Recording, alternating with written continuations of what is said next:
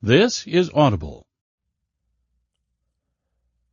Audible Inc. presents Bethany's Sin. Written by Robert McCammon. Narrated by Ray Porter. For my grandparents, and for Penny, thank you for bringing me this far.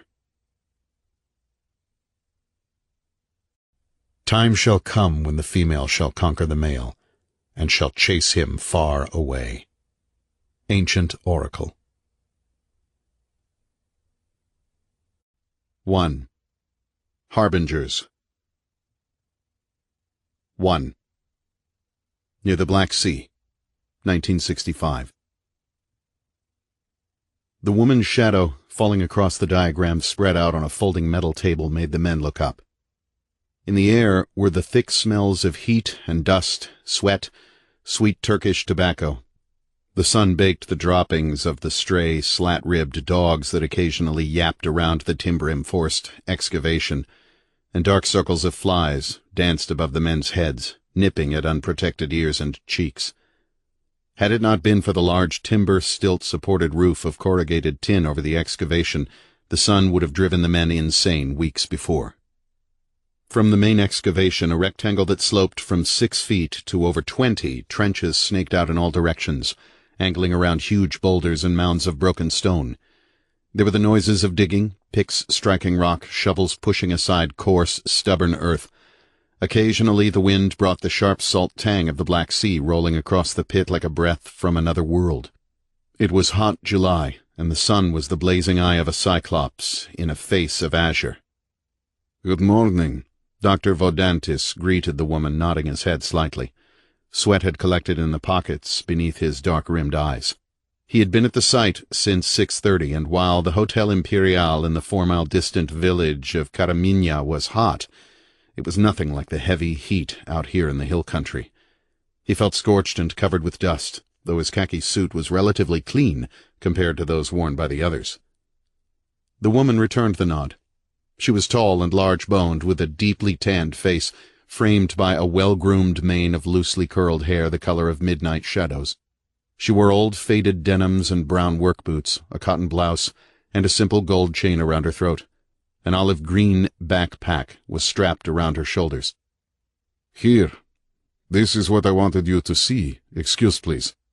Dr. Vodantis leaned across his young field assistant and turned one of the diagrams toward the woman.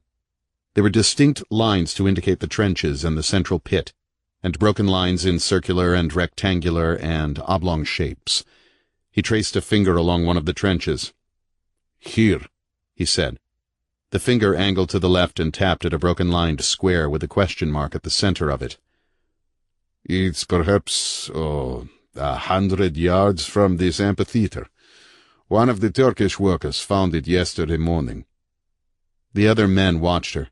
Her eyes, stunning deep sapphire against the darkness of her flesh, narrowed very slightly. In the distance, there was the rumble of a bulldozer. "I see," the woman said finally. "An opening? Into what?" "How far back into the mountain it goes, we don't know yet," Dr. Vodantis said. "Dr. Marcos's assistant crawled into it for a distance yesterday." He glanced across at Dr. Marcos, a gaunt man with a shock of white hair and a bristle of beard. "For only 4 meters, Dr. Marcos said, addressing the woman. "I called him back because I feel the tunnel is too dangerous to explore fully yet. The ceiling is unstable. We'll need hydraulic supports before we can send anyone in." "What did he find?" "That it has a gradual downward slope. It began to constrict before he turned back." He tried to keep his gaze steady, but it was difficult because in this woman's eyes there was a piercing kind of, power. He knew her reputation well. He had worked on a crete dig with her 3 years before, and though he did not like her techniques, he respected her intelligence. He'd seen firelight reflected in her eyes once, on a night when the stars were strung like a vast tapestry across the sky and the voices of ghosts whispered in the corridors of a ruined temple. Some dark and awesome determination had crept across her face, shadowing her features, and he had thought in that instant that the spiderish hand of the oracle had been laid upon her shoulder. "Before I send any of my team in," he told her. "I want to make certain of their safety. A shift of stones could bring the mountain down into that tunnel, after all." He smiled slightly while the woman's face remained expressionless. "Whatever lies inside has been there since 1200 BC. I think it will wait." He glanced over at the others for support. "An approximate date," the woman said quietly, her eyes expressionless. "And it would seem to me, as an archaeologist, you would be more willing to take necessary risks." "Necessary, there's the key word." Dr. Marcos took a chipped briar pipe from a breast pocket, struck a match, and touched it to the already charred tobacco. "Has it occurred to you that it might be a natural cave with no connection to these ruins at all? If that's the case, there could be a drop-off, a wall of solid rock, a winding labyrinth of passages from which no man could ever find his way out again. I find nothing about that particular site so remarkable that it merits a hasty and dangerous exploration." He tapped another square on the diagram. "Now here, where the weapons were found—" "I disagree," the woman said, still calm. "I say that the city was built in a semicircle around the mountain's base for two reasons: strategy in case of attack, and—" Dr. Marcos raised his eyebrows. A tendril of tobacco smoke wound itself above his head. "As protection," she said. "Perhaps for what lies within that tunnel." "Pure speculation," Dr. Marcos said, smiling slightly. "I'm sorry, but I'll have to agree," Dr. Vodantis said. "You have a right to disagree with me," she told them. "I have a right to believe in what I feel is true. Dr. Vodantis, I'd like to see that opening now." Without waiting for him, she turned her back on the group of men and began walking down into the pit toward the trenches. Each step took her backward in time. Teams of Turkish and Greek workers huddled around the gradual, painstaking uncovering of rough, time-etched brickworks. There were tables of chalk-numbered stones and fragments of stones, each part of the multi-layered puzzle of this ancient place. At the far side of the pit, a long stone stairway was beginning to emerge from the earth. Dr. Vodantis stepped in front of her. "This way, please," he said, entering a trench that sloped downward at a 30-degree angle. "The earth has moved in its weary sleep," the woman thought as she followed Dr. Vodantis down. "The earth has shrugged its shoulders, drawn a deep breath, shifted beneath the harsh touch of nature and the harsher touch of men." On each side of the trench, the brickworks were slowly asserting themselves again through the walls of yellow dirt. There were windows and doorways clogged with rock and ancient debris. On one of the walls there was a great black scorch mark, the signature of flame. The woman paused and touched it, her eyes glittering, and then she followed the man into the maw of time. Her blood was racing. High above her, there was an open space in the makeshift ceiling, and she could see the blinding blue sky and the ominous purple-black outline of the mountain towering overhead.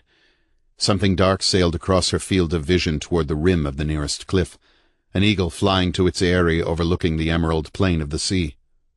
"Watch your step, please," Dr. Vodantis said. "A wall's just taking shape here." They stepped over black, crusted rubble and continued down. "Who has walked here before me?" she asked herself. "Whose flesh and blood moved through the narrow corridors of this sprawling fortress?" For that's what it was. She'd known as soon as she'd read the excavation progress reports and see the diagrams and photographs at her hotel. A huge, walled fortress with its back to the mountains and its stern face to the Black Sea. Built by whose hand? This city would have remained lost had it not been for the earthquake in December.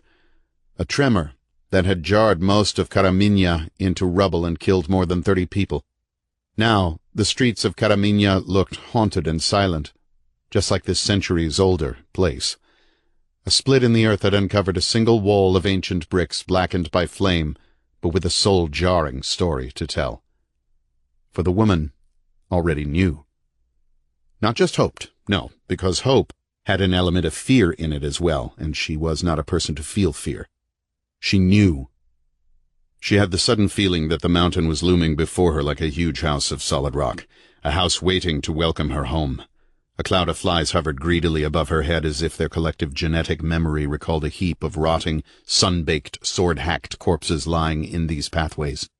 A stagnant breeze filled with the breath of the dead blew across her, and then was gone. In its wake she thought she heard the clash of weapons and the harsh high laughter of warrior hordes, but it was only the noise of shovels scraping stone and 2 of the university volunteers laughing over a private joke. "Here," Dr. Vodantis said. Where the trench ended lay a jumble of large, broken-edged boulders. A pile of irregularly shaped stones had been marked with chalk and covered with a sheet of clear plastic, and 2 young workers in denims and T-shirts were busy brushing the loose earth away from an emerging wall. They glanced up and nodded at Dr. Vodantis. He motioned toward the jigsaw of boulders. "You can see where the opening's been cleared," he told the woman. She moved closer to it.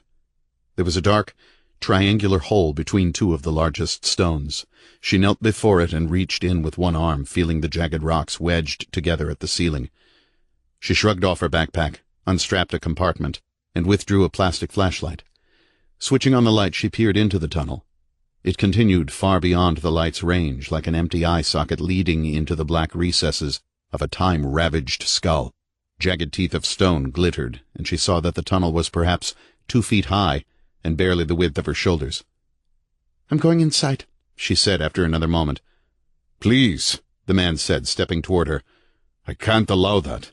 At least wait until the safety equipment arrives, perhaps 3 days, at most." But she hadn't heard because she was already moving forward. Before Dr. Vodantis could stop her, she had slipped into the opening, working her shoulders in and then pushing with her legs. In another moment the ribbed soles of her work boots had vanished into darkness.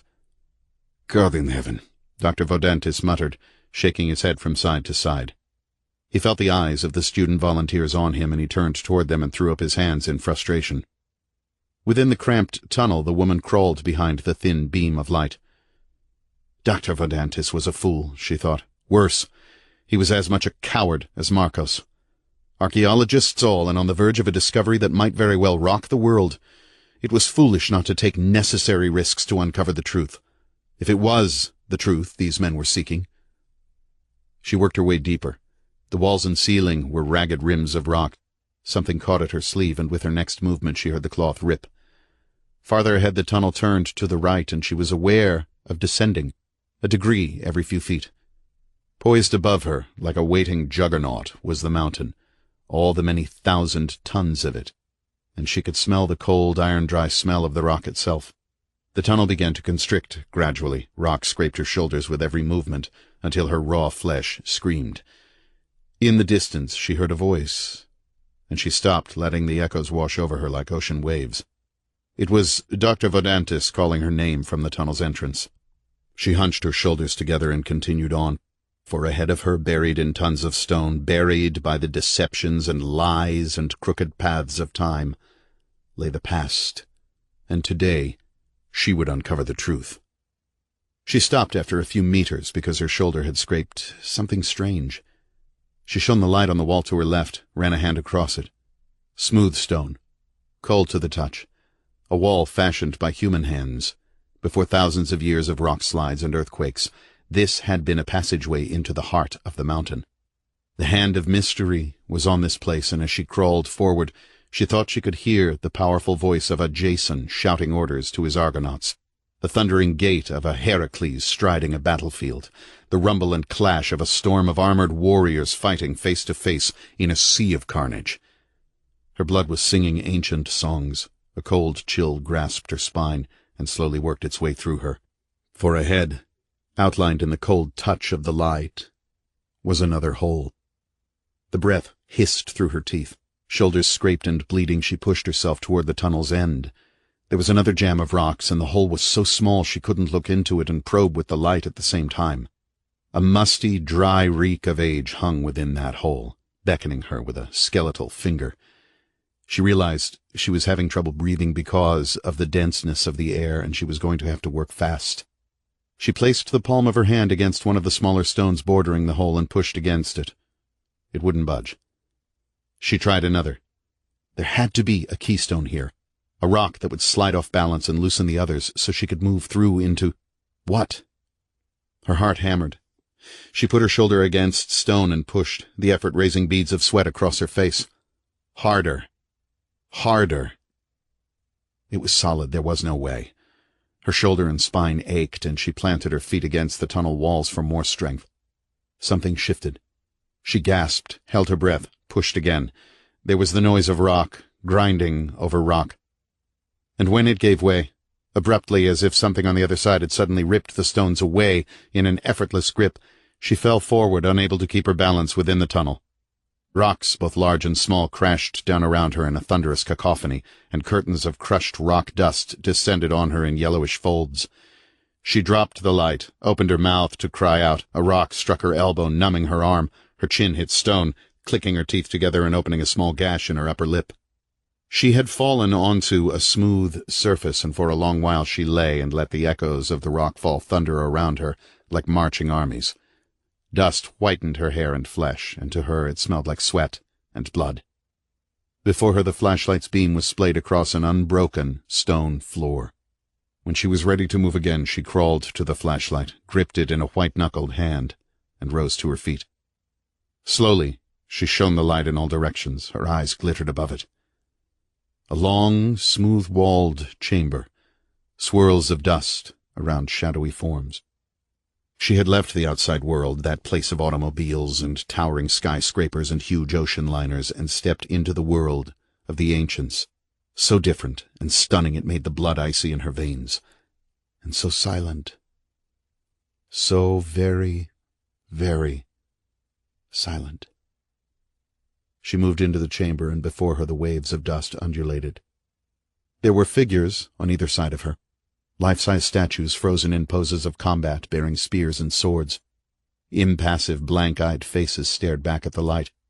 "Beautiful," she heard herself say, and the voice echoed, "Beautiful, beautiful, beautiful," 100 times over, each time fainter than the last. These statues had been carved of glowing marble, and as she neared one of them, playing the light along its surfaces of battle dress, she saw that they were— Her blood trilled. "Yes, yes, they are. They are." The flashlight trembled in her hand, making the shadows dance darkly. With another few steps she saw the remnants of battlefield murals on the walls, cracked by age, but still retaining some of the original bold reds and greens and blues, warriors raising swords over the fallen, huge war horses trampling down rows of armored enemies, archers firing arrows toward the sun, scenes of slaughter, broken limbs and decapitated heads with ragged necks, slaves bound by chains and dragged behind golden horses. Her heart pounded in her head. The air smelled of ancient, secret, terrible things, but she could not bring herself to leave this chamber with its exquisite beauty and horror. She thought she heard Dr. Vodantis calling her name again, over and over. But in another instant the sound had faded into the walls, and she was alone. She stepped forward into darkness, the noise of her footsteps echoing as if someone followed close behind. Someone or something avoiding the light. And at the far end of the chamber the light fell upon something that gleamed blackly. A large, dark, rough-edged slab of stone, waist-high. The woman moved forward, her shoes stirring more of the thick dust, and then stopped. She aimed the light down at the floor. Scattered about were dozens of crudely forged metal objects, rust-flaked and falling to pieces, recognizable only to a trained eye. The hilt of a sword, what might have been the point of a spear. A few ravaged helmets, one of them completely flattened, scarred and rusted fragments of armor bleeding in the mounds of white dust. She searched with the light, moving it back and forth, more weapons lying as if suddenly discarded, among them the ragged remnants of axe blades dully reflecting the light into her eyes. She blinked. The beam of light tripped and fell over something on the floor. She found it again in another moment. A bone. And now, as she moved toward it, she began to see other bones lying among the weapons and dust, a scattering of bones lying intertwined in the long and terrible darkness. Here a broken skull grinned at her. She moved the flashlight up above the bones, saw that the walls and ceiling were thick with black char. And then she staggered back a step, drawing in her breath with an audible gasp. For there was a pedestal jutting out from the far wall, above that black stone, and another figure stood, arms seemingly outstretched to her. Frozen, to watch forever over the dead. The eyes of the idol were upon her, and the statue was so lifelike and intricate, the woman thought for an instant that those sightless orbs moved. Shadows fled the light, and she was certain she heard her name called now. Dr. Vodantis calling for her from a strange time and place. No, not Dr. Vodantis, but another. A rustle of shadows, gathering shape, gathering strength. She drew a lungful of air, found it bittersweet and strange. Whirling, she played the light on the honor guard of statues. Had they moved? Had they drawn themselves toward her? Had those heads turned slightly on their marble necks? One of them, a figure armed with a bow, seemed to be watching her. The blank white gaze burned through to her soul and marked it with fire.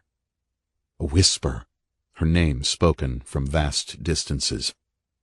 Poised above the black stone, an altar? The protective idol seemed to be waiting, and around it the dust spun and swirled like something alive.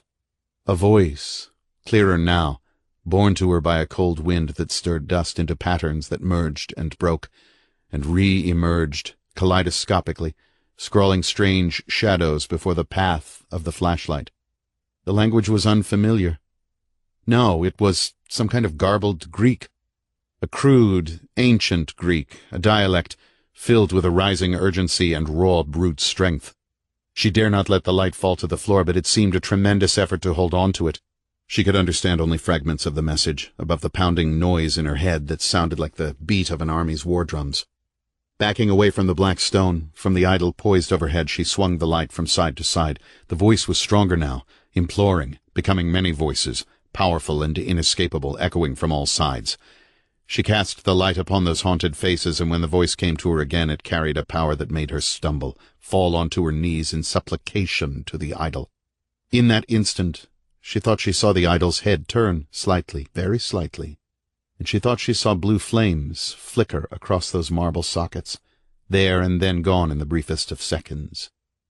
And something moved within the thick, smoky folds of dust, like someone slowly walking out of a fire. The figure, a thing of shadow and light, dust and stone, approached the woman with vaporish strides and undulated before her. Where the face would have been, there was a dark outline. Orbs of glittering blue like burning diamonds flashed with a power that rocked the woman's head back. She felt that same terrible, awesome power wrench at her heart, exposing blood and bones and muscle. Ages passed between them, and when she opened her mouth to cry out, she failed to recognize her own voice. The figure wavered before her, and the shadowy outline of what might have been an arm brushed past her face, leaving the odors of dust and dry, brittle age. And then the dust welled up again, an ocean of it, obscuring whatever it was that the woman had thought she'd seen. She found the strength to rise to her feet and began backing away, her senses raw and screaming. The voice, no, many voices merged into one, fading now. Gradually, back beyond the wall it had slipped through, and finally gone. Reaching the opening to the tunnel, she pulled herself up through it and sucked at the fresher air until her lungs were filled. Her body felt strange. Her nerves vibrated and her muscles twitched as though she had lost control over them. She wanted to look back into the cavern, to see for one more moment the commanding murals and the black stone and the protective idol, but there was no room to turn her head in the tunnel. She began to crawl back toward where Dr. Vodantis waited for her, toward a world of madness and pollution, crime and brutality. The voices were gone, but in the depths of her soul she could hear the echo again and again and again. Flames of electric blue danced briefly through the woman's eyes, and she followed the tunnel back to where the men waited. 2. Vietnam, 1970. He had been bound to the coarse, clothed cot by harsh wires around his wrists and ankles, and now, naked and spread-eagled, he waited. Sweat had beaded and trickled and beaded again over his body, and beneath him the cot was as wet as the rain-filled hole he'd huddled in while the mortars had ripped the jungle into black shreds all around him. But this was worse because it was quiet, and there was no way to know when the next shell would fall or where it would hit. One by one, they had taken them all from the bamboo cages. Endicott, Lytle, the nameless corporal who had dysentery and cried all the time, Vincent, Dickerson, and now him. He hadn't wanted to be last. He'd wanted to get it over with because he'd heard their screams and seen their faces when they'd been dumped back into the cages, left to whimper and moan or contort their bodies fetus-like to escape the unendurable reality of torture. He'd prayed to God that he wouldn't be last. But hearing his prayers, God must have laughed and turned away. Because now it was his time to be alone, to wait. He tried to gather memories. He tried to relive them, to take his mind off this dark hut that had been built of black-painted boards and then camouflaged with green netting so that it blended in with the jungle. Faces. His mother and father in the front room of their small house in Ohio. Snow falling steadily outside the windows. A Christmas tree freshly cut and glittering with ornaments in the corner. His brother— no, Eric was dead that year.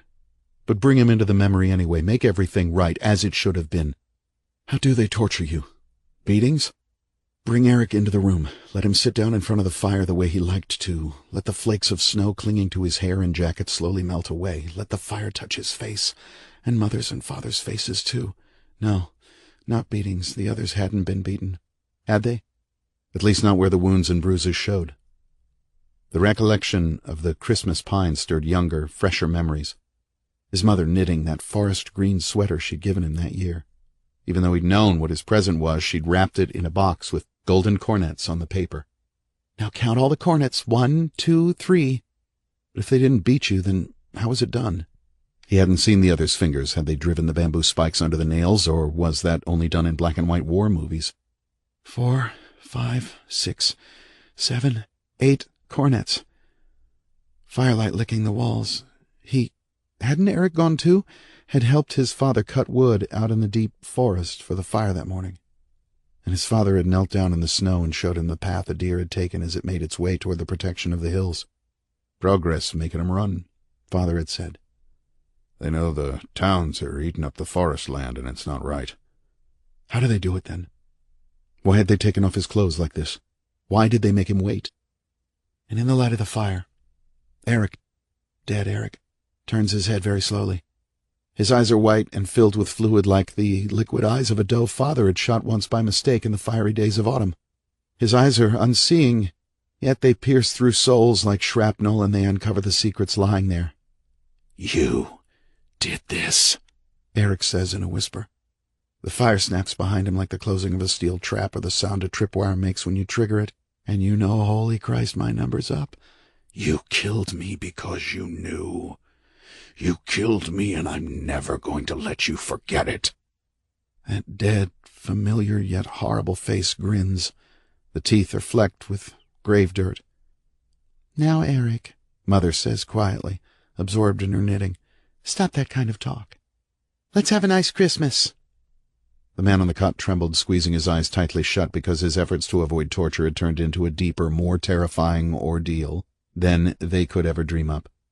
He shook his head from side to side, letting the images fade into blue and then vanish, like pictures drawn in disappearing ink. "Lieutenant Reid?" A man's voice, and Evan knew immediately who it was, the tall, lean Viet Cong officer who always wore a clean uniform, the one who detested even going near the filth-covered prisoners, the one with a cat's smile and eyes that could bore through steel. The smiling gentleman, Dickerson called him. And now the man stepped into Evan's line of vision. In the light of the single overhead bulb, the man's bald head glittered with pinpoints of perspiration. He mopped his head with a white handkerchief and then smiled into Evan's eyes, very slightly, the cheekbones jutting out from the rest of his skull and dark hollows beneath. "Lieutenant Reid," he said, nodding. "Finally we meet without cages between us." Evan said nothing. He closed his eyes to escape that light-haloed face. Was that why his clothes had been taken away? Because they were filthy with mud and excrement, and the gentleman might have been offended? "Why do Americans find a strength in silence?" the gentleman asked softly. "In unfriendliness? Surely you know that for you the war is ended. Why insist?" "Ah, well, I expect you'll be like all the others were at first. Except for the young corporal, and unfortunately he's too ill to be coherent." Evan ground his teeth. "I'd like to ask some things of you," the man said, trying hard to enunciate correctly. "I'd like to get to know you better. Would that be agreeable?" "Don't speak," Evan warned him. "Don't let him in. Don't." "I'd like to know where you're from, where you were born, the gentleman said. Surely you can answer me that? Ah, well, wherever it was, I'm sure you miss it very much, don't you? I have a wife and 2 girls. Fine family. Do you have a family as well, Lieutenant Reid? I don't care for monologues. Evan opened his eyes and looked deeply into the face of the man who stood over him. Deeper. His gaze probed through the facial muscles back through bone. The gentleman was smiling like a long-lost friend or brother, and as Evan concentrated, he watched that face suddenly change, begin to melt like the face of a waxwork figure. The teeth lengthened, became fang-like. The eyes were centers of a seething red hate that seemed to grip at Evan's heart. Yes, this was the true man behind the facade of smiles. You see, the gentleman said, I'm your friend. I wish you no harm. Go to hell, Evan said, immediately wishing he'd remained silent. The gentleman laughed. A response. Not a good one, but a response. How did you join your military, Lieutenant? Were you, what is it called, inducted? Or did you join by choice, out of a misguided patriotism? That doesn't mean very much now, does it? I'm sure it doesn't mean very much to the young corporal. I fear he may die. Then why don't you get a doctor for him? Evan asked. You all have doctors for your injuries, the man said in an even tone of voice. You all have good food and drink and real beds. If you show your worth, we won't waste our time and effort on those who would be unappreciative. I was hoping you would show your worth, Lieutenant, because I like you, and I— Liar, Evan said. I can see through you. I know what you are. He could see himself, bleary-eyed and shaken, standing before a whirring camera to denounce the evil military imperialism of the United States. Or would they parade him through the streets of Hanoi with a rope around his neck and let the little children throw filth at him? The gentleman stepped nearer. There's no point in this. I can make things good for you, or I can make them bad. We have some things we would like you to do for us. It's your choice, really. I can see you're afraid because you do not know what is ahead for you. Neither do I, because soon the matter will be out of my hands. There is another here who wishes to harm you. His eyes glittered tigerishly. Someone skilled in the arts of fear. Now, Lieutenant Reid, why don't we talk as civilized men? A drop of sweat rolled into Evan's eye and burned as if it were a torch. He remained silent. Do you hate yourself so much? The gentleman asked softly. Ah, then, I'm very much sorry for you. He stood over the cot a moment longer, and then he disappeared into the shadows like a wraith. And for a long time, an hour, 2 hours, nothing moved. When the next shadow came, it came quietly, standing in the circle of light over Evan's cot before he'd even known it was there. Lieutenant Reid, the figure said, a voice of silk that made the chill work its way up his spine. Let us consider for a moment the female of the species. Evan blinked. The wires were red-hot at his wrists and ankles, and he couldn't feel his hands or feet anymore. A woman stood over him. She was Viet Cong, dressed in a neat uniform with a black scarf around her throat. Her hair was gathered into a sleek black bun, and the eyes in that face were almond slits of cold contempt. She ran her gaze across his body. Most dangerous is the female, she said softly, because she strikes without warning. She appears soft and weak and directionless, but that is the basis of her power. When the time is right— She drew a fingernail across his stomach, and a red welt rose slowly. The female has no hesitation. She paused for long moments, her eyes motionless. One hand left her side, moved beyond the circle of light. The female's capacity for revenge and retaliation is legendary, Lieutenant. Why else does the male try to control and placate her? Because he is afraid. The hand came back. Something dangled from the fingers.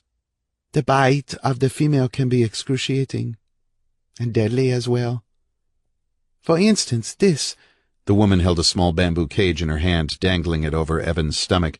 Female here, you see? In her other hand there was a jagged bamboo shoot. She jabbed it several times into the cage and began to smile. Something scuttled within the cage. Now she has received an injury that will make her senses scream for revenge. Once again she jabbed the shoot into the cage. Evan thought he heard a sharp squeal, and a strand of dark liquid oozed from the bottom of the cage onto the floor. Not blood. No. But venom. If you do not wish to talk, the woman said, perhaps you wish to scream. She unsnapped a latch and, holding the cage at arm's length, shook it over Evan's cringing, sweat-filmed body. And what fell out onto his thigh drove a whine of pure terror from his throat. A jungle spider perhaps half the size of his hand, flecked with sleek, greenish-brown hairs. Black eyes the size of pencil points searched for the source of its agony. It scrabbled forward through the risen blisters of sweat along his thigh. He lifted his head, eyes distorted and wild, and saw the red cup of the spider's mouth, centered between black mandibles. He wanted to scream and thrash, but with his last threads of willpower he kept himself still. The woman stepped back, the light splayed across her shoulders, and he could hear the noise of her ragged, excited breathing. The spider moved onto his testicles and poised there, eyes twinkling. "Get off me, you bastard!" Evan breathed at the thing, feeling his nerves beginning to give way. "Get off! Get off! Get off!" The spider crawled forward across the testicles onto his stomach, through the forest of light brown hair. "Do you still wish to be silent?" the woman asked. The black eyes twitching in all directions, the spider began crawling for Evan's chest. It paused on his breastbone for a moment, tasting his sweat. Evan felt his pulse pounding, and inwardly he screamed a scream that left him hollow and on the edge of black madness. The spider crawled upward, for the vein that throbbed in his throat. "Silence will kill you," the woman whispered, cloaked in darkness, only her mouth moving, and it as red-cupped as the spider's. The spider moved to the base of his throat and stopped there. A drop of fluid oozed onto the man's flesh. He smelled the sickly sweet aroma of the poison, and his body began to tremble, out of control. The spider waited. And in the next instant the woman stepped forward. Her shadow fell across the man on the cot, blighting him. She raised her hand, the one with the bamboo shoot in it, and jabbed it down onto the spider. There was a quick squeal and a thick, sour odor. The spider fixed itself onto Evan's throat. He felt a razor touch of icy pain, and then a sticky warmth. As the venom flooded from the sacs, the spider shook, emptying its fluid into the white beast below it. The man cried out in an animal fear and wrenched violently at the wires. The spider scuttled across his throat, leaving a thin brownish trail, dropped to the floor, and scurried for the darkness, but the woman crunched her shoe down onto it and ground it into a bloody mass. The man was still screaming and writhing. Blood smeared his wrists and ankles. The gentleman stepped into the light, eyes narrowed and eager, 2 armed soldiers accompanying him. One of them grinned. The woman was fascinated by Evan's reaction to pain. Her tongue came out, licked along the lower lip. In another moment, Evan lifted his head, the cords in his neck straining and a small red puncture marking the spider's bite. When his head slumped back, his breathing was harsh and irregular, and beneath the half-closed lids his eyes rolled back and forth like bone-white marbles. The gentleman motioned for the wires to be loosened. "The one called Endicott has possibilities," the woman told him. "Also the one called Vincent. They will cooperate. The others are useless." She nodded curtly at the gentleman and watched the other 2 unbind the American, then turned and vanished into the shadows. After she was gone, the Viet Cong officer looked distastefully down at the mangled spider and shuddered. Using the spiders had been her idea. He saw, with a rise of disgust, that a strand of venom lay across his shoe, and he hurried away to his quarters to clean it before the French leather was ruined. 2. June. 3. In the Darkness, 1980. In the darkness he listened to the distant hollow sound of a dog barking, and his brain still misted with the need for sleep, he wondered why that noise made his flesh crawl. Is it because, he thought, that dog has to be barking at someone or something, a presence that prowls the midnight streets of Bethany's sin like an avenging juggernaut? He turned his head slightly to look at the digital clock on his night table. 20 minutes after 3. The longest hours of the night yet to come, the quietest, the hours when nightmares tremble on the edge of reality. He waited, not willing to return himself to that dark place of sleep because fear gnawed at him now, and there seemed to be a growth of thick tension in his stomach, like a knot of twisted muscle and intestine. Because he knew when they came for him, they would come in the night. Abruptly, as if the earth had swallowed it up, the dog stopped barking. The man lay still beneath pale blue sheets, stripes of moonlight like bands of softly glowing neon splayed across the bed through the open curtains. Clear skies for the next few days, the weather report had said. Good weather for the first weekend of June, but showers probable by Tuesday. He saw the silhouette of a tree in the moonlight, a thing with many heads, a hydra swaying and hissing and waiting just outside his window. With the next breath of breeze, he could almost hear the thing whisper, "Come outside, Paul, where the stars and the moon are bright, where the night is thick, where no one will see while I rip you to pieces." Dear God, he thought suddenly, they're coming for me. No, stop it! There's nothing out there but darkness and trees and barking dogs in the familiar streets of the village. Why didn't I leave today? He asked himself. Why didn't I get in my car and drive to Johnstown, get a room at the Holiday Inn, read, watch television, feel safe? Because, he heard the stricter voice of reason within him say, you cannot be certain. Your home is here, your work is here, your responsibilities. When he'd gone to Dr. Mabry last week for his physical, he'd put it off as long as he could, but since Elaine's death 3 years ago, he'd been lethargic and had experienced stomach pains. He had felt compelled to open up, to spill some of these things that had taken root inside him and now grew wild and tangled. The doctor had listened quietly, nodding in all the right places, eyes attentive and concerned. I've heard clicks on my telephone, he'd told Dr. Mabry, as if someone is monitoring my conversations. I've heard them several times, but only very faintly. And then there are the prowlers. Prowlers? Dr. Mabry had raised an eyebrow. Not every night, but I know when they're there. I have insomnia sometimes, so I've been awake to hear the noises. Have you ever seen anyone lurking around your house at night? No, but I've seen shadows, things that move in the corner of my eye when I stand at the window looking out. And there's a dog that barks down at the end of McLean Terrace. I know it sounds funny to you that a dog should bother me, but it's like an early warning. That the dog has seen or sensed something terrible. Well, the doctor had said, why don't I prescribe some pills for you that will help you sleep? Maybe you're overworking at the bank and not getting enough exercise. That could be causing your insomnia. You already know what the problem is with your ulcers. Have you thought about taking up golf again? Too many things had built up within him, too many noises and skeletal shadows in the darkness. The raindrops of suspicion and unease had become pools, streams, rivers, oceans surging behind a weakening dam. The pressure was about to blow him wide open. Of course he'd gone to Weisinger, but the man was little or no help. Sure, Weisinger had told him, I'll bring the patrol car down McLean Terrace a couple of times a day if you think that'll help. My number's in the phone book, too, and you can reach me at night if anything happens. How about that? Please, he'd told the man. Whatever you can do. But he knew Weisinger wouldn't find them. No. They were too smart, too cunning to be caught. And now a word burned in his brain. Paranoid, like a child's strange rhyme, a jump rope sing-song. You let little things bother you too much, Paul, Elaine had always told him, even when they were living in Philadelphia. Learn to relax, learn to take things as they come. Yes, and now they're coming for me. Suddenly he craved light. Snapping on the night table lamp, he squinted until he could see. My eyes are going fast, he thought, feeling a new pincer of panic. They were myopic and weak from years of reading fine print on loan applications. He took his thick-lensed glasses from the night table, put them on, threw aside the sheets, and stood on the floor.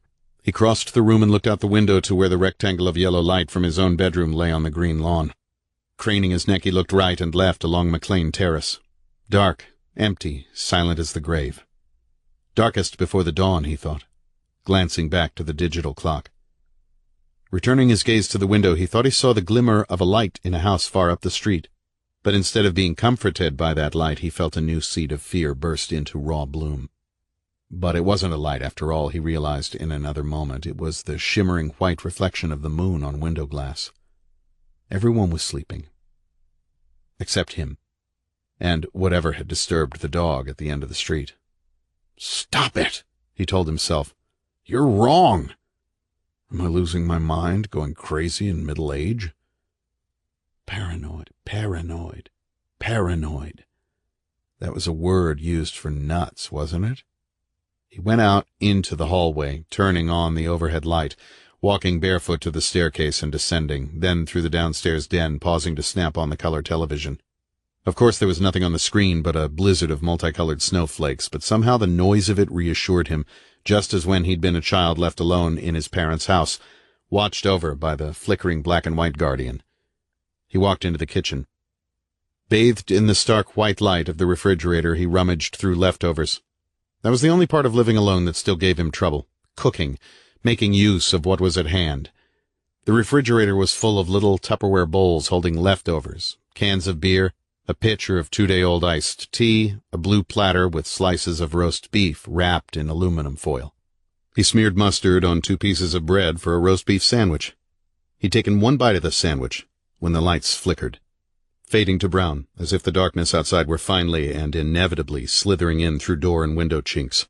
He was staring at the light bulb in the open refrigerator when the house went black and the refrigerator's motor wound down like a long human moan. And then he stood in darkness, surrounded by a silence like the aftermath of a gunshot, or the spaces between ticks of the clock. "Christ," he thought, stunned for a second, his heart giving a violent kick in his chest. He heard something plop onto the kitchen floor, and the noise startled him until he realized that he'd dropped the sandwich. What now? He wondered, waiting without moving, hoping the lights would flicker on again. The damn fuses had been overloaded, or maybe it was a power blackout. He thought he'd read an article in the paper that said Pennsylvania Power was going to be doing some work on the lines this week and next. He turned, groped in a drawer, and found a flashlight, but the batteries were weak and cast only a dim brownish beam. Strange, he thought, how familiar objects looked foreign in the half-light. In the den the furniture seemed to crawl, to twist into hideous shapes awaiting his passage. If there was a bad fuse, or the fuses had blown, he'd have to take care of it before the food in the refrigerator went bad. When he reached the door under the staircase that led down into the basement, he paused. Shouldn't he call the power company to check first? He put a hand on the doorknob and felt its coldness travel through his veins all the way to the heart. Call the power company. No, they'll think you're stupid. They'll think you're paranoid, and if you keep this up, sooner or later the people at the bank are going to be talking about you in whispers. He turned the knob, pierced the musty-smelling darkness with the flashlight, and began to descend the series of wooden steps. It was cooler down here and quiet as a tomb. The stone floor of the basement was cold against his bare feet. He came down here infrequently, using the basement as a storeroom for things from his past. Old trunks filled with ill-fitting clothes, a chair with a broken arm, a cracked ceramic base lamp, a few pasteboard boxes that held some of Elaine's old clothes, musty books and Life and National Geographic magazines.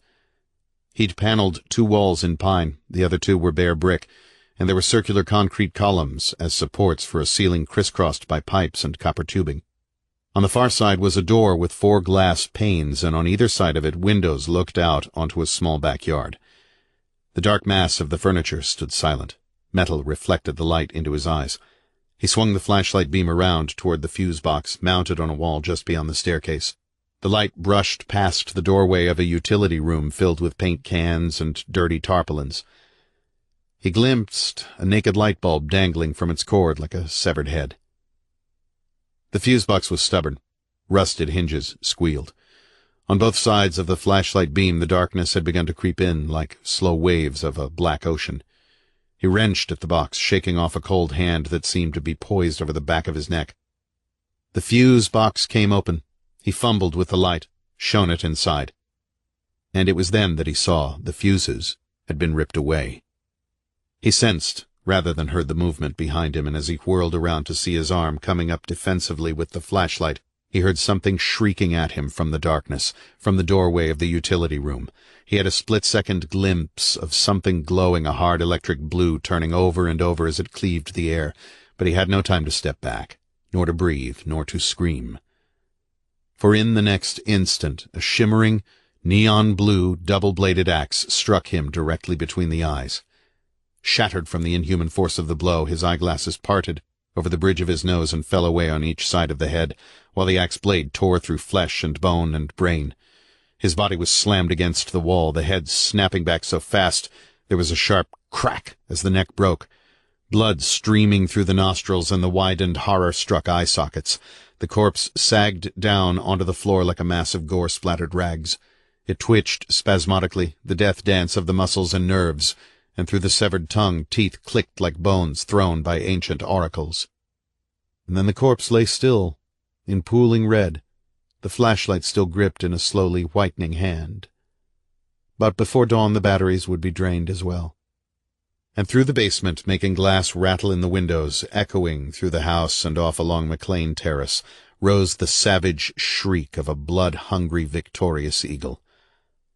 When the last echoes had faded minutes later, a dog began to bark somewhere, frenziedly, like Cerberus at the gates of Hades. 4. The Village. Bethany's Sin, the roadside sign read, in white letters against a background of green, and below that, population 811. The sign looked immaculately clean, gleaming with the morning sun. Evan Reid remembered the contrasting sign that had marked the LaGrange town limits, pocked with bullet holes, bleeding rust, bent crazily out of shape by an errant car fender. God-damned riddance to that place, he thought bitterly as the dark blue station wagon swept along a black-topped highway, overhung by the spreading green arms of elm trees, toward the life that lay ahead, toward the village of Bethany's Sin. "We're here," Laurie said from the back seat, pulling herself up between the man and woman in front to see. Her face was filled with the honest excitement of a 6-year-old who has seen the sun streaming out from behind swollen-bellied storm clouds. It was finally summer, after a long and terrible time of freezing weather, and her expectant eyes were as blue and soft as the Pennsylvania sky. She had been absorbed for most of the morning in a coloring book, but when they'd reached the green and rolling hills, the forests shadow-dappled and surely filled with the white-bearded elves of bedtime stories, Laurie had laid aside her Crayolas and let her mind drift. Beside her on the seat, her ragdoll Miss Prissy nodded silently with the movement of the car. What was especially good, she thought, watching a crow turning lazy circles in the sky, was that Mommy and Daddy hadn't been mad at each other for a long time. "Not there quite yet," Kay Reid said, turning her head to glance back and smile at her little girl. She had the same blue eyes as Laurie, set in an attractive oval face framed by auburn hair that fell softly onto her shoulders. "You'd better be putting away those crayons, though. It won't be long." "Okay." Laurie began lining them up in the green and yellow box, her golden hair blowing in the air that circulated through the open windows. Kay looked across at her husband. She knew he was weary from the driving and concerned about threads showing in a couple of places on the left front tire. "Almost home," she said, and he smiled a little bit. Home. The word sounded strange because she'd said it before, in different times and places. Now it was like one of those words that lose meaning after you repeat them over and over again. There had been no permanence in those other places she'd called home, neither the cramped upstairs apartment with its clattering radiator pipes, nor the shingle-roofed house that had always seemed thick with the reek of the steel mills. Those had both been places of suffocation, gritty no matter how often Kay cleaned and vacuumed, bad places for a little girl to grow up in, hopeless places in which to try to heal strained scars. "No, don't think about that." Her mind sheared away from the black drop-offs of memory. She watched him, saw his eyes follow the white line in the center of the road. "What is it I see there?" she wondered. "Hope or fear?" She thought suddenly how much older than his 32 years he looked, how the lines had spread around his deep-set gray eyes and around the mouth, how minute traces of gray had prematurely speckled the temples of his unruly sandy-brown hair. It was the creep of stress and pain, of anxious times when the world with its dark outstretched claws seemed to be closing in on them, confining them, trapping them. He felt her gaze on him. "What is it?" he asked. "Just nervous," she said, and smiled. "No need to be. Everything's going to be fine." Rising up from the forests on either side now were white picket fences, mailboxes, and driveways leading to unseen houses. Around the next curve was a white-painted brick wall, a black wrought-iron gate with a scrolled D at its center, the roofs looming over the woods behind. As they drove past that house, Kay could see black and white and dappled horses grazing in a distant pasture. Some of them lifted their heads to watch the station wagon sweep by. They came to an intersection with a blinking yellow caution light. There was a Gulf station with a banner proclaiming "Tire Sale." "I have to remember that," Evan thought as he stopped at the intersection, and across the street from it a large sign with an array of medallions and lettering. "The Lions Club, the Civilians, the Rotarians welcome you to Bethany's Sin." And then they were driving along a street lined with elms and oaks. There were spacious, well-kept green lawns and dignified-looking brick and stone houses. More picket fences and gates and driveways, quiet streets, the hint of a breeze ruffling leaves overhead. A mailman in shorts carrying a shoulder bag making his rounds. A young blonde woman in denims pushing a baby stroller. A summer-tanned teenage boy mowing a lawn, sweat glistening on his bare shoulders. A yellow Volkswagen, newly waxed, passed them going in the opposite direction. On the block ahead, a dark brown Buick was turning into a driveway. Evan suddenly felt ashamed of his station wagon. He wished it looked better. It was riddled with dents and nicks from 5 years of hard use and seemed like a vehicle from another world in this neat, everything-in-its-proper-place residential neighborhood. If there were a roadside sign in that other world, it would read, "Just scraping by, population 3." They passed a McDonald's on the right, and then the street they were on, Fredonia, carried them directly into the main part of the village. Quaint little stores were ringed around a street called, appropriately, The Circle. It was a beautifully planned community, Kay thought, glancing around at the shops. Eve's Florists, Bryson's Gifts and Crafts, the Lamplighter Restaurant, the Talmadge Rexall Drugstore, the Perky Pot Coffee Shop. But what was loveliest of all to her and filled the air with the sweet scent of summer flowers was the small park in the Circle's center. Peonies and marigolds and daisies, 3 different varieties of roses, violets of deep sun-splashed color, were all planted in orderly rows at the village's heart. There was a stunning range of hues, from pale white to flaming red to dark purple, the colors reflected in the window glass of the shops. Streets led out from the Circle in all directions, like spokes from the center of a huge wheel. "It's so pretty," Laurie said, pulling Miss Prissy up into the window to see. "And it smells so nice, too. Are we near our new house yet?" "Almost," Evan said, following the curve of the Circle, past the blue and green striped canopy of the village thrifty delicatessen, past a swap-shop bookstore called Chapter 1.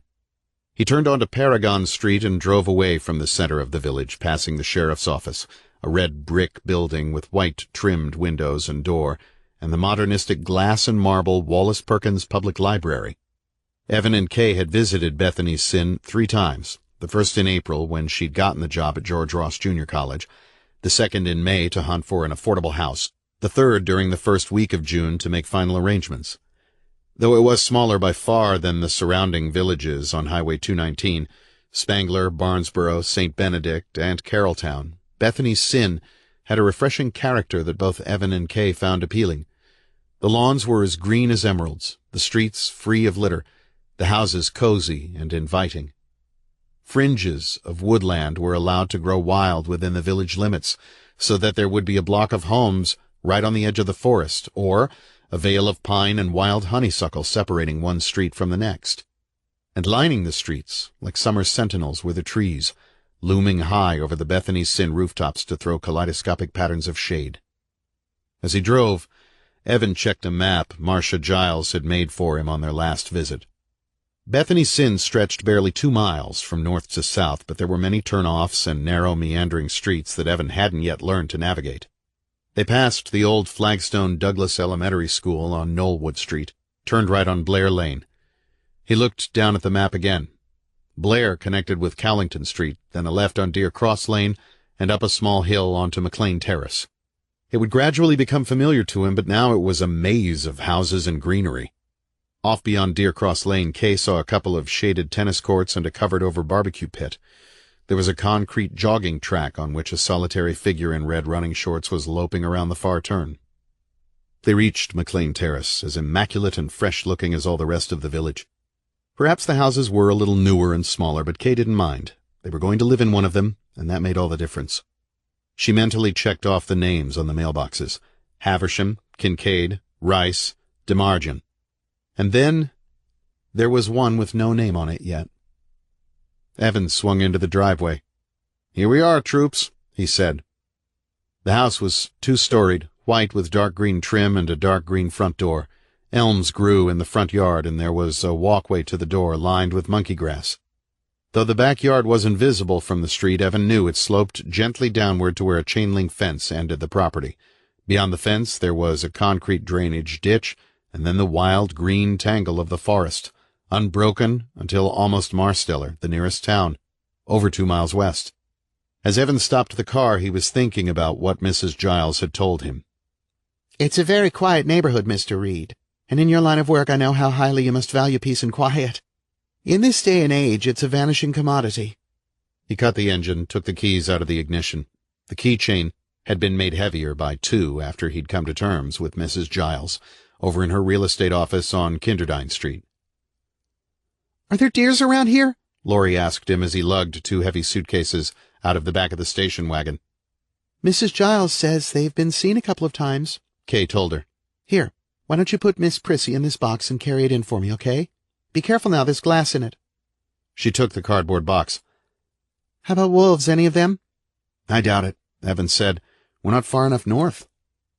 Kay took the keys from Evan and carried a box filled with kitchen utensils up the 3 steps to the front door. A brass knocker reflected golden sunlight. She waited for Laurie and her husband and then slipped the key into the lock, turned it to the left. There was a quiet click, and she smiled, then opened the door and held it for them. Evan stood in the doorway, a suitcase gripped in each hand. There was an entrance foyer with a parquet floor, and off to the left a large, high-ceilinged living room carpeted in beige.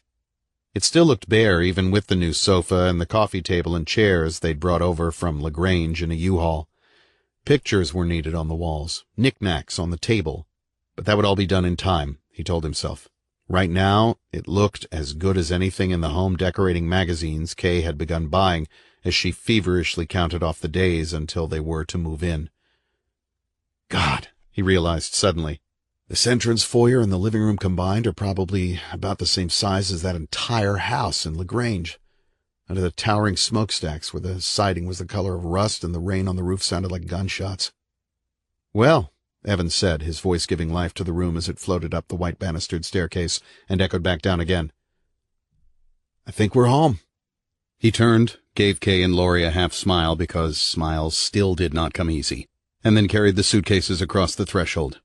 He set them down in the living room and stood for a moment looking out the picture window onto McLean Terrace, while Kay and Laurie went back to the kitchen. He knew the layout of the house by heart now, after negotiating those stairs with lamps and mattresses and pasteboard boxes that held the accumulated odds and ends of a 10-year marriage. Paneled den, small dining area and kitchen in the back, a porch with stairs leading down to the backyard. Upstairs 2 bedrooms, a bathroom and a half, plenty of closet space, even a full basement. The doorway beneath the staircase led down into it. Evan looked at the houses across the street and wondered who lived over there. He heard Kay talking in the kitchen and Laurie giggling at something she said. There would be time later to meet the neighbors. Right now, there were 2 more suitcases in the car. He went outside, hearing the distant breeze making its way lazily through the overhang of branches. Shade-dappled sun fell upon him, warming his shoulders as he reached into the back of the station wagon and pulled out the battered cases. Here were their lives, he thought, packed away into suitcases and pasteboard boxes, folded over, tucked into place, pushed down deep and covered over with newspaper so they wouldn't rattle. It had been a long, hard road from LaGrange. The memory of that terrible place was like the jab of an ice pick in his soul. Let it go, he told himself. Let it go, because that part of our lives is finally over. It's going to be good now here in Bethany's sin. Everything as it should be. I'll make it be good. He glanced across the lawn at his house and felt proud for the first time in a very long while. Evan saw curtains being pulled aside in a window at the back where the kitchen was, and Kay peered out and waved to him. He gave a little broken back pantomime and shuffled toward the door with the suitcases, and he saw her smile before she let the curtains drop back again. He heard a lawnmower start up, perhaps 2 streets over, the drone of insects rising in harmony with it. And then the flesh at the back of his neck crawled, as it did whenever he sensed things without form or name, and he turned his head to gaze across the street. The houses there were sun-splashed hulks of wood and stone, each one a little different, trimmed in dark brown, blue, painted white and forest green and burnt umber, but each one similar to the others in its silence. He narrowed his eyes slightly. Had a curtain been pulled aside at a window in the brown and white house 2 doors up the street? No, he decided after another moment. Nothing had moved over there. And when he started for the house again, he caught the figure out of the corner of an eye. Someone sitting in the shadows of a front porch next door, staring at him, hands clasped in the lap, chin slightly upraised. Across the roof of the porch, the shadows of tree limbs were intertwined like the bodies of pythons. Evan knew it had been the gaze of that figure fixed on the back of his neck that had given him a brief needle-like chill. Evan took a step forward. "Hello," he called out. The figure, wearing shadow robes, did not move. Evan couldn't tell if it was a man or a woman. His eyes slid toward the street, to the name on the mailbox. DeMargin. "We're just moving in," Evan said. The figure remained motionless, and Evan imagined himself trying to carry on a conversation with a department store dummy. He started to put the suitcases down and step toward the DeMargin house, but suddenly the figure moved, turning noiselessly in its chair. As Evan watched, the entire chair swiveled and began to glide smoothly forward. Then the figure vanished within the house, and there was the noise of a door closing quietly. He stood for a moment, still gripping the suitcases, staring at that front porch. It hadn't been an ordinary piece of porch furniture that figure had been sitting in. It had been a wheelchair. "Jesus H. Christ," Evan said under his breath. He shook his head and turned back for his own doorway, but before he reached it there was the quick honking of a horn, and a black, shining Buick swerved to the curb. The woman inside waved and cut the engine, sliding out from underneath the steering wheel. "Good morning," Mrs. Giles said, coming up the walkway toward him. She was very tall, almost as tall as he, and looked skeletal, as if she'd gone a little too far with her faddish liquid protein diet. The last time he'd seen her, she'd been wearing a blouse and skirt, but now she wore a short-sleeved navy blue jumpsuit. Bracelets dangled noisily from her wrists. "How long have you been here?" "Not very long. We're still unloading the station wagon." "I see."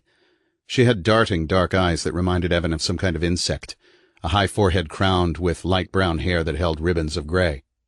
She was smiling, her face full of even, white teeth. "How was your drive?"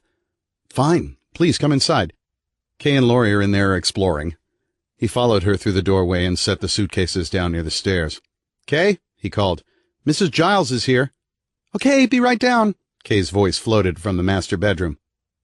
Evan ushered the woman into the living room, and she sat down on the sofa. "I can only stay for a minute," she said as he took a seat in a chair across from her. "I wanted to come by and officially welcome you to the village, also to ask if there's anything I can do to help you get settled." "Thank you," Evan said, "but we're almost in. There's still some furniture on our shopping list. You might try Broom's Furniture over at the Westbury Mall. It's not far from here." "We'll probably take our time about it. There's no hurry." "Indeed," Mrs. Giles said. "There isn't. I think you'll find that you've made an excellent investment. There's no point anymore in renting apartments when you can put your money into solid property. At least not around Bethany Sin. There's a rumor circulating that International Chemco may be buying land near Nanty Glow for a new research facility. If that's true, Bethany Sin's going to be sharing in the area's growth, and all property owners are going to benefit. Listen to me go on. Isn't that how I talked you out of renting that apartment in Johnstown?" Evan smiled and nodded. "I believe it is." "Well," she said and shrugged. "Progress would be nice, but just between you and me, I hope the village won't ever become much larger than it is right now. There's a character and a mood here that I would hate to see altered by the crush of huge industrial complexes. I expect you had enough of that in LaGrange. For myself, I couldn't have stood that nasty air and the noises. Ah, here's that pretty little girl with the golden hair." She glanced over as Kay came into the living room holding Laurie's hand. "How do you like having your own room, dear?" she asked the little girl. "It's very nice," Laurie said. "But she thinks the bed's too big for her," Kay said. "I've explained that when people get their own bedrooms, they can expect to sleep on full-size beds. Anyway," she smoothed Laurie's hair, "now there's room for Miss Prissy, isn't there?" Yes, Laurie said. She always sleeps on the same pillow as me. Mrs. Giles smiled. I think that can probably be arranged. Well, she glanced up at Kay, I expect you'll have quite a lot to do before the beginning of the summer session. So much I don't know where to start. I'm driving over to George Ross in the morning to check with Dr. Wexler. Do you know him? I don't believe I do. Then on Wednesday morning, there's a conference for the new instructors and some kind of luncheon. Workshops after that. I'm glad I won't be thrown into it cold. Even if you were, Mrs. Giles said, I'm certain you could handle the situation. You're a very intelligent woman, and this seems like a perfect opportunity for you. It is, Kay said. Of course, I'm nervous because I've never taught at a school anywhere as large as George Ross, but at the very least it'll be a good experience. She glanced quickly over at Evan. For both of us. I'm certain. Mrs. Giles stood up from the sofa. I'd better be running along now. There are some calls I have to make at the office. You have my number if there's anything I can do for you. Please call me, all right? Yes, Kay said. We will. Thank you. Mrs. Giles moved out into the entrance foyer, with Evan behind her. She stopped and turned toward the little girl. Such beautiful golden hair, she said softly. It glows in the sunlight, doesn't it? You're going to break some hearts when you get a little older, I'll tell you that. She smiled into Laurie's eyes and then stepped through the open door. Thanks for stopping by, Evan said as he walked her out to the car. He looked over toward that front porch. A shaft of sunlight now lay like a fork of lightning upon the porch's flagstone floor. By the way, Evan said as they reached her Buick, I saw one of my neighbors this morning just before you drove up. There was someone sitting on that porch over there. In a wheelchair, I think. Do you know who that was? Mrs. Giles looked over at the DeMargin house, one hand on the door handle. Harris DeMargin, she said, her voice taking on a darker tone. The tone Evan thought of calamities and accidents, a hospital and graveyard tone. Poor man. Several years ago he was involved in a rather nasty accident over on the Kingsbridge Road, to the north of Bethany's Sin. There's a roadhouse up there called the Cock's Crow, and they're not above selling a few beers to minors on a slow Saturday night. A drunken young boy in one of those painted vans hit his car, almost head-on. The poor man's paralyzed from the waist down. Oh, Evan said. I see. An image flashed through his mind like a multicolored comet. A red semi with Allen lines on the cab door crashing over a freeway median. Kay screaming. I tried to speak to him, he told the woman, but evidently he felt like being alone. He stays to himself. She opened the car door. Pent-up heat rolled out. I'm sure you'll be meeting Mrs. DeMargin. She's a good friend of mine. She slid beneath the wheel, turned the key in the ignition. In fact, they bought their house through me. The engine roared to life. Good luck to you and your wife, Mr. Reid, she said. We're so happy to have you in Bethany's Sin. Thanks again, Evan said, and when he stepped back from the car, she pulled away and disappeared at the far end of McLean, turning left toward the village. Something caught his eye as he turned back toward the house, and he looked again in order to locate it. Through the jigsaw of elm branches cutting the sky, there were the gables of a slate-colored roof. Evan judged it to be just this side of the circle, a large white building or house of some kind, though he hadn't noticed it before. Now, for some reason, he felt transfixed by it, felt his heartbeat increase, felt the blood burn like bile in his veins, heard, as if in a mist-shrouded dream, his own voice screaming inside his head. Stop it! Stop it! Stop it! Stop! The elm branches, moved by the breeze, intertwined themselves into leafy new patterns. Shade fell across his eyes, and for an instant that gabled roof was out of sight. Evan! Someone was calling. Someone close. Someone. Kay. Evan, I'm putting coffee on. Do you want any? Evan, what's wrong? He tried to turn his head toward her, but his neck was stiff, his shoulder was throbbing. Evan? There was a familiar panic in her voice now. Answer her, he told himself. Turn toward her and answer her. Evan! Kay called from the doorway. She could see his back, could see his head tilted slightly upward and to the side in that strange way he had of staring at things, of sinking his soul into things, of becoming one with them. She started down the steps and across the lawn. But before she reached him, he had turned and smiled, his eyes clear of any disturbance, his brow calm. It's okay, he told her. I was just letting my mind drift, I guess. Kay felt her lungs heave. Thank Christ, she told herself. Thank whoever listens to my prayers about that thing. Come inside. She held out her hand to him, and he nodded and took it. "You're hot," she said. "Is that an invitation to something?" "No," she said, leading him toward the open door. "I mean it. Your body feels hot. Are you okay?" "Sure," he said. "Why wouldn't I be?" She didn't answer. When they reached the house, he realized how badly he was sweating. Perspiration covered his face and neck in tiny blister-like beads. Funny, he thought. Damned funny. But not funny enough to make him laugh, for his face burned and felt swollen, as if seared by a huge, all-consuming fire. 5. The Gift and the Curse. Sleep waited for Evan, and he was afraid. The remainder of the day had been spent settling into the new house, unpacking the suitcases and pasteboard boxes, hanging up clothes in the closets, sorting silverware and putting pots and pans away in kitchen cabinets, sweeping and mopping floors, stocking the refrigerator and pantry with what they'd brought with them from LaGrange. During the afternoon, Evan had taken the car down past the Circle again to that Gulf station with the tire sale, and had passed the better part of 30 minutes trying to talk the manager, a slim man with a shock of unruly red hair and the name Jess sewn onto his shirt, into coming down on his price. He finally agreed to, by $5, since Evan was new in town and he wanted the man's business in the future. Jess pulled the station wagon into the garage, and while a teenage boy with close-cropped red hair, the same shade as his father's, put the new tire on, Jess and Evan sat down in the office and had a quiet talk. "Good to have you here," Jess had told him. "Bethany Sin's a real nice place. Kind of quiet around here for me. Me and my family live over in Spangler. Been there for the last 4 years. What do you do for a living?" "I'm a writer," Evan had told him. "Or trying to be." "Books, huh?" "Not yet. Short stories, magazine articles, whatever." "Good work if you can get it. Me, I guess I've done just about everything. Drove trucks for a few years, construction work. Went into the house-building business with my brother-in-law, but that kind of fizzled. Tried my hand on the rodeo circuit back when I was a kid growing up in South Dakota. Yeah, that was a rough way to make a buck. You take those big horses, they're mean. The bigger, the meaner, and they don't have any love for humans. It was all I could do just to grit my teeth and hang on. Well, there you go. Looks like Billy's got that new whitewall on for you. Come back any time. We'll just sit around and shoot the breeze, 'cause I don't get much of a chance to talk with the Bethany Sin folk."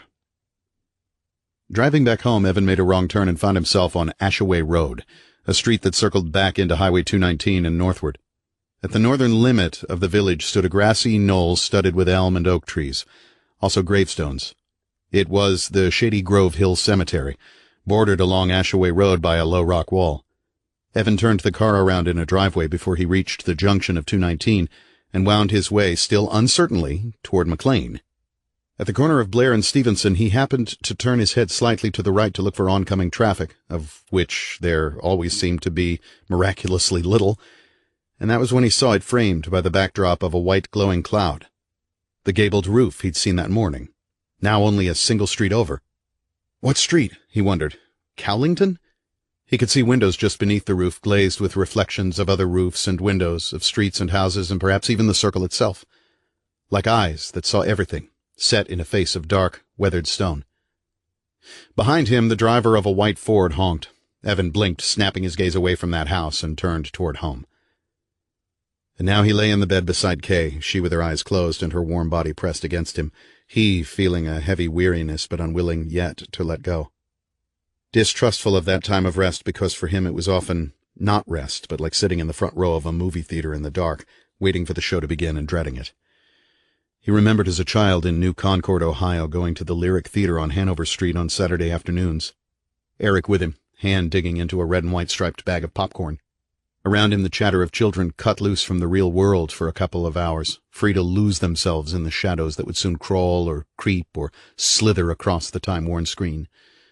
And when the monster appeared, slobbering vile fluids or gnashing vampiric teeth, the hail of popcorn would continue until the red-jacketed usher paced up and down the aisles with his flashlight, threatening expulsion from the school of silver dreams.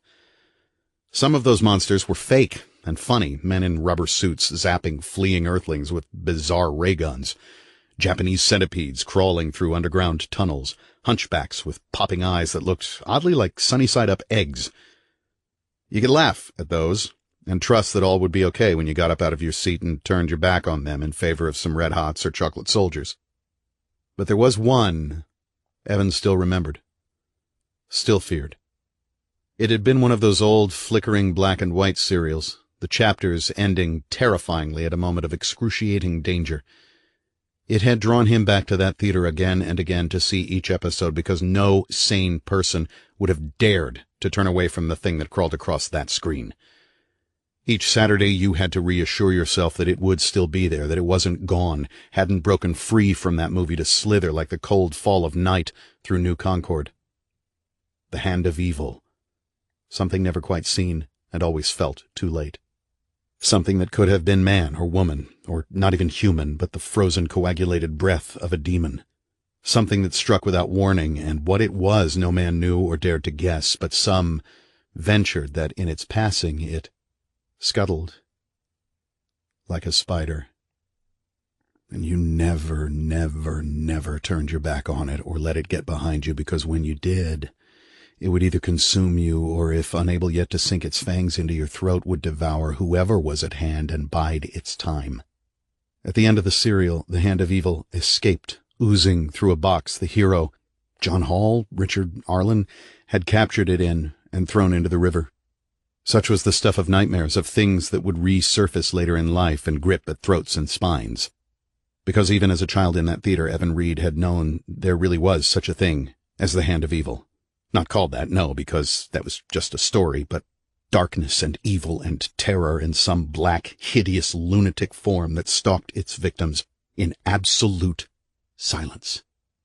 Beside him, Kay moved slightly on her pillow. He was only dimly aware that he was drifting into a place of thick darkness where things waited. The place he found himself in might have been some dream counterpart of the lyric, but it was very cold. So cold he could see the floating breath in front of his face.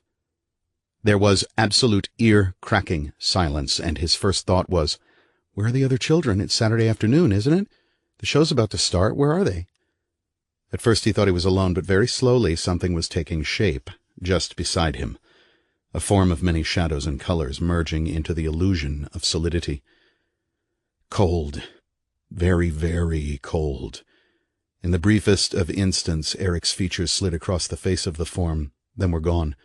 Other eyes, noses, jaws, cheekbones emerged from that face and then slipped away. Some Evan recognized, some he did not.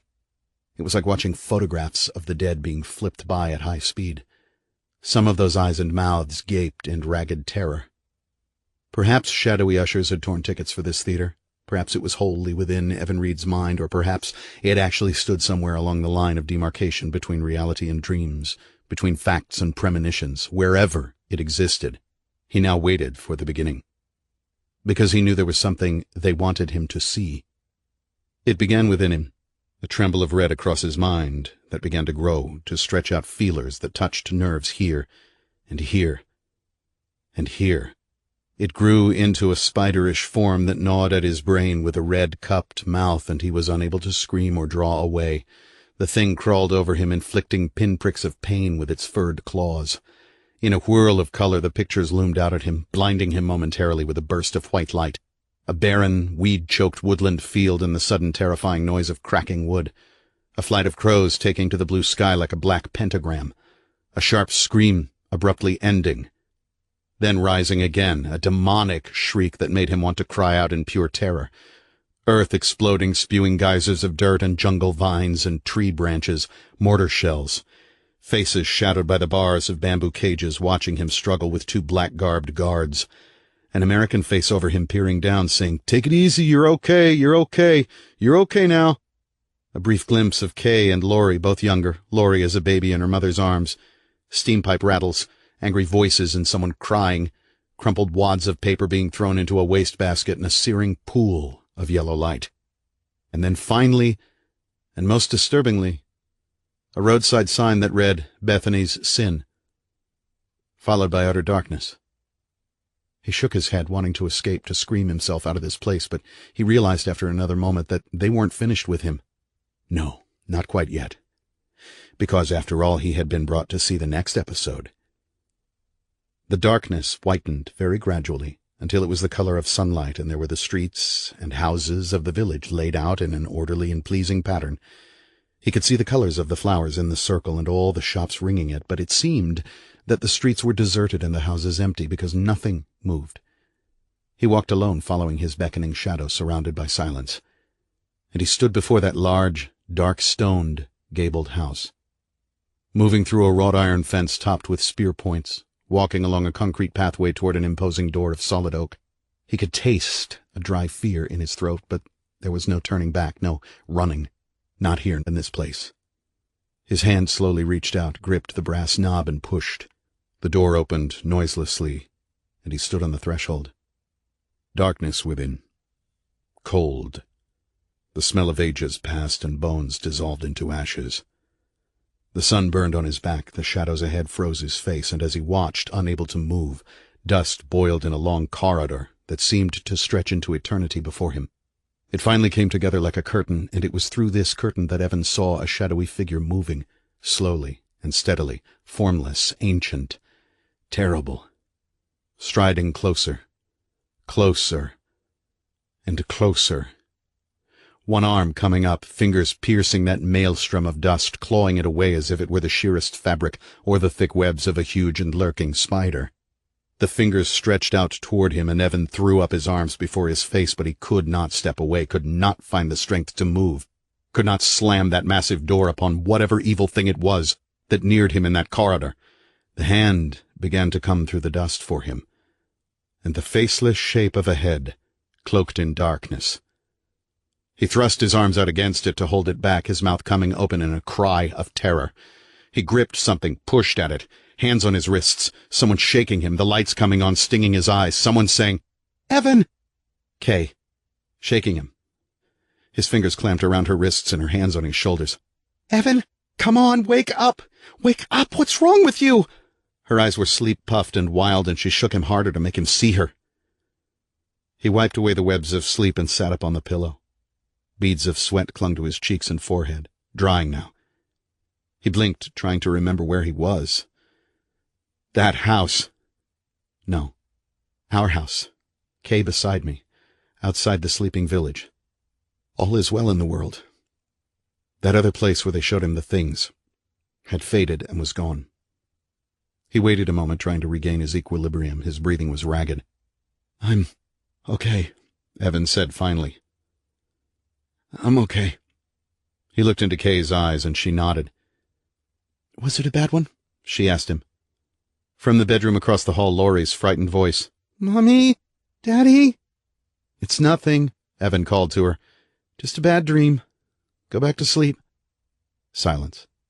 "Do you want a glass of water or something?" Kay asked him. He shook his head. "It's over now. Jesus. Some first night in our new house. Please." Kay touched his lips with a finger. "Don't talk about it. Everything's all right now. Can you go back to sleep?" No, I don't think so. Not yet, at least." He waited a long while, aware that she was watching him, and then he turned his head toward her. "I don't want to ruin things," he said. "You won't. You never have. Don't even think anything like that." "Hey," he said, looking into her eyes. "I'm your husband, remember? You don't have to kid yourself, and you certainly don't have to kid me. We both know. You blame yourself for too much. There's no need for it." She felt uneasy saying that, as if she were fully aware it was a lie.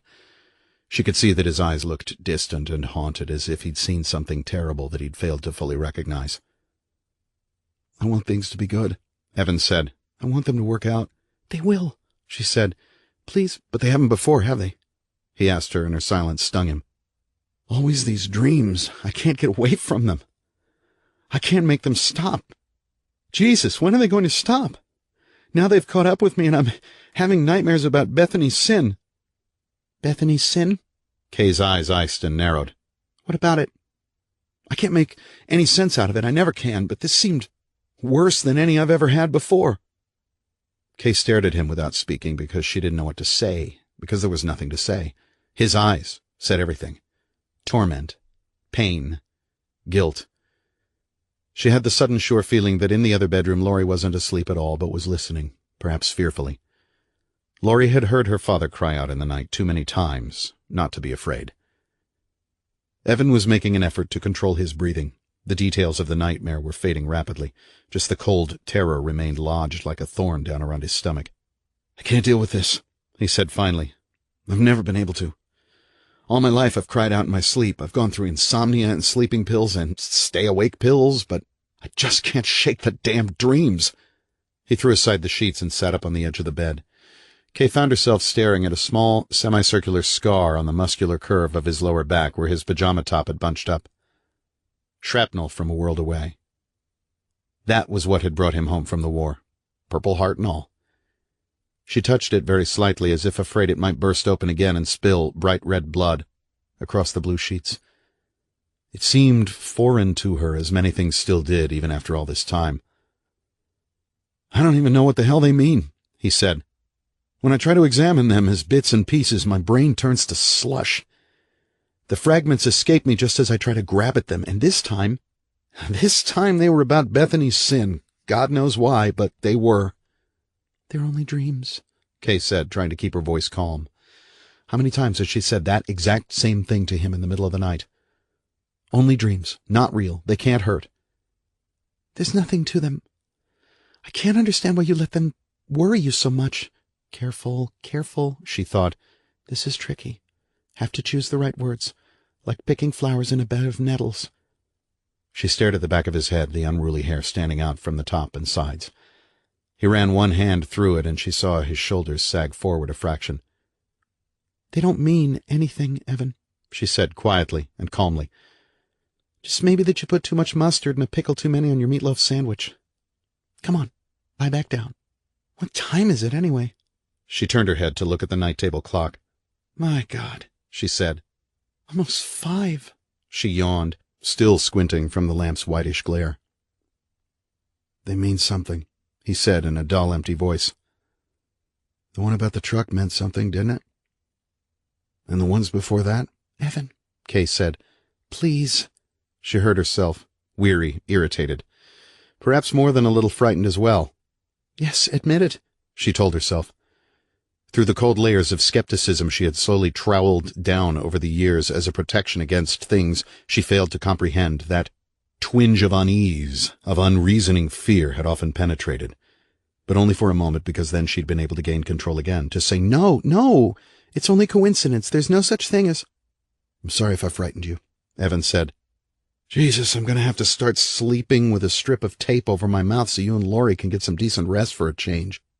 "What do they call it?" "I thought I'd left them behind," he told her without looking at her. "I thought they were still in LaGrange, maybe lurking under the bed or something like that. The last one was about Harlan, and a month after it I'd lost my job at the Journal." "Second sight?" "I remember," Kay said, without bitterness, now, because, after all, things had worked out well, hadn't they? Coincidence. All of it was coincidence.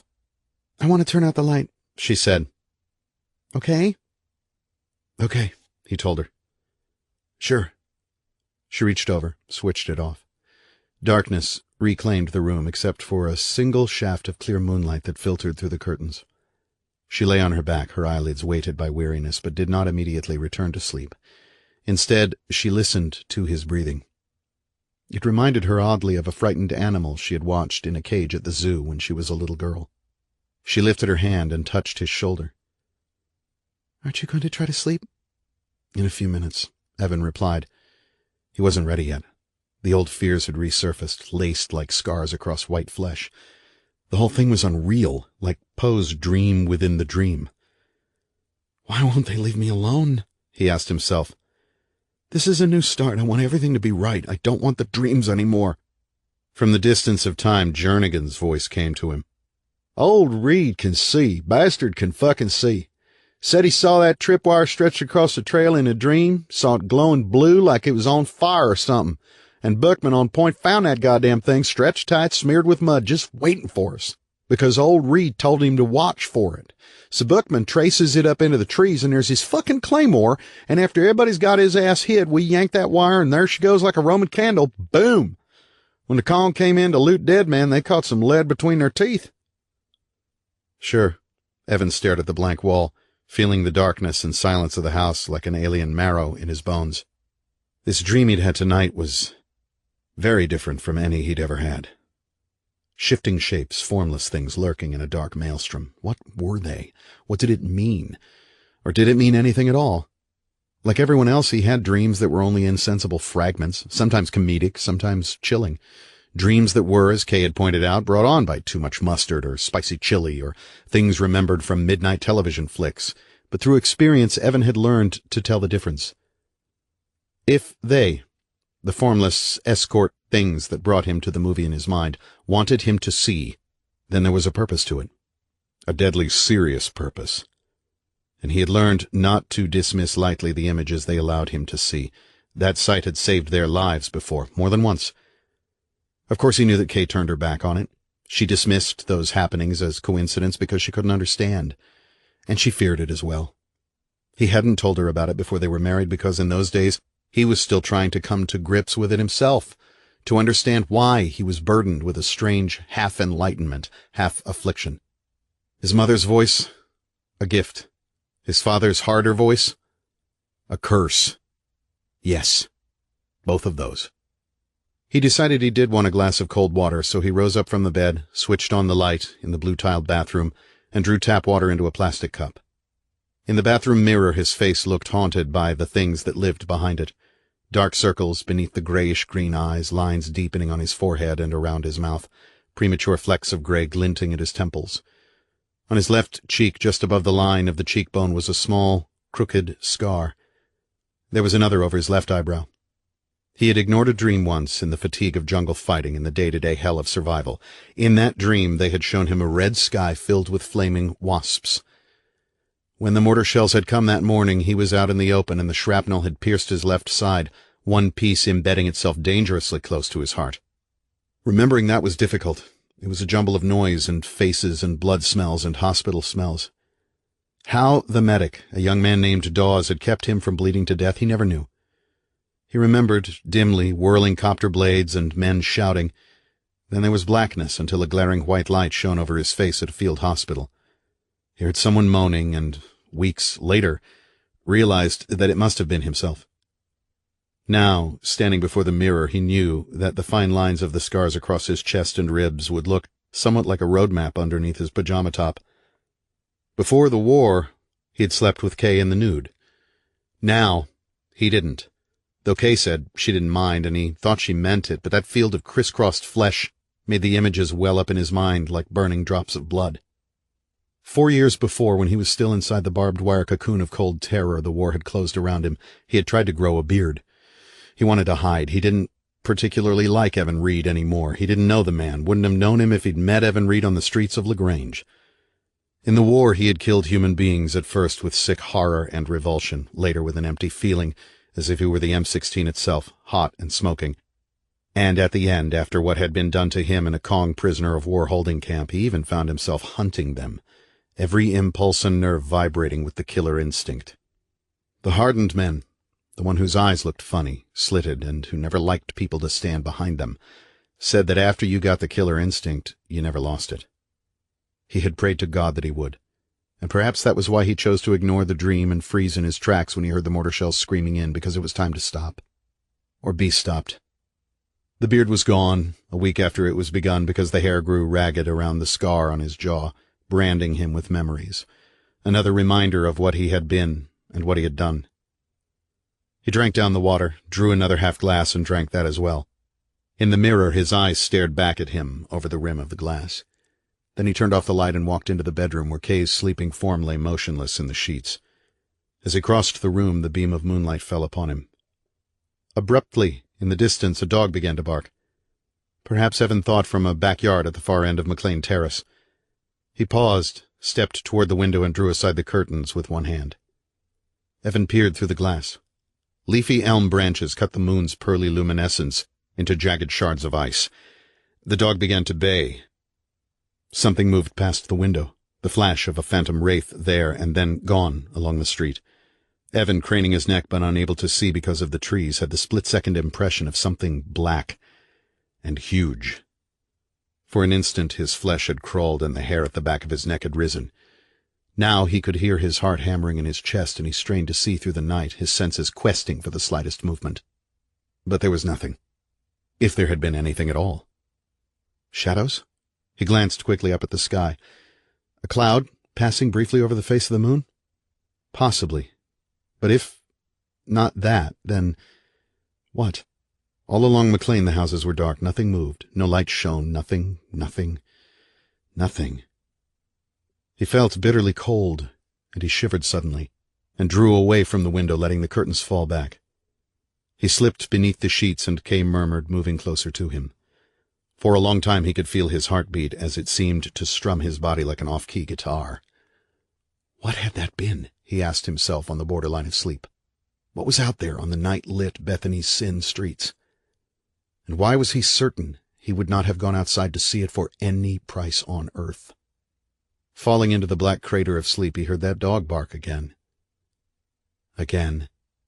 And again. 6. Little Fears. Birdsong filled the morning air along McLean Terrace, and fingers of sunlight moved in the forest beyond Kay's kitchen windows as she started breakfast.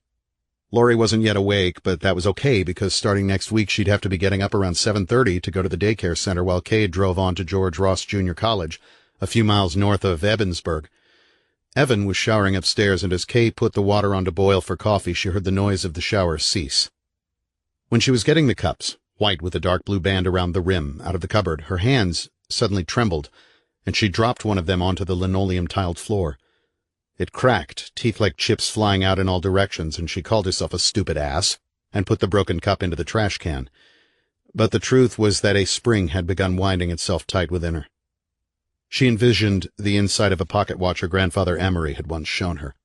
All the tiny gears clicking and turning, the mainspring coiling itself tighter and tighter as he wound it with his age-spotted hand. "Won't it break, Papa?" she'd asked him. "And then it won't be good any more?" But he'd only smiled and wound it as tight as it would wind, and then he'd let her hold it and watch the gears go around, clicking in what seemed to her a mechanical frenzy.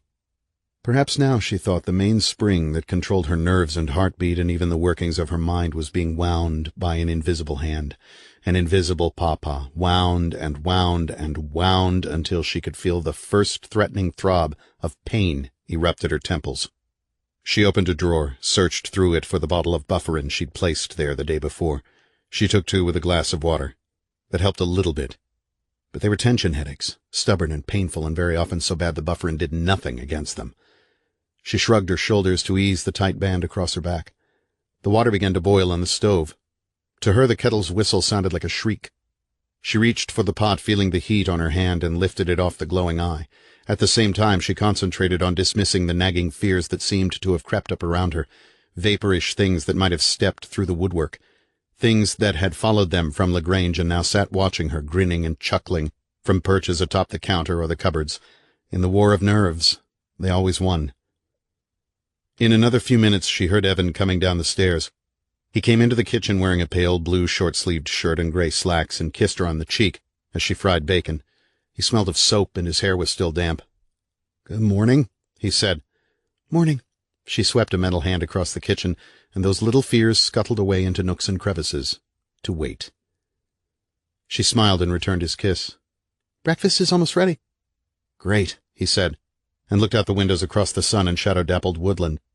"It's going to be a pretty day. Isn't Laurie awake yet?" "No," Kay said. "There's no reason for her not to sleep late." Evan nodded. He glanced toward the sky, half expecting to see looming factory chimneys and a reddish tinge of industrial smoke. But they were only the distant clouds against a soft blue. How many mornings, he wondered, had he stood at the single kitchen window in that LaGrange house and seen that smudge of blood in the sky? Those cramped, low-ceilinged rooms had been like a cage, except the bars were of wood instead of bamboo. And in that dark brick building far beyond the company parking lot the gentleman waited, except this time the gentleman had a name, and his name was Harlan. Evan's mind sheared away from all that, and he let the sunlight reflected off the trees warm his face. But in backing away from those thoughts he remembered the nightmare, with its Bethany's Sin road sign, and its shadowy thing emerging from a cloud of dust. Something tightened suddenly at the base of his spine. What could that dream form have been, he wondered. What evil, twisted thing reaching for him? Only the shadow knows, he told himself. And even the shadow can be wrong. Here we are, Kay said, putting the breakfast dishes on the small circular table in the kitchen. Evan sat down and Kay joined him. They ate in silence for a few minutes. In an elm tree in the backyard a blue jay screeched and then wheeled for the sky. After a while, Evan cleared his throat and looked up at her from his plate. He caught her gaze and held it. I'd like to tell you what my dream was last night. She shook her head. Please, I don't want to hear it. Kay, he said quietly, I want to talk about it. I've got to get it out in the open where I can see it clearly and try to understand it. He put his fork down and sat silently for a moment. I know my dreams frighten you. I know they make you uncomfortable, but they frighten me much, much more because I have to live with them. I wish to God I didn't. I wish I could turn my back on them or run away from them or something. But I can't. All I'm asking is that you help me understand. I don't want to hear it, Kay said firmly. There's no sense in talking about your dreams with me because I refuse to see them as you do. For Christ's sake, Evan, you torture yourself with them. She leaned slightly over the table toward him, ignoring that haunted, pleading look in his eyes that she had seen so often. And you insist on trying to torture Laurie and me with them as well. Everyone has dreams, but not everyone believes that their dreams are going to influence their lives somehow. When you start doing that, you... She searched carefully for the correct words. Make them come true yourself. Evan sipped at his coffee and put the cup back in its saucer. There was a tiny chip on the rim. I don't dream like a normal person does, he said. You must realize that by now. I'll sleep without dreaming for months at a time, and when they finally come, they're very strange and real, terrible and threatening, different from ordinary dreams, and always they try to tell me something. Evan! Kay said sharply, more sharply than she'd intended. Slashed, Evan looked at her and blinked, and she dropped her fork down onto the table. I don't care what you say or think, she told him, trying hard to keep herself under control. Her temples throbbed. Oh, no, she told herself. Damn it, here come those headaches. They are not premonitions. There are no such things as premonitions. She held his gaze, wouldn't let him look away. You make those things come true by your own actions. Don't you see that? Can't you realize that it's you? Bitterness rose in her throat, tasting like an amalgam of salt water, bile, and blood. Or are you too blind to see it? He kept staring at her, his face frozen into the mask he wore when she struck out at him. In the backyard, a robin warbled on and on. Kay rose and took her plate over to the sink. There was no use in talking to him about this thing. Of all the tiny day-to-day thorns that pricked their marriage, this was the largest and the sharpest. This had drawn blood and tears. And what was most terrible, Kay thought, was that it was a hopeless situation. Evan was never going to stop seeing his dreams as a window onto some other world, and she was never going to agree with his often utterly ridiculous premonitions.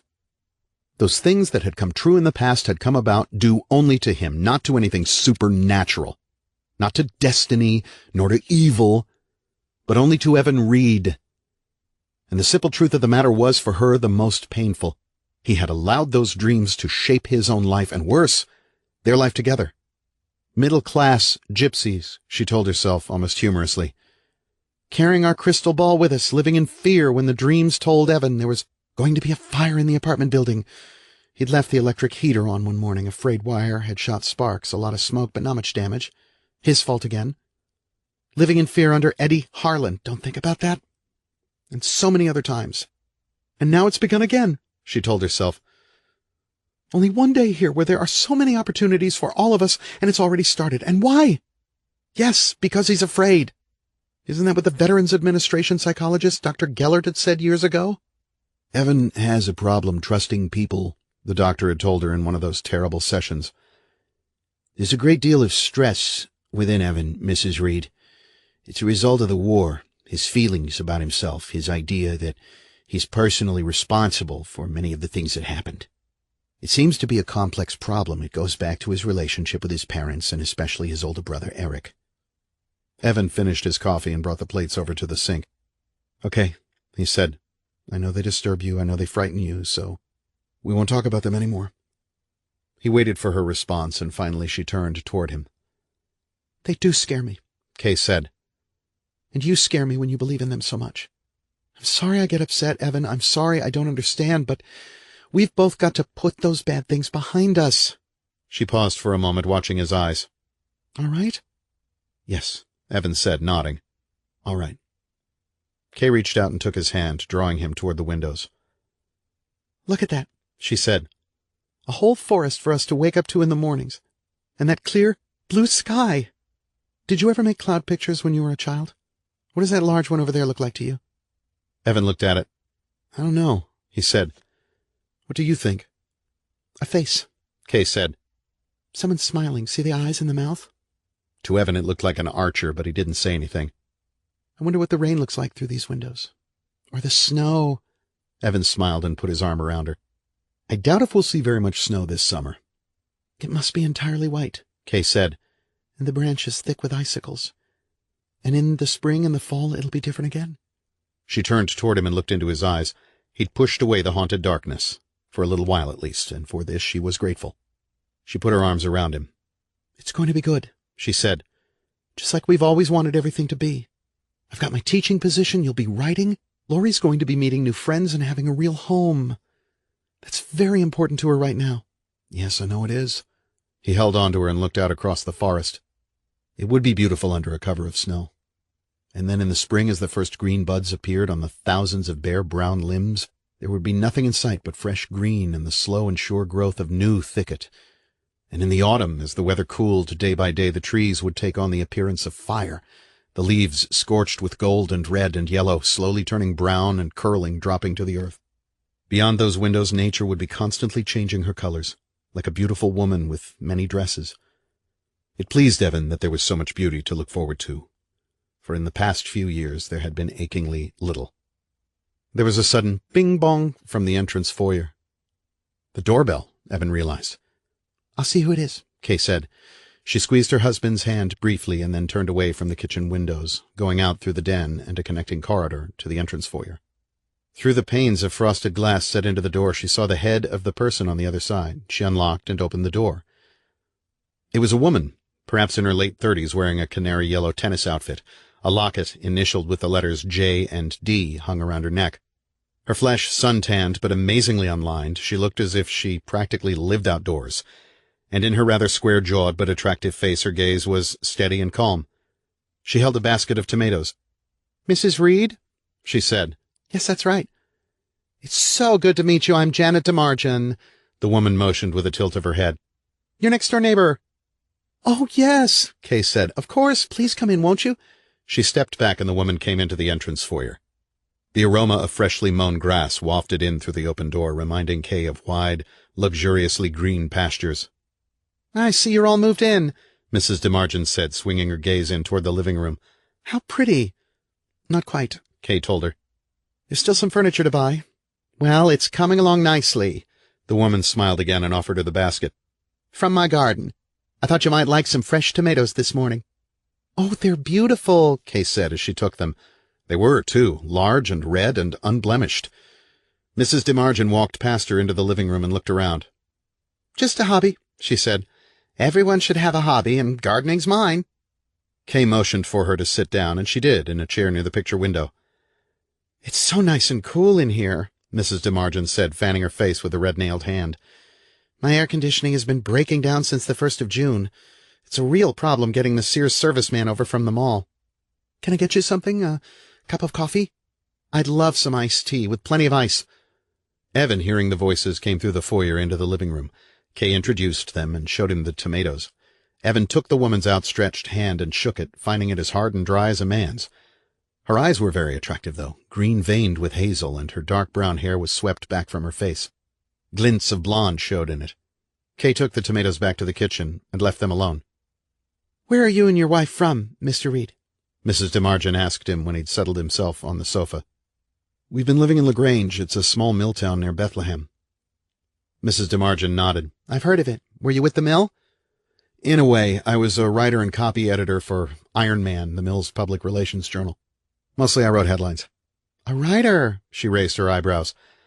Well, I don't think we've ever had a writer in the village before. Have you ever had anything published? A few things. I had a short story in Fiction magazine in April, and before that an article on truck drivers in a C. Beers publication. There have been some other articles and short stories, all in minor markets, things like that. Interesting. At least you've seen some money from your efforts. I'm sure that's a lot more than most can say. Do you have a job here in the village or in Johnstown?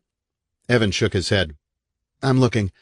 We left LaGrange because of some, complications, and Kay's going to be teaching during the summer session at George Ross. Oh, teaching what? Basic algebra, Kay said, bringing Mrs. DeMargin's glass of tea across the room to her. The woman sipped at it gratefully. Strictly a summer session course, but I'm hoping for a math concepts course in the fall. She sat down beside Evan. That sounds way over my head, Mrs. DeMargin said. Anyone who can handle that has my immediate respect. I saw you drive in yesterday. Wasn't there a little girl with you? Our daughter Lori, Kay said. I think she's still sleeping. Too bad. I'd like to meet her sometime. She looked like such a pretty, sweet little child. How old is she? Just turned 6 in May, Kay told her. 6. The woman smiled, looked from Kay to Evan. A beautiful age. Then she'll be attending first grade at Douglas in September. That's a fine school. Mrs. DeMargin, Evan began, leaning forward slightly. Please, Janet. Okay, Janet. I noticed the street was very dark last night. Are all the houses on McLean Terrace occupied? Yes, they are. But most of the people on the terrace are early-to-bed, early-to-rise types. A bit sedate, if you get my meaning.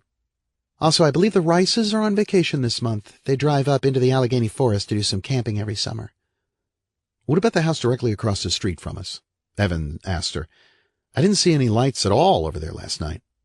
Oh? Well, I suppose Mr. Keating may be on vacation, too.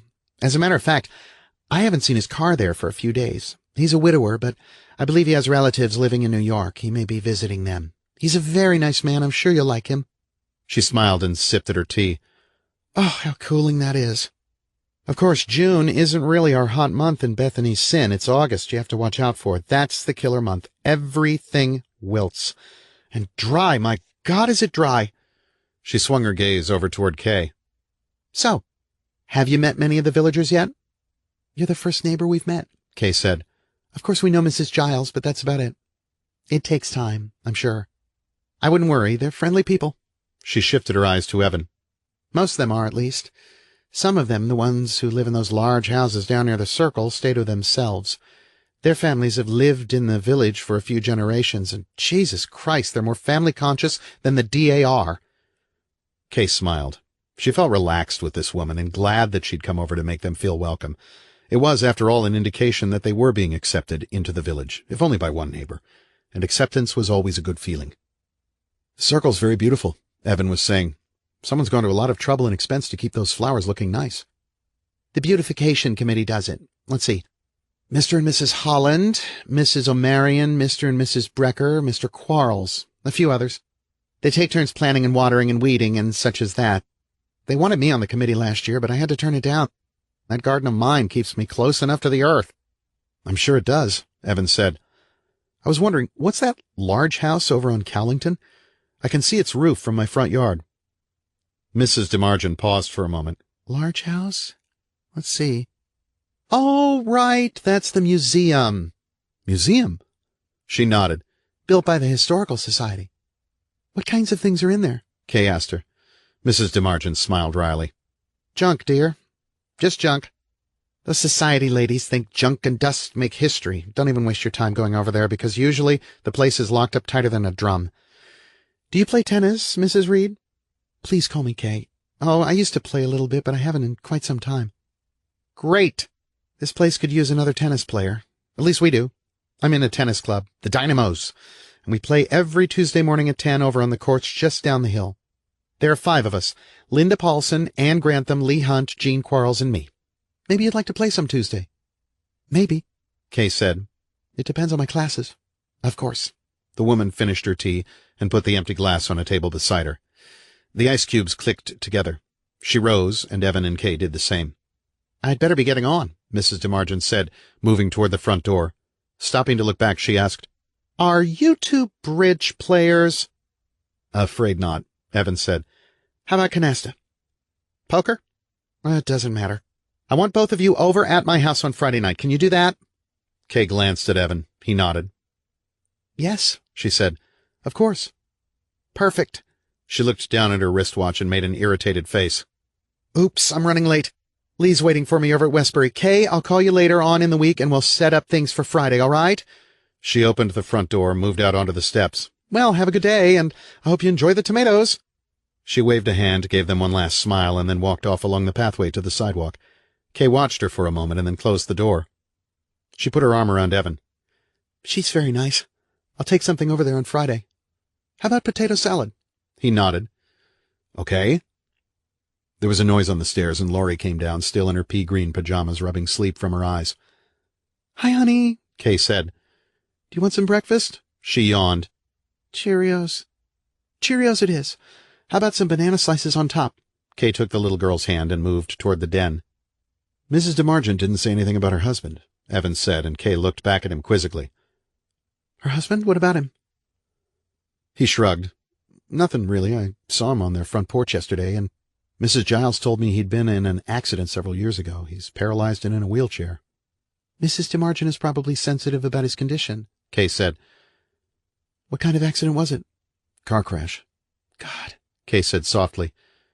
That's awful. Brief flickering images of ripped metal, blank staring headlights, gashed flesh and nerves swept over her. That could have happened to us once, she heard a voice inside her say. Stop that! I'm sure we'll meet him on Friday. She tugged at Laurie's hand. Come on, honey, let's get your breakfast. They disappeared into the den, and for a moment Evan stood where he was in the corridor, surrounded by shadow and shards of sunlight. After a while he realized he was working his knuckles, and he remembered doing that a long time ago while he'd waited inside a bamboo cage, while he'd waited for them to come for him and make him scream. He shrugged his shoulders, almost unconsciously, as if shrugging off an uncomfortable coat or an old age-wrinkled skin. He moved into the living room, stood where he could draw aside a curtain and look out the window at the DeMargent house next door. Evan? Kay was calling him from the kitchen. Where are you? He didn't answer, thinking numbly that she was trying to keep track of him, as she would Laurie. The DeMargents' driveway was on the other side of the house, and in another moment he saw their car, a white Honda Civic, back out and then turn away in the direction of the circle. Only one person was in it. And as he watched, Evan thought he saw a shadow move across one of the windows facing his house, moving slowly and with effort, moving in a wheelchair. Evan? Kay called, the hint of disturbance in her voice barely hidden. He looked up. In the living room, he said, and she was quiet. He heard Laurie ask something about how many children would be at the daycare center. Kay said she didn't know, but she was sure they'd all be nice. The shadow was gone from the window. Evan turned away. Out in the cradling branches of an elm in the front yard, a bird began to sing. The notes rang out across McLean Terrace and echoed away into silence. 7. The Law in Bethany's Sin. At noon, Orrin Weisinger turned his white and blue Oldsmobile patrol car off Fredonia Street and into the McDonald's parking lot. Watching from under the brim of his hat, he saw a few people stop eating to stare at him. Only when they were certain the blue light wasn't flashing round and round the rooftop glass bubble did they return to their lunches. That feeling of power made Orrin Weisinger happy, as if he'd just been reminded that he was an important man, maybe even the most important man in the village. He circled the restaurant slowly, looking at the cars parked in their yellow outlined slots. Mostly locals. There was a red sports car he didn't recognize, somebody out for a drive, maybe some young guy from Spangler or Barnesboro trying to pick up girls. He parked his own car and watched that red job for a few minutes. After a while, a teenage boy and girl, both wearing blue jeans, she in a halter top and he in a short-sleeved white shirt, came out of the restaurant and got into the car. The boy noticed Weisinger and nodded, and Weisinger tipped a finger to the brim of his hat.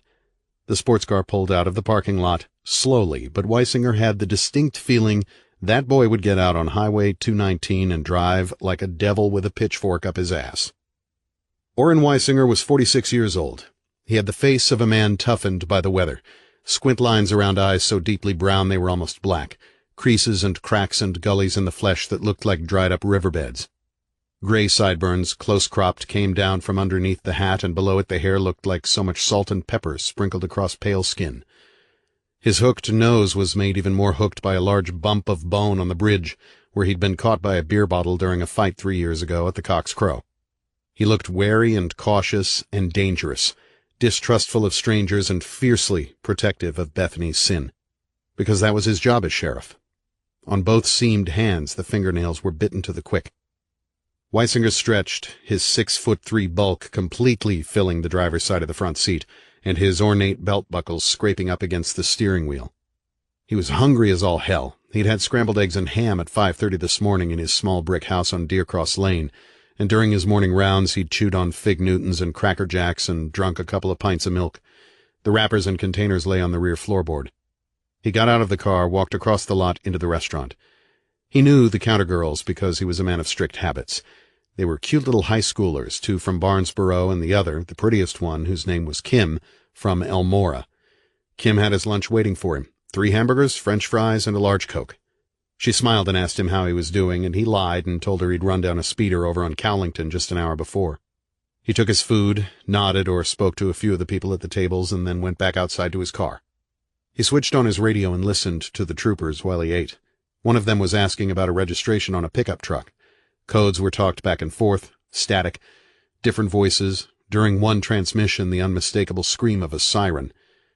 He found himself idly fingering the roll of fat at his midsection. It was no more than a bicycle tire, but it bothered him nonetheless. He could press all the way down through the fat to where the muscle was still firm. At one time the muscles and sinews had stood out like piano wires all along his body, and when he moved he could swear they vibrated. But now he wasn't getting enough exercise. He used to be able to walk his rounds, but in the past few years the village had been expanding outward, and he found it more practical to take the patrol car. He thought of the troopers out on the highway, hard-muscled men in their streamlined metal and glass machines. They would be wearing green or gray-tinted sunglasses to ward off the reflection of sun from asphalt, and those Smokey Bear hats that gave them impressive profiles. He'd wanted to be a trooper, and many years ago enrolled in the program, but things hadn't worked out. It was his attitude, he'd been told. His reflexes were too slow as well. That was a fine thing for a pencil pusher to tell a man who'd been all-state halfback at Slattery High in Conemaugh, his hometown, about 7 miles northeast of Johnstown. Slow reflexes. Shit. And that bullshit about attitude, too. What did attitude ever count for anyway? They had it in for his ass because he was from a small town and hadn't lived in Johnstown like the rest of them. They didn't like him because his picture and a story about the ex-football star joining the state trooper program had been in the Conemaugh Crier. They laughed at him for that. The sons of bitches. Whole goddamn program wasn't worth shit anyway. And he had nothing in Conemaugh. All of his friends having died or moved away. All the landmarks of his boyhood fallen to progress in concrete. He wolfed down his last hamburger, and after finishing the Coke, crumpled up the cup in one large hand. So what? Those bastards could have the open road, and they could run their asses ragged on it for all he cared. In another few minutes he heard the troopers talking about a red Jaguar convertible out on 219, clocked at 68. That would be the sports car he'd just seen. He nodded and smiled to himself. At least his instincts were still sharp. He turned the key in the ignition, and the engine growled. As he pulled out of the McDonald's lot, he was thinking of the fine light down on Kim's bare arms. What was her last name? Granger. Pretty girl. Probably had a lot of boyfriends, too. All of them football players. As he drove, his eyes flicked from side to side. He drove along the circle, nodding as a couple of people waved from the sidewalk, and he turned toward his office. Tree branch shadows, cool and dark, moved over his car, engulfing him. He could still hear the troopers on the radio. They sounded very near, but he knew they were actually many miles distant, absorbed in their own lives. How simple it would be to break into one of those transmissions, to scream into that radio, to startle them from their daily rounds, to shout out wildly, "This is Orrin Weisinger and Bethany Sin. We need some cars up here and some help because—" No, couldn't do that. There was no microphone on his radio. As he listened, the voices seemed to be fading away until there was only an occasional muffled sentence or two. Voices from another world fading in and out through thick clouds of static. On Cowlington Street, a huge shadow loomed over the patrol car, and Weisinger felt a brief chill in its presence. He pressed his foot down a fraction on the accelerator. When he turned right at the next intersection, he glanced quickly into the rearview mirror and caught a glimpse of the 3-storied stone house before it was covered over again by the maze of leafy branches. He didn't like to pass by there, though that was part of his job, too. It reminded him of the Fletcher house on the outskirts of Conemaugh. That house had been smaller, but it still stayed in his memory after 10 long years, like someone lurking in the dark basement of his soul. He'd been driving a patrol car in Conemaugh then, working with 2 other local men as part-time deputies.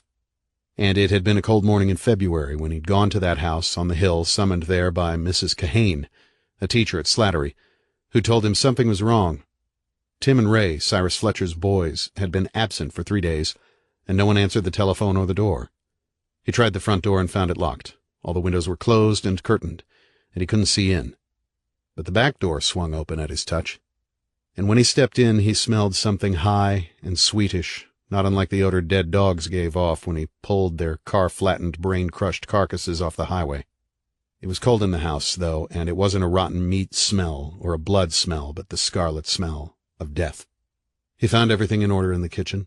Tepid coffee in 2 white cups on the kitchen table, plates set in their proper places, 4 of them, for the boys, Fletcher's wife, Dora, and Cyrus himself. Bacon and green-veined eggs on the plates.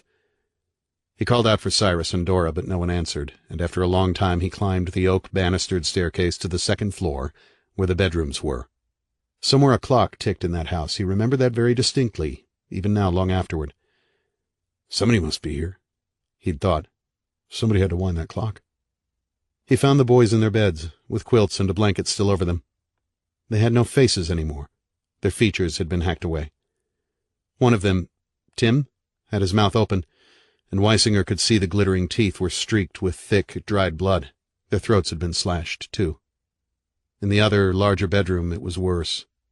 Dora, in the robe she wore every morning as she made breakfast for the family in the pre-dawn hours, lay on the floor in a mat of blood. Her head had been almost severed from the body, and one leg had been cut off and lay in a corner now, like a discarded walking stick. It was then that he became sick, and he struggled to get to the bathroom without puking his guts out on the rug. But in the bathroom lay Cyrus. Parts of him were scattered on the floor, and Cyrus Fletcher had been a large, strong man who cut firewood and hauled it into town for his customers. Now it seemed that there was very little left of him except strings of flesh and muscle, jagged white shards of bone, the remnants of a staring, screaming face, and even that had been crushed by the blow of a heavy object. Long afterward, when Weisinger had stopped shaking and throwing up, he noticed the marks in the bathroom walls, slashes, like the blows of an axe. Those same slashes in the room where Dora lay. And as he ran to his car to call for help, he realized the ticking of the clock, not wound for 3 days, had suddenly stopped. From that moment on, unknown to him then, the true horror had begun, like the spinning of huge time-spanning webs. But he knew it now, and he disliked passing that stone house on Cowlington because it was filled with dead things, too, dead relics and things he didn't understand, things from a strange, ancient past. His car was covered by shadows, and he felt cold, though the sun was burning brightly beyond the overhang of trees, and birds sang, and the wind breathed through the leaves like ancient whispers that no man could understand. Nearing the small red brick building that was the sheriff's office, Weisinger instinctively put his foot to the brake. Parked in front of his office was a battered old Ford pickup, a crazy quilt of rust-eaten paint. The tailgate was down, and a young man was sitting in the truck's bed, his legs dangling. Weisinger narrowed his eyes slightly as he pulled into the parking space with the sign that said reserved for sheriff. He didn't know the man. At least he didn't think he'd ever seen him before, and he was suddenly both curious and suspicious. But he took his time getting out of the car, pretending to check the radio and the contents of the glove compartment before he swung his legs out and stood up. He closed the door and locked it, then glanced over toward the young man with a careful eye. "Good afternoon," the man said, a flat accent unfamiliar to Weisinger. Beneath aviator-style eyeglasses, his eyes were light brown and friendly-looking, as if he expected Weisinger to stride across the few feet of pavement that separated them and give him a hearty, good-to-meet-you handshake. Weisinger nodded. He looked at the license plate. Nebraska. Filed it away in his mind. The man looked to be about 28 or 29, certainly no older than that. He had curly brown hair and a brown mustache. His hair was unruly but clean, and the mustache looked newly trimmed. But the Nebraska tag and the young man's denims and blue work shirt immediately told Weisinger what he was. A drifter. Somebody looking for handouts, one of the legions of people who roamed the country, often living out of their cars or trucks, looking for odd jobs, anything to get them by. People who had left home early, lured by the call of the open road, searching for something only they seemed able to understand. "I'm the sheriff," Weisinger said unnecessarily, but he wanted this young man to know exactly who he was dealing with right here and now. "Yes, sir," the man said with a cheerful air that immediately irritated him. "That's just who I want to see." He got down out of the truck and neared Weisinger. In the bed, Weisinger could see an assortment of tools, odds and ends of wood and brick, a folded tarpaulin. "What can I do for you?" Weisinger asked. "I'm Neely Ames," the man said, offering a hand. Weisinger took it slowly, and they shook. "Do I know you or something?" Weisinger eyed him. "No," the man said. "Unless you were in Greenwood yesterday, 'cause that's where I was. No, really, I'm just sort of passing through on my way up north." "Uh-huh," Weisinger said. "I do odd jobs," the man said, nodding toward his truck. "Haul off stumps, cut grass along the roadside, take garbage to the dump, whatever needs doing. I was passing through and I noticed you had a pretty little town here, and I was wondering if any of the folks needed some work done. But before I asked around, I figured I'd check with the sheriff so there wouldn't be any misunderstandings, you know?" "Right," Weisinger said. Neely could read the distrust in the sheriff's eyes. That was nothing new to him. He'd seen it before, plenty of times, in towns like Holly Fork and Whiting and Beaumont and 100 others. It was a little drama he'd gotten used to playing out, and it required him to stand with a serious yet imploring expression on his face. Not too imploring, though, because then they thought you were making fun of them. He had to look honest, too, not the kind of person who would break into the bank in the middle of the night and run away with the town's life savings. Neely disliked posturing for people like this, but a man had to eat and rest from the road sometimes, and that meant having folding money in your wallet, and often that was hard to come by. But in 4 years of traveling, he'd never stolen. Once in Banner, Texas, he'd found one of those small plastic wallets that come open in the middle, and there had been a little over $100 in it, but no identification. He'd kept the money, but never thought of it as stealing, just getting lucky. But he'd been unlucky, too, like the time he'd been thrown into a putrid-smelling jail cell in Hamilton, Louisiana, on suspicion of robbing a magic market of $75. The teenage girl who'd been working the counter said she thought he was the one, but she couldn't be sure. After a day, he was released for lack of evidence and told by a square-jawed policeman to hit the road and, "Don't you ever come back this way, you hear?" He was grateful to get out, and though he hadn't been anywhere near that magic market, he had a sudden mean impulse to swing by it and rob the place of every damned penny in the register. But he hadn't, because the road, stretching out ahead until it vanished from sight, beckoned him on, like the line of his destiny. But in those 4 years, he'd learned 2 things. All towns are basically alike, and all officers of the law are basically alike. 2 lessons of the road that had been drilled by repetition into his head. "So you want work, do you?" Weisinger asked him. The sheriff's expression had never changed. "I thought I might find some here, yes," Neely replied. He sensed he was about to get the old "we don't like drifters around here" speech. He'd heard that before, too. Weisinger motioned toward the pickup. "Where are you on your way to? You got a home up north?" "No, I'm just traveling, seeing the country." "What for?" Neely shrugged. "Seems like a good way to pass some time, and it's something I've always wanted to do." "Seems more like a waste of time to me." He narrowed his eyes like a wolf. "What did you do, run out on a wife and 3 or 4 kids?" "No," Neely said easily. "I'm not married. No kids either." "In trouble with the law somewhere? What'd you say your name was again?" "Ames, like the brothers." He could tell this was a lost cause. He made a move toward his truck. "Well, Sheriff, I've got some miles to travel yet, to borrow loosely from the poem." "Poem? What poem?" "Frost," Neely said, opening the door on the driver's side and starting to climb in. He could move on north to Spangler, Barnesboro, M.A., Stiflertown, dozens of tiny dots on the red ribbon of 219. There'd be work ahead. The hell with this guy. "Talk about the law scare you a little bit?" Weisinger said, coming around to the side of the pickup. "Make you run?" Neely put the key in the ignition and started the engine. "I thought you wanted some work," Weisinger said. "Where you going?" "Why don't you get out and we'll talk about it? Maybe I'll make a few telephone calls and find out what you've been up to." "Sorry," Neely said. "I've changed my mind." "Well, maybe you'd just better—" Weisinger stopped in mid-sentence. Neely looked at him. The sheriff was gazing off to the right, his mouth half open, his eyes glazed. Neely glanced into the rearview mirror. There was a black Cadillac parked across the street, and he could see the outline of a figure sitting behind the wheel. Motionless. Watching. Weisinger, without speaking to Neely again, walked across the street to that car, went around to the driver's side, bent to the window. Neely could see his mouth moving. The figure nodded its head, then Weisinger seemed to be listening. Neely shook his head, put the pickup in reverse, and started to back out. "Hey, hold on a minute!" It was Weisinger calling out from beside that car. The sheriff's head bent back down. He was listening again.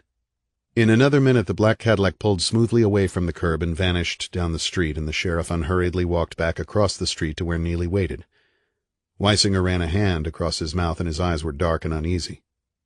"What's going on?" Neely asked him. Weisinger chewed at a thumbnail.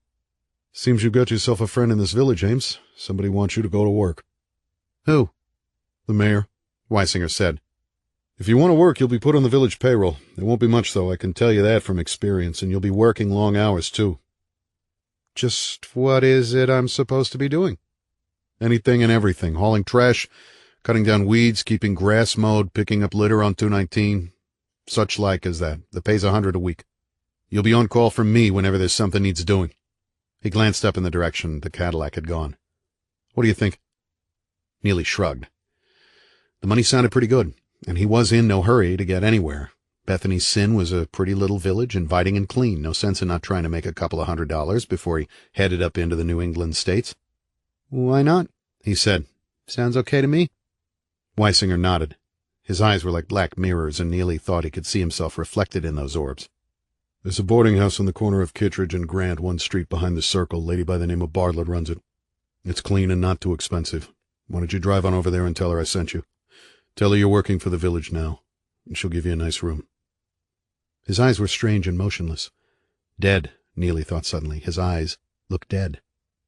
It was then, looking into the sheriff's black and fathomless eyes, that Neely almost said, "No, I don't think I'll take it. Think I'll drive on north and try my luck there." But he didn't, because he needed the money. He said, "Okay, sure. I'll go on over there right now." Weisinger held his gaze for a moment, and then the sheriff said, "Go on. And then come on back here as quick as you can. There's a dead tree needs cutting down a couple of streets from here. I've been scared it's going to fall across the road some morning." He stepped away from the truck and glanced both ways. "It's clear," he said. "You can back up now." Neely raised a hand and pulled the truck out into the street, then drove back toward the center of the village. Then it had been the mayor in the black Cadillac, he told himself. He hadn't been able to see the man's face. He grunted. Never had a mayor give him a job before. He felt uneasy, though, around that sheriff. He'd have to watch that guy, because he sensed a cruel streak in Weisinger. And when you give a cruel man a badge, you only sanction his cruelty. But what else had he sensed in the man, just moments before? Something dark and intangible, something like fear? Yes, it probably was true that Weisinger was afraid of the mayor. Obviously, the mayor of Bethany's Sin holds a lot of clout. "Good to have him on my side," Ames told himself. Weisinger watched the truck disappear from sight around a corner. His teeth tore at the nail of his left index finger. Within him his heart beat like the noise of a fist whacking an empty container. He didn't like very many people, and he didn't care much for that Neely Ames either, because he didn't like those who had no responsibilities, who took life pretty much as it came. He didn't like people who didn't live in cages, so the feeling inside him now was more akin to pity than to anything else. "May God save your soul," Weisinger said, and then he turned away and vanished into his office. 8. Kay, getting it together. Kay had spent most of the day at George Ross Junior College, and now on the drive back to Bethany's Sin she reflected on what had gone before. She'd had lunch in the college cafeteria with Dr. Kenneth Wexler, the gray-haired 50-ish head of the mathematics department, and discussed her algebra courses that would begin next Monday. She was going to be helping during registration on Friday and Saturday, and Dr. Wexler told her there would probably be between 20 and 25 students in each of her 3 classes. "It's going to be a snap," Dr. Wexler had said, "and good experience as well." Dr. Wexler had shown her to her office. Actually, it was a cubicle in the new brick and glass Arts and Sciences building with a desk and a chair and a window. On the other side of a partition was a Mr. Pierce, a gaunt-looking man in a dark suit who Dr. Wexler told her taught a class in calculus. Mr. Pierce came over to say hello and then returned to the papers he was filing away. Kay had gazed at the beige-colored walls of her office, at the cork bulletin board above her desk. Pictures were needed, she decided. Something to brighten it up. A few potted plants on the windowsill. On the bulletin board were about a dozen of those little red and blue and green and yellow pegs with needle-sharp tips. Some of them impaled small pieces of paper, and Kay wondered what had hung there before. Looking through the desk drawers, she'd found paper clips and pens and a memo pad marked, "From the desk of Gerald Meacham," her predecessor. When she'd asked Dr. Wexler about the man, he'd been evasive, and it puzzled her. In room 119, the classroom she was going to be using, Kay had stood at the lectern beneath the overhead fluorescent lighting and looked across the empty desks. She even practiced writing her name on the blackboard in yellow chalk. Mrs. Reid. It still stunned her that what she'd dreamed about for so long was within reach, the chance for a full-time teaching job if her summer work was acceptable. Jesus, she thought. It's not real, it can't be. While Evan had worked on the Mill Journal in LaGrange, she'd been teaching a couple of classes at Clark Community College and taking advanced courses herself in the afternoon. Her doctorate was still a long way off, but she'd decided she had plenty of time. She could settle in here, teach her algebra classes, and maybe tutor some students in the afternoons and work gradually toward her degree. No rush. After a long time, she'd switched off the lights in room 119 and walked along the linoleum-floored corridor to the soft drink machine in the teacher's lounge. As she drank her Coke at a table in the corner, she kept her eye on the door and watched other teachers who came in for a cigarette or just a conversation break. There was an elderly woman who wore her white hair in a tight bun. She bought a grape drink and introduced herself as Mrs. Edith Marsh. She taught poetry and smiled sweetly at almost everything Kay said. Mr. Pierce came in and lit a cigarette, but he spoke with Kay for only a moment before sitting in a chair across the room and gazing out the window onto the nearly empty parking lot.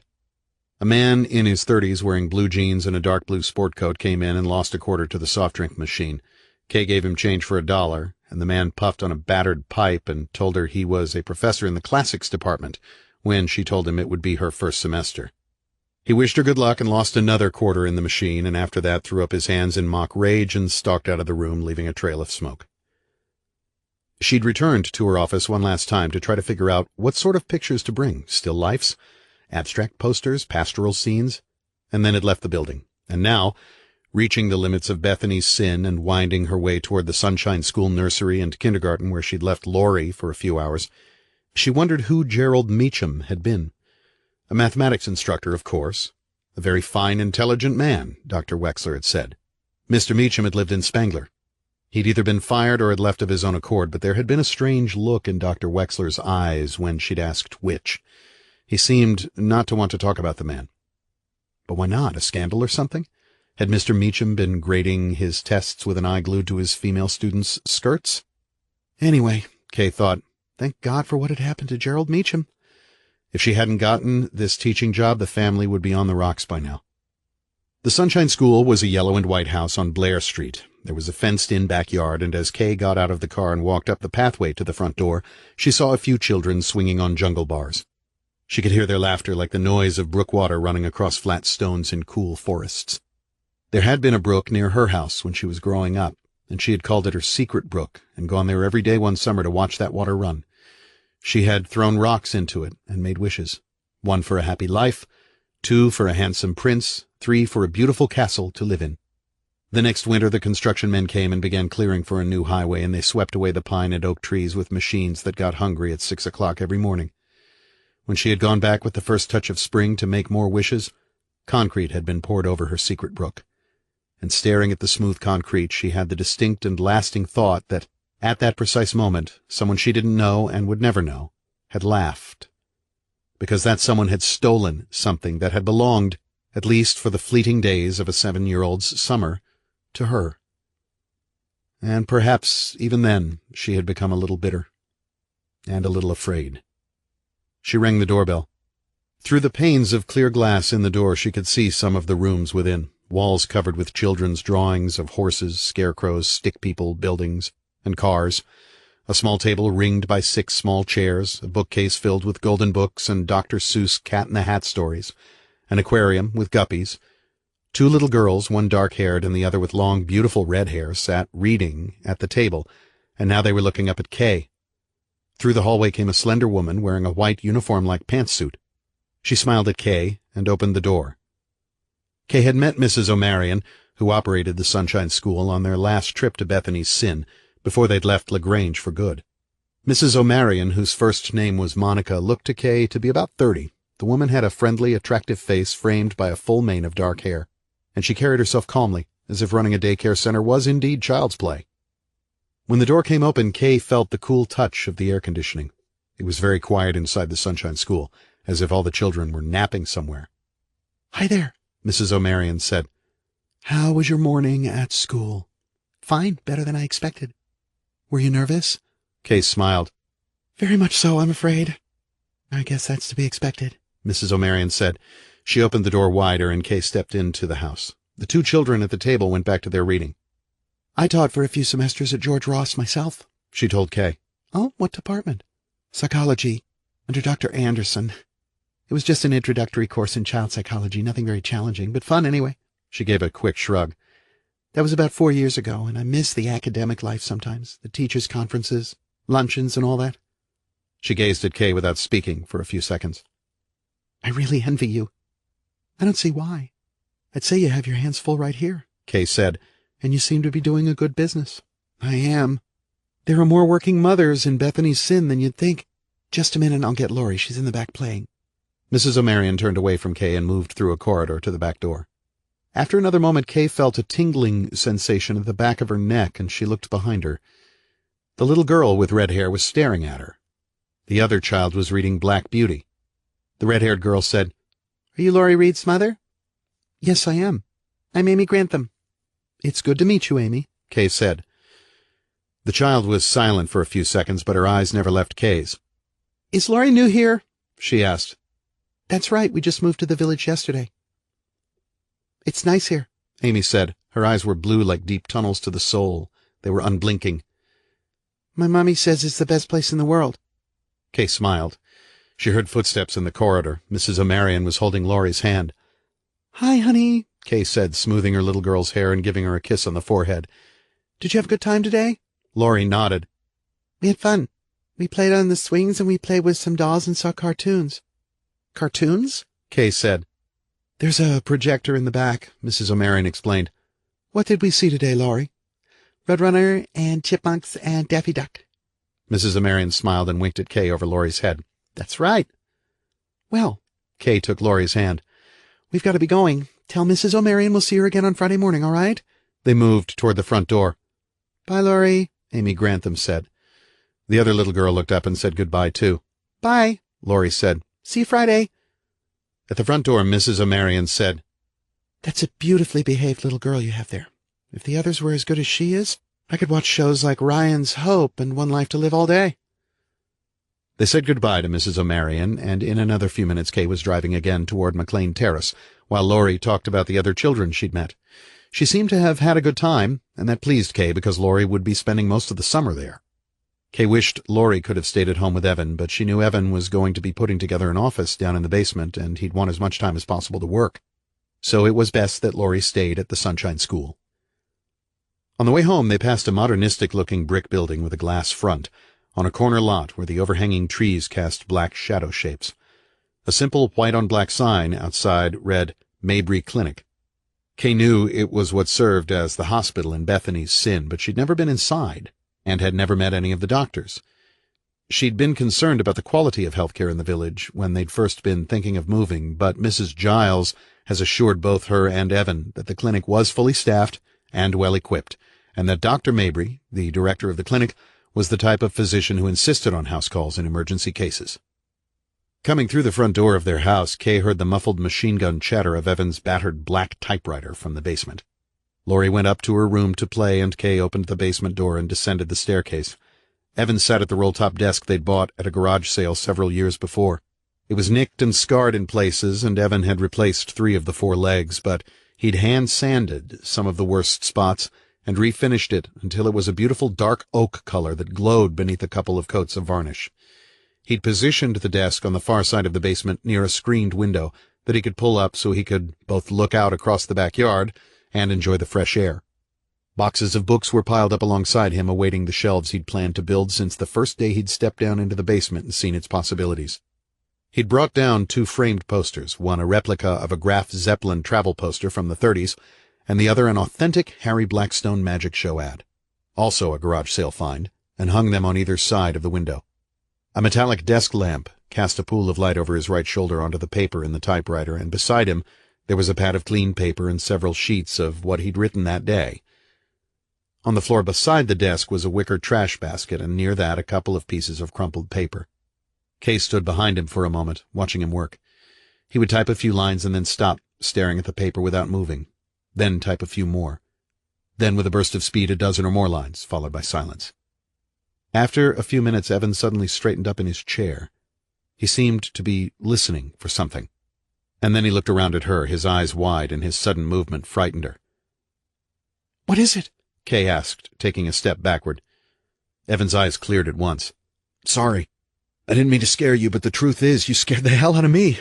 How long have you been standing there?" "Only a little while. I wanted to watch." "I felt something down here with me, but I couldn't figure out what it was. Did you have a good day? Meet everyone you're supposed to meet?" She nodded and came over to him, putting her hands on his shoulders and kissing the top of his head, right on one of his funny cowlicks. She knew those cowlicks drove him nuts when he was trying to comb his hair, and usually he just gave up and let it go wild, which to her looked sexy.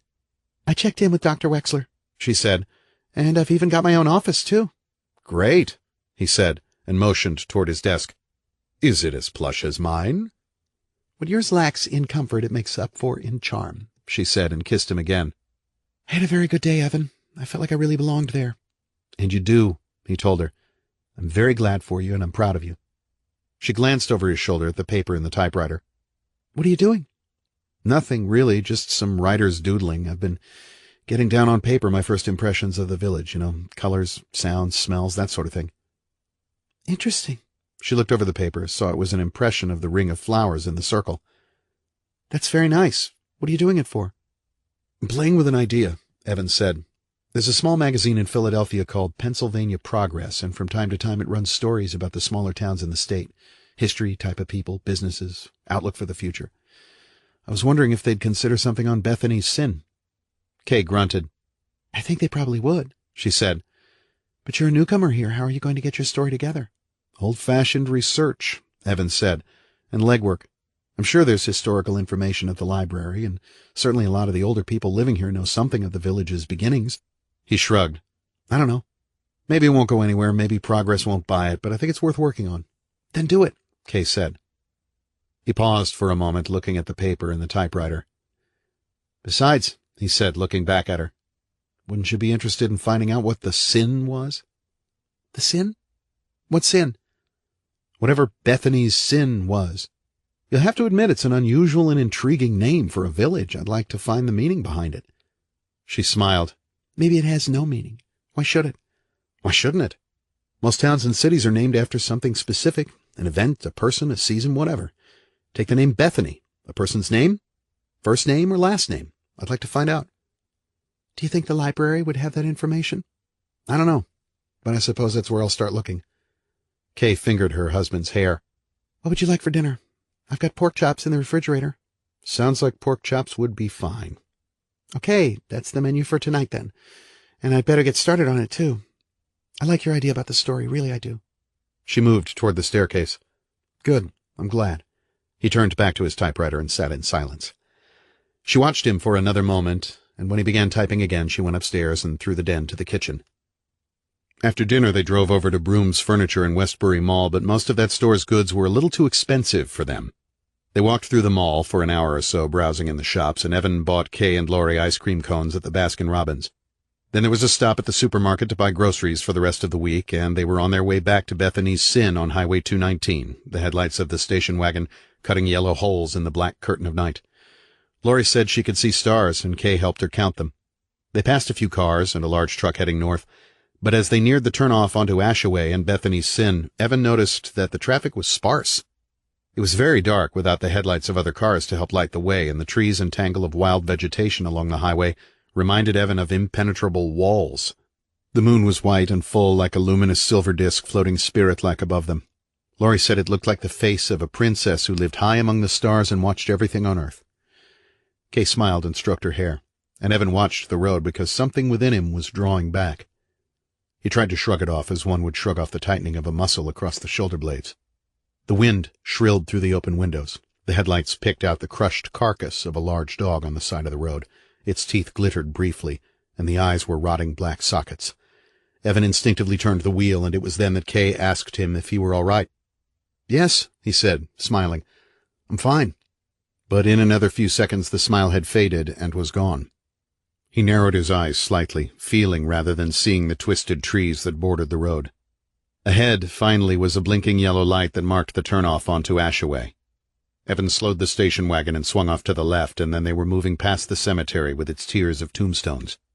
On the streets of Bethany's Sin, lights burned in most of the houses. In a living room here, a bathroom, a bedroom, a kitchen, porch lights glowed white or pale yellow. Evan felt comforted by the knowledge that the residents of Bethany's Sin were settling down for the night, reading the newspaper, watching television, talking over what had happened during the day, preparing themselves for the next.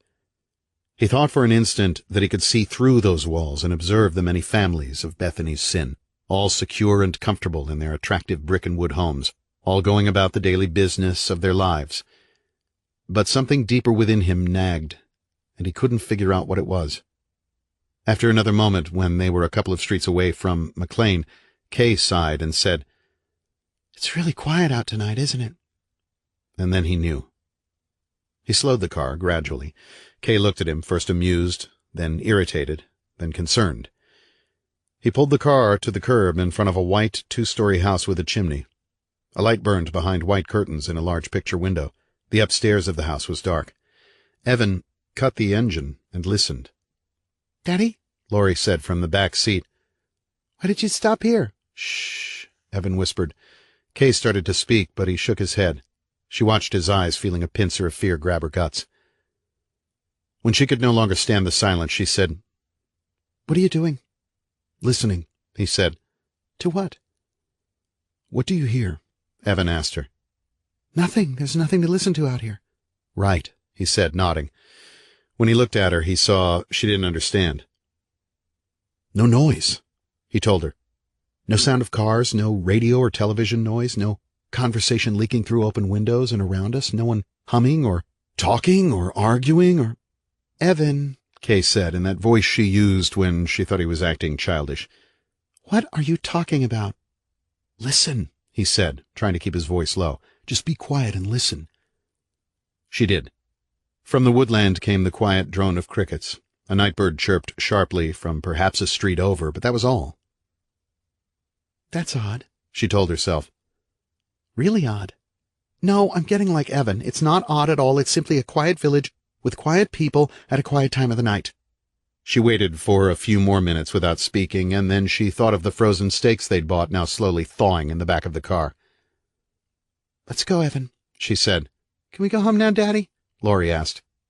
Evan looked into his wife's eyes. She was waiting for him to turn the key in the ignition. Beyond her shoulder, something moved. Evan's eyes focused on it. A shadow had moved slowly across that picture window, silhouetted against murky light, and paused for just an instant to draw the curtain back a fraction. Then it was gone. Evan blinked, not knowing what he'd seen. "Hey," Kay was tugging on his sleeve. "remember me, your long-suffering wife? We've got frozen meat and ice cream and milk in 3 bags back there, and we'd better be getting our tails home." He paused another moment. The shadow did not return. He said, "Okay, we're going." He turned the key in the ignition, and the engine started. They pulled away from the curb, and Evan threaded his way toward McLean. "Evan's right," Kay thought as they got within sight of their house, dark in a row of lights. "It is very silent tonight. Strangely silent, but better silent than noisy as all hell. Isn't that one of the reasons we moved to Bethany's Sin?" As they pulled into their driveway, Evan was trying to conjure that shadow in his mind. Something funny about it. Something unsettling. Something not right.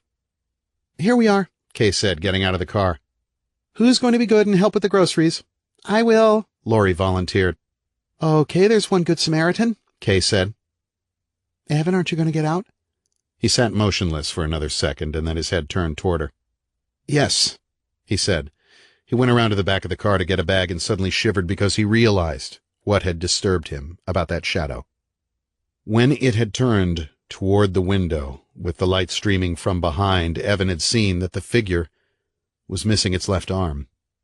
He didn't know why, but that made his nerves tingle as if an ice cube had been dropped down his back. Kay, carrying a bag, walked onto the door. Laurie, with the smaller bag, followed. Kay turned her head toward him. "Come on, Slowpoke," she called out. And at that instant, if Evan had been listening to the faint sounds carried on the breezes of night, he would have heard a noise from 3 streets over, where Blair and Cowlington met. The sound of hoofbeats. 9. Visiting.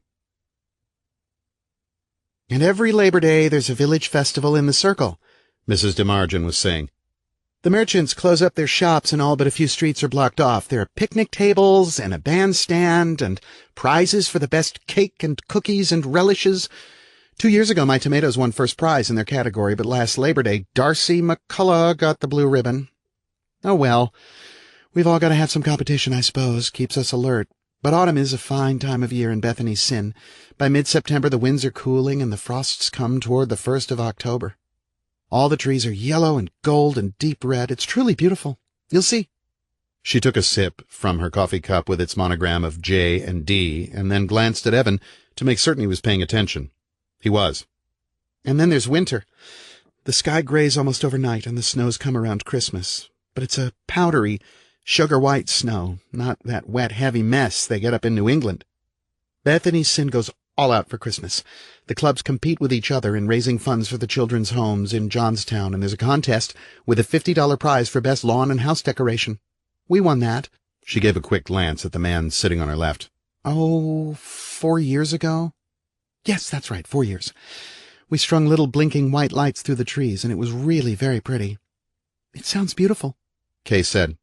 Oh, yes, Mrs. DeMargin nodded. Christmas is always a nice time of year, but winter lasts a long time here, and there's usually snow on the ground through the 1st of March. By early spring, you'll be ready for those flower buds to come popping out again. Evan, can I get you something else to drink? He'd been fingering the handle of his empty cup. No, thank you, he said. I've had enough. It's the decaffeinated kind, so you don't have to worry about staying up all hours of the night, Mrs. DeMargin explained. She gave Kay a quick smile. I know how it is not to be able to sleep after you've had too much coffee. She turned her head to look at her husband. Would you like something else, Harris? The man in the wheelchair pushed himself past her. Only some fruit, he said. He reached a small table where a green bowl of apples and grapes had been set, and picking up an apple, he bit into it and then rolled back to join the others. One thing I've been wondering about, Evan said, and Mrs. DeMargin looked at him and smiled in anticipation. What churches do most of the people here attend? I've noticed a Presbyterian church to the south, just beyond Bethany's Sin limits, and another off Highway 219 about a quarter-mile north. I didn't notice what denomination that one was. Methodist, she says. The Methodist Church, that's where Harris and I go. I suppose it's split pretty much down the middle between Methodists and Presbyterians here. What church do you attend? Actually, Evan said, we don't. Episcopal? Kay said. Oh, well, let's see. There's a nice Episcopal church in Spangler, I think, just a few minutes' drive. I was wondering, Evan said, because I hadn't seen any churches within the village itself, and I thought that was a little odd. Odd? Mrs. DeMargin gave a brief laugh. No, the churches are nearby. Most people here are deeply religious. Oh, I see. 10 years ago, this village was nothing, Mrs. DeMargin said, turning her head toward Kay. Just a spot on the map with only 4 or 5 families and a store or two. Now look at it, and it's doubling every year. Think of what it's going to be in another 5 years, or even in 3. Of course, I'd hate to see the basic character of the village change. It seems to me if we keep a rein on so-called progress, and we're not in such a hurry to invite any old body here, we'll come out better in the long run. What do you think? And while they talked, Evan found himself watching Harris DeMargin. The man was sitting across the cheerfully decorated living room to the left of the floral print-covered chair his wife occupied, and it seemed that his attention kept drifting during their conversation. He would be polite and interested for a few moments, then Evan could see his pale gray eyes slide over toward the picture window. The man's gaze would darken perceptibly, as if he'd seen something beyond the closed curtains that no one else could discern. Mr. DeMargin had been a large man once, because he was big-boned, but now it looked to Evan as if he'd wasted away over a number of years. His cheekbones jutted, and around the rather deep-set eyes were webs of wrinkles and cracks. His hair was still dark, but it was thinning rapidly, and there was a circular bald spot at the crown of his head. He was dressed well in dark slacks, white short-sleeved shirt, and striped tie. The knot of the tie was awry, and a button on the shirt unfastened, leaving Evan with the impression that perhaps the man had allowed himself to be dressed like some sort of department store mannequin. A picture of Mrs. DeMargin dressing her husband flashed through Evan's mind like the streak of a meteor, struggling with the pants on his paralyzed legs, pulling them up and belting them around his paralyzed waist. God, how terrible that would be, Evan thought.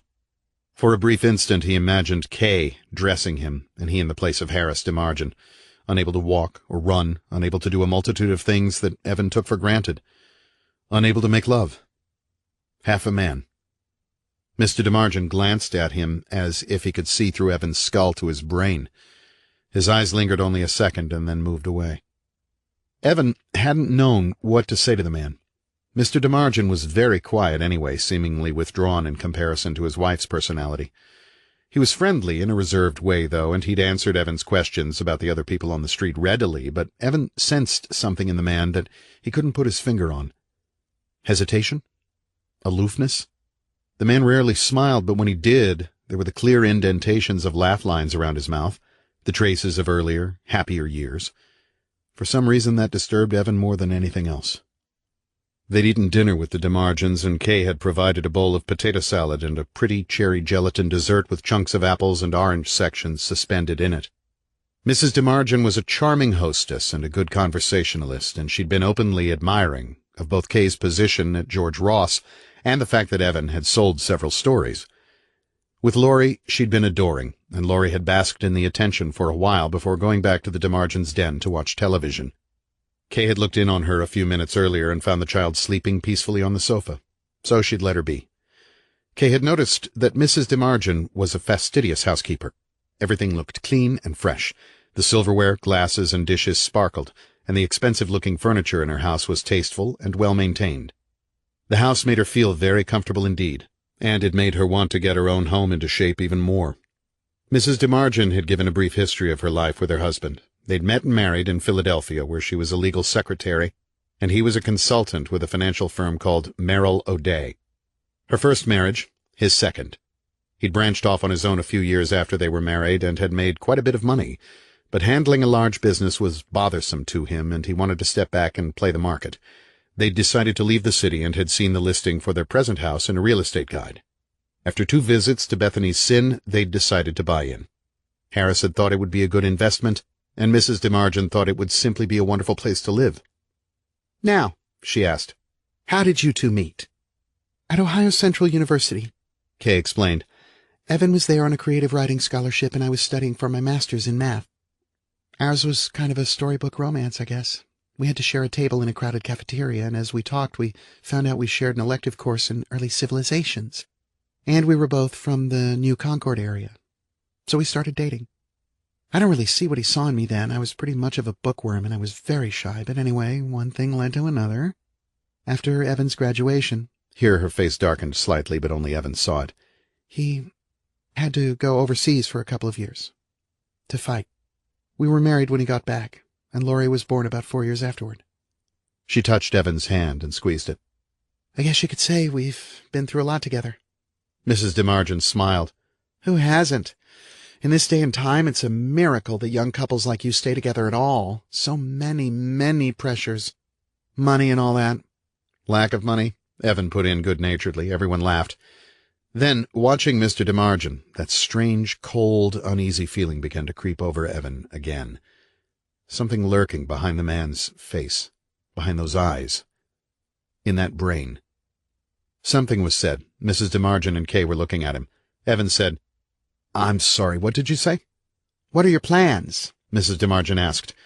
Now that you're in Bethany's Sin. I'm going to be putting together an office in our basement, he told her, and writing. Also, I'm going to be looking for some sort of an outside job, maybe with the newspaper in Johnstown. I don't know. I haven't looked into that yet. There's a community paper in Spangler, she offered, and in Barnesboro, too. He smiled. Maybe I should start one here. Quite an ambition, Mrs. DeMargin said, glancing over at Kay and then back to him. It's never been done before. Something I've been thinking about. Really? He leaned toward her slightly, feeling her husband's gaze on him. I'd like to know more about Bethany's Sin itself and about the people here. Oh? And why is that? Evan explained to her his idea of doing an article on the history of the village for Pennsylvania Progress. She listened as if intrigued, nodding her head at all the right places. Interesting, she said when he'd finished. Have you begun your research yet? No, I thought I'd talk the idea around a little first. I don't know that the village really has that much of a history, she said. It's been incorporated for only, about 10 years. I don't think we have any famous residents or landmarks or particularly historic buildings. If it's history you're looking for, you might drive up to St. Lawrence, to the seldom-seen Valley Mine. Now that's something to— Bethany's Sin, Evan said, trying to bring her back on track. Where did that name come from?" She screwed up her eyes, glanced at her husband. "I don't really know. Harris, do you?" He thought for a moment. "No, I've never heard," he said finally. "Weren't you ever curious about it?" Evan asked the man. "Oh, sure," he replied. "I was when we first moved here, but no one seemed to know." He gave a shrug. "I guess it's one of those names that don't mean anything. It just sticks, and that's that." Evan grunted, feeling a twinge of disappointment. He'd envisioned a tantalizing story behind the village's name, something rooted in a mysterious past, but now, he thought, maybe there was nothing to it after all. His imagination had run away with him. Isn't that what Kay always said, that he lived on the rim of his imagination and someday he'd fall totally into it and nothing would be real anymore? Yes. Yes, she was probably right. "If you'd like," Mrs. DeMargin offered, "I'll ask around for you, try to find out something you could use in your article, but on the whole, all I know is that Bethany's Sin is a quiet, peaceful little village. Maybe there's nothing more than that about it." She smiled at Kay. "Actually, I prefer it that way. I don't want history or notoriety or anything else, and I'm probably echoing the feelings of most of the villagers." "Do you think, then, that the others might be opposed to my doing anything on the village?" "No, not opposed, just perhaps a bit reluctant. They value their privacy a great deal, and you've got to remember that most of them moved here, like Harris and I did, seeking a place to get away from the cities.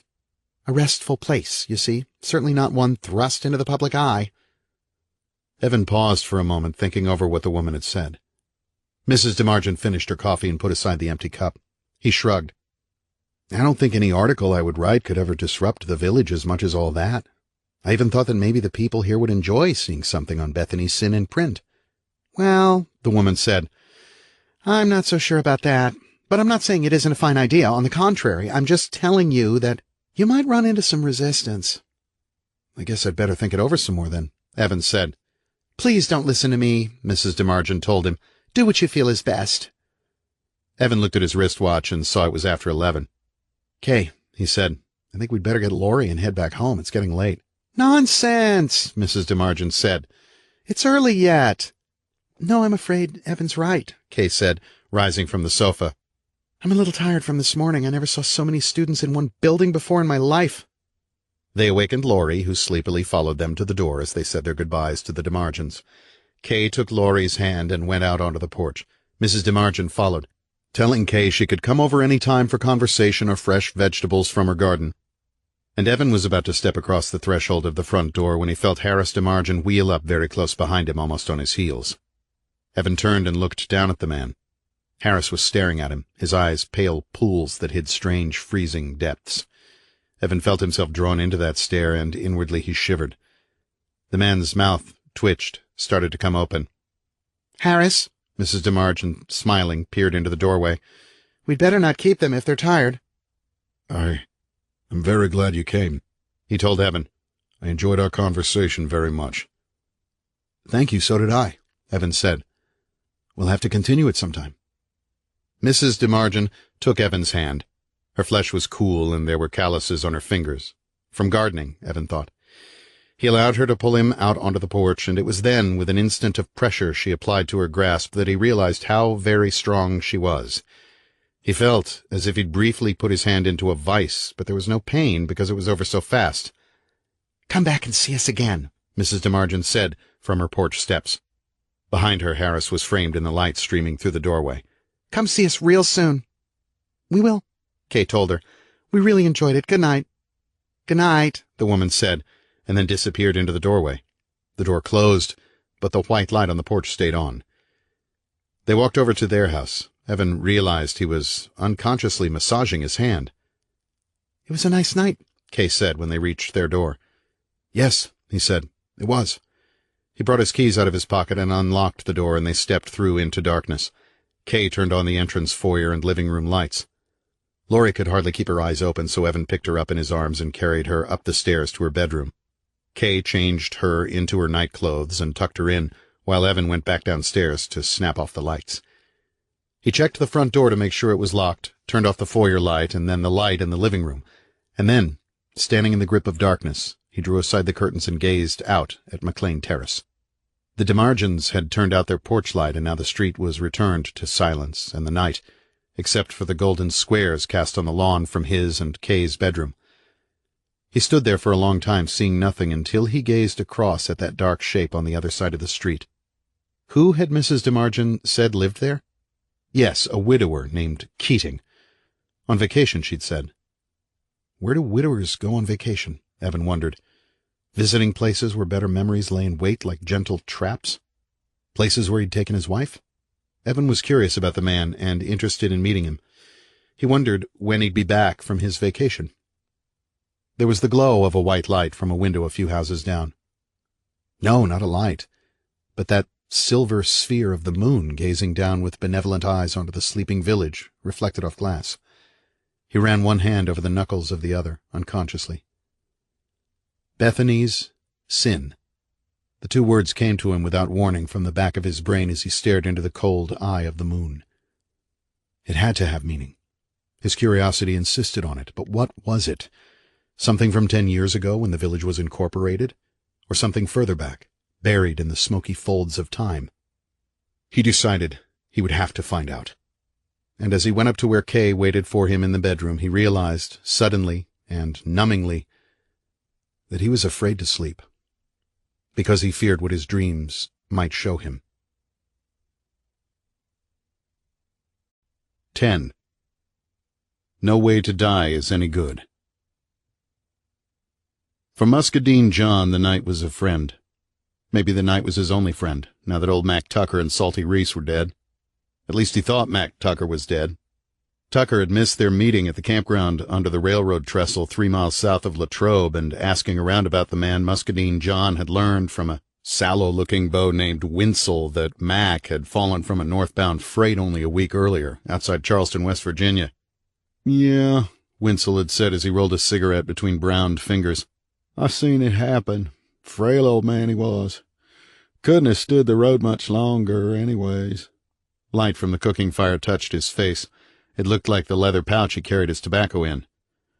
He was up jumping and dancing around, don't you see, happy-like. Said he was heading up toward where he was born and he was going to see some old friends. Anyways, he slipped. Fell right out through the door, and us burning the tracks at 50, 55 miles an hour. Sharp gravel bed, too. We jumped up and looked out, tried to see him, but by then he was on around a curve, and it was too dark anyways. For a long time, Muscadine John said nothing. He stroked his long silver beard and sat staring into the fire, his legs crossed in front of him. Across the foliage-surrounded campground, the other beaus played cards or talked quietly, catching up on stories or mapping out railroad routes. "You sure his name was Tucker?"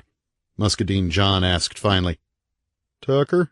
Winsel narrowed his eyes in thought. He scratched the bridge of a nose that had once been badly broken and never properly set. "Now, wait just a minute. Tucker, you say? Well, I think this here fella's name was Tucky. Or maybe it was Tucker, now I'm thinking of it."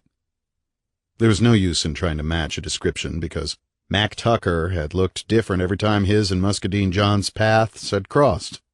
Once the older man had sported thick white hair and a walrus mustache.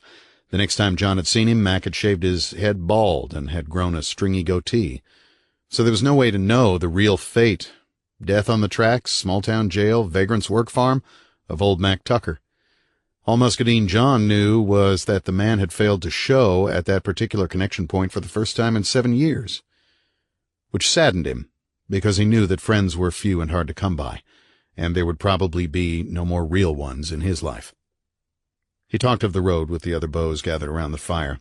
He was heading up into New England, he told them, and then probably over toward the lakes.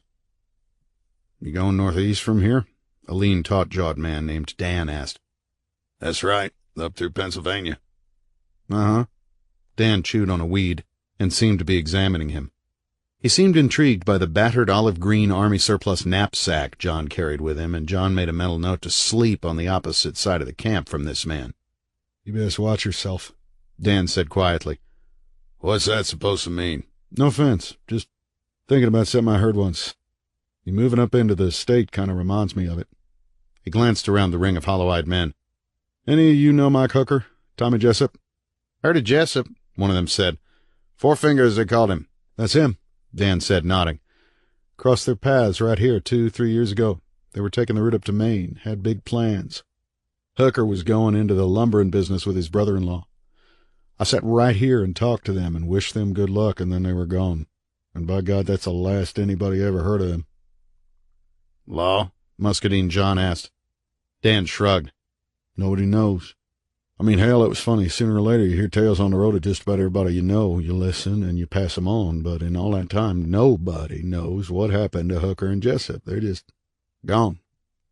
Same with Perkins Casey, said a younger man with longish brown hair as he rolled a cigarette, tucked it, and licked it. Good old fellow, too. He was moving cross-country through Pennsylvania last time I saw him, maybe 8 months ago. I've asked around about him, but, well, he shrugged and was silent. Firelight played across the faces of the listening men. Someone coughed, and someone else tipped up a bottle that glinted orange. Yeah, Dan said.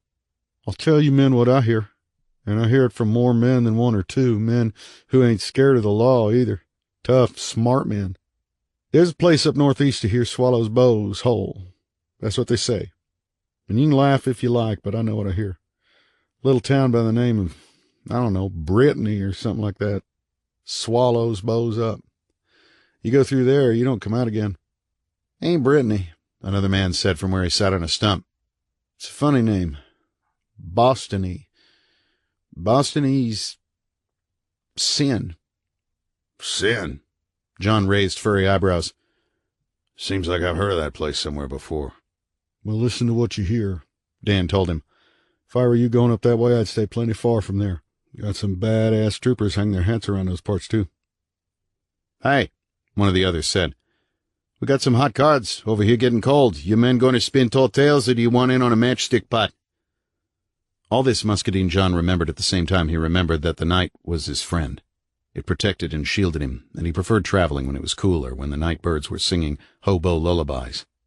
The midnight breezes nestled against him, and the weight of the knapsack, filled with an odd assortment of rags, shirts, socks, an extra pair of shoes, a red golfing cap he'd found on the side of the road, a couple of empty Muscadine wine bottles, was familiar and reassuring rather than cumbersome.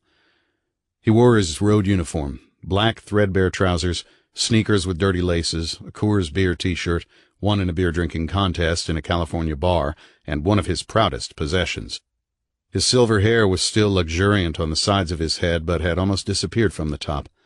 He took pains to keep his long beard looking good. He combed it and washed it whenever necessary, and it never failed to get comments most everywhere he traveled, which had been many times across the face of the United States and twice into Mexico. Walking northeast along a narrow Somerset County road, Muscadine John stared into the face of darkness and wondered where he was. He'd seen only a few cars going south in the past 3 hours, and he'd seen no road signs at all. There was a map somewhere in that knapsack, but he didn't want to take the time to find it. The road unfolded at its own speed. He knew that from experience. Overhead, the sky was a canopy of stars, some bright, some distant, like memories. The moon lay over his right shoulder as if protecting him, and he could see the faint outline of his moon shadow walking ahead of him on the concrete. On all sides lay a thick black blanket of forest, and from it Muscadine John could hear a dozen different kinds of noises. Shrill bird cries, crickets sawing, small nocturnal animals skulking through thicket. His own footfalls were all but silent, and as he walked he felt himself truly part of the night world, a passing shadow, perhaps. The rustle of the breeze through leafy branches, the chirruping of insects bedded down in high roadside weeds. In another hour or so he would find a spot off in the forest to sleep, and then in the morning maybe he could scout out some good neighbor who would part with 50 cents or directions to the nearest soup kitchen. He had taken 3 more steps when he froze. His heart leaped, beating furiously, and his eyes widened involuntarily. Perhaps 20 yards ahead a figure stood at the side of the road, framed against the outreaching arms of the tree. Muscadine John stood motionless, eyes narrowing slightly to see better in the darkness. The figure did not move. He took a tentative step forward, then another. Jesus God, he muttered after another moment. Damned eyes are shot to hell. He rubbed them and looked again at the roadside sign. It had appeared briefly as a tall, gaunt human being, and the sight of it had sent a cold chill up John's back. Now he muttered under his breath at his stupidity and neared the sign. He dug in a pocket for a book of matches and lit one. It blew out, and he lit another to read the white lettering. Culver, 2. Elmora, 7. Bethany, Sin, 9. Never been through Culver, He told himself. Might be a friendly little town. Have to see. His eyes dropped to the last name, Bethany's Sin. Heard of that one somewhere, haven't I? Yeah, somewhere. And then it came to him like the rush of blood to his face after a 3-day drunk. Around the hobo campfire. What Dan had said. Place swallows bows up. Stay away from there. Bad place. He ran the back of his hand across his mouth, still staring at the name. The match went out. He flicked it to the side and continued walking, a little faster now, not knowing why, but remembering what Dan had said and the way that man's eyes had looked, dark and strange, when he'd said it. Maybe it was time to bed down for the night, get an early start with the birds. He'd walked perhaps another mile when he decided to make camp, and he pushed his way off into a maze of trees and sharp thorn beds in search of a hidden clearing. No use letting the troopers see his coffee fire. As he walked, he thought of Mac Tucker. He hoped the man wasn't dead. He hoped they'd meet again somewhere, but if he was dead, John wished him well in that next and better world. But that would be a bad way to go. Head cracked open on stones and the brains oozing out as a freight howled lamentations above the corpse. His mind sheared away from that thought. No way to die was any good. Muscadine John glanced back. The road was gone, hidden by dense foliage. He smelled the sweet green smell of the woods, of the rough tree bark, of the charcoal-black sky with glittering diamonds strewn across it. He continued deeper into the forest, thorns catching at his shirt and trousers. And then he stopped. He cocked his head to one side, listening. His eyes glittered. He'd heard something strange, something distant, the echo of a noise, but from what direction it had come from he couldn't be certain. The high, shrill cry of... Sure, he knew that sound, an eagle, hunting. And that was funny, Muscadine John thought, because there weren't a lot of eagles in this part of the country, and they didn't hunt in darkness. He listened, his ears burning, but the sound did not repeat itself.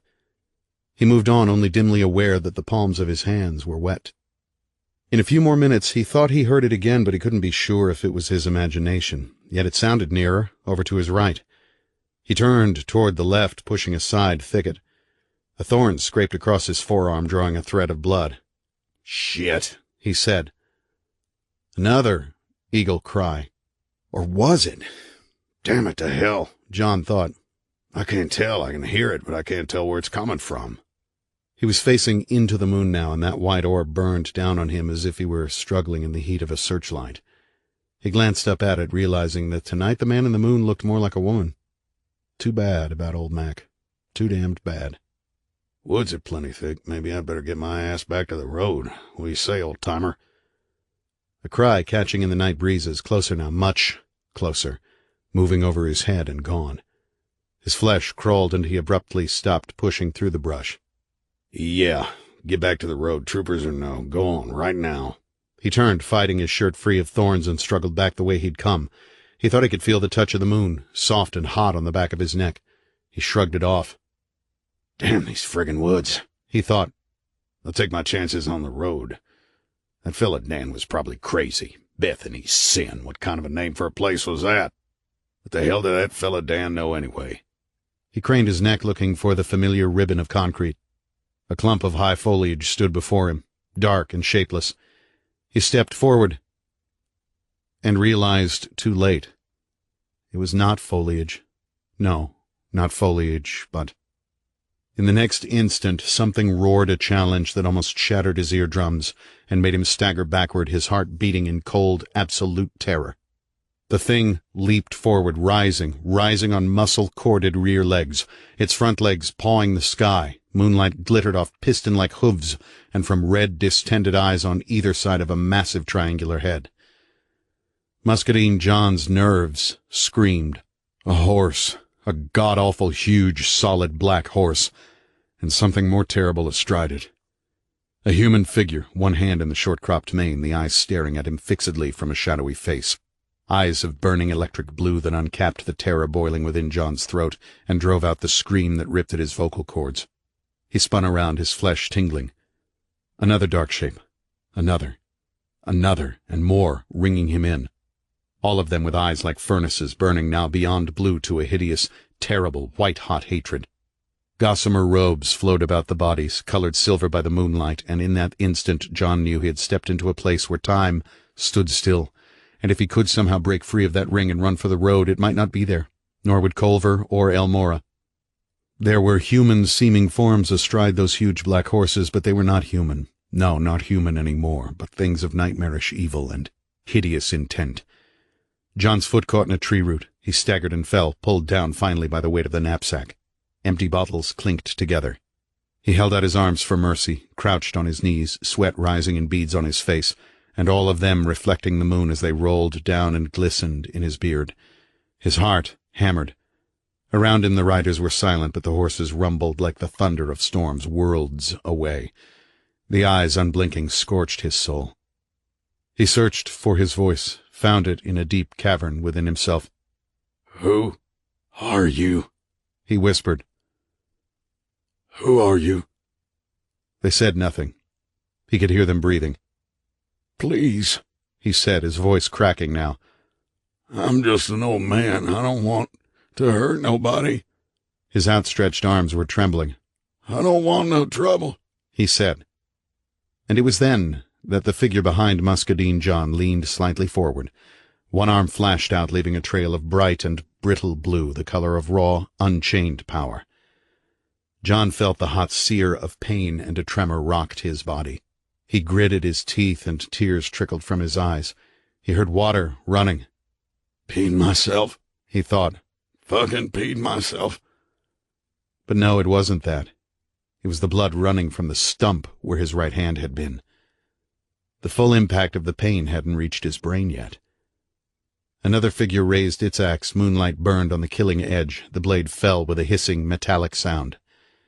Muscadine John's right arm fell off at the elbow. He found himself staring at the threads of flesh and the ghostly white, wet glimmer of bone. His hand clutched air a few feet away, and it was then, as the sick heat set fire to his veins and nerves and the marrow of his bones, as his mouth opened and his eyes bulged from their sockets, that his scream filled the night like the sound of a wounded and dying animal. An axe fell. The stump of his right shoulder gushed thick, glimmering red blood. Red rain spattered the trees. Muscadine John's body trembled as if touched by an electric wire. He saw their eyes on him, and he knew he must get to his feet and run for the highway. Screaming in horror and pain, he staggered up and forward, off balance, then fell against the side of one of the horses and down into a clump of spined thorns. The things turned toward him, their axes rising. He ran for his life, tripping, screaming, staggering from tree to tree, but they were only footfalls behind him, slowed by the dense foliage, but not slowed enough. "Bleeding. Bleeding too much. Oh, God, oh, sweet Jesus, God, bleeding too much. Put a hand in that socket, hold the veins. Oh, God, bleeding too much. Jesus, help me, bleeding too much." They guided their horses expertly around the trees and the thicker growth. Their faces were split by moonlight and shadow, and their fingers were clamped like vices around the hafts of their glowing axes. He tripped again, almost fell, but caught himself. His legs were weakening. There was a buzzing in his brain and a numbness that had claimed more of him with each step. One side of the knapsack dragged because there was no arm to secure the strap, and then he turned his head, sweat burning on his face, to see them. And it was then that the thing just behind him bent down and, with an almost effortless blow, cleaved the head from the fleeing, bloodied body of the man. It sailed out into the night, turning over and over, the silver beard catching moonlight, the eyes staring and seeing nothing.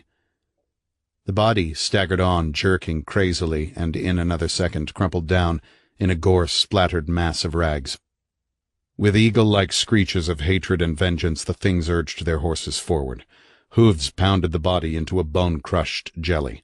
One of them found the head, and it shattered like a porcelain bowl that had held a wine-soaked sponge. For almost 10 minutes the things screamed, and their mounts danced the dance of the death-giver, and when they were finished, nothing was recognizable except a battered, split-seamed army surplus knapsack.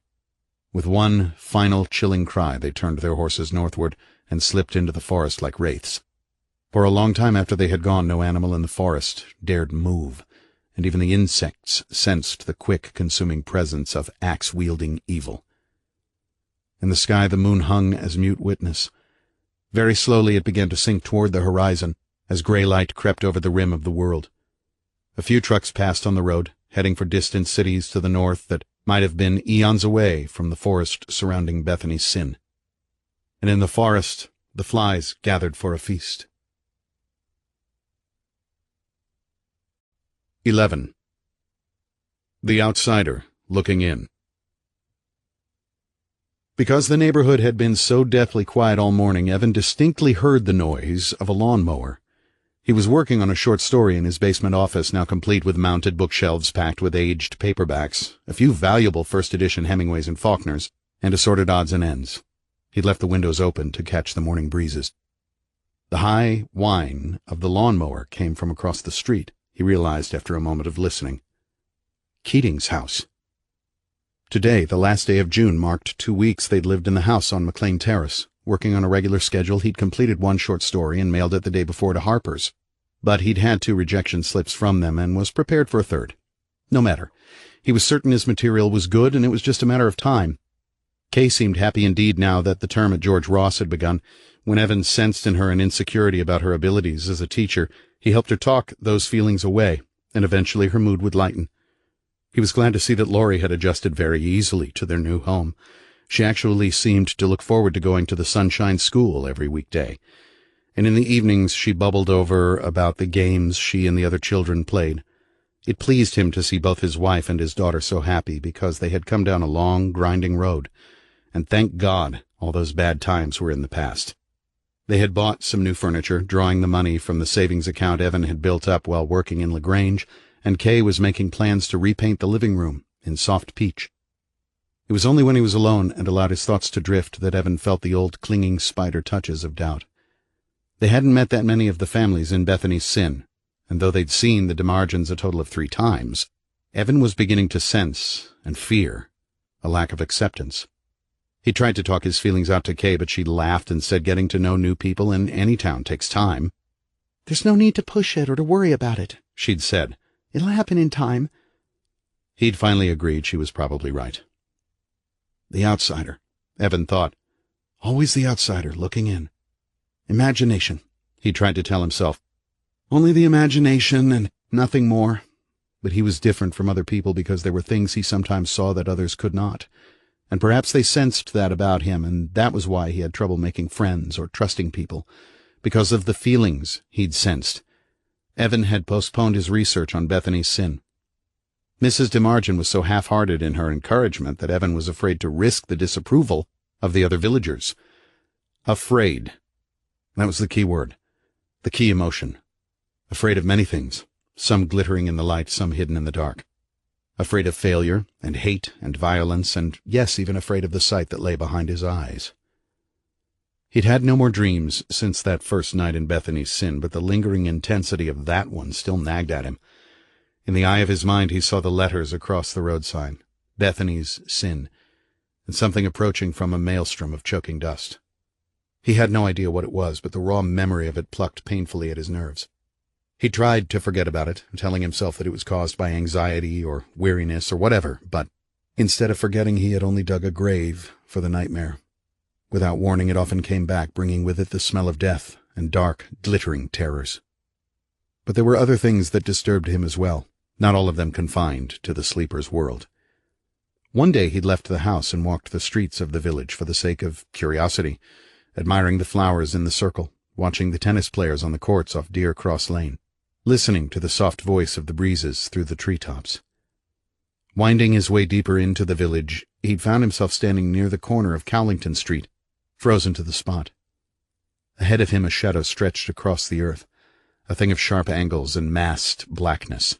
Beyond a spear-topped wrought-iron fence stood that dark, stoned house, the roof of which he'd seen from McLean Terrace. The windows blazed with reflected sunlight like white-hot eyes with orange pupils.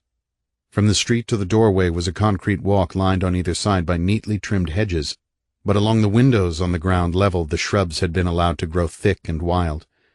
The grounds were green and slightly rolling, with large oak trees placed at intervals, casting mosaics of shade. Nothing moved around that house, and Evan could see nothing beyond the windows. After a few minutes Evan had felt a sudden spine-rippling chill, even though he was standing in the full sun. His pulse throbbed, and when he raised his hand to his forehead, he found a light sheen of perspiration ready to break. He turned away quickly and retraced his steps until he'd left that place behind. But why he'd felt a sudden surge of fear, he didn't know. And there were other things as well. The shadow of a one-armed figure, a shape that had moved rapidly past his bedroom window and on down the road. The barking of a dog in the still hours of the night. The haunted eyes of Harris DeMargin. Imagination? Nothing is real but what you perceive, Evan told himself as he listened to the drone of that lawnmower. But is what I perceive real? Nagging doubts bred of old insecurities and fears, or something very different? Kay wouldn't listen. There was no need to burden her with the things that churned inside him anyway, but whether those demons were imaginary or real, they were beginning to scream within his soul. And now they had taken on the voice of a lawnmower. Evan stood up, climbed the stairs out of the basement, and stood in the front doorway looking across the street at the Keating house. Keating looked to be a younger man than Evan had envisioned. He was dressed in faded jeans and a sweat-soaked T-shirt, and as Evan watched, Keating paused momentarily behind his red mower to mop at his face with a white handkerchief.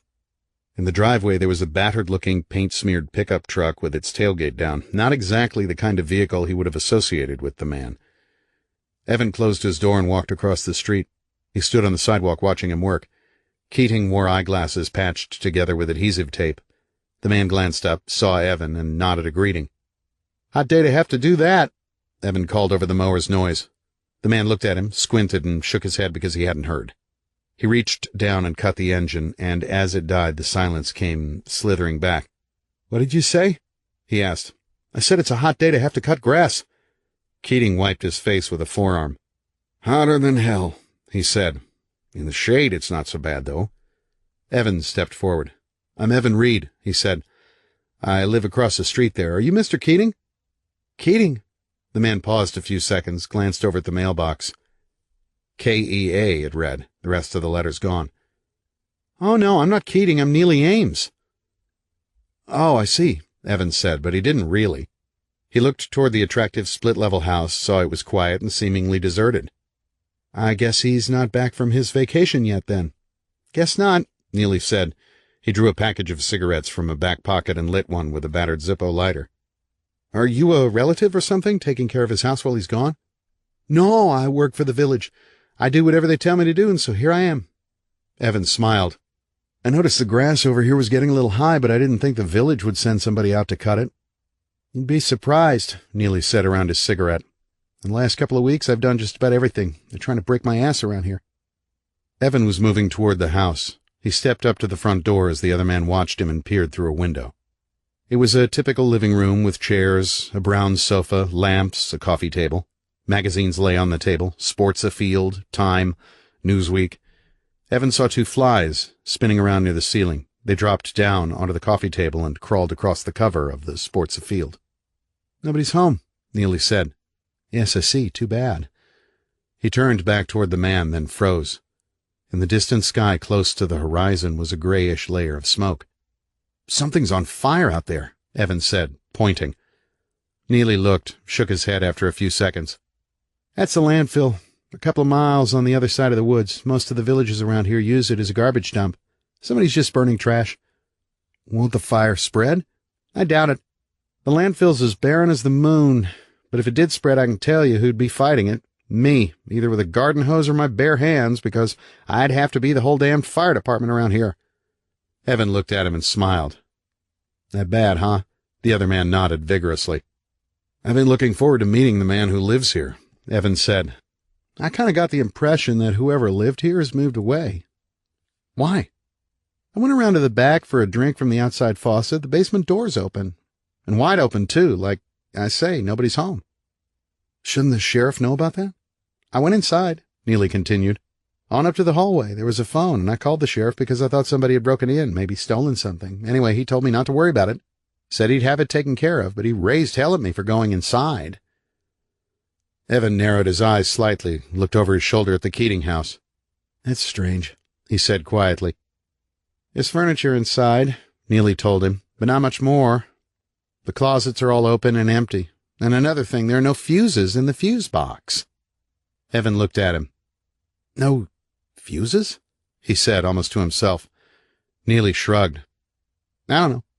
Maybe, what's his name? Keating? Maybe Keating decided to move and just took off. A lot of people do that, you know. But why would he? Evan asked, turning and gazing along the street at the other houses. The smudge in the sky seemed nearer, but the unasked question burned at him. Why would anyone want to leave the perfect village of Bethany's sin? No telling, Neely said, watching the man. He drew on his cigarette again and then said, Well, if you'll excuse me now, I'd better finish this lawn. He pulled a couple of times on the starter cord and the mower kicked to life. Guiding the mower toward an uncut section on the far side of the lawn, he concentrated on how good a beer was going to taste after this job was done. Evan stood where he was for a moment more. From the corner of his eye, he caught a brief glimpse of that high roof before the tree limbs covered it over again in the wake of a breeze. The museum. He turned away, crossing the street again and disappearing into his own house. And after he was gone, Neely Ames stared in the direction he'd gone. What was the man's name? Reid? He seemed okay. Worlds better than most of the people he'd met so far. At least the man hadn't looked at him with something akin to disdain as the others did. Neely swung the lawnmower around, cutting a swath through knee-high weeds. He hadn't told Evan Reid everything he'd found inside. He hadn't told him of that wide, dark stain on the basement floor just below the empty fuse box. That he'd decided to keep to himself. He wiped sweat out of his eyes and put his back into the mower. Day cooled into evening. The noise of the lawnmower stopped, and slowly the subtle blues of nightfall shaded the far forest, creeping toward Bethany's sin. Evan watched them coming as he stood at a window in the den. He watched them as Kay made dinner in the kitchen, as Laurie laughed at a Soupy Sales rerun on television. It seemed to him that out there a tidal wave of darkness was gathering, taking awesome form and hideous strength, rolling across the woods, driving down the earth beneath blackness, rolling nearer and nearer and nearer. He tore himself away from the window and helped Kay make iced tea in the kitchen. Some really smart kids, Kay was saying. They're asking me questions that I find tough to answer sometimes, but God, that feels good. Being challenged like that is, well, it's one of the most fulfilling things in the world. I'm glad, he said, popping ice from their trays. It sounds terrific. It is. You know, it'd be great if you could come over and have lunch with me someday. I'd like to show you around and introduce you to the other teachers. He nodded. I'd like that. Maybe someday next week. Thursday would be good, Kay said. She stirred the rice, listening to his silence. He'd been very quiet since she and Laurie had gotten home, and at first Kay had thought Evan had gotten a rejection slip in the mail, but all that had come was an electric bill and a Penny's mail-order catalog. He was often quiet when his work wasn't going well, when he felt at odds with a character or a situation in a story, but this was somehow different. This was like the morning after one of those dreams he had. Oh, God, no. Aren't you feeling well? She asked him finally, not looking at him, but rather into the rice. And he heard the trepidation in her voice, the fear of what was to come. He said, A little tired, I guess. Trouble with your story? Yes. Anything I can help you with? No, he said. I don't think so. But of course she knew that wasn't it. I want to cross the street today, he said, to Keating's house. You know, the widower Mrs. DeMargin told us about? There was a guy over there cutting the grass. He said the back door was open, the lock broken. He said he didn't think anyone lived there anymore. Who was he? Someone the village hired, a handyman, I suppose. He gazed out the kitchen window, saw blackness, creeping, spider forms in the clouds. I looked in through a window myself, and I... Say it. You've got to say it and get it out, by God, or your soul will scream. I didn't like what I felt. What did you see? He shrugged. Furniture, magazines, flies. Flies? She looked at him questioningly. 2 of them, Evan said, circling the living room. I don't know why, but that bothers me. Oh, come on, Kay said, trying to keep it light and easy. Why should that upset you so much? Evan knew why, but wouldn't tell her. Because he'd seen many, many corpses in the war, and most of them had been speckled with greedily eating flies. Around the lips of rictus grinning death masks, around the bullet holes and ripped arteries. Since then he'd always equated flies with death, just as he equated spiders with rank, crawling evil. They sat down to dinner. Evan thought he could hear the darkness breathing beyond the window panes. We watched cartoons today, Daddy, Laurie said. We had a fun time. And Mrs. O'Martian told us some stories. O'Marion, Kay corrected. What kinds of stories? Evan asked her between forkfuls of beef stew. She gave a little girl shrug. Funny stories about old things. Old things, huh? Like what? She paused a moment, gathering her thoughts. Mrs. O'Martian was such a nice lady. She never talked loud and never got angry, no matter what any of them did. No matter if they swung too hard or laughed too loud or threw rocks. The only time she'd ever seen Mrs. O'Martian get upset was when Patty Foster had fallen down and cut her knee real bad. About an old place, Laurie told her father. Funnier even than Oz. I'll have to meet this Mrs. O'Marion sometime, Evan said, glancing over at Kay. I'd like to hear these stories. He smiled at Laurie and continued eating. When they'd finished dinner, Kay and Evan did the dishes, and then she settled down in the den with a stack of mathematics texts she'd brought home from the George Ross Library. Evan played a game of Crazy Eights with Laurie at the kitchen table, but his mind kept drifting from the cards he held. He kept thinking of the darkness outside the walls and how the moon would be shining now on the windows in that looming house on Cowlington Street. And when Laurie was sleeping and the lights were out, Evan and Kay made unhurried love in their bedroom, entwining and falling apart and entwining again. Kay breathed steadily beneath him and clutched at his firm back and shoulders, but even in the ebbing warmth of their afterglow, when on the rim of sleep they both held to each other, Evan's mind turned and twisted into the corridors of the past. Eric, the cracking of a high decayed branch, a falling body thudding to earth in a golden field, crows taking to the sky, fleeing death, and Evan, young Evan, who had seen his brother clutching at empty space in a dream but hadn't recognized it as a premonition standing over him, seeing the blood trickle from both sides of his mouth, seeing the small chest heave for air. Eric had made a move to grasp his arm, but Evan had spoken. I'll go and get Dad. I'll go and I'll hurry and I'll get him. I'll hurry. And then he'd run, stumbling all the way back to the small house on the hill, screaming for his mother and father to help, because Eric had been hurt badly. He'd fallen while branch walking, and now he was broken on the ground like some sort of carnival puppet. He'd shown them the way, afraid that he was taking them along the wrong path, afraid he couldn't find that place again, afraid. And when they'd gotten there, Eric's eyes had been glazed and steady, staring at the hot orb of the sun, and the flies were already tasting the blood around the young boy's mouth like water from red fountains. Evan's mind, tumbling through a labyrinth. Faces peering through bamboo bars. Evan, dazed and weak, fighting off two black-garbed guards with all the strength left in his body. Gripping a knife and slashing, one of them swinging at his head with a rifle stock, the other falling back with liquid gushing from a torn jugular. The noise of screams and shouts, more guards coming from the jungle-camouflaged compound. The shadows converging toward the bamboo cages, Evan grabbing at the rifle stock, knocking it aside, driving the knife deep through the rib cage up into the lungs. Throwing the Kong aside, turning toward the cages where the crazed men babbled and frothed. Machine gun fire, bullets streaking across the ground between Evan and the cages.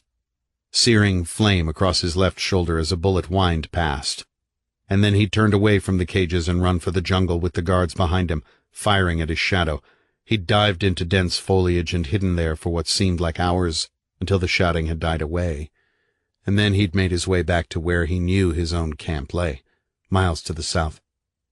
He'd reported the capture of his recon patrol and a rescue mission had been organized. He'd led the men back through the jungle, relying on his memory and his instincts, and the next day they'd found the Kong camp. But only the dead remained. The others had been executed in their cages, their bodies riddled with bullets, and the stench of death hung there like a dark mist. And already the flies had come in swarms, ancient armies always victorious. And it was then that Evan had known.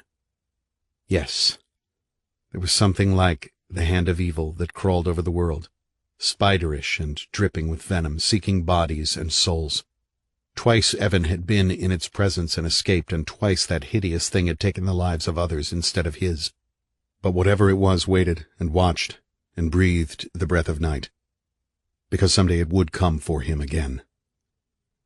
He opened his eyes, pulled Kay to him, and kissed her forehead. She smiled sleepily, and then he let his mind topple over the brink, into a terrible, familiar place where the show was about to start, and he could not be late, for they had something to show him.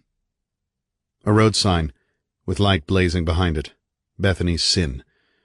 Images of the village, neat houses in rows, spreading elm trees, the circle, and that house, the museum on Cowlington Street, the opening door, fear thundering in his soul. A sudden whirlwind of dust, a darkening of the light, a coldness that made his bones ache. And that movement in the dust, a figure draped in shadows coming slowly nearer and nearer, walking soundlessly and with coiled, terrible strength. He wanted to cry out, but could not. He wanted to run, but could not. And now the figure parting the curtain of dust, reaching through it for him, coming closer, closer, fingers grasping for his throat. And now Evan could see only the eyes in a dark hovering face. Electric blue, crackling with power that threatened to rip him to pieces, unblinking. Below them lips parted in the snarl of hate, showing glittering teeth. Evan screamed, felt the scream tear at his throat like a claw. He fought his way out of it. Kay beside him now saying, dear God, not again, please. No, not again. No, Evan. Okay, he breathed, finally trying to steady his nerves. He felt wet and clammy, cold and alone. Don't worry, I'm okay. Really, I am. Dear God in heaven, she said. And it was then he realized she had moved away from him and wasn't touching him anymore. He looked into her eyes, saw them widened and afraid. He ran a hand over his face and shook his head. Go back to sleep. She stared at him in silence, as if she were staring at someone with a terminal disease. Sadness mixed with fear. I said go back to sleep, Evan said, his gaze drilling a hole through to her brain. She shuddered inwardly from the expression in his eyes. She'd seen something like it before when he'd awakened and told her there was going to be an accident and they might get hurt. There was going to be a red tractor-trailer truck marked Allen Lines that would lose its brakes and veer across a median toward them. But no, this was worse, and it frightened her to the very core of her being. His eyes were hollow and haunted, lit by an internal fire to banish the terrible cold that had crept through his bones. Go to sleep, Evan whispered. She started to speak, thought better of it, and laid her head back down on the pillow. Through the window she could see the moon, and it seemed to her in that instant that the moon was grinning.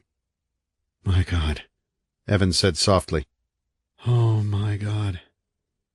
He settled back, his heart pounding in his chest like a sledgehammer. There was no waiting for sleep. It had passed him by this night, discarding him like a cracked, useless container. He threw aside the sheets and let the air cool the sweat on his body. Beside him, Kay stirred, but she neither touched him nor dared to speak. Those eyes burned in his brain. When he closed his own, he saw them still, orbs of fire somewhere within his forehead. And now, with this second dream, he knew, and feared the hideous knowledge. Something in the peaceful village of Bethany's Sin was stalking him, drawing closer.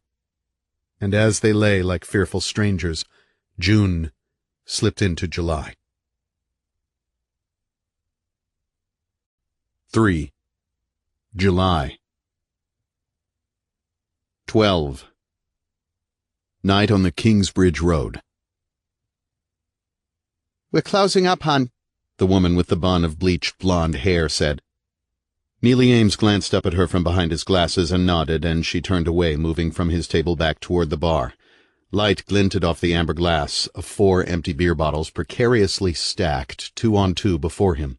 Another beer bottle, half drained, lay on the floor beside his chair. He watched the woman. What did she say her name was? Ginger? Go back behind the bar and start counting money out of the cash register. He strummed a few more chords on the time-worn 12-string Gibson guitar in his lap, and Ginger looked up, gave him a quick and tentative smile, then continued counting where she'd left off. Vic, the bartender, a burly man with a reddish beard and a gut that preceded him by a foot or so, cleaned beer mugs with a cloth and listened to the younger man play. They were old songs, but of course neither Ginger nor Vic had ever heard them before because Neely had written them himself. Some of them had lyrics, some didn't, some were complete, some were fragments, but each one in its own way was special, and each one sprang from a particular event or feeling in his life, something that had burned through his gut and finally made its way out, with much pain and often confusion, through his fingertips to be voiced by that guitar.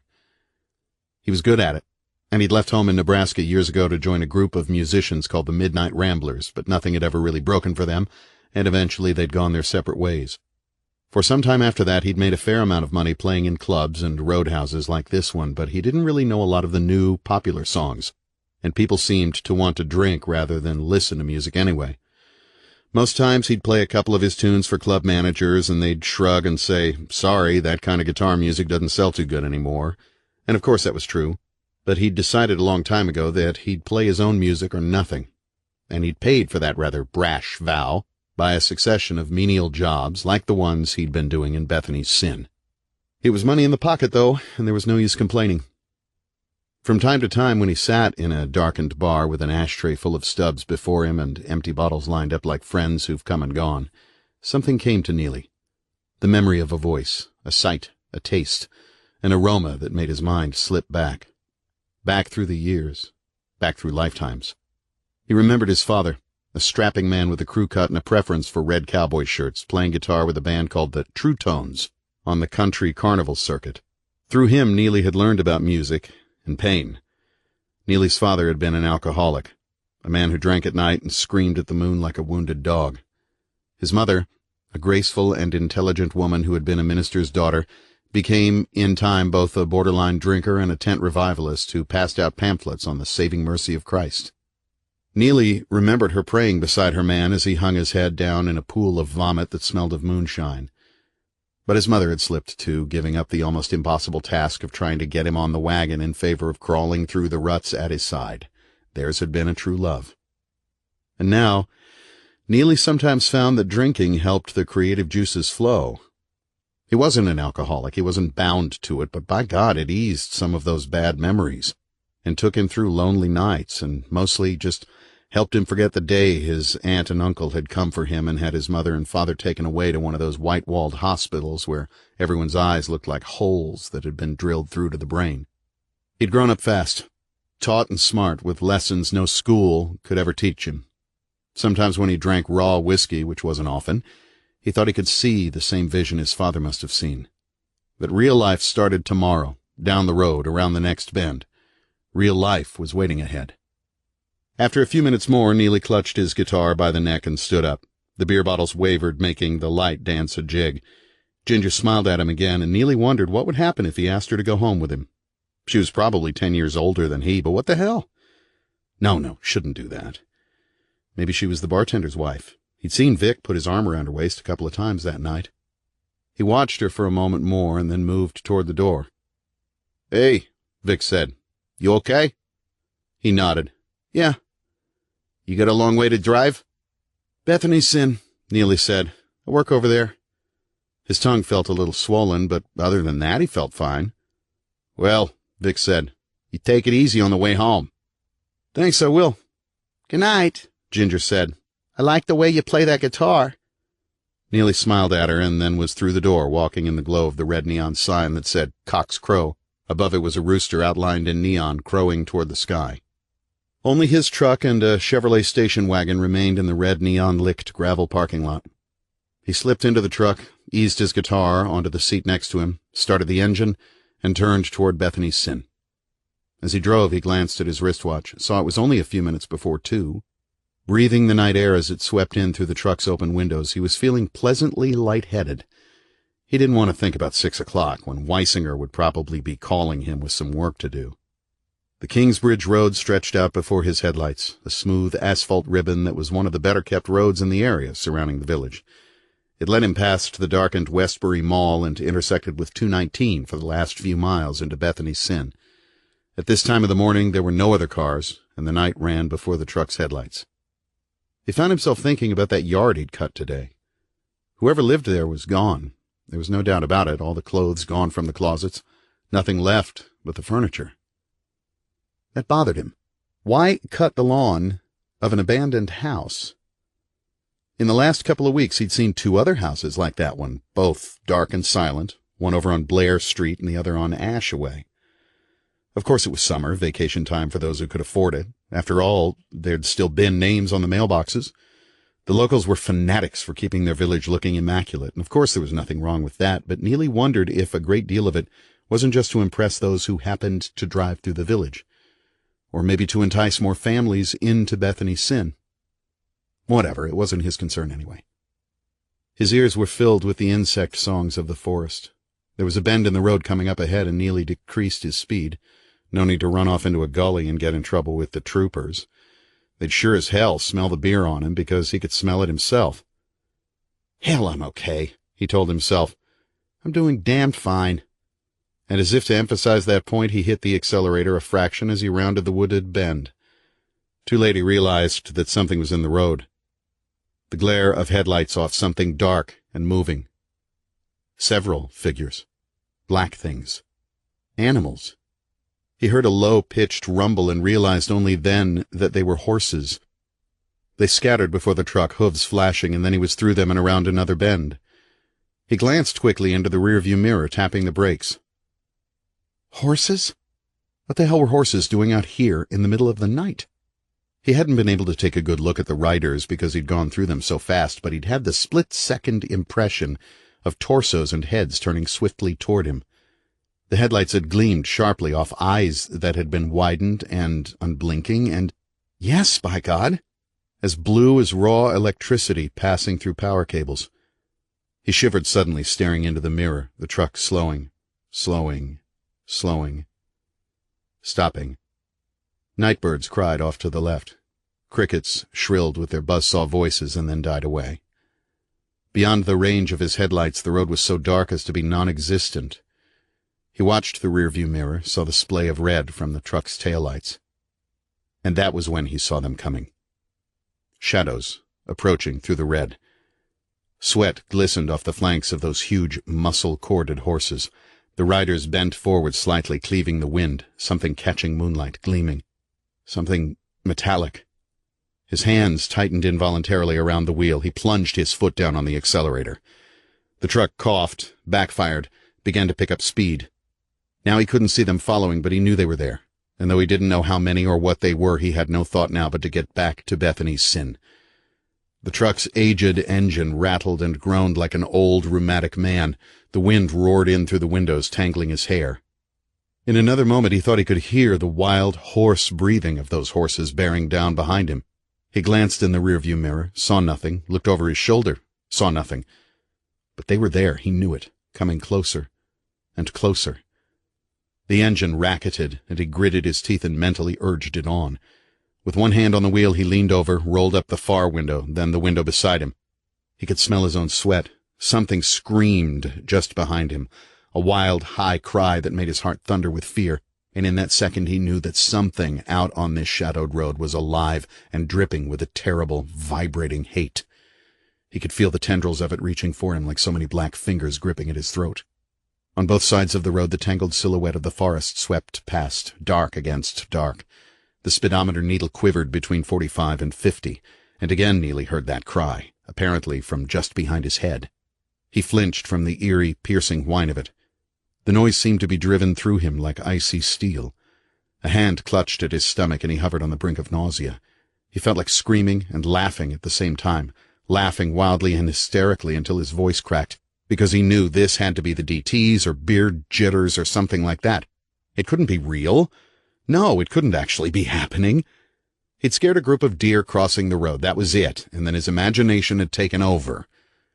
Glance in the mirror. Nothing back there, everything dark. Nothing. Deer. Long gone by now. All scared as shitless as he'd been. You're drunk, by God. Another curve in the road, a wicked one. He put his foot to the brakes, heard the tires begin to squeal. The speedometer needle dropped to 35. A movement beside him that made his nerves cry out in alarm. He twisted his head to the side and stared, his mouth coming open to release a horrified, guttural croak. One of the riders had pulled up beside his window. The figure's raven-black hair streamed like the mane of the huge, frothing horse it rode. The figure was hunched over, one hand at the base of the massive, muscular neck, urging the horse faster and faster. There was no saddle, no harness. And then the rider's face came around and stared in at Neely. The lips were contorted in a terrible scream of hate, teeth glittering with moonlight, and those eyes, orbs of fierce, glowing blue, a power deep in those sockets that almost literally jerked Neely's head back to snap his neck. Cold terror flooded his body, and he fought to maintain control over the steering wheel. And in the blink of a second, the rider's other arm whipped out, carrying with it an object of metal, something that brought another cry from him and made him throw one arm up across his face, which saved his eyes, because in the next instant the axe blade smashed through the window glass, filling the truck's cab with stinging wasps. The arm rose and fell again with blinding, terrible strength. He heard the blade bite metal on the door jamb and then scrape off. Neely twisted the wheel, his foot going for the accelerator but hitting the brake instead. The truck began to swerve, then fishtailed off the road, crashing through brush and wild vegetation, glancing off a thin poplar, shaking Neely as if he were the dice in a cup held by an ancient laughing god. He hit the accelerator again, felt a bone-jarring crash as the truck smashed down a scraggly mass of thorns. He heard glass break, and one of the headlights went out, leaving him in murky semi-darkness. Neely could hear the breathing of the horses now and could see the figures all around him. How many? 10? 12? 20? He braced his arms and twisted. The truck screamed, battering its way through the brush like a fear-maddened cyclops, and regained the road. Another axe blade struck his door, glanced off. He sank his foot to the floor. His glasses had fallen off and lay somewhere on the floorboard, and his guitar had slipped down as well, making moaning noises as the tires slammed against asphalt. The speedometer needle reached 50 and vibrated crazily. And there, perhaps half a mile ahead, was the blinking caution light that was the turnoff onto Ashaway. He took it at 50, the tires shrieking so loud he was certain the noise echoed across Bethany's Sin like a banshee's wail. He whipped the truck through the village's darkened street, past silent houses, through the circle, and toward the 2-story wooden boarding house where a middle-aged woman named Grace Bartlett rented him a room for $25 a week. When he pulled up before the boarding house, the noise of his tires made windows vibrate. Fearfully, he looked over his shoulder, his breathing harsh and forced, his heartbeat out of control. Nothing had followed. Shaking, he ran a hand over his face. Nausea rushed him, almost overtaking him before he could open his door and lean out. Glass tinkled off the seat and out of the door jamb. "Jesus!" he told himself, trying to steady his nerves. "Jesus Christ! What did I see out there?" The sour stench of beer rose into his face, and he turned his head away.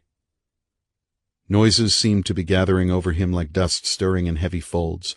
The sounds of insects in trees, the lone calling of a bird over toward the circle, the gentle stirring of branches and a hint of warm breeze, a dog barking repeatedly in the distance. Neely found his glasses, put them on, and stared into the night for a moment, then took his guitar and slid out of the truck, his head still spinning and his limbs leaden. With a nerveless hand, he traced the scrapes along the driver's door. Bare metal showed through the layers of paint, and he could see the dents where the powerful blows had been struck. If it were not for those axe-blow signatures and the broken glass, Neely would have talked himself into believing he'd had some kind of nightmare on the road, that he'd drifted into a beer-induced sleep where something terrible and evil had struck. But no. The window was shattered, and tiny bits of glass speckled the underside of the arm he'd thrown up in self-protection. He looked again into the darkness, felt his spine crawl, then heard a voice within him shout out, "Get inside quickly, quickly, quickly!" Neely turned away from the truck and almost ran into the house. Climbing the hallway stairs, he fumbled for his key and then twisted it in the lock of his door. He switched on the overhead light, illuminating the bedroom papered in a dark brown bamboo design. After setting the guitar in a corner, he crossed the room and slid open a window overlooking the street. And there he stood, for perhaps 15 minutes, watching and listening. For what? He didn't know. But nothing moved down there. He ran a hand over his face. There was glass in the palm. Weisinger should know about this, he decided finally. Something tried to kill me, and I saw its face. I saw those eyes, and I know what it was. Something hideous and breathing hatred. Something in the form of a woman.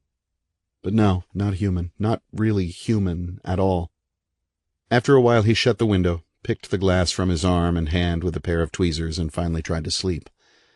It came to him shrieking and bearing a moon-glittering battle-axe. Just before dawn, a shadow climbed the stairs, paused at Neely's door, quietly tried the doorknob, then vanished the way it had come. 13. What Neely Saw. Sheriff Weisinger leaned forward slightly, his feral eyes narrowed above the cigarette stub in his mouth. Behind his desk, there was an oiled walnut rifle cabinet and a shelf with gleaming football trophies. The gold flake paint had begun to crack on several of them, exposing ugly and valueless metal. He took the cigarette from his mouth and laid it on the rim of a red plastic ashtray. "Ames," he said quietly, "it's a little early in the morning for these kind of stories, don't you think?" "What kind of stories?" Neely asked him from where he stood on the other side of the desk, his hands resting on his hips. "Yarns. Fairy tales." Weisinger drew on the cigarette again, exhaled smoke through his nostrils in a dragonish stream, and then crushed it out in the ashtray. Tiny red embers flared, glittered, died. "Now just what sort of shit are you trying to hand me?" "Hey," Neely said, lifting his arm so the other man could see the cuts. "And look at these." He pointed out 2 small gashes he'd found in his chin that morning. "You want to come out and have a look at my damned truck?" He stood waiting for the man to move. He could see the overhead lights glittering on the pink flesh of Weisinger's scalp. Weisinger sat still for a moment. Finally he shrugged with disdain and hefted his bulk out of the swivel chair. Outside the sheriff's office, the light of morning was pearlish, and a thin haze of wet ground fog still haunted the curbs. Neely walked around to the other side of his pickup truck, and Weisinger followed at his own pace. "There," Neely said, motioning toward the scrapes and the broken window. In the morning light, the axe-blade gashes were clearly visible. Weisinger moved past him, ran a hand across one of the cuts. "What did you say you were doing last night?" he asked. "I was at the Cock's Crow until they closed," Neely explained again.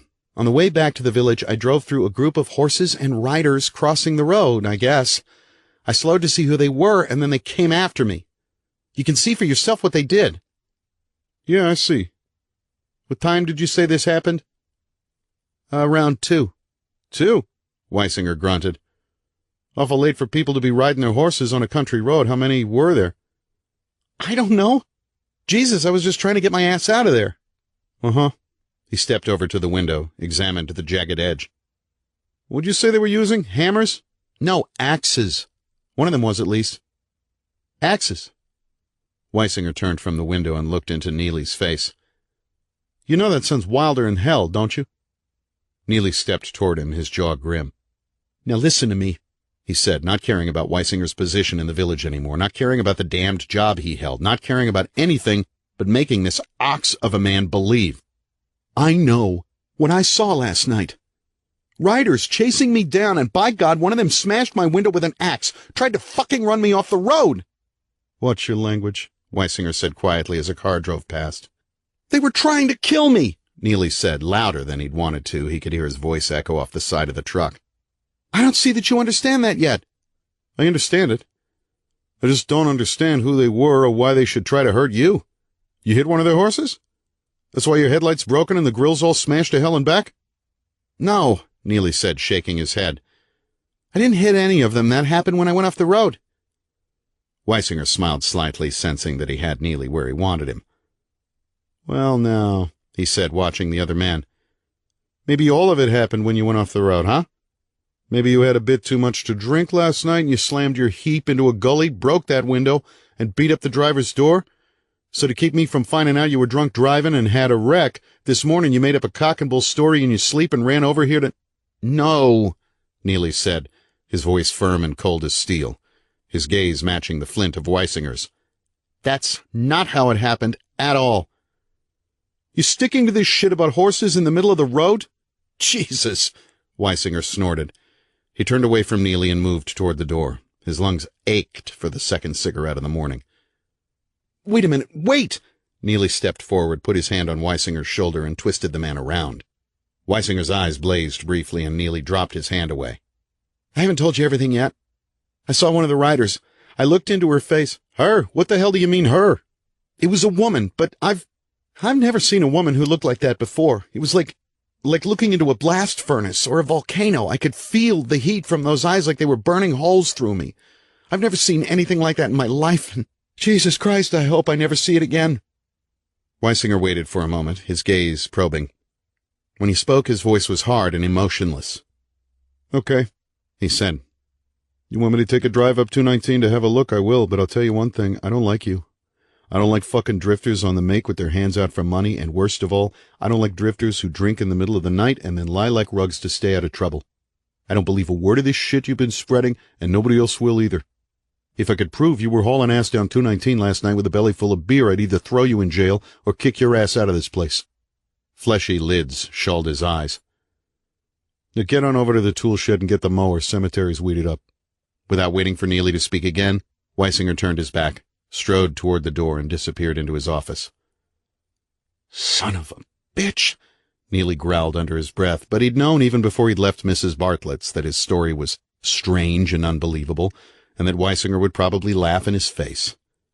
At breakfast, in Mrs. Bartlett's yellow-walled kitchen, the ample, rather motherly woman had eyed him with concern and asked him what time he'd gotten to bed the night before. "It's not right staying out all hours," she'd told him, moving about the kitchen in her peach-colored robe. "When my Willie was alive," she'd said, "he was early to bed and early to rise. He was a hard-working man, too, and a good man. I can see in your eyes that you didn't get a good night's sleep, and that's what a body needs most. You feeling all right, aren't you?" He told her he was feeling fine, but he hardly touched his breakfast. He'd told her nothing of what had happened on the road. Now Neely shook his head in disgust and went around to the other side of the sheriff's office, where a chain-link fence surrounded a metal shed. Neely used one key to unlock the fence's gate and another to unlock the door of the shed. Inside were various hand tools, cans of gasoline, shovels and hose, the red lawnmower Neely had grown so familiar with. He found a swing blade and wheeled the mower out, locking everything behind him because he was responsible for all the tools, and there'd be hell to pay if anything happened to them. His biceps and forearms already sore, he loaded the mower into the truck bed, then threw the swing blade into the front and drove off in the direction of Shady Grove Hill. He felt a gray, desolate mood coming over him. Alone. That was what he felt, utterly alone.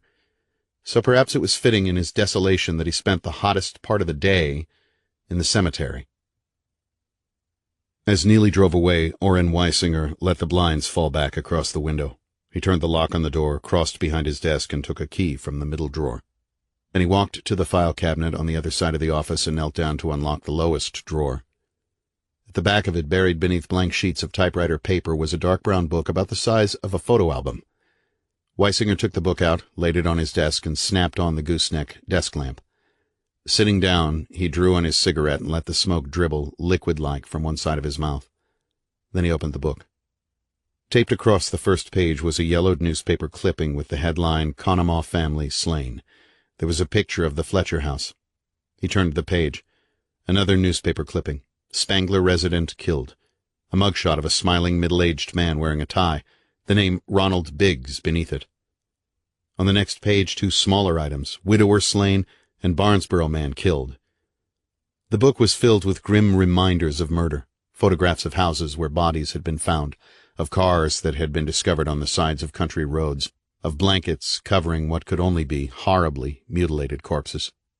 Like those of the Fletchers. They covered a span of 10 years. The last one was a few paragraphs on how a Barnesboro woman had discovered the mutilated body of a George Ross mathematics teacher named Gerald Meacham. That had been a little over 3 months ago. Weisinger smoked in silence for a few minutes, looking at the next blank page. When he felt the sudden heat on his fingers, he crushed the cigarette out. There was a dull, heavy feeling within him, as if his bodily fluids had pooled into a lake that became more stagnant every day, thickly slimed with some kind of evil filth. He knew the thread that ran through these killings. Most of them men living alone, all killed by tremendous blows of a sharp, heavy object. All killed in the night, between midnight and dawn. 3 years after the mayor of Bethany's sin had given him the job of sheriff, Weisinger had sat down with a bottle of Jim Beam and a map of the county. For a long time before that, he'd been clipping the articles about the slayings from the small local community papers, probably because nothing in his life had shocked and sickened him so much as seeing the Fletchers ripped to pieces like they'd been. Possibly it was curiosity about the other murders, or a strange and sure feeling that they were all somehow connected, or a feeling of terrible destiny. But he'd clipped and saved and studied for years, while the police in other villages blamed maniacs or drifters or hobos armed with bludgeons. And that night, his spine stiffened by Beam, Sheriff Weisinger had drawn circles around the towns on the map where they'd found bodies, or in some cases, just empty cars on the roadside or off in the woods, then connected those circles with lines.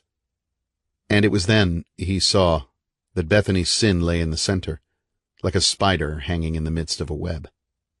Now he touched that next empty page in the brown book. His fingers felt contaminated, blighted, diseased. Often he awakened in the night, alone in his house, listening to the dark speak.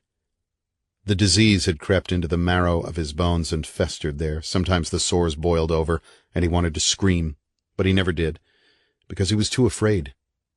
There would have been a new entry had Neely Ames's truck crashed into the roadside thicket. The troopers would have found the man's corpse, battered beyond recognition, if they'd found it at all.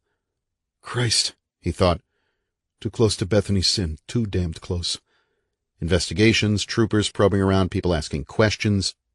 Too damned close. He closed the book and turned off the light, but did not move from his desk. He dreaded what was to come, because now he'd have to talk to the mayor. And even though he knew from the calculations he rigidly kept that the moon was beginning to wane, he was deathly and numbingly afraid. Kay thought, at 3 o'clock, silence is the instructor in the classrooms, teaching lessons on how time can slip away. She was sitting in her small office with test papers from her morning class before her, waiting to be graded. Most of the classes at George Ross were held in the morning and early afternoon, and by this time of the day almost all of the students and teachers were gone. About 15 minutes before, she'd walked down the corridor to the teacher's lounge and that unpredictable soft drink machine that always had indignant notes taped to it. The halls had been silent and empty, doors closed, fluorescent lights switched off.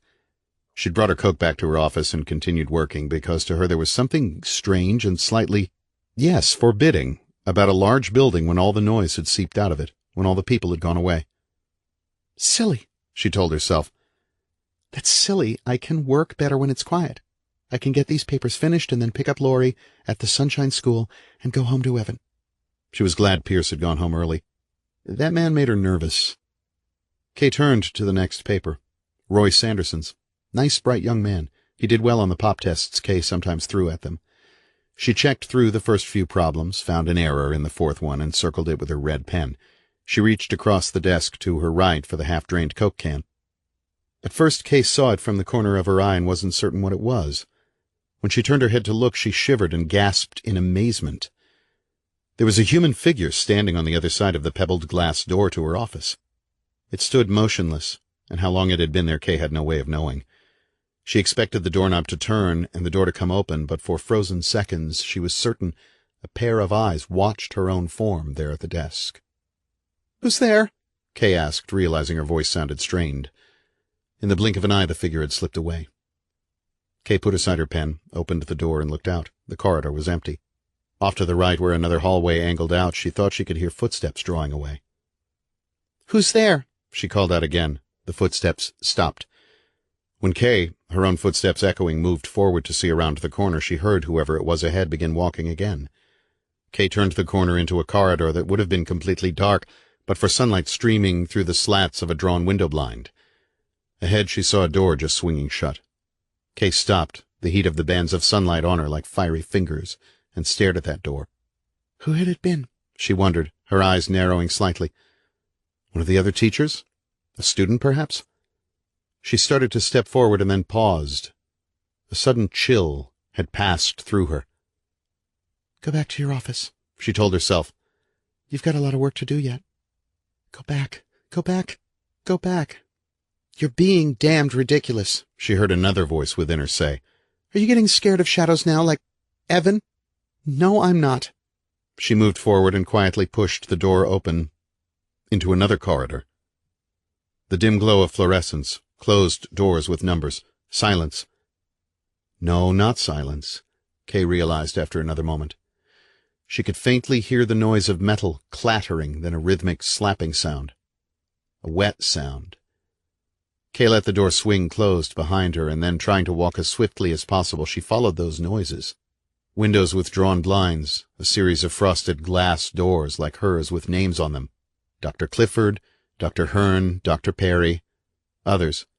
Kay thought for a moment. History professors, weren't they? Yes, this was the history wing of the Arts and Sciences building. She moved on, listening, feeling that chill working within her again, wanting to turn back, yet curious about who it had been standing like a statue before her office door. Those noises of metal just ahead, the rhythmic sound echoing from wall to wall. Kay realized they were coming from the end of the corridor, just around the next corner, where a pocket of afternoon shadows had gathered in wait. Go back, she told herself. Then in the next instant, no, I'm not like Evan. I'm not afraid of shadows. and then she had gone around the corner, and too late she realized there was someone there, hunched over. A face looked up, eyes widened, mouth coming open. Jesus! The woman cried out shrilly, stepping back and dropping her mop at the same time. The mop handle whacked dully against the floor. She almost lost her balance across the metal bucket that lay at her feet, filled with sudsy water. Jesus! The cleaning woman said again, trying to recover herself. Oh, you scared the very life out of me, creeping up on me like that out of nowhere. Oh, my heart's just pounding. I'm sorry, Kay said, her face flushing. I didn't mean to frighten you. I'm terribly sorry. Are you okay? Oh, God! I've got to get my breath. She put her shoulder against the wall and took a few deep lungfuls of air. She was a stocky woman with white hair and a heavily lined face. Usually there's nobody around here this time of the afternoon, she said. I don't expect anybody to come creeping up on me like one of those haunts on the Late Show. Please, Kay said, feeling foolish and embarrassed. I didn't mean to scare you or anything like that. I was just looking around. Been a long time working here, the cleaning woman said, and nobody's ever scared the life out of me like that. What were you walking so soft for? I didn't know I was. You sure were. Oh, Lord have mercy. She suddenly looked full into Kay's face with dark eyes. Are you a student here? All the teachers are gone home for the day. No, I'm not a student. I'm Kay Reid, and I'm a math teacher. The woman nodded. Oh, well, Myrna Jacobson cleans up the math wing. I didn't remember ever seeing you before. No need for me to have. She paused a moment more, shook her head, and bent to pick up her mop. My back's not like it used to be. Guess my nerves are shot, too. But it's so quiet here in the afternoons, you see. I just naturally thought that nobody was around. I see, Kay said. Really, I'm sorry. It's okay. It's okay, the woman said, taking another deep breath and then going back to her mopping. Kay started to turn away and then stopped herself. You weren't over in the math wing by any chance, were you? Me? No, not me. She looked at Kay with caution in her eyes. Myrna works over there, like I said. Nothing's missing, is it? Kay shook her head. Relief flooded back. That's good to hear. Myrna's a pretty nice lady and a good worker, too. She threw herself back into the circular swirling of the mop. The wet strands slapped against the tiles. Someone was over there a few minutes ago, Kay persisted. I was just curious. You must mean Dr. Drago, the woman said. Dr. who? Drago, the woman motioned with her head. She came through here a minute ago. Only she was walking loud so I could hear. Her classroom's just down there, number 102. Who is she? I don't know what she does, just teaches, I guess. History. More mopping, the mop slapping on the floor. Kay didn't know the name, but then she didn't know any of the history staff. She could see the door with 102 on it just ahead. Is this Dr. Drago in her classroom right now? The woman shrugged, more interested in her work now. Dunno. I saw her go in, though. Kay moved past her. Watch the wet floor, the woman called after her. Kay stepped over wet smears and pushed open the door of 102.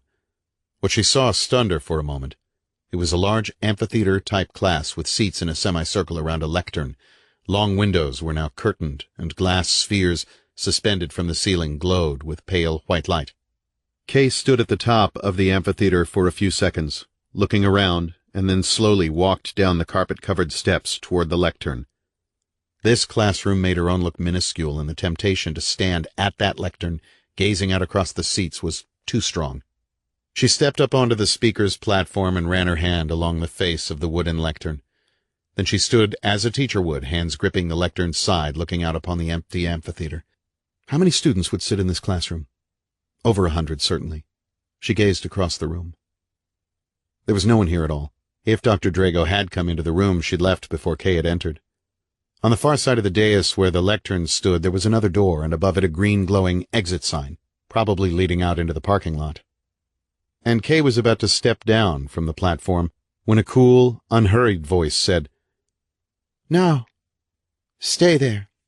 You look very natural. Kay's head came up sharply, but she couldn't see who'd spoken. Nevertheless, she didn't move from where she stood. I can't see where you are, Kay said. There was silence for a few seconds. Then, I'm here. Kay looked to the right. There was a woman walking down from the top of the amphitheater. Kay knew she hadn't seen the woman because one of those glass spheres had been in the way, and it unnerved her now that she'd been observed without realizing it. The woman approached Kay. You seem very comfortable there, as if you're at home behind that lectern. Her voice was well modulated and compelling, with a hint of a foreign accent that Kay found difficult to identify. I was just curious, Kay said, watching her as she came nearer. I wanted to know what it felt like. Yes. I began like that as well. Quite interesting, isn't it? Now imagine 120 students watching and listening. Does that stir something within you? I think it probably does. Still coming nearer, light beginning to rest on her features. Kay nodded, tried to smile, and found it difficult. I didn't mean to wander in here. I was looking for someone. Oh, who? Dr. Drago, Kay said. The woman stood just below her at the foot of the dais. Then I believe you've found me, she said quietly, and Kay found herself looking into the woman's eyes. Dr. Drago was, Kay guessed, in her early 40s. She was a tall, large-boned woman, but she moved with the fluid grace of an athlete, smoothly and powerfully. A mane of ebony hair was swept back from a rather square-jawed face, and veins of gray swirled from the temples toward the back of the head. Her face was tawny-colored and smooth, with only a few lines around the eyes and the mouth. She looked to Kay as if she spent a great deal of time outside in the sun, but without the premature aging that prolonged exposure to the sun brought on. In this woman's face there was a purpose and a strength of will that Kay could almost feel, physically.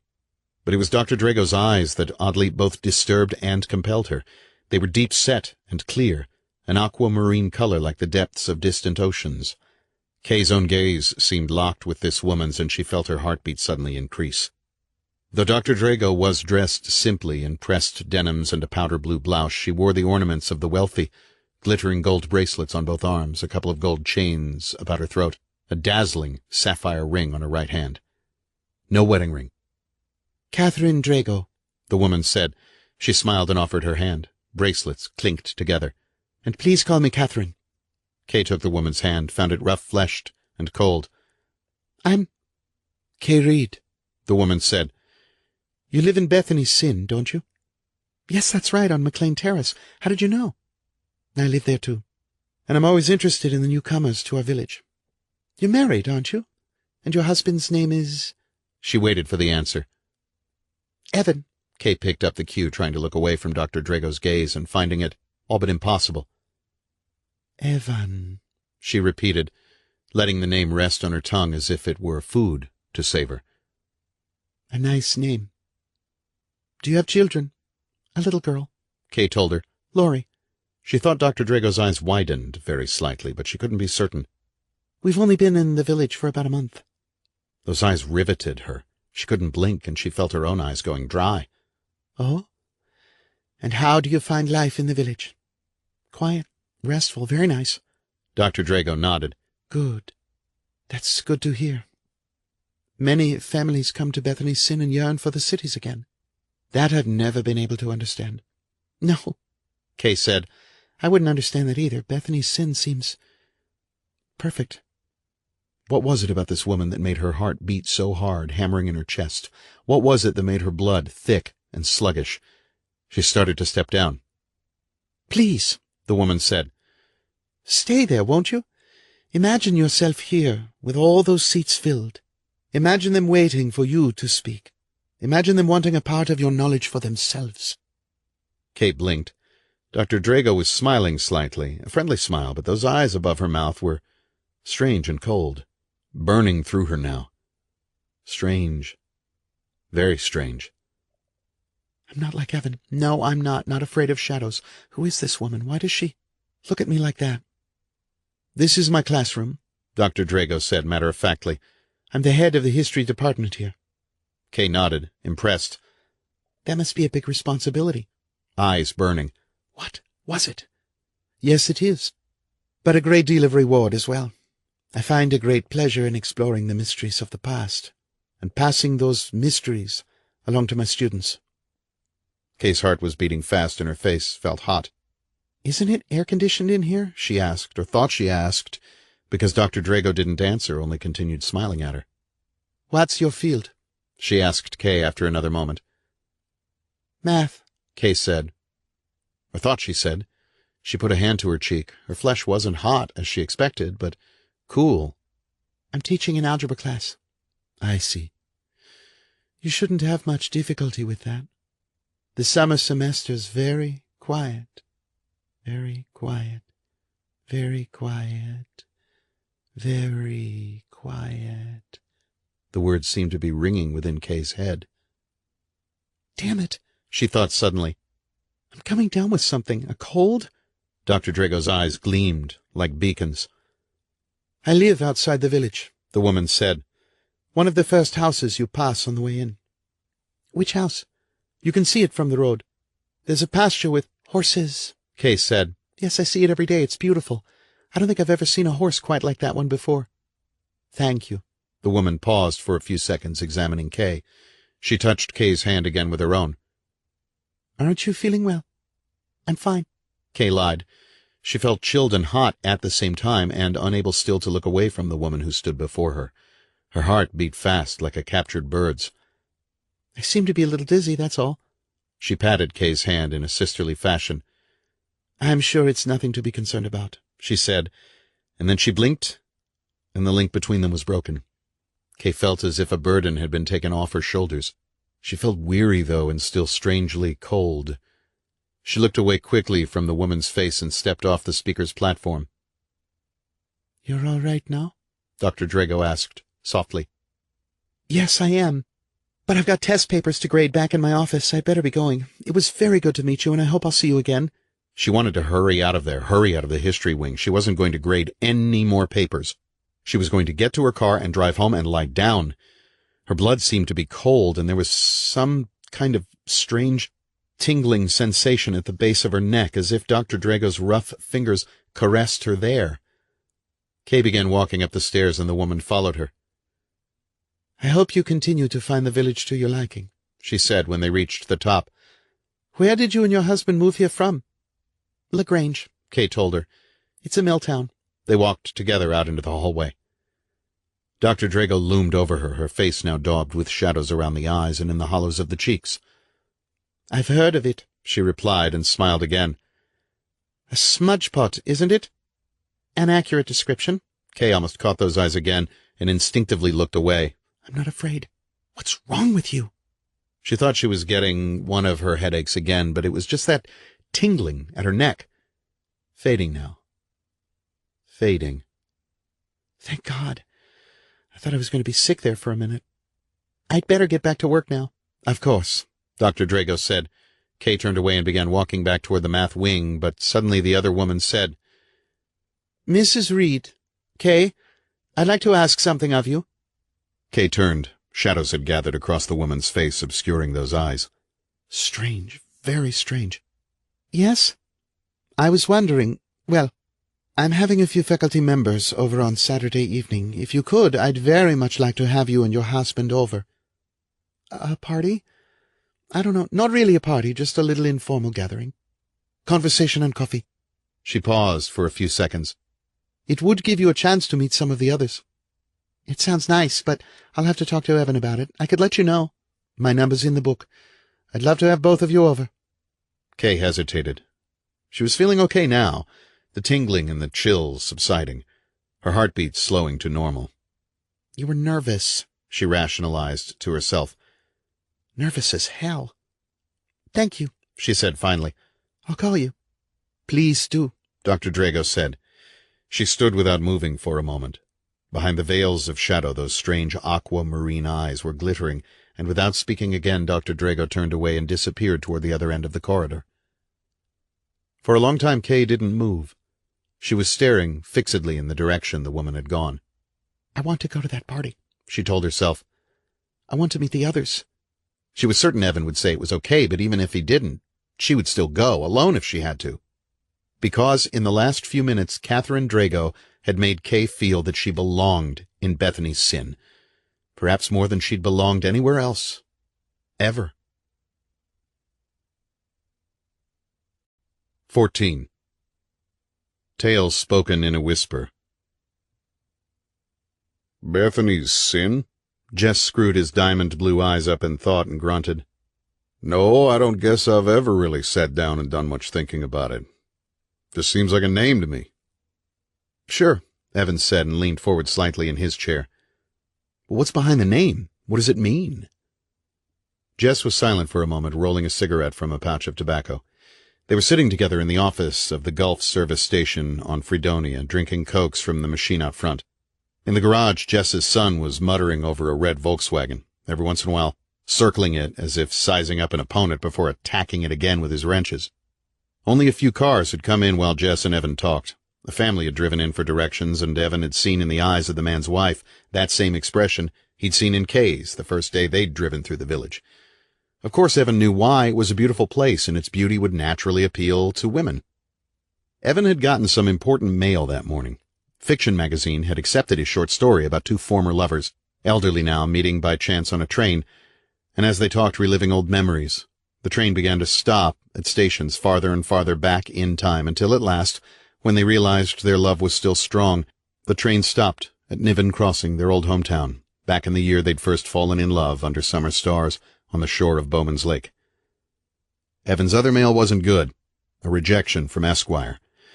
That story, about a Vietnam veteran whose wife and friends had begun to take on the appearance of people he'd killed during the war, had been terrifying for Evan, because it probed at those raw, unhealed scars where the nerves of fear and guilt lay so close to the surface. He'd decided that he needed the distance of time to be able to say anything articulate about Vietnam.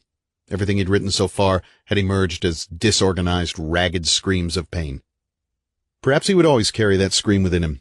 It was his burden from the war, his memory of young men ripped down like wheat beneath the Dark Master's scythe, of bodies without faces or arms or legs, of shell-shocked soldiers screaming without voices, of himself lashed to a cot with the touch of a spider on his skin, and much later, standing alone amid mortar fire waiting for God's next blow to fall. It had been very difficult readjusting to the world after he'd come home, because it all seemed so unreal. No one leaped for cover from incoming mail. No one screamed for medics to help hold their falling intestines in place. No one counted the stars in the sky and wondered if tomorrow night they'd still be there to repeat the exercise. No one seemed to really know what was going on, or for that matter, really to give a damn, and that both infuriated and crushed Evan, that so many had died like little patriotic Jesuses while all the Judases at home counted their coins. That was how he remembered Harlan, his editor at Iron Man, a fucking Judas of the worst kind. From the very start of that job, Harlan, a hulking man with a crew cut and a long lower jaw, had made it tough for him. You were over in Vietnam, huh? See much action? Evan had said yes. I took on the Nazis in World War II, fought in France. Got those goddamn Nazis by the balls. Damn, but those were good times. Evan had remained silent. Yes, sir, you can say anything you want, but by God, there's nothing better than fighting for your country. After a long while, Harlan had turned interrogator, wanting to know how many Kong Evan had killed, if he'd ever used napalm on any in their hutches, if he'd ever killed any of those villagers, because, by God, they all fucking look alike anyway, don't they? Evan had pointedly ignored him, and by degrees Harlan had grown surly, and then savage, asking him if he was certain he'd done any fighting and why he never liked to talk about it, and why he hadn't at least brought his wife home a fucking earlobe, for Christ's sakes. And through this veil of savagery, Evan began to see glimmers of the truth in his dreams. Harlan standing before him, his face as pale as chalk and of the consistency of clay. Very slowly Harlan's face began to melt, as if bubbling from a vast center of volcanic hatred within the man. Cheesy strings of flesh fell, sections of his face splitting away and dropping to the floor, a hooked nose, a lower lip, a jaw, until all that was left were two hideously staring eyes set in a skull, with the scalp still attached to it, and that Harlan thing, drooling vile, dark fluids, was moving toward Kay as she slept in the bedroom of the house she and Evan had rented in LaGrange. The Harlan thing unzipped its pants, and a scaled, erect penis had risen into view, throbbing for Kay's flesh. And just as Harlan was about to throw the sheets back from Kay, Evan had awakened, gasping for breath. It had been at a Christmas party for Iron Man staffers and their wives that the terror within Evan had come to a head, like a boil about to break. Harlan had begun badgering him about the war, wanting to know how many of his friends had died, and then after Harlan had drunk a half bottle of whiskey, wanting to know how much little gook cunt Evan had scored. Evan had pushed him away, and Harlan's twisted emotions had risen quickly like a snake whipping up from a dark hole. "You're a goddamn liar," Harlan had said menacingly, as people stopped talking and drinking and turned to listen. "What do you think you are, some kind of war hero or something? I did more than you, by God, and you know what they gave me? A pat on the back and a kick in the ass, and by God, my son Jerry, bless him. Bless my son Jerry, was raised right, raised to fight for his country like a man ought to do, and he volunteered to go to Vietnam. Didn't want to be fucking drafted, no, but volunteered, because his old man said that was the right thing to do. I saw him off on the train and we shook hands like men, because when a boy's 18, then he is a man, and you know where he is now?"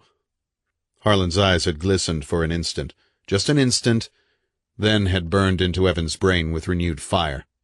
"That VA hospital in Philadelphia. Half his head gone, just sits there, never says a word. Can't feed himself, pisses his pants like a goddamn baby. And the last time I went to see him, he just sat at the window and didn't look at me, like he blamed me and hated me. Hated me. And look at you, by God, standing there with a fucking eggnog in your hand and a tweed coat and a tie on. And you think you're a fucking war hero, don't you?" Here the others tried to quiet him, and Evan took Kay's hand for them to go, but the man wouldn't stop. "You're not a man," Harlan croaked. "If you were, you'd be proud of killing those goddamn gooks that shot my Jerry. You're not a man, you cockless bastard. Hey!" He focused his eyes on Kay. "Hey, maybe I'll show you what a real cock looks like someday, huh?" And here the dream image had burst into Evan's mind, and he moved with relentless, terrifying speed, past Kay before she could stop him, past two other people in the way, his face contorting as the terrible things began to come up and take control of him. His arm had whipped out faster than anyone's eyes could follow, and he'd gripped Harlan around the throat, spun him backward, and knelt to snap his spine over his knee. He'd heard and dimly remembered someone screaming and realized that madman's voice was his own, and Kay had screamed, "No!" In the instant, Evan had started to apply pressure to kill Harlan in the same fashion he'd killed a young Kong, who had probably been no older than 19. They'd wrestled Evan away from Harlan, and it was then that Kay had dissolved into soul-racking tears. Not long after that, Evan had lost his job, been fired for sloppiness and neglect of duty, and they'd left LaGrange. My God, Evan thought now, in the Gulf Station office. It seems like ages ago. But he knew that killer instinct he'd shown had never and would never go away. It was too deeply ingrained now. It was the black part of him that he kept hidden away under strict lock and key. In the past few days, he'd again turned his attention to a story on the village. He'd written a letter of inquiry to Pennsylvania Progress asking them if they'd be interested in something on Bethany's sin. He'd had no answer yet, but why not try to find out what he could in the meantime? So he'd found himself guiding the conversation with Jess onto the subject of Bethany's sin, particularly anything the man might know about the origin of that name. Jess lit his cigarette and pulled at it. "I don't know," he said. "Do you think maybe they've got some records or something over at the library?" "Maybe so," Evan said. He'd already decided to check the library on the walk home. "But I thought perhaps, working here, you might have heard stories, gossip, something that could help me out." Jess grunted and smoked in silence for a while. Evan didn't think he was going to reply, and the next time Evan glanced over at him, Jess's eyes seemed to have darkened a few shades, retreated back into his head as if shrinking from the sunlight. Smoke dribbled from his nostrils, and he leaned back against a couple of crates of Valvoline oil. "There's a place up on the Kingsbridge Road a few miles," he said finally. "Lots of locals hang around there. A roadhouse called the Cock's Crow. A man can hear some pretty interesting tales if he's got his ears open. Some of 'em tell tales, some of 'em, well, worth thinking about, if you know what I mean." Evan didn't. "What kind of tales?" "A man named Muncie ran this station before I came here," Jess said quietly, his eyes hooded and distant, avoiding Evan's. "I got the job because one day the man just didn't show up. He had a wife and 2 kids, lived in a trailer a couple of miles east of here. They didn't know where he was, either. A few weeks afterward, the troopers found the man's car, pulled out into the woods and covered over with brush." He paused, smoking his cigarette. "What about the man?" Evan urged. Never found him. At first, they thought he'd run off with the cash receipts, just left his wife and kids and run for it. Jess shook his head. But that wasn't so. The troopers found the cash all bundled up in those bags the bank gives you for delivery underneath the front seat. The window on the driver's side was broken out and the windshield was cracked. That's what I heard from some of the locals at the Cock's Crow, and maybe they're wrong, but maybe they're not. That's bad, Evan said. But I guess people disappear all the time. It's an unfortunate fact of life. Unfortunate, right. Jess smiled slightly, and then the smile slithered away. No, more than that. The sort of thing that happened to Muncie, whatever it was, has happened before around here, and more than 2 or 3 times. Enough to make a man wonder. Wonder? About what? About what he doesn't know, Jess said, still speaking quietly and calmly, but his eyes brooding. You hang around up at the Cock's Crow, you'll hear those stories, and you'll wonder about them the same as me. Some of the locals have seen things at night, strange things, and they've heard strange callings in the woods, too, and heard things moving fast through the brush. Things they were scared of seeing too close. Evan felt a chill run along his spine. He remembered the first night in his house, the fleeting image he'd seen past the window. What had that been? Yes, sir, Jess said. The Cock's Crow. You hang around there a few nights and you'll know what I mean. Sounds like somebody has an overactive imagination, Evan said, probing for more details. Overactive imagination. How many times had Kay applied that phrase to him? More times than he could count. Not imagination, Jess said. No.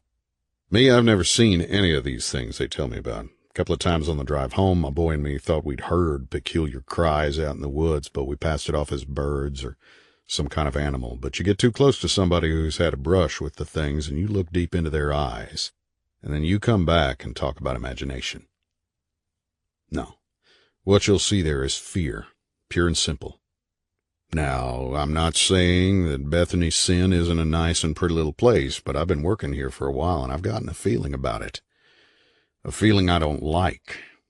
That something's not right around here, like too much paint and varnish over wood that's gone rotten. Jess turned his head slightly and looked into Evan's eyes. I stay away from this place after night falls, he said, and I stay off the back roads. For a long while Evan said nothing. Words weren't needed. He could see a message in this man's face. A warning, perhaps? Troubled currents churned within him. Icy, gathering force. Abruptly, Jess turned away. The car was pulling into the station, and Jess left his chair to pump gas. On the walk home, Evan stopped at the library. The librarian, a pretty young brunette with Anne on her name tag, listened to Evan's questions about the origin of the name Bethany Sin and jotted down his request on a piece of paper. Then she came out from behind her desk and led him over to a shelf marked Regional Interest. She pulled down the worst of 3 ratty-looking books and gave it to him. It was titled Names and Places, Pennsylvania's Village Heritage. Bethany Sin wasn't listed in the index, though, and turning to the date of publication, Evan found the book was published in the late 30s. He returned it to the librarian with a polite thank you and asked her if she knew of any place he might be able to find records on the history of Bethany's Sin. She smiled and said that was a new one on her, but perhaps there might be some old papers in the basement. "Why don't you give me your name and telephone number?" she asked him. "I'll take a look and call if anything turns up." On the way out, Evan's attention was caught by a framed etching that hung near the front door. He paused for a moment, then approached it for a better look. It showed a woman bearing a bow with a quiver of arrows hanging at her side. At her feet, what looked like wolves followed her, not menacingly, but with expressions of loyalty. Forest filled the background, and above her left shoulder was the pale oval of the moon. Beneath the etching there was a brass plaque, presented to the Wallace Parkins Public Library by Dr. Catherine Drago. Evan looked into the face of the woman in the etching. It was calm and purposeful, the eyes mirroring an inner strength of will. He glanced down at the plaque again. Dr. Catherine Drago? He wasn't familiar with the name, but the etching she'd donated strangely compelled him. "It's from the 17th century, Anne, the librarian, told him. She'd come up from behind while he'd been staring at the etching. "If you're interested in art, we have quite a large selection." "Who was that supposed to be?" Evan asked her. "The Greek goddess Artemis," Anne said. "I think. I'm not up on my mythology like I should be." She smiled apologetically. Mythology? Evan paused for a moment, looking into those eyes that stared out from the etching. I once took a course in that, a long time ago, but I can't remember anything about this one. It seems like Greek deities crawled out of the woodwork. Who's this Catherine Drago? Dr. Drago, Anne corrected. She was voted in as mayor a few years ago, and she founded the village's historical society back in, I guess that's got to be 5 or 6 years. Mayor? Evan raised an eyebrow. I didn't realize Bethany's Sin's mayor was a woman. She lives outside the village, Anne told him. and she raises horses. Horses? Evan thought for a moment, remembering that strange house and the horses grazing on the wide swath of pasture land. Oh, yes, he said. I've seen that place. That etching must have been a very expensive gift. I'm sure it was. Now, can I show you our art books? No, thanks, he said. Some other time, maybe. And then he was out the door and walking in the sunlight again, his mind turning in angles like a runner trying to find his way through a darkened labyrinth. Horses? Mythology? Something working in his brain, then slipping quickly away before he could grasp it. The Greek goddess Artemis. He caught himself, almost turned back to the library to ask the librarian if they had any books on mythology, and then shrugged off the impulse, continued walking back toward McLean Terrace. Other things weighed too heavily on him right now, like the origin of Bethany's sin. If he couldn't find out about it by reading, he'd have to find out by listening to some of those tales Jess said circulated around the Cock's Crow. His mind began to wander, and he found himself thinking about horses again. His experience with them had been limited to riding shuffling, broken-spirited ponies at county fairs when he was a child, but another memory pricked his brain like a thorn. The shape he'd seen from his bedroom window that first night, dark, moving rapidly, almost out of view before he'd been able to register it. Could that have been a horse and rider? Possibly, he thought. Possibly. His face began to burn. The sunlight assaulted it as if searing flesh already burned raw. He looked around, saw houses, trees, streets, but he seemed not to be able to recognize where he was. Blair? No, not yet. Walking deeper into the village as if drawn into it, one leg following the next. The sun glinting sharply through the trees, hurting his eyes. His heartbeat picking up, a heat circulating across his face with the flow of blood, burning, burning, burning. And abruptly he stopped. The museum lay before him. For a few minutes Evan couldn't move. His muscles wouldn't respond to the commands of his brain, and everything around him seemed ablaze with light.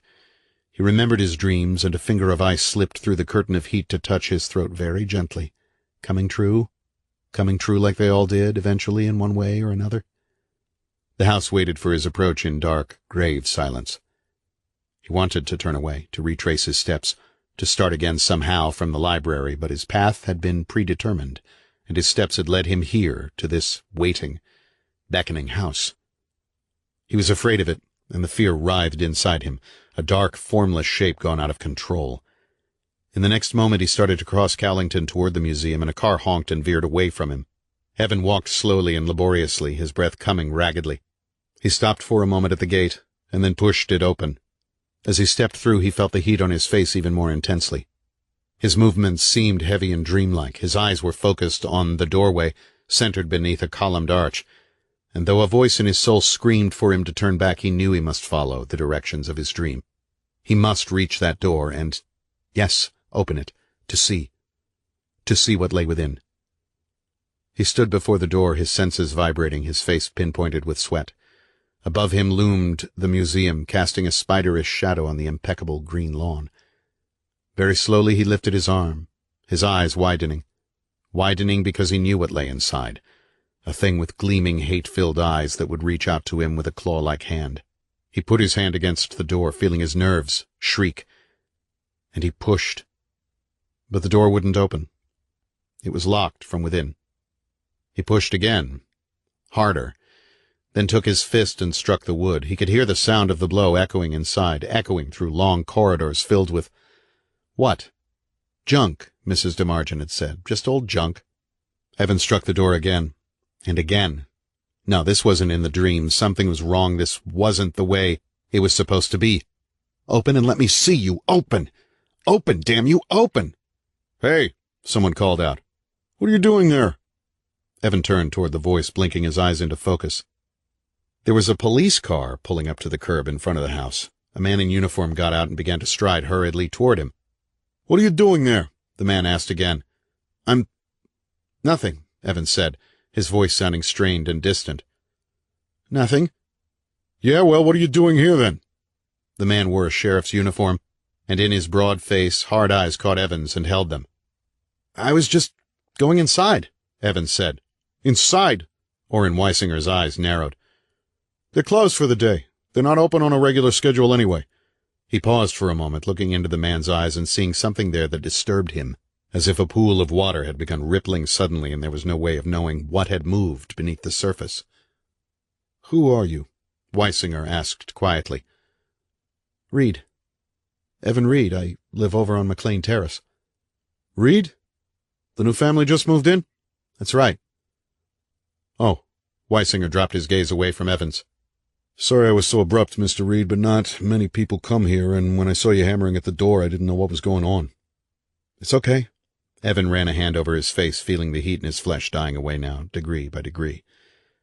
"I understand. I was curious about this place." Weisinger nodded. "It's closed up," he said. "Hey, are you feeling all right?" "I'm tired, that's all." "I don't see a car. Are you walking?" Evan nodded. "I was on my way back to McLean." "You want a lift? I was driving that way." "All right," Evan said. "That would be fine."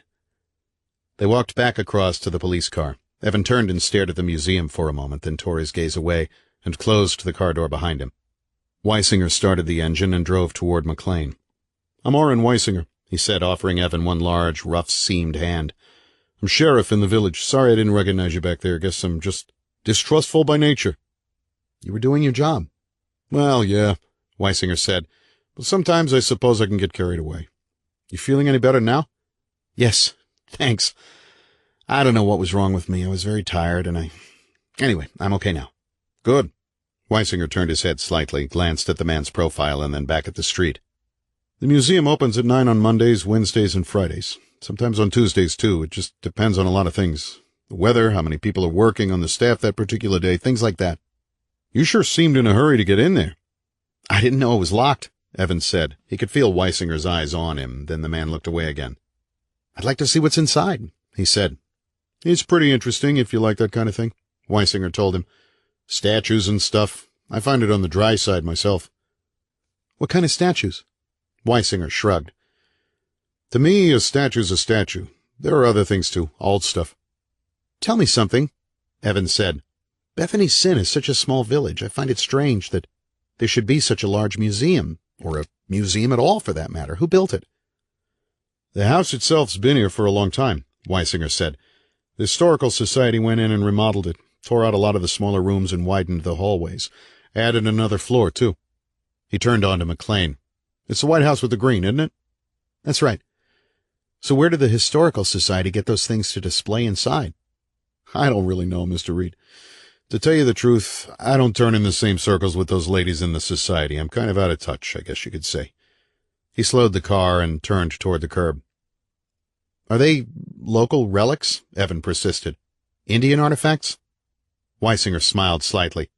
"I couldn't tell you Indian from Japanese, Mr. Reid. You'll have to go over there when they're open sometime and see for yourself." He stopped the car at the curb in front of Evan's house. "Here we are.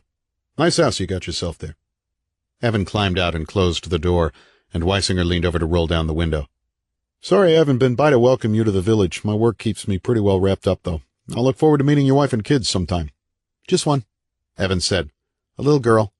"Oh." "Again?" Weisinger shrugged. "Sorry I came on strong over at the museum." "That's okay." "Fine, then. I'd better get back. You take care of yourself now. Be seeing you." Weisinger raised a hand and then drove away along McLean, turning back for the village and disappearing. Evan walked along the path toward his front door, glancing over at the DeMargin house. No car in the driveway, the house silent. He wondered if Harris DeMargin was home. Almost walked over there. Decided not to disturb the man. He took his house key from his pocket and unlocked the front door, stepped into the entrance foyer, closed the door behind him. Kay and Laurie would be home in about a half hour. He went into the kitchen, drank a glass of water, and then sat down in a chair in the den. The manuscript, returned by Esquire, lay on a table beside him, and he kept his gaze away from it. He tried to relax, but found his muscles still stiff, a strange tingling in his arms and legs as if the blood had just flowed back into them from reservoirs in his heart. For a long time he sat still, his mind weaving together the pieces of a tapestry that he could not yet understand. Imagination? Were his feelings all imagination, just like Kay said? What's this fear inside me? He asked himself. And why, in God's name, does it seem to be growing stronger day by day and me weaker? His mind's eye saw the museum at the center of the village and everything else turning around it. Then blinked. Jess's eyes, hooded and distant. Blinked again. That picture on the wall in the library, the plaque beneath it. Dr. Catherine Drago? Another blink. A shadow across a curtained window, the figure missing its left arm. And even when he closed his eyes and leaned his head back, the eye in his mind that saw, with a much more terrible clarity, remained staring at the picture fragments whirling through his head like sparks thrown off a pinwheel. For he knew what had happened this afternoon, knew why he'd been drawn to the museum, knew and dreaded the knowledge with an awful certainty. As his premonitions, imagination, Kay would say. Imagination, you know it's only that and nothing more. I don't like to hear you cry out in the middle of the night. It makes my head ache. As his premonitions were growing stronger, they were beginning to affect more than his dreams. They were beginning to seep through that curtain between two worlds. The second sight. A gift, his mother had said. A curse, his father had muttered. Erica's dead, found him in the field. Evan, why didn't you help him? That had come down to him through generations, from his grandfather Frederick and his great-great-grandfather Ephraim, and God only knew how many others hidden away in the tangle of the family tree, was sharpening, intensifying, frighteningly so. That had never happened before, never, and he wasn't sure how to deal with it, or where it would lead. As his premonitions became more immediate, would they take control of him, finally breaking entirely free of his dreams and shadowing his steps in the world of the living? Jesus, he thought. He would see everything through the eye of his mind, good or evil, beautiful or dripping with soulless horror. He didn't want to think about that because it made him afraid of what lay ahead. No, have to control myself. Have to keep those things out of myself, because if I were overpowered by them, what would Kay's reaction be? Horror? Disgust? Pity? And so he sat in the den in company with those quick and fleeting visions until he heard the door come open, and Kay and Laurie were home, both smiling and happy and unaware. 15. Kay's Dream. We were invited to a party today, Kay told Evan from the bed. He stood in the bathroom brushing his teeth. On Saturday night, she added after a few seconds. He rinsed out his mouth, looked at his teeth in the mirror. Straight and even. He'd never had any problems at all with his teeth, no braces and very few cavities. Whose party? He asked. The head of the history department at George Ross. Her name is Dr. Drago. Evan stiffened suddenly, then relaxed and put his toothbrush in its proper place near the drinking cup. He grunted and said, Did you meet her? Yes, I did. A very strange meeting, too. Someone was prowling around my office this afternoon, or I thought someone was, but I'm probably wrong. Anyway, I met her in her classroom and we talked for a few minutes. Do you remember that large house just outside the village? That's hers. Evan switched off the bathroom light and walked into the bedroom. Kay sat in bed with her knees up, supporting the July issue of Redbook. The soft glow of the night table lamp at her side cast a canopy of shadows across the ceiling. A formal party? He asked her, crossing to the bed. No, nothing like that. She said it's just going to be a get-together for some of the faculty members. He drew aside the sheets and slid into bed, sitting up against his pillow. What does she look like? Oh, she's dark-haired. Kind of a big woman, I guess. She was silent for a moment, and Evan looked at her. Her eyes, Kay said. They're very striking, and it's funny. What's funny? She shrugged. Nothing. She's a very distinctive woman. Her gaze is direct, strong, and her eyes are the most beautiful greenish blue I've ever seen. Really. Evan smiled. You sound like someone else I talked to today. Oh, who? A woman named Anne who works over at the library. I've already heard about this Catherine Drago from her. Did you know she is also the mayor of Bethany Sin? My God, Kay said in amazement. How does she find time to plan parties? And she began the Historical Society that operates the museum over on Callington Street. I'd say she has a pretty full schedule, wouldn't you? For sure. But she seems like a very composed, well-organized woman. I'd say she has to be. You know, I'm catching in your voice something I heard in that librarian's, a swelling admiration. Of course, I agree the woman's to be admired and respected, but you should have heard the lady at the library. It bordered on hero worship. Kay was silent for a moment. There's something about that woman, she said finally, that commands respect. Yes, that's the word I was looking for. Commands. When I stood before her, I felt small, as if she were of a huge, looming stature, and I was absolutely insignificant. Does that make any sense to you? Awe, Evan said. It was sheer awe. And maybe a little nervousness about being the new kid on the block? Kay closed her magazine and put it aside, but she didn't move to turn off the light. Instead, she sat very still for a while, and Evan took her hand and held it gently. Sorry, she said. I was thinking about something. Then she lapsed into silence again. School? Got some bad boys and girls in your classes? He saw she was distant, her eyes unfocused and glassy. Hey, he said softly. What's wrong? He waited, then nudged her. What's wrong? He asked when she looked at him. Thinking about, and I don't know why, that woman's eyes. The way she stared at me. Evan stroked her arm, feeling their attention that seemed to radiate out of her as if a spring were being wound at the center of her soul, tighter and tighter and tighter. Her eyes? He asked, watching her carefully.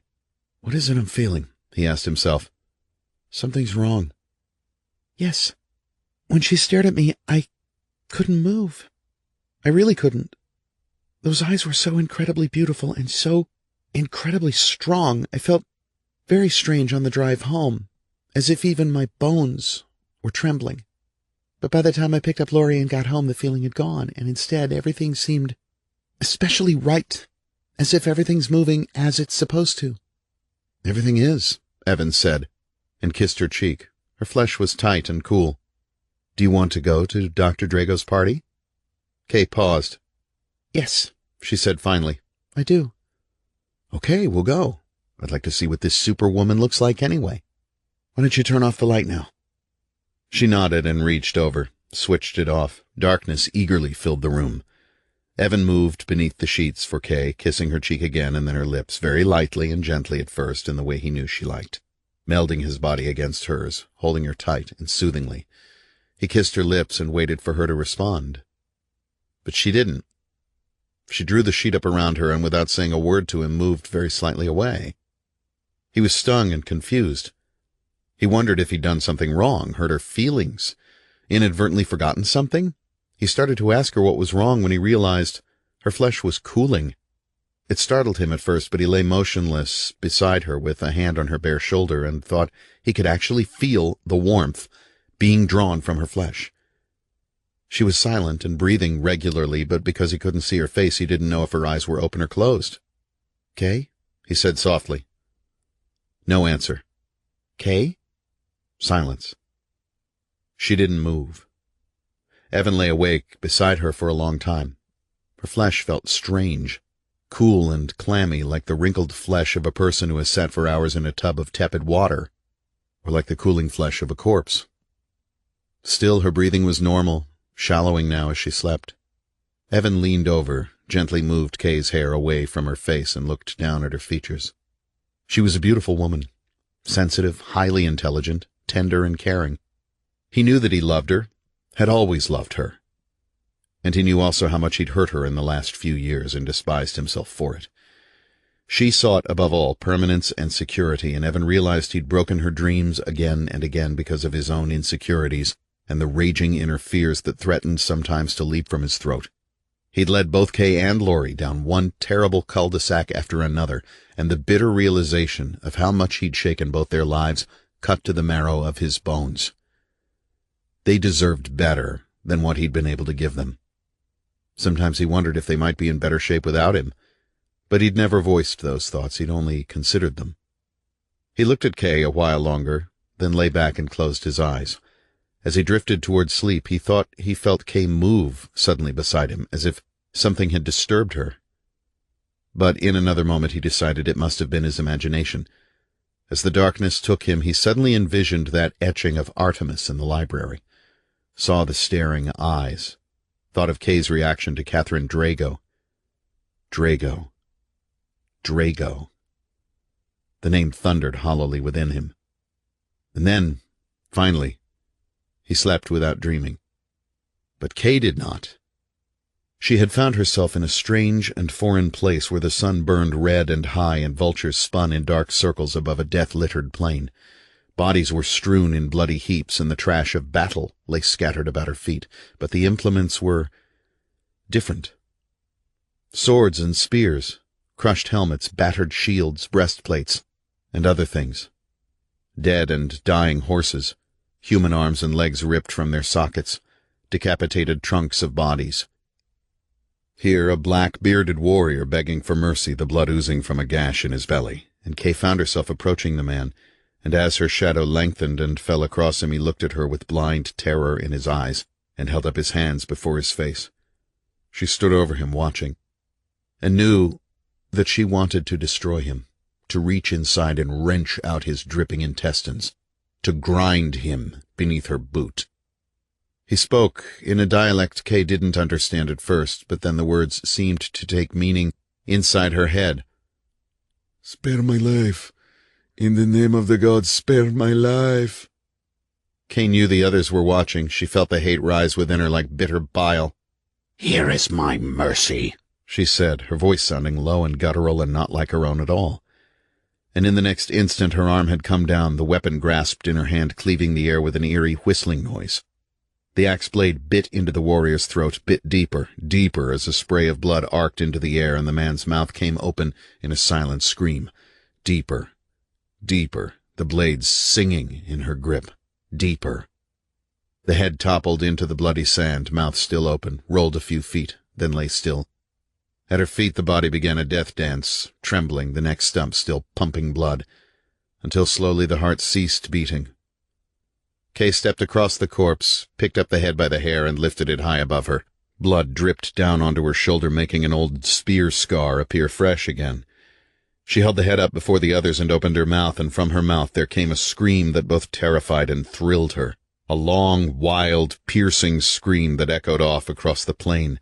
The others took up the war cry until the earth shook with it, and there was no other noise in the world. Then she whirled the head above her and flung it to the ground with a force that shattered the skull, making the brains ooze out like brown jelly.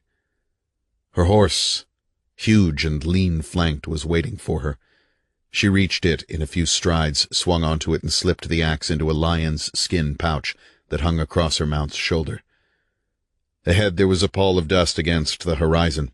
The 3-point riders were approaching from the horizon, the hooves of their horses throwing up spirals of sand and stepping nimbly with experience amid the clutter of war.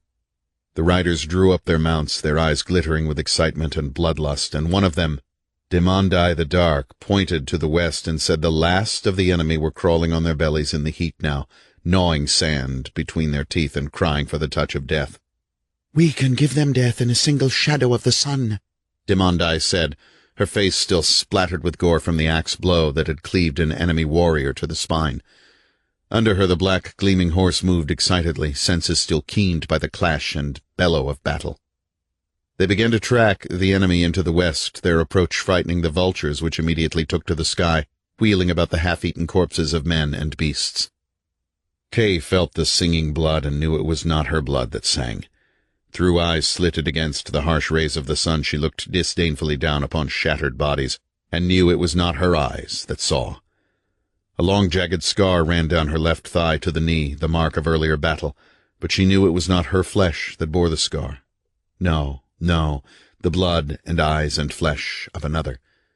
Someone fierce and terrible and hungering for destruction as one hungers for food and drink. Someone who had hacked off a man's head and shouted a war cry ages old. Someone else within her. Now hunting down prey in the red streaming rays of the sun, looking from side to side like an animal scanning the wilds for danger, drawing a breath. Sweet breath, sweet stench of decay and men's blood, feeling the raw power of the steed between her smooth, muscled thighs. Kay could read this entity's mind, could hear its thoughts and feel its blood flowing through her veins like rivers of carnage. "Perhaps I shall take one of them. I shall claim the strongest and drag him back behind my horse-like baggage. And then I shall slowly strip the flesh from him as one would strip the flesh. No! Kay heard her own voice as if through a distant, time-lost tunnel. No! From a piece of rotted fruit, until he screams, Please! No! Please! I want to. I can't breathe. I want to wake up. I want to wake up. For mercy. And then I shall split his skull. Please, please let me go, and eat the warrior's brains from the cup of bone. I can't breathe. I can't. I want to. I can't. Please. Please. Kay heard her voice echoing within her head, and suddenly the field of battle and the searing sun began to melt, like an oil painting that had started to run together, the colors merging into a grayness unlike either life or death, and she was coming through a cold, cavern-like place. Something clicked. An orb of light. Not the sun. No more bodies. No field of carnage. Where am I? I don't know. I'm lost. I don't know where I am or who I am or why. Kay? Someone spoke softly. A man. The enemy is here. The destroyer of all things good and beautiful. Men. Kay? She tried to focus on him, tried to bring the picture fragments together. For an instant she saw him with a dark beard and eyes widened in horror of her, and a cold, pure lightning-like hatred ripped through her. But then she heard herself say, I'm Kay Reid, and I've been sleeping and I've awakened. The dream feeling rippled within her, leaving a tenuous heat in her blood, and then was gone. Oh, my God, she heard herself say, and realized she was staring fixedly at the lamp he'd switched on. Hey, Evan said, his eyes swollen with sleep. He nudged her lightly. Where have you been? Where have I been? Yes, he said. What were you dreaming about? You started thrashing around there, and you were saying something, but it was too low for me to hear. Kay suddenly reached out for him and held to him tightly. He could feel her heart pounding in her chest. Was it a nightmare? He asked her, genuinely concerned now. Oh, God, yes, Kay said. Just hold me for a minute. Don't say anything. Just hold me. They lay together quietly for a long while. The silence was broken when that dog down the street began to bark. Damn dog, Evans said irritably. Whoever owns it should muzzle the thing at midnight. Are you feeling better now? She nodded, but was lying. She felt very cold inside, as if part of her soul had remained in the cavern that had opened for her when she'd first fallen asleep. She felt weak and drained. The same feeling she realized that had overtaken her when she'd met Catherine Drago in the amphitheater. Stop it, she told herself harshly. That doesn't make any sense. It was a nightmare, and that's all. But for the first time in her life, a sliver of her brain refused to believe that totally, and fear flooded through her like waters that have been swelling behind a dam for years, until the dam begins to crack. Just a little bit, but enough to weaken the concrete of reason. I thought nightmares were my department, Evan said, trying to cheer her up, but realizing at once that he'd said the wrong thing. Her face clouded over with doubt. He was silent a while longer, still holding her, still feeling the beating of her heart. Whatever it had been had frightened the hell out of her. He said, Want to talk about it? Not yet. Please. Okay, whenever you're ready. He'd never seen her so disturbed about a dream, for God's sake, because she wasn't like him. And seeing her this way bothered him a great deal because she had always been so strong and logical before. You asked me where I'd been, Kay said. And it seemed like I was really somewhere very different, or part of me was. I don't know. It's so strange. I don't know how to explain it. She paused. The dog barked. Barked. I was on a battlefield of some kind. There were bodies and swords and shields lying on the ground. The bodies were mutilated, headless. She shuddered, and he began to stroke the back of her neck to calm her. I even killed a man. She tried to smile, but the muscles wouldn't respond. Her face felt frozen. I cut his head off. God, it was so real. Everything was so real. Just a dream, he told her. Not real at all. But I could even feel the heat of the sun on me. My body was different. My voice was different. I remember. She pushed back the sheets suddenly to look at her left thigh. What is it? Evan asked, his eyes narrowing. Her thigh was smooth and unmarked except for a few freckles near the knee. I had a terrible scar on my leg in that dream. Right there. She touched the leg. It was so real, so very real, and we were hunting down other men to kill them. We? Who else? Some others. She shook her head. I can't remember now, but I do know that part of me wanted to find those men. Part of me wanted to destroy them because I hated them as I've never hated anyone in my life. Not just to kill, but to tear them to pieces, Oh, it's just too terrible to think about. Okay, then don't think about it. Come on, lie back on the pillow. That's right. Now, I'm going to turn out the light, okay? And we'll go back to sleep. It was a dream. That's all. Funny, Kay said softly. I remember saying that to you so many times. Fragments of his own dreams came back to him in a flurry of hideous shapes, like things crawling out of a murk. He shoved them back, closed a mental door against them. Behind that door they roiled malevolently. Light's going out, he said, and turned it off. Kay drew nearer to him, afraid of that vast empty space between them. Down McLean Terrace that dog barked on, its voice rising, then abruptly stopped. Thank God for small favors, Evan muttered. It was so real, Kay said, unable to shake the dream images. I could feel the weight of that axe in my hand, and I could feel the horse moving beneath me. Evan lay motionless. What? I was riding a horse, she said. A large one. I could feel that strength underneath me. A horse? He whispered. She looked at him, hearing something in his voice that she didn't understand. His eyes were open. He was staring blankly at the ceiling. Were the others riding horses as well? Evan asked, after what seemed to Kay like long minutes. Yes. He was silent. Why does that particularly interest you? She asked. It's nothing. You did know that Dr. Catherine Drago raises horses, didn't you? Yes, I did. There you go, then, he said. That explains your dream, or at least part of it. Maybe you're over-anxious about attending that party or something. Was Dr. Drago in your dream? Kay thought for a moment. No, she wasn't. Well, anyway, that explains the part about the horses. He yawned and glanced over at the night-table clock. 10 minutes after 4. Over-anxious? Kay wondered, her brow knitting. She had to admit she was nervous about Saturday night. Nervous about meeting those people, and nervous, strangely, about being so close to Catherine Drago again. It was the aura of power that woman radiated, she decided, that unsettled her so much. What would it be like to possess that much power, to have that much influence over other people? She wondered what Dr. Drago's husband would be like, a large man with a powerful, imposing personality, or the opposite of her, rather small and mild. Certainly wealthy, in either case. It would be interesting to see. The terror and revulsion of her dream had faded now, and she was sleepy again. Evan hadn't moved for a long while, and Kay assumed he'd fallen asleep. She moved as close as she could to him and let herself drift. But in the darkness, Evan's eyes were still open. Every so often they moved, as if at the ceiling could be found the way out of a hideous and closing cage. 16. Dr. Drago's house.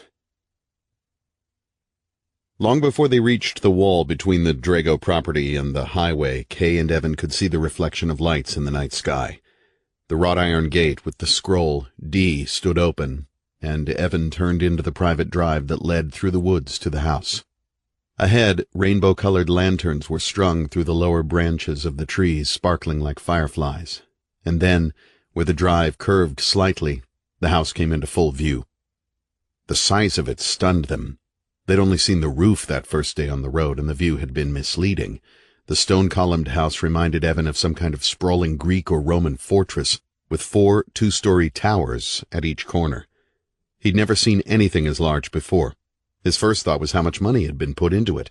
$1 million? $2 million? More than that? Lights blazed like fires from myriad windows, reflected again and again from the many cars parked along the drive. Kay felt the ants in her stomach start dancing the two-step. She wondered if it was right for her to have accepted the invitation. There were going to be important people here, influential people who dressed well and spoke the language of stocks and bonds, people of intelligence and ambition with a grip on the turnings of the world. She didn't think her hair looked right, though she'd combed it until it absolutely shone. She didn't think the new beige pantsuit she'd bought the day before at the Westbury Mall did anything for her complexion, though Evan had told her again and again how stunning it looked on her. She didn't think she would fit in with these people, and she was afraid of imagined disasters. Perspiration spots beneath her arms, bad breath. The Lavorus bottle in the bathroom 3 days old was already half empty. Ill-chosen remarks in the effort to be charmingly witty.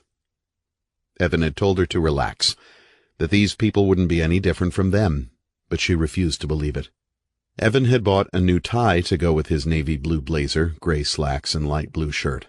He'd searched all over Westbury Mall until he'd found one with small gray horses on a field of dark blue. At the last minute, Kay had thought they wouldn't be able to make the party because they hadn't found a suitable sitter for Laurie. Kay had called Mrs. DeMargin to ask if she knew anyone, maybe a teenager who might like to earn $10, but Mrs. DeMargin had insisted on sitting with Laurie herself, and nothing Kay could say would dissuade her. "Go ahead and enjoy your party," Mrs. DeMargin had said cheerily. "Laurie and I will get along just fine." And now Evan pulled the station wagon to a halt and cut the engine. "Okay," he said, and squeezed her hand reassuringly. "Here we are." There was a long walkway between immaculate hedges to the large, imposing front door. Evan put his arm around Kay, worked the gleaming brass knocker, waited. They could hear the noise of conversation, laughter, music, a movement behind the door. On the driveway, a set of approaching headlights flickered, and a slight breeze made wind chimes tinkle merrily. A door came open, letting out the chatter and mirth. A figure filled the opening. "Ah, so there you are," it said. "I was beginning to think you weren't coming. Please."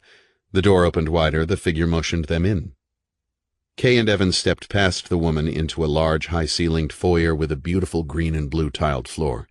Evan could see chandeliers glowing through a series of magnificent rooms filled with obviously expensive furniture and much greenery. There were a few guests milling about in the foyer, all with drinks in hand, but most seemed to be congregating toward the rear of the house. "Dr. Drago," Kay was saying, "I'd like you to meet my husband, Evan." And Evan turned toward the woman. She wore a black floor-length gown and golden bracelets on her wrists. Her hair was swept back from her face, and Evan found himself staring with frank fascination into the depths of the most beautiful eyes he'd ever seen. They were unblinking and held his gaze steadily until the woman smiled and held out a red-nailed hand. "Catherine Drago, very nice to meet you." He took her hand, felt his bones grind in her grip, but he kept his expression pleasant. Kay realized then how very large a woman she really was. Her shoulders were square and almost as broad as Evan's, and she seemed at least an inch taller than he. Now she released Evan's hand, and Evan, still smiling, rubbed the knuckles. "I'll show you back to the patio," Catherine Drago said, and led them along a tiled corridor. "Kay, how are your classes this week?" "Fine," she said. The noise of conversation was nearer. "They haven't driven you crazy yet, I hope?" "I think I'll make it." "Yes," the other woman said and smiled. "I think you will indeed." Evan had noticed something strange about the house.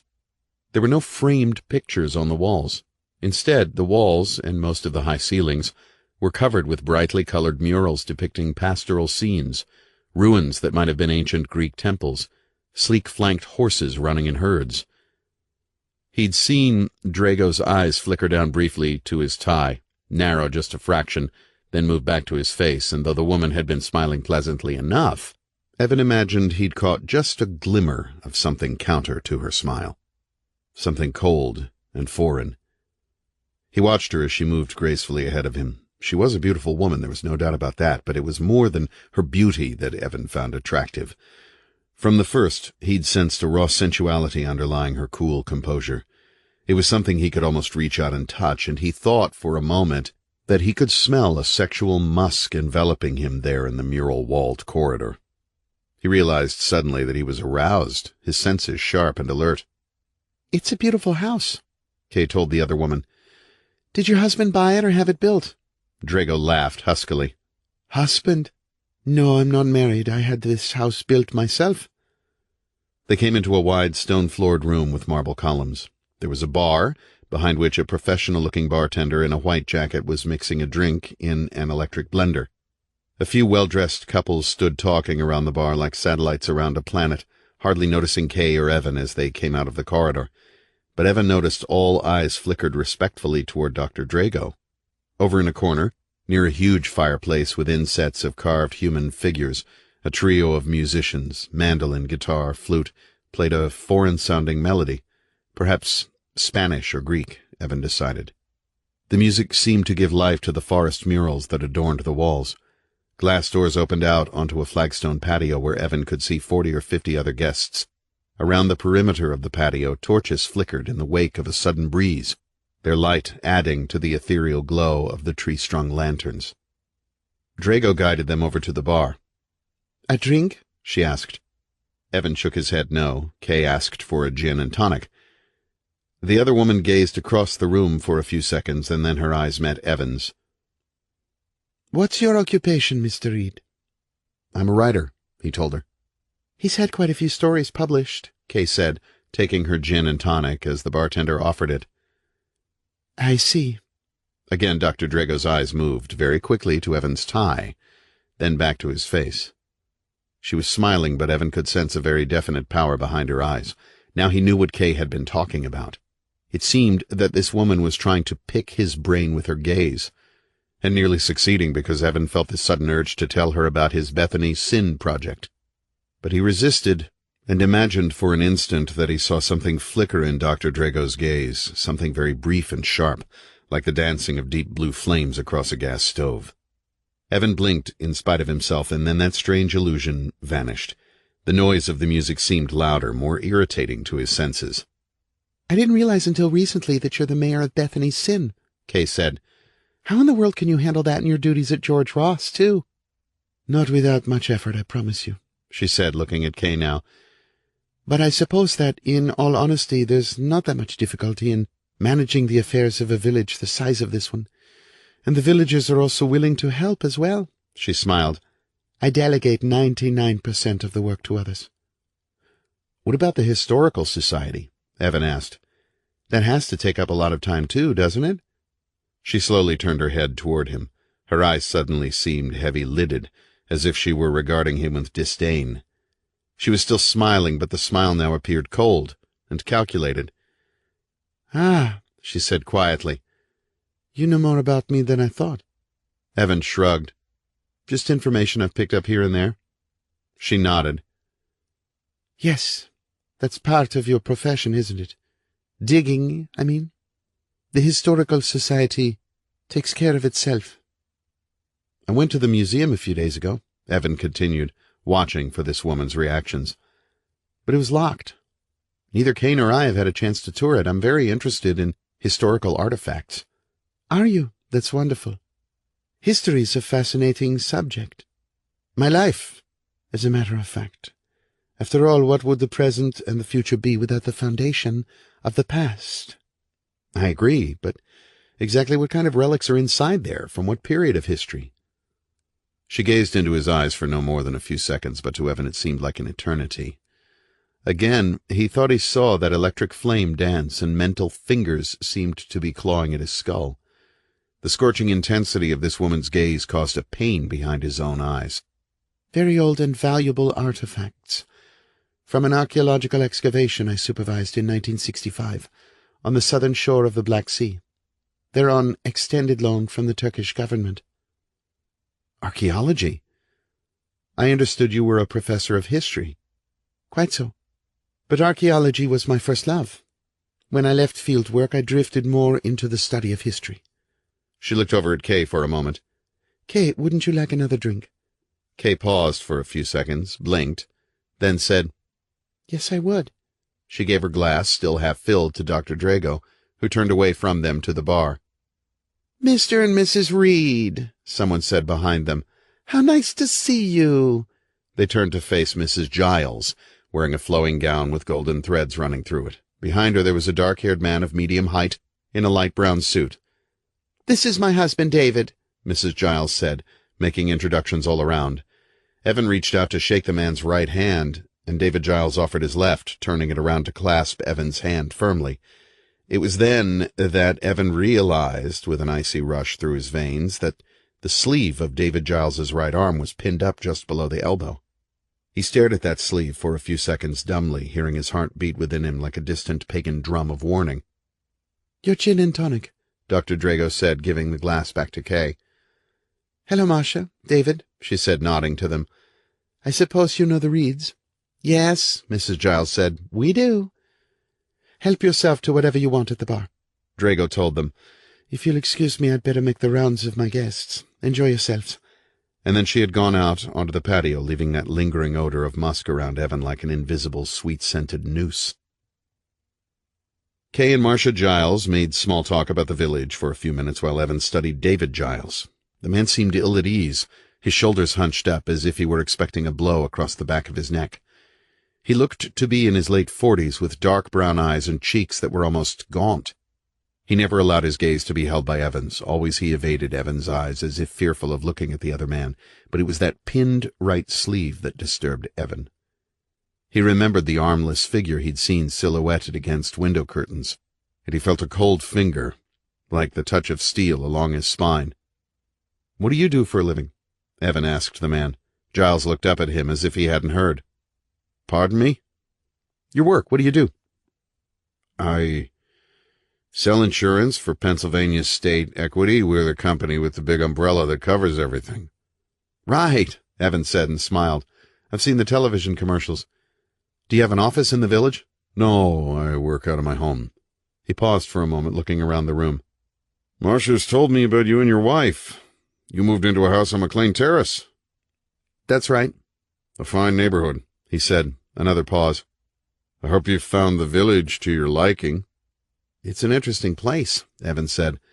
"Of course, for me, any place with secrets is interesting." He said it calmly and slowly, watching the man's face. It showed no reaction, though from the corner of his eye Evan saw Mrs. Giles's head turned slightly toward him. "Secrets?" Mrs. Giles asked, smiling pleasantly. "What kinds of secrets?" "I've been doing some research for an article on the village," Evan explained. "There seems to be a secret behind the village's name. Or let's just say it's damned difficult finding out anything about it." Mrs. Giles laughed softly. What kind of insect does she remind me of? Evan wondered. Something cunning and aggressive. Yes, a praying mantis. "I'm sorry if you found that to be so," she said. "I could have saved you some bother, I suppose. In the 50s there was nothing here but a few clapboard houses and a general store, but there was one important resident. His name was George Bethany, and he owned well, let's just say he was a self-made businessman with an eye for the ladies. Some of those ladies he put to profitable labor, on their backs." Evan raised an eyebrow. "Prostitution?" "I'm afraid so. His ladies served the farmers and woodsmen in the Johnstown area until the police ran him out of the state. Someone, I don't know who, came up with the name Bethany's Sin in dubious honor of the man. The name stuck, though we've been trying to get it changed for some time now." Evan shrugged. "Why change it? I think it's very interesting." "Not quite the image we'd like the rest of the state to see, though." She smiled, her praying mantis smile. "And certainly not what we'd want all Pennsylvania to read about." "It was just an idea he was working on," Kay said defensively. "An idea I am working on," he corrected her, then looked again at Mrs. Giles. "How did you find out about all this?" "Property is my business. I was searching for some old records of ownership in Johnstown when I came across some of the man's professional records. They're stored in the basement of the Johnstown Municipal Building. At least they were there 4 years ago. Might not be there now." "I'll have to have a look sometime." "Well, good luck." Mrs. Giles reached over for her husband, touched the stump of his severed arm, and began to caress it. "Though I must say I hope your article remains unwritten. I'm afraid the villagers aren't as open-minded as you might think." "Meaning what?" Evan wondered, looking into her flat, stony gaze. "That Kay and I might be tarred and feathered and run out of the village? That we'd become social outcasts? Whatever the penalty, the veiled threat was there. Interesting in itself. Evan took Kay's hand. "I think we'll mix and mingle," he told the woman. "It was very good to see you again, and good to meet you." He nodded toward David Giles. and saw in that man's eyes an unfathomable and disturbing darkness. He'd seen that empty stare before, and he searched his memory. Yes, of course. The eyes of Harris DeMargin, and the eyes of the men who'd been caged behind bamboo bars in a Viet Cong POW holding camp. What could they possibly have in common? Evan led Kay toward the patio. "What's wrong?" she asked him as they stepped outside. "You're acting strange." "Oh? How?" "Preoccupied. And you were a little rude to Mrs. Giles, weren't you?" "I wasn't aware of it," he said. "If I was rude, I'm sorry." "And you stared at her husband's arm as though you'd never seen an amputee before." Evan grunted. "That's the trouble," he said quietly. "I have." She looked at him, not understanding. His gaze had darkened, and she quickly looked away so she wouldn't see those strange haunted things surfacing from the hiding places in his soul. "Not here," she told him mentally. "Please, for God's sake, not here." He put his arm around her. "I'm okay," he said, as if he'd sensed her growing fear. "Really, I am." It was a lie. The clockwork mechanisms in his brain had begun to turn around the angles of questions, vague premonitions, feelings he was unable to shake. "Can't let her see it," he said to himself. "Got to keep myself under control." And suddenly, from out of the throng of people on the wide wrought-iron railed patio, another couple stood before them. The man was shorter and stockier than Evan, and perhaps a few years older, with longish, sandy-brown hair and alert, intelligent-looking blue eyes. A briar pipe was clenched between his teeth, but it didn't seem to be lit. Beside him stood a pretty, petite woman with honey-blonde hair and attractive green eyes that reflected the lantern's light from the trees. Somehow they seemed to fit together, though Evan could tell with one glance that they were opposites, he gregarious and outspoken, she more sensitive and thoughtful. "Don't I know you?" the man asked, looking at Kay quizzically. "I don't think so." "Oh, yes, I do. You're the new math teacher at George Ross, aren't you?" She nodded, thinking that his face looked oddly familiar, and then, seeing that patched pipe, she remembered. "Of course! You're the man who lost money in the Coke machine in the teacher's lounge one day. You're a professor of—" "The classics," he said, and smiled, turning to Evan and thrusting out a hand. "I'm Doug Blackburn, and this is my wife, Christy." Evan shook hands with him and introduced Kay and himself. "They still haven't given me my money back yet," the man told Kay. "Cheap bastards, pick your pockets over there. Have you eaten in the cafeteria yet? If you haven't, let me warn you about it. Don't go without a physician at your side, and make sure he brings a stomach pump. Better still, bring your own lunch from home." They laughed, and the man looked around at the other people on the patio. "So many people here, but not very many we know." He put his arm around his wife. "Where do you two live?" "Bethany Sin," Evan said. "We've driven through there a few times," Christy said. "It's a very beautiful village." "Do you live near here?" Kay asked them. "In Whittington," Blackburn said. "Boring as all hell over there. They roll the sidewalks up at 5 o'clock. So," he paused for a few seconds while he lit his pipe with a match. "Are your classes all right?" "It's still touch and go," she explained. "If I can make it through August, I think everything will be fine." "Let's hope we all make it through August. Little bastards in my 8 o'clock class are driving me crazy.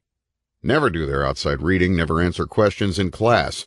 They wouldn't know a Gorgon if Medusa herself gave them the eye. I'm going to flunk every damned one of them. No, I'd better not do that, at least not for spite." He struck another match and held it above the pipe's bowl. "Mythology?" Evan asked. "That's one of your subjects?" "That's right. Mythology. Roman history, Latin, Greek. Are you interested in it?"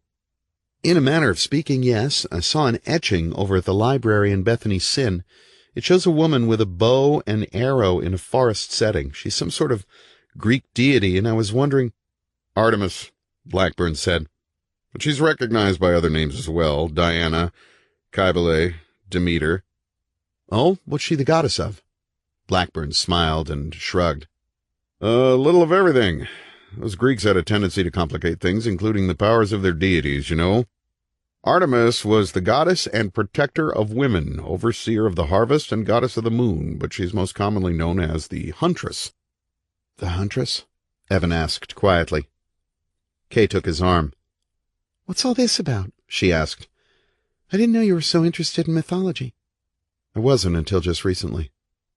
"Then you've probably been talking to Catherine Drago," Blackburn said. She's cornered me more than a few times, too, and since you live in Bethany's sin, I'm not surprised you're curious about Artemis. Evan paused for a few seconds. I don't understand, he said finally. The museum in Bethany's sin, Blackburn said. Artemis was the goddess of the— Here you are, someone said, a figure moving alongside Evan and taking his arm. I've been looking for you. Dr. Drago nodded toward Blackburn and his wife. She held a cut crystal glass filled with a thick-looking red wine. Dr. Blackburn, I see you and your wife have met the Reids. Yes, and we were talking about a subject you should be interested in, he said offhandedly. Mr. Reid was asking about the goddess Artemis. I don't suppose you've given him the grand tour of your museum yet. He smiled thinly. Dr. Drago was silent for a moment as she swirled the wine around in the glass. Ominously silent. Evan could feel a hostile tension building between her and the other man, and he knew Kay could feel it too, because Kay's muscles seemed to have tightened. You're mocking me, Drago said quietly. I'm not sure I like that. Blackburn stood perfectly still, as if transfixed. Perhaps he felt the same thing that Evan did, the presence of something dangerous within the woman that might suddenly leap without warning. Your private opinions are, of course, your own, the woman said calmly. But when you choose to make them public, in my house, you tread on dangerous ground. Dr. Blackburn, for a man of intellect, you are surprisingly myopic. Perhaps this autumn we'll schedule that debate we've been considering. I have the feeling our debate's already begun, Blackburn said, glancing uneasily at a few of the guests who'd moved in a circle around them. Drago smiled. Her eyes were like blazing blue bits of glass, seconds out of the kiln, still glowing with unrestrained power. But there was no heat from them, only a numbing cold. I'll destroy you, she said. You'll stand on your opinions and I'll stand on my evidence. Evidence? Blackburn shook his head incredulously. What evidence? Those fragments and weapons you've put under glass in your museum? Surely not. A group of people had gathered, drawn by the man and woman standing like combatants beside Kay and Evan. Kay found herself staring at Blackburn's head as if she could see the skull. I have truth, Drago said. No, only myths and dreams. Drago leaned toward the man. Evan thought for an instant that her hand, still clutching his arm, had begun to tighten its grip. He could feel the strength behind it, as if her fingers were flesh-covered bands of metal. In a cavern on the shores of the Black Sea, she said very quietly, but all ears could hear her, because her voice had taken on a low, threatening quality. I found what I'd been searching for all my life. Not dreams, not myths, but reality. I touched the cold stone walls of that tomb, Dr. Blackburn, and no man on earth can mock what I know to be true. Her eyes glinted. It seemed to Evan that the circle of people around them had become larger and tighter. When he looked up, he saw that, oddly, they were all women. I'm not mocking your beliefs, Dr. Blackburn persisted, though his wife was gripping his sleeve now. And of course your Black Sea excavation was important by anyone's standards, but I'm telling you as a professor of classics, you have no basis on which to— No basis! The woman spoke sharply, and Evan thought bitterly. He sensed raging emotions within her, and he sensed also that she was holding herself back with tremendous willpower. For over 10 years, I've been trying to prove my beliefs, she said. I've gone back to both Greece and Turkey several times to follow whatever threads of information I could uncover. Well, I'm afraid you'll follow those threads right into the ground. There's simply no hard evidence. A chill skittered down Evan's spine. Of course he didn't understand what the man and woman were arguing about, but he now had a feeling of deep dread and sudden inexplicable panic. The music was still playing from the house, but it sounded distant now, worlds away. The group of women who had ringed them out of mere curiosity now seemed threatening. Beside him, Kay trembled. Dr. Drago released his arm, and he was certain her grip had left bruises. You're an utter fool, she told the man who stood before her. All men have closed their eyes to the truth I've uncovered, and that is a very dangerous thing. Dangerous? Blackburn almost smiled. How? Evan was looking around at the ring of women. Some of them he'd seen before in the village, others he didn't know. But on all their faces there was now an eerie, shared expression. In the flickering light of the torches around the patio, Evan could see their cold hatred. Their eyes glittered darkly, and the flesh seemed to be stretched tight over their facial bones. And when he glanced to the side, he realized Kay was staring at the back of Blackburn's head, with the same intense, barely restrained ferocity. He turned his head, caught another man's gaze across the patio. The man seemed to be transfixed, and as Evan's eyes met his, he immediately stared down into the glass he held.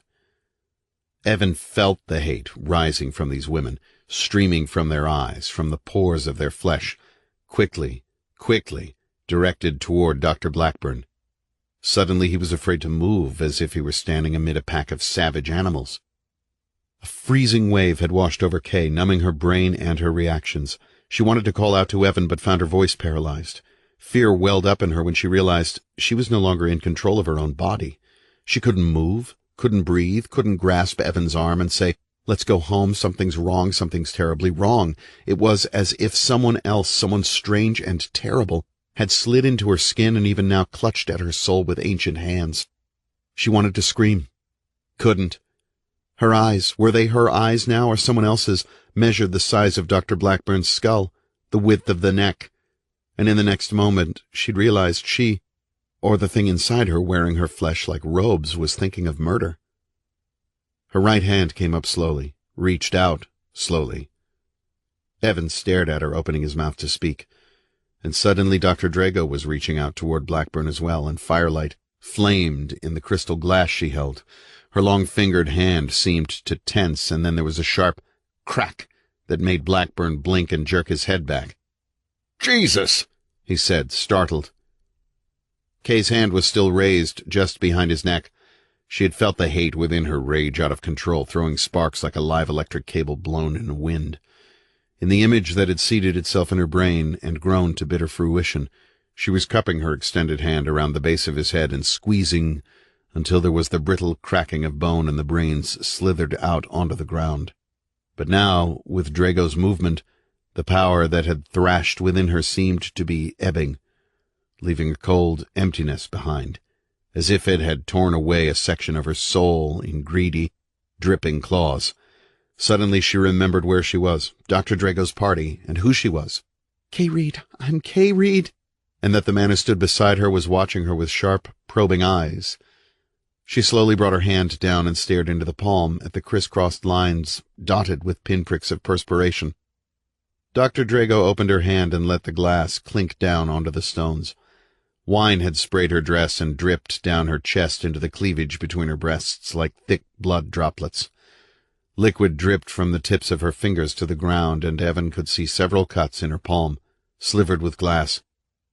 "Jesus!" the man said again, staring at her. "You've hurt yourself." Her expression hadn't changed. She was half smiling at him, though her eyes were still hard, allowing no quarter. "I'm afraid discussions of this nature get the better of my temper. Forgive me." Blackburn stood still for a minute, then he seemed to realize how close the ring of women were around him, because he turned his head from side to side, like an animal seeking a way out of a trap. But Evan had seen a change come over them, just as he'd seen a change come over his wife. Their expressions were placid now, no longer mirroring Drago's hatred of Blackburn. Mrs. Giles came toward Dr. Drago and took her arm. "Please," she said. "allow me to get a bandage for you." "No," Drago said, pulling her arm free. Blood spattered the stones at her feet. We'd better be going, I think," Blackburn said. He held his wife's hand, and she nodded quickly, her eyes still wide with shock. "I'm sorry if I caused you to do that. I didn't mean to." "It's nothing," the woman said. "Yes, well..." He paused, looking from Drago to Evan and back again. "I thank you for inviting us." "Thanks very much." "Marcia," Dr. Drago said. "will you show the Blackburns to the door?" "Goodbye. Nice meeting you," Blackburn said to Kay and Evan, and then he and his wife were gone, following Marcia Giles to the front of the house. The ring of women had melted away. Lights glinted off glasses. Across the patio someone laughed. Conversation swelled. Drago lifted her hand and seemed to be examining the gashes. Another woman, a slender blonde Evan thought he'd seen at the village drugstore, brought her a white hand towel, soaked in cold water. Drago began picking out the glass. "Foolish of me," she said. "That man goads me too easily." What was that all about?" Evan asked her. "His stupidity." She turned her gaze on him and then smiled. "His fears. But fortunately, nothing to upset my party. I'd rather not talk about it any more. Kay, there are some others I want you to meet. Evan, will you excuse us?" He nodded. "Sure." Then to Kay, "Are you all right?" She stared at him, nodded. "We'll only be a few minutes. There are other professors from George Ross here that Kay should know." She took Kay's arm with her unbloodied hand. "Come on," she said, and they disappeared across the patio. Evan felt like a drink, a strong one, scotch maybe. He went back to the bar and ordered it. He realized his pulse was pounding. What had happened out there seemed like some kind of strange dream, something beyond his control or understanding. And what had happened to Kay? What was she going to do? That look of pure hatred in her eyes still burned in his brain. "I've never seen her look like that before," he thought. She looked wild and savage and, yes, deadly. He shook his head and sipped at his scotch. And looking across the room, saw what those carved figures were on the fireplace. Warriors in armor astride huge, rearing horses, bearing battle-axes, some with spears and quivers of arrows about their shoulders. He stepped toward it, then stopped. The music played on, someone behind him laughed, a female voice, light and high and free, but he didn't hear. Because he'd seen that those warriors were women. 17. After the party. On the drive back to McLean Terrace, Evan asked Kay what had been wrong. "Wrong?" she asked. "What do you mean? Nothing was wrong." "Oh, yes, it was. I saw the way you were staring at Dr. Blackburn. I saw you reaching for him. What were you going to do?" She was silent for a long while. Beyond the headlights, the many layers of darkness swept by. She took a deep breath, let it out. How to make sense of what she'd been feeling. How to explain it to him. And herself. "Well?" he prompted, waiting. "I'm tired," she said. "I didn't know there'd be so many people there."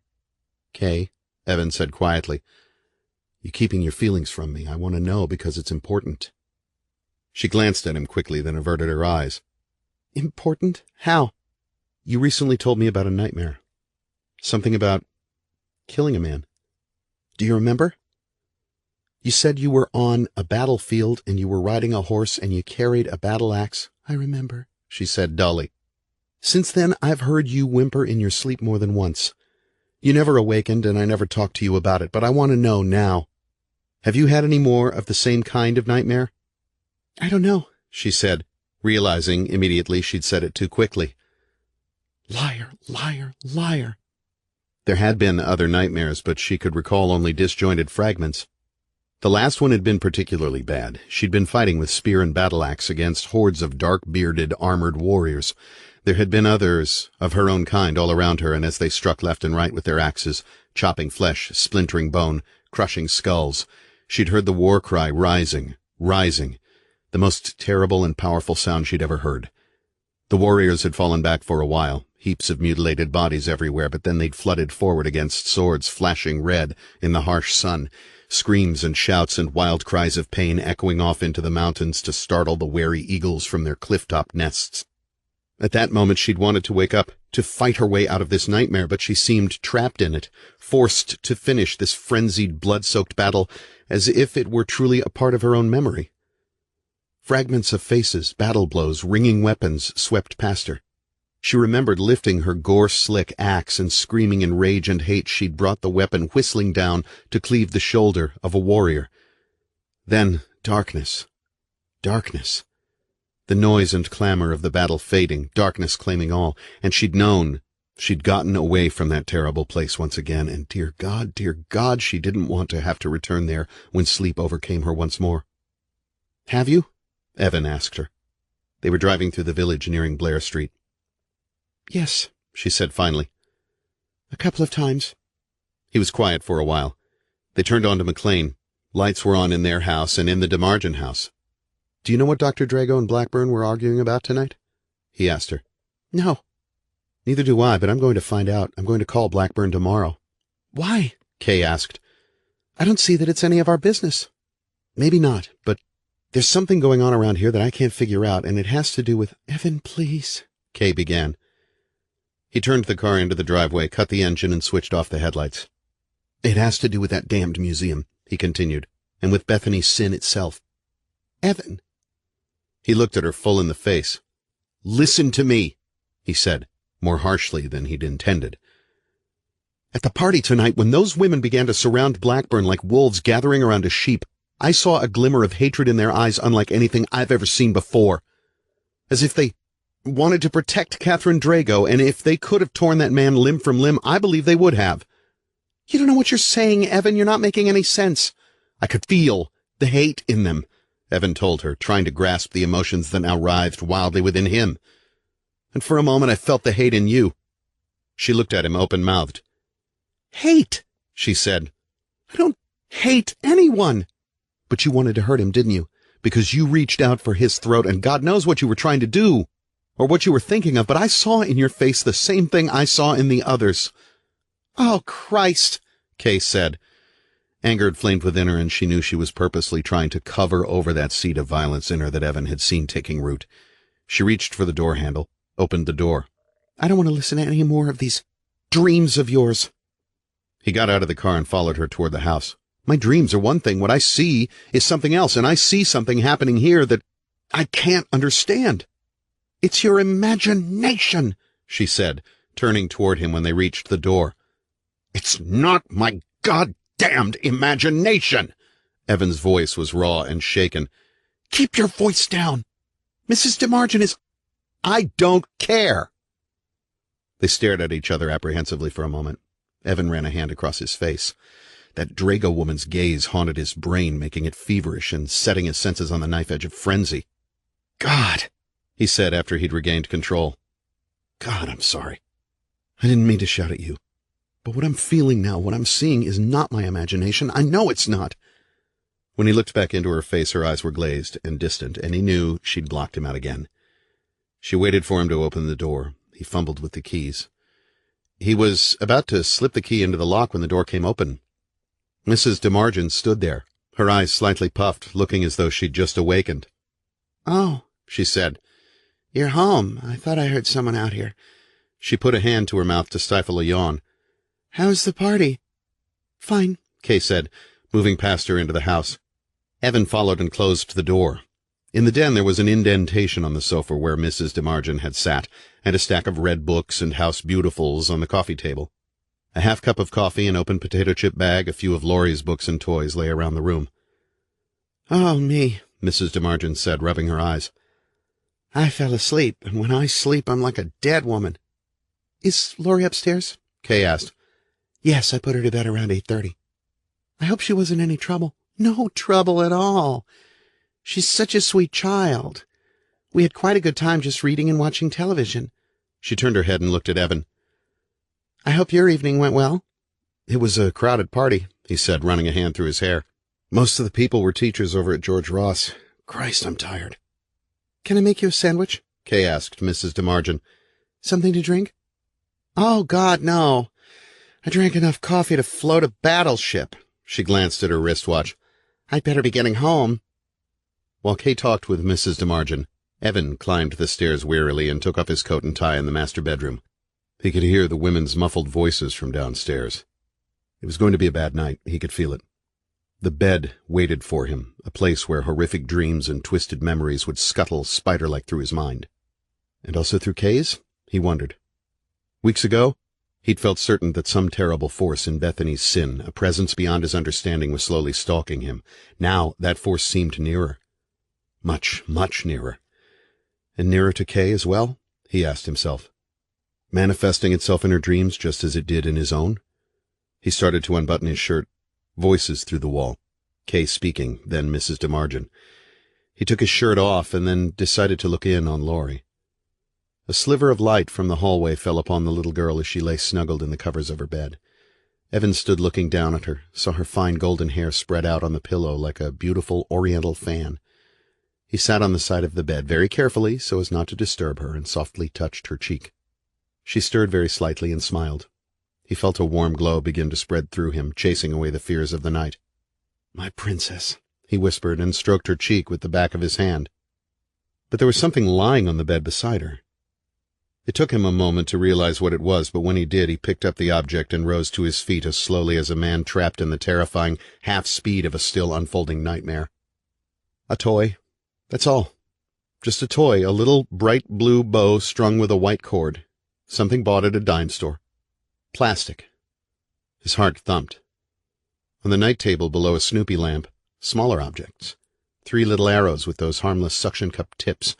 Lying on the floor at his feet, a cardboard target with 100, 200, 300, 400 around the rings and 500 at the bullseye.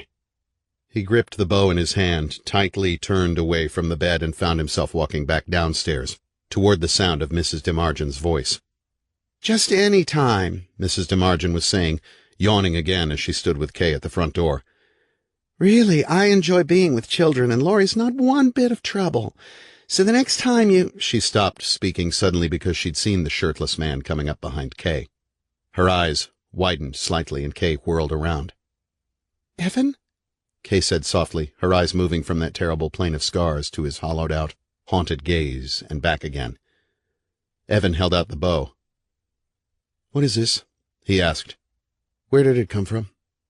Mrs. DeMargin tried to smile, faltered, glanced quickly over at Kay. Well, we drove over to the Westbury Mall around 8, we had some ice cream, and we went into the toy store. Thurman's Toys.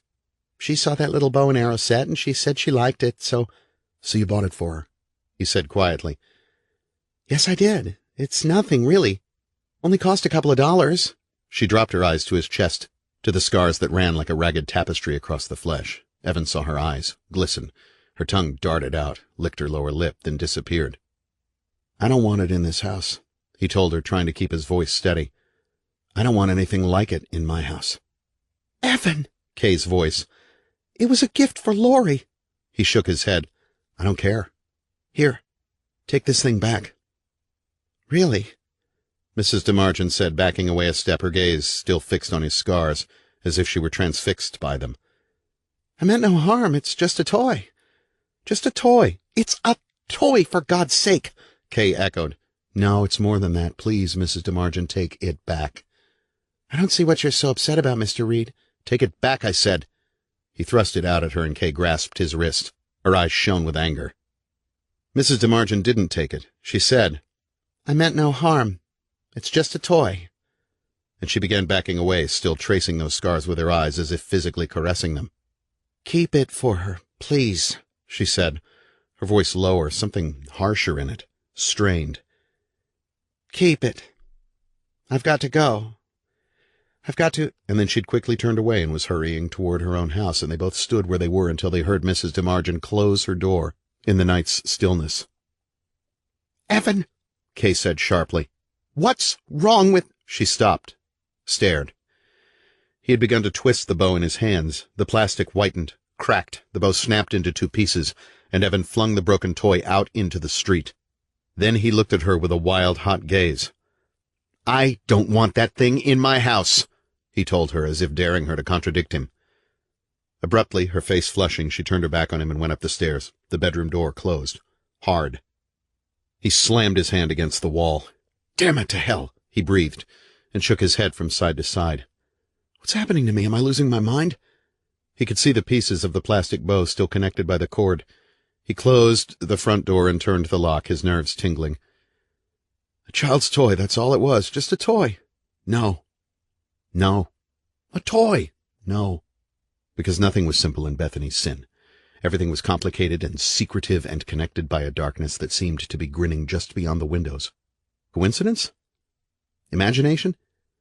When he'd seen that bow, he'd immediately recalled the etching of Artemis with her bow and arrows and the carved frieze of warriors on Dr. Drago's fireplace, some of them bearing quivers of arrows.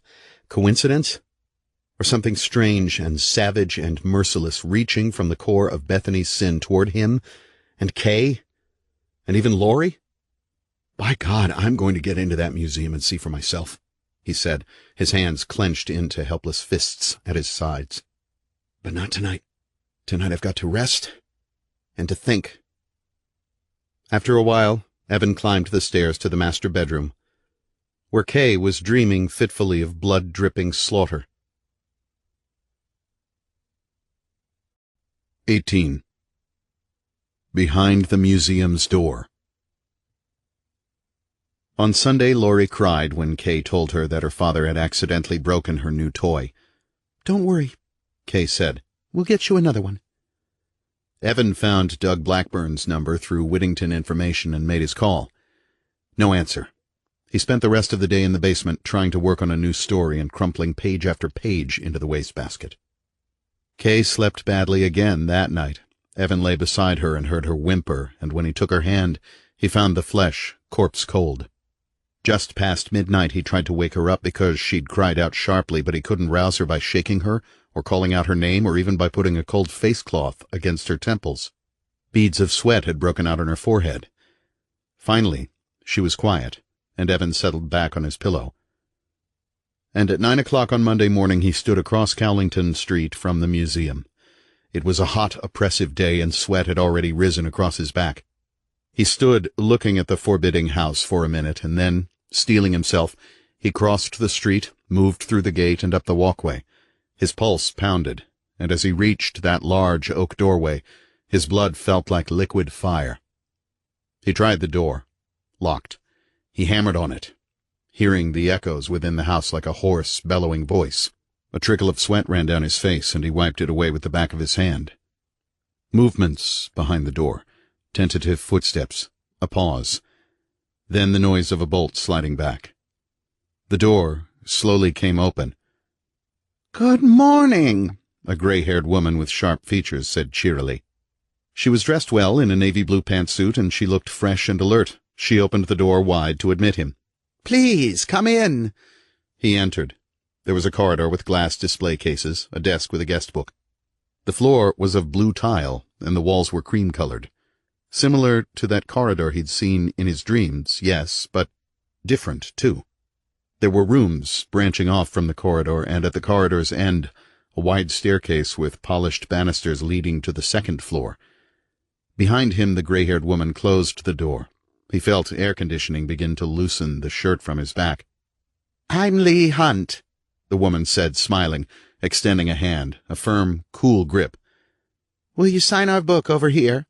He nodded, took an offered pen, and signed it. "Sorry we were locked up," she said. "I'm alone here for the day, and it's rare that we have a visitor so early in the morning. It's certainly going to be a scorcher today, isn't it? The radio said in the middle 90s, and still no rain in sight. That makes for dangerous conditions, I'll tell you." She peered over at his signature. "Mr. Reid?" She looked into his face, seemed to be examining his features. "Oh, yes, your wife is on the George Ross faculty, isn't she? Weren't you and she at Dr. Drago's home on Saturday night?"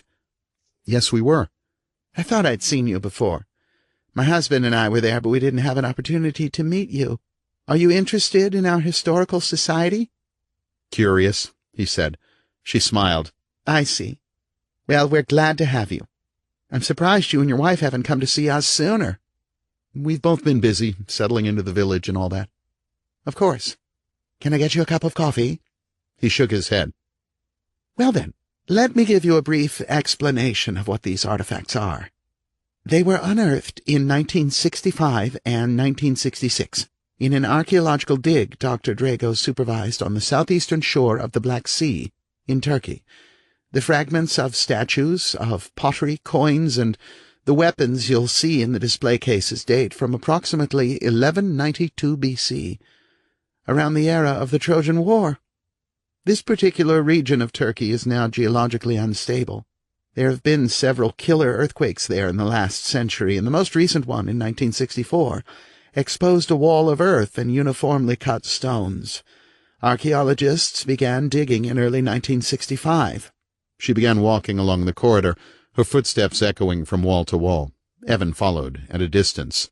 Dr. Drago held an archaeology post in Athens at that particular time, and for years she'd been petitioning the Turkish government to conduct a series of exploratory digs near the mouth of the Kelkit River. She'd been turned down up to that point, but Dr. Drago learned of this new discovery and petitioned the government again for permission to lead a team of Greek archaeologists in work on Ashava. Ashava? Yes, that's the name the Turkish archaeologists gave the new site, after some professor or somebody. Anyway, Dr. Drago and her team were accepted. As a matter of fact, they made most, if not all, of the significant finds. The items you'll see here were all unearthed by the Greek scientists. Evan stepped over to a display case and looked in. There were bits of pottery, all of them numbered. Most were undecorated, but on several there were intricate scrollwork designs. Those were found on an upper stratum. In fact, the museum's laid out in order of the particular discoveries. The third floor holds those items found in the lower and oldest portion of the dig. Other display cases held more pottery. Here was a fragment of what must have been a statue. It was one arm, the hand curiously curled, as if reaching for him through the glass. "So what did Ashava turn out to be?" he asked the woman, seeing her reflection watching him in the display case. "A city," Mrs. Hunt said. "Or to be more accurate, a fortress, buried by the shifting of the earth, buried from human eyes for possibly 1,000 years or more, and a sheer caprice of nature uncovered its inner walls." Evan peered into one of the rooms. A headless statue stood flanked by shadows. One hand held a spear that seemed as if it were about to be thrown at him. There were other displays, large, cracked vases, small medallions in a sealed case. "Ashava, huh?" he said, turning toward Mrs. Hunt. "I'm afraid I've never heard of it, but then I wouldn't consider myself any authority on ancient history." "Few people are. Ashava was the name applied by the Turkish scientists. Dr. Drago identified the city by a different name, Themyscira." He shook his head. "Sorry, doesn't ring a bell." "No matter," she said. "I didn't know anything about it myself until Dr. Drago explained it to me. Themyscira was a very ancient city, and a fabled one as well. Its origins are lost in the past, but we can infer from its ruins and artifacts that it was primarily a farming community. It was a fortress, as I've said, but built as a fortress for purposes of defense against roving bands of barbarians, of which there were quite a few. In 72 BC, Roman legions attacked Themyscira and destroyed it." Evan realized there was a smell of dust in the house, of age, of ancient secrets, and perhaps new ones as well. "Why are these artifacts here?" he asked her as they neared the stairway. "Why not in Turkey?" Mrs. Hunt smiled a cat smile. "The Turkish government was in need of financial aid in the late 60s. As I'm sure you're aware, Dr. Drago is quite wealthy. She arranged for a loan in exchange for these relics." "They must mean a great deal to her." "They do, and to all of us as well." "Oh? Why?" "Because having this museum here makes Bethany's Sin quite a special place, an important place. There's a great deal of civic pride centered on it." He nodded, looked up the staircase.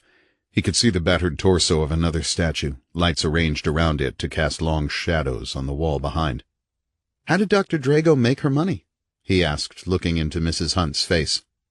"She was a very lucky woman, and intelligent, too. In 1967, I think it was, she married Nicholas Drago.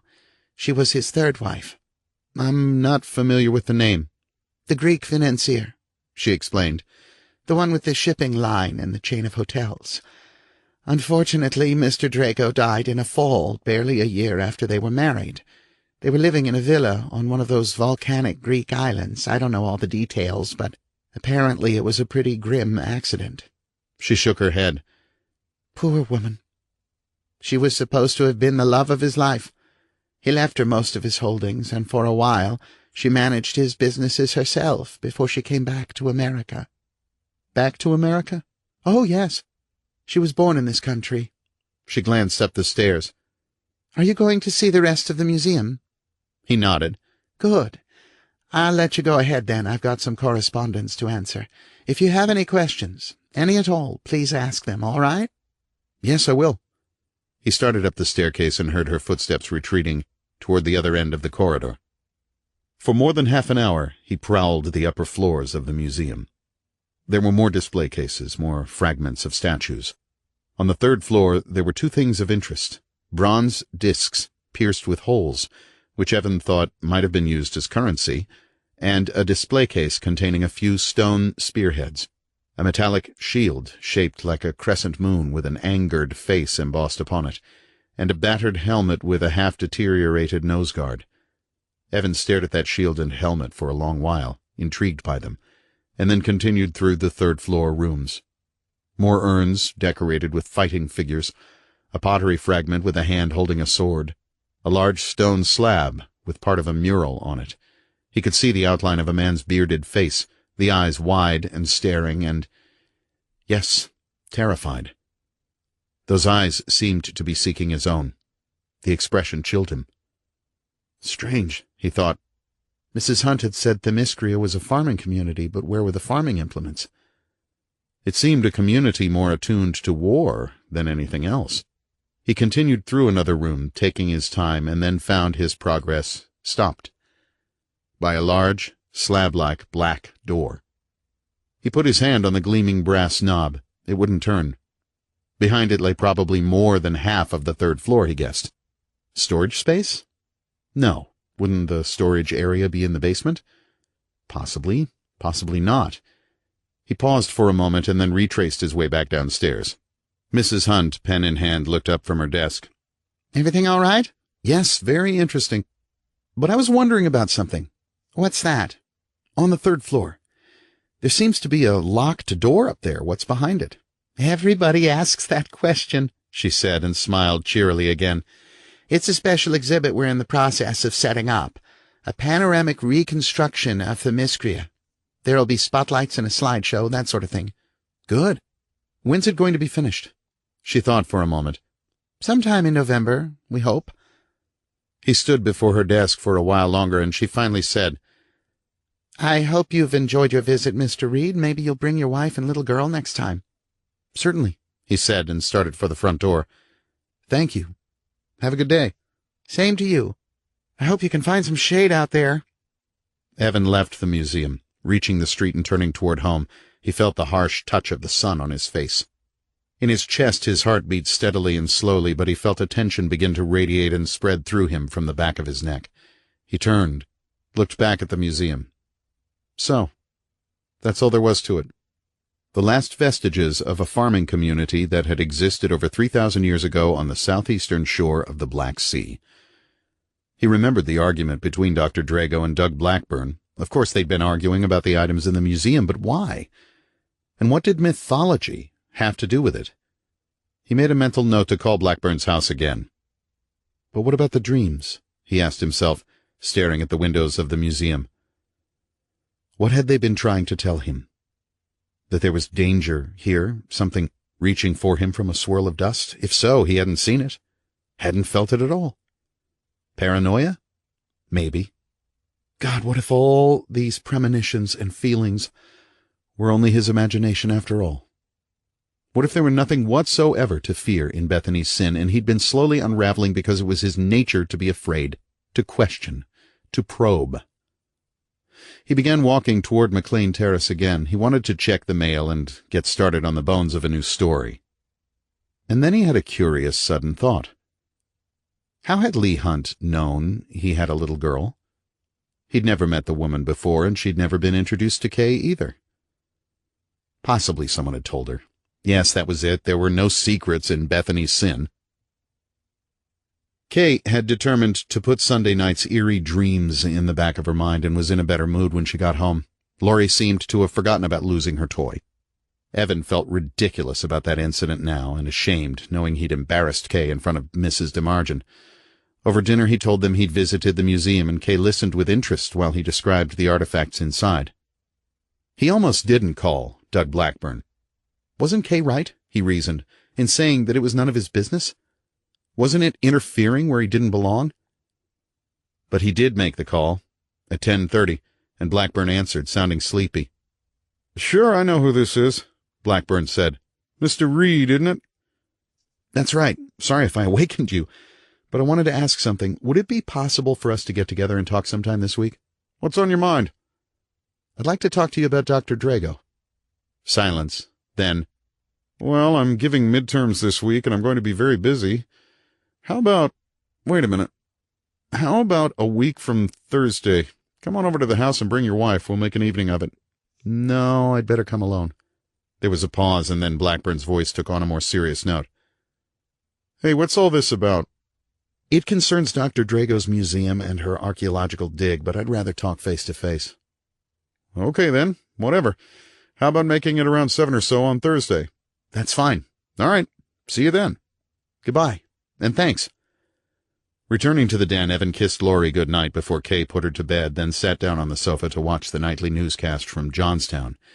The newscaster was finishing up a story on a local politician, and then he began talking about the discovery of a decomposed, unidentified corpse in the woods near Elmora.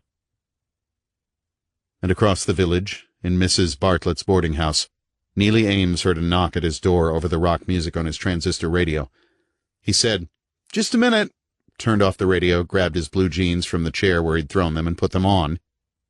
It was Mrs. Bartlett carrying a tray with a white teapot and a glass filled with ice cubes. "I brought you a surprise," she said, coming into the room and glancing around. She didn't seem to mind the clothes strewn about. "I know how tired you said you were at dinner, and sometimes a body can be so tired you can't even sleep, so I made some of my good sassafras tea for you. It'll help you relax." She put the tray on a table near his bed. "That's very nice of you," he said. The pungent, earthy perfume of the sassafras had entered the room with Mrs. Bartlett. "Here we are," Mrs. Bartlett said, pouring the tea. The ice cubes cracked, and the noise reminded Neely disturbingly of a night when something had smashed his truck window. "It should be cool in just a minute." He took the glass and sat in a chair near the windows. The slightest breath of breeze was coming through, but it was a stale, hot breath. His shoulder muscles and legs still ached from the work he'd done that day. It was almost as if that bastard Weisinger had been trying to wear him out. He'd spent the hot, muggy morning picking up litter on the outskirts of Bethany's Sin, loading plastic bags with beer cans and blown newspaper and paper cups and all manner of debris. Then, in the scorching afternoon, he'd cut down a dead tree on Fredonia Street, sawed it into small pieces, and hauled the whole thing over to the landfill. He always hated going out to that landfill. It was a filthy place, layered with garbage and inhabited by hundreds of black, biting flies. "You look tired," Mrs. Bartlett said. "A young man needs his rest." "Young? No, I'm not so young anymore," he told her. The glass felt deliciously cool in his hand. "I worked at the landfill today. Do you know where that is?" She shook her head. "It's way out in the woods, in the middle of nowhere. I hate that place. As barren as the damn moon, and hot as hell." "I don't believe I'd like to see it," Mrs. Bartlett said. "No, you wouldn't." He sipped at the tea. It was very sweet. "But I'm getting paid to haul myself out there, so I guess I shouldn't complain." She smiled sympathetically. "Must have been over 100 out there today," he said. "And the ground's beginning to crack like some sort of dried-up riverbed." He drank again, almost too sweet for him. "It's good," he told her. "Thanks for bringing it." "I hoped you'd like it. Most of my visitors do." He nodded, drank, sweet over bitter. "Summers are always fierce in Bethany's Sin," the woman said. "I can't bear to go out in the midday sun myself. They say the sun brings up all the wrinkles." He grunted, touched the cold glass to his forehead. "Then I'd better not look in a mirror," he said. "I'd look like I was 80 years old." "Everything will be fine in the morning after a good night's sleep." "I suppose it will be. It'll have to be." She watched him drink. "I'll let you get your rest now," she said, and moved toward the door. "We'll have pancakes for breakfast." "That'll be great. Good night." She closed the door behind her, and he heard her slowly descending the staircase. In the bowels of the house, another door closed. He finished the tea, touched the cool glass to both sides of his face, and then walked across the room to turn the lock in the door.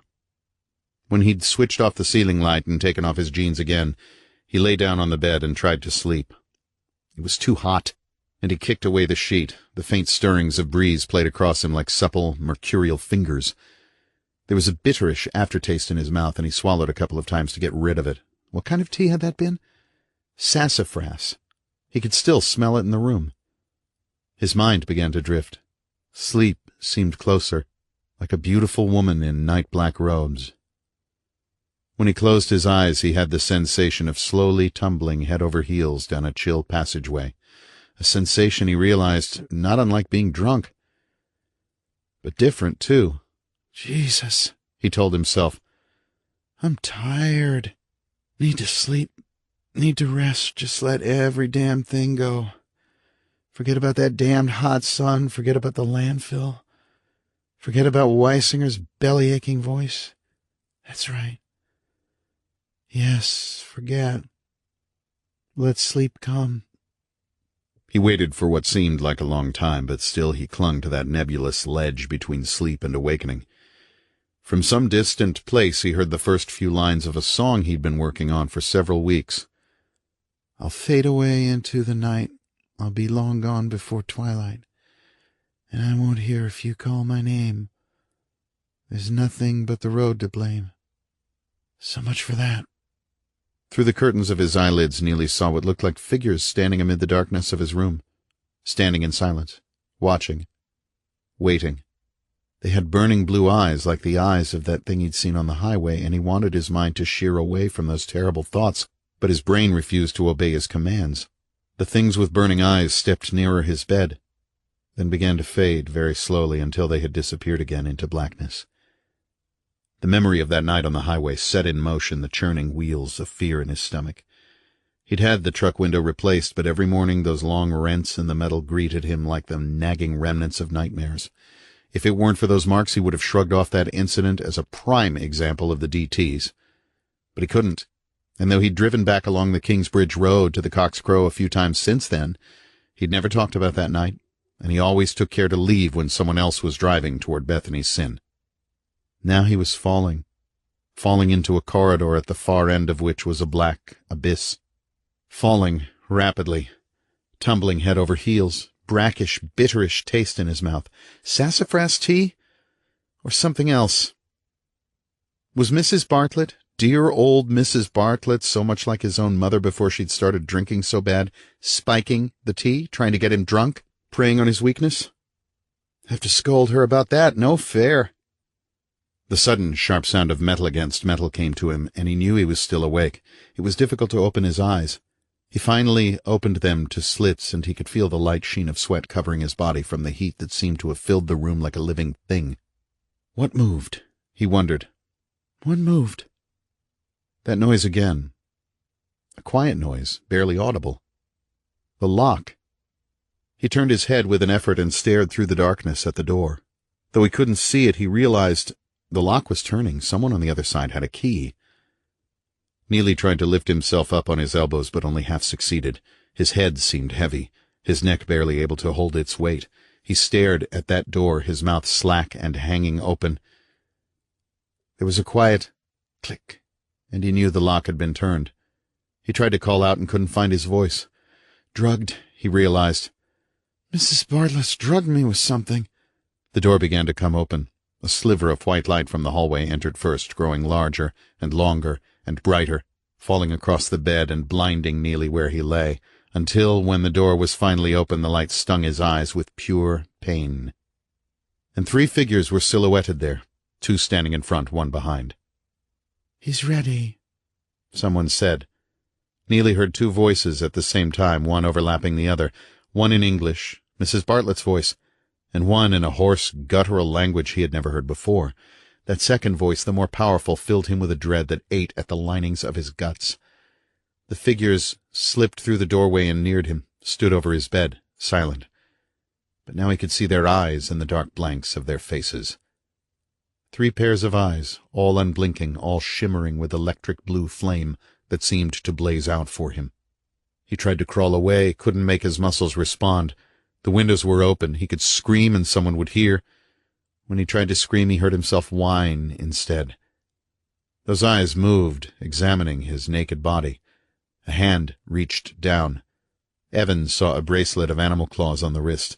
The fingers traced the length of his penis. He tried to cringe from them, couldn't. Another hand came down, and the cool, fleshed fingers swirled in circles across his stomach. The Bartlett thing stepped back toward the door and closed it. Neely's heart hammered. He could hear the thing's breathing in the darkness like the steady action of a bellows. Hands touched chest and arm and thigh and throat. He smelled female musk, heavy and demanding, filling the room with sexual need. Fingers at his penis stroking the flesh. Beneath those burning, haunting eyes he knew the mouths were open, taut with fired lust. One of the forms sat on the bed beside him, bent forward, and licked at his testicles. Another one crossed to the opposite side of the bed and crawled toward him, gripped at his shoulders, bit lightly at his chest, then harder with mounting desire. Turning his head with an effort that brought the sweat up in beads on his face, Neely saw the eyes of the Bartlett thing still standing beside the closed door. She was grinning, and to his own horror he felt his body begin to respond to the caresses of the two women around the bed. It excited them even more, and they jealously shoved for position near his sexual organ. A mouth gripped him, claw-nailed hands stroked his thighs from hips to knees, leaving rising welts. Physical need shook him, setting his nerves afire. His testicles ached for release. And then he was aware that one of them, the woman thing with the animal claw bracelet, was standing up, slowly taking off the coarse-clothed gown she wore. Even in the darkness he could see the smoothness of her stomach, her firm, tight thighs, the triangle of dark hair between them. The fever boiled in his brain, and now he had only one need and one desire in the world. She sensed it and moved with maddening slowness. Then the other woman thing backed away from the bed and disrobed. He could feel the mingled heat of their bodies, and he didn't care that those hideous eyes watched him almost incuriously, didn't care that these things were nightmare visions, didn't. The one with the bracelet caressed his body like the searing touch of fire. Thick dark hair hung down over her shoulders, and he could smell a wild forest smell in it. She mounted him, her legs pressed tight against his body, moved forward, guiding him in with her hand, urgently. She gasped softly and began to move, slowly at first, then with increasing passion. Her nails gouged his shoulders, and her unblinking eyes stared into his face with eerie unconcern. Neely grasped her arms, felt smooth, firm flesh. He lifted himself up, and she ground down on him at the same time, mixing his pleasure with pain. In another moment he exploded inside her with a half-human whine that he hardly recognized as his own voice. Her wetness engulfed him, throbbing against him with a strength that wouldn't let him free. She ground down on him again, locking him inside her with her legs. Orgasm ripped him like lightning, and still she moved atop him, her grasp milking him dry. As she trembled violently in the throes of her own orgasm, Neely played his fingers along her shoulders and then dropped them to her nipples. One of them was hard and taut. The other was missing. And Neely realized with a new surge of confusion and fear that this woman had only one breast. The right one was gone, and his fingers felt the hard ridges of a star-shaped scar in its place. The woman released him and silently climbed off his body. Before she slipped back into her gown, Neely saw jewels of sweat and semen suspended in the fine down between her thighs. At the door the Bartlett thing hadn't moved. Her eyes, fiery blue, burned through his skull. They waited for him to regain his strength. His body felt drained, and in his hand there was the memory of that strange and vivid scar. And then the second woman came for him. She was lithe and blonde, and her mouth and fingers played games with his body until once again he was erect and throbbing. She descended onto Neely with feverish intensity, biting at his shoulders and throat, her hips battering him. And seconds before another orgasm shivered through him, he realized this woman also lacked a right breast, because he could feel the scar pressed tight to his own chest. She lay atop him for a moment, breathing harshly, and then her weight was gone. Neely, his body aching and exhausted, saw the three women standing over his bed, staring down at him, as if examining an insignificant curiosity. "He'll sleep now," two voices speaking. One Mrs. Bartlett's, one that guttural foreign voice that made Neely's flesh crawl. The Bartlett thing's hand came from the darkness, stroked his fevered forehead, and then the woman slipped through the door like the rustle of cloth into the blinding white light of the hallway. The door closed behind them. A key was turned. Footsteps on the staircase. Another door closed in the depths of the house. Then nothing but silence. And abruptly the mountainous black wave of sleep reared up for Neely, crashing over him with the urgent touch of a lover, scorching and soothing him, taking him down and down and down, deeper, deeper, deeper. 19. Things unearthed. Behind a layer of clouds the color of corpse flesh, the sun burned, scorching the earth, browning grasses and bowing trees, searing away shade and lying like a fiery weight across Neely Ames's shoulders. The stench of the landfill had risen up around him, enfolding him in a sickly, sweet grip. It was a wide, barren plain of dirt heaped with garbage of every description, the large mounds breeding black flies that circled hungrily around Neely's head, darting in to taste the trickles that ran down his face and arms, finding the salt taste good, circling again. Far across the landfill there were several trash fires, and from them an acrid grayish smoke had wafted with the stagnant breeze, clinging to Neely's work clothes and making his eyes tear beneath his glasses. When he walked, his boots stirred up clouds of dust, and he stepped carefully over widening cracks in the ground like the remnants of sudden earthquakes. God only knew how many tons of garbage lay buried beneath the ground. Now it seemed to be shifting, the layers and layers of filth expanding under the fierce summer sun. At one place he could stand and peer down almost 6 feet at an incredible morass of rotting garbage, old bottles, baby diapers, even discarded clothes and shoes. Beneath the landfill's surface was a hideous muck emitting a stench that turned Neely's stomach inside out. Passing a mound of pasteboard boxes and glittering glass shards, he heard a high squealing from a nest of rats. He'd seen them before, usually in the early morning when it was a fraction cooler, dark shapes scurrying from garbage mound to mound in search of scraps of food.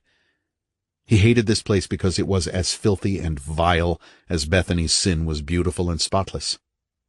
And now he carried a plastic garbage bag with a half-decapitated gray cat in it. He'd shoveled it up from where it had been stuck to 219. A truck had probably barreled right over the thing during the night, and the driver in his high cab had felt only the slightest jarring of a tire. The carcass had already been bloated by the time he'd gotten to it in mid-afternoon, and of course the flies had gathered in sheets. As he walked on, taking the garbage bag to a trash mound deeper within the landfill, his boot crunched through weakened earth and plunged, ankle-deep. Neely cursed and staggered forward a few feet before he could regain his balance. Through the thin pall of smoke he could see cracks zigzagging crazily across the plain. He envisioned holes opening at his feet and sucking him quicksand-like down into the mire of accumulated garbage, where he would die choking on the refuse of Bethany's sin. He quickly shrugged the image off and tossed the plastic bag on the trash mound. Rats squealed and ran. The stench here was infernal because here was where he dumped the carcasses of animals. Dogs, cats, squirrels, once even a good-sized bobcat struck down by cars either on 219 or in the village itself. It was a grisly job, but he'd signed on to do it, and that was that, as Weisinger had reminded him several times. He took a handkerchief from his back pocket to clean his glasses of specks of ash. Wisps of smoke swirled around him. He could taste it at the back of his throat. Bitter, like the aftertaste of Mrs. Bartlett's tea. He suddenly shivered, though the sun was burning his face. Something began to surge in his memory, dark shapes standing over him, eyes like pools of bluish flame, hands reaching for him from the blackness, and then it slipped away before he could grasp it. All day something strange had been haunting him, shadowy images that flashed through his mind and then vanished, and though he was left with a feeling of dread, there was also a feeling of strong sexual desire. He couldn't remember dreaming. In fact, it seemed that the world had gone dark after Mrs. Bartlett had left his room. He'd probably just rolled over and fallen asleep like a dead man until dawn, but when he'd awakened, his body had ached, and he'd thought for just a moment that the lingering aroma of female musk lay on his bed. No, only wishful thinking. But one thing did bother him. While he was showering, he'd noticed scratches on his thighs. He tried to think where he could have been scratched. Possibly when he was sawing that dead tree to pieces, the limbs had scraped across his legs without his realizing it, but funny he hadn't noticed those scratches earlier. He put his glasses back on, his eyes stinging from the smoke, and started walking across the landfill toward his pickup truck. He stopped to peer into that hole his boot had made. Jesus Christ, he thought. This whole damned place is slowly caving in. No telling how many years the locals have been using it as a dump. No telling how many tons of garbage lay underneath there. He kicked at the dirt. It was bone dry and loose, and the hole widened, and within it something glittered. Neely bent down, peered in, brushed dirt and filth away. A tiny squarish object, silverish. Other things, yellow-white. He picked one up and looked at it closely for a moment, trying to decide what it was. Abruptly, he stood up, found a stick lying nearby, and probed the hole. Dirt cascaded down the sides in sheets. Flies circled him, greedy for what he might uncover. But there was nothing. Only dirt and clots of filth and garbage. He threw the stick aside, wiped his hand on his trouser leg, and looked again at the object he held. He knew what it was, and seeing it made his heart hammer in his chest. What the hell was it doing out here in the garbage dump? Unless... Jesus, no! He wrapped it in his handkerchief, bent down and looked for the others. He found 2 more, and then he stepped back from that hole and walked quickly to his truck. On McLean Terrace, Evans stood up from his typewriter and stretched. He'd finished about 1/3 of the new short story he was working on, and he needed a break. Beside the typewriter, there was a half-cup of tepid black coffee and a couple of chewed pencils. He took the cup, went upstairs to the kitchen, rinsed it out in the sink, and put a pot of water on the stove to boil. As the ring heated, he thought about what was ahead for him. Soon, he knew, he'd have to find within himself the guts to start a novel. It would be about the war, about the scarred and maimed veterans who came home and found that they'd only left one battleground for another. And here, in this broader, fiercer battleground, there was no recognizing friend from enemy until it was too late. Here the enemy wore many faces. The VA doctor explaining how, in time, the scars would fade. The psychiatrist with an ill-fitting toupee who said, "You must not blame anyone, not yourself, not those who sent you to fight, not anyone." The smiling employment agency lady who said, "Sorry, we don't have anything for you today." People like Harlan who fell upon you and leached your blood as a transfusion for their own tormented, decaying souls. All that would have to come out someday. But not now. No, now it was enough to write these smaller cries in the dark and hope that someone heard them and understood. Now it was enough to try to control the battle that waged within himself. The fight against his fears and his often unreasoning anger. The fight against those premonitions that he realized now had done so much to shake his life apart. The pot began to whistle. He took it off the ring and then happened to glance through the window. He could see a figure at a window toward the front of the DeMargin house. It was Harris in his wheelchair peering through the curtains at the street. The man's eyes looked like dark holes in his pale flesh. In another moment the curtains fell back and the figure was gone. He could imagine what Mrs. DeMargin had told her husband about that night Evan had let his fears and suspicions grind him under. "That Evan Reid's losing his mind. Took a toy I bought for his little girl and made something terrible out of it when I only meant to be kind. I tell you, I don't believe we should associate with those people anymore. That man's too unstable." Evan switched off the eye of the stove. Unstable? Yes, that was probably right. And now, inadvertently, he'd hurt Kay again by cutting off other people. Mrs. DeMargin would probably never speak to her again. Jesus! He shook his head at his own stupidity. No, I can make it right. I can go over there and apologize. Right now.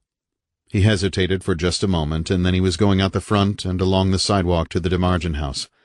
The car wasn't in the driveway, but at least he'd have a chance to talk with Harris, to try to explain that sometimes he lost control of himself, let his fears and premonitions rip parts of him away. "But your wife shouldn't blame Kay," he'd tell the man. "She wants friends. She wants to be a part of the village." He stepped up onto the DeMargin's porch and rang the doorbell, waited for a moment. There was silence within the house, and he was beginning to think the man wouldn't answer the door. He rang again, and then he could hear the quiet squeak of the wheelchair slowly approaching. The door came open latched by a chain. Harris DeMargin's eyes widened very slightly. "Mr. Reid," he said, "what can I do for you?" "Well, I was hoping I could come in and talk to you for a few minutes."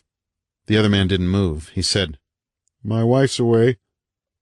"Yes, I know," Evan said, "but I thought perhaps you and I could talk." DeMargin looked at him, seemingly hesitant to let him in. I don't blame him, Evan thought. After all, everybody knows war vets are killers. Crazy killers at that. Jesus, the man's really afraid of me. But then the man reached up. There was a click, and the latch fell away. DeMargin wheeled backward, and the door came open. "Come in," he said. Evan entered. The harsh glare of the sun had filled the living room with stale heat. DeMargin wheeled across the room and then sat watching Evan. "Please," he said quietly. "close the door behind you and put the chain back on." Evan did. I saw you from my kitchen window, and I thought now would be a good time to apologize. The other man motioned toward the sofa, and Evan sat down. "Apologize?" DeMargin asked. "What for?" "For my bad manners toward your wife a few nights ago." He paused, watching for the man's reaction. He didn't seem to know what Evan was talking about. "She bought my little girl a toy bow and arrow set."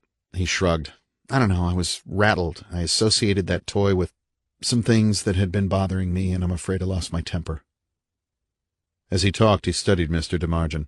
White, short-sleeved shirt, dark trousers, black wingtips. His face a pale, pasty color. His eyes dark and darting. "So anyway, I didn't mean to hurt your wife's feelings," Evan said. "It was very kind of her to sit with Laurie, and very kind of her to buy that toy, too. I don't know what came over me. I just lost control. I hope you understand." DeMargin was silent. "Of course you have a right to be angry," Evan said, knowing he deserved everything he was going to get. "I can see you're upset. But please, my wife likes Mrs. DeMargin very much. I wouldn't want to see their friendship—" "Get out of here," the man whispered. Evan wasn't sure he'd heard him. "What?" "Get out of here," DeMargin repeated, his voice hoarse and strained. He wheeled forward and then stopped, and Evan could see his eyes were wild. "Take your wife and your child and get out. Now. Today." "I'm sorry," Evan said. "I don't understand what you're—" "Get out of Bethany's sin," the man said in a half-shout, half-sob. "Don't worry about your clothes or your furniture or your house. Just take them and go." Evan, staring into the man's frenzied eyes, felt the gnawing chill of fear rising within him. He still didn't know what DeMargin was talking about, but he thought, in that instant, that the man looked like a hideous animated corpse. "Listen to me," DeMargin said, visibly trying to keep himself under control. He was trembling. He wheeled closer to Evan, his eyes wide and pleading. "You don't know. You don't understand. But what you're feeling is right.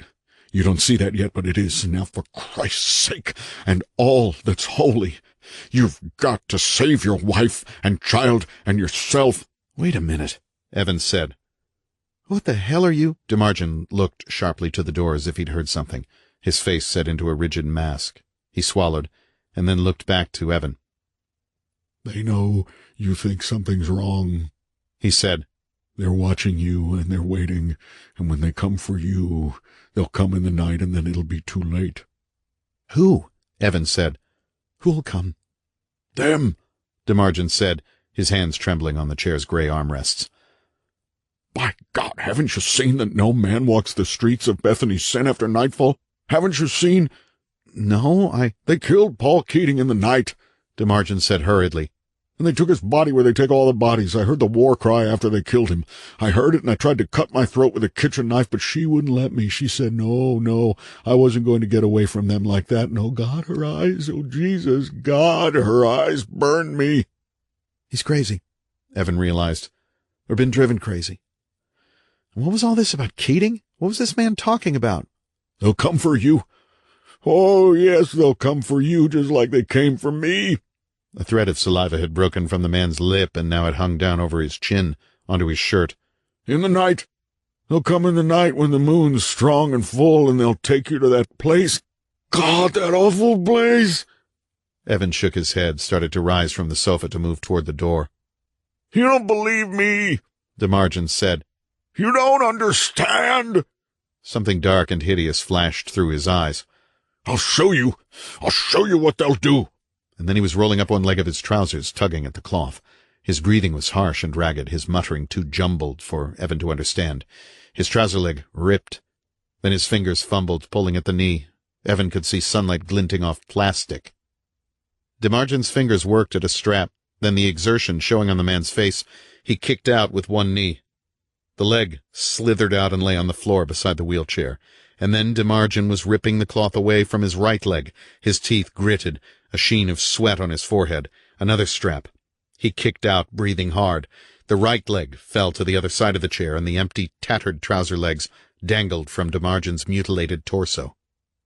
Evan was on his feet, backing toward the door. His mouth was open, but he could find no words. He stumbled, almost fell backward over the coffee table. Sweat streaked DeMargin's face. The prosthetic legs lay akimbo, black wingtips gleaming, dark socks around plastic. DeMargin raised his haunted gaze to Evan's, and began to laugh. Hysterically, madly. And as he laughed, the tears brimmed in his eyes and dripped down over his cheeks, splattering onto his white shirt. The laugh ringed the room, strident and terrible, the laugh of someone beyond saving. God, no, Evan said, shaking his head from side to side, backing away even as DeMargin wheeled toward him. God in heaven, no, no, no. Keys in the door, jingling. The door came open, then stopped abruptly at the end of the chain. A woman's face appeared through the crack. Let me in, Mrs. DeMargin's voice, urgent, commanding. Evan reached for the chain. She'll kill me, DeMargin said, trying to stop laughing, tears still dripping from the point of his chin. Oh, kill me. Evan paused, his blood like ice, fingers inches away from the latch. Mr. Reid, is that you? Let me in, please. She'll kill me, Mr. DeMargin hissed. Mr. Reid, the door, please. He hesitated, held by the look of pure terror in the man's eyes. I have to see my husband, Mrs. DeMargin said sharply. Evan tore his gaze away from the man and unlocked the door. Behind him, DeMargin whined like an animal caught in a trap. The woman came through into the living room carrying a sack of groceries. She glanced quickly at her husband, then at Evan, and set the groceries down on the table. DeMargin wheeled his chair backward, bumping over one of the discarded legs. The man's expression of terror chilled Evan and brought back a stabbing memory. Himself wired to a cot and a silky, smiling woman holding a small cage over him in which something evil scuttled. Mrs. DeMargin stood staring at those false legs on the floor. Very slowly she raised her eyes to her husband's face. Harris, she said calmly. You've been a very bad boy, haven't you? He stared at her wide-eyed, shook his head. What the hell's going on around here? Evan demanded, realizing his voice sounded strained. I'd appreciate it if you'd leave now, Mr. Reid, the woman said, her back to him. No, I won't leave until I know what's going on. Finally she turned toward him, regarded him with hooded, intense eyes. My husband is a sick man, she said. I don't think you're helping the situation. Sick? Evan echoed incredulously.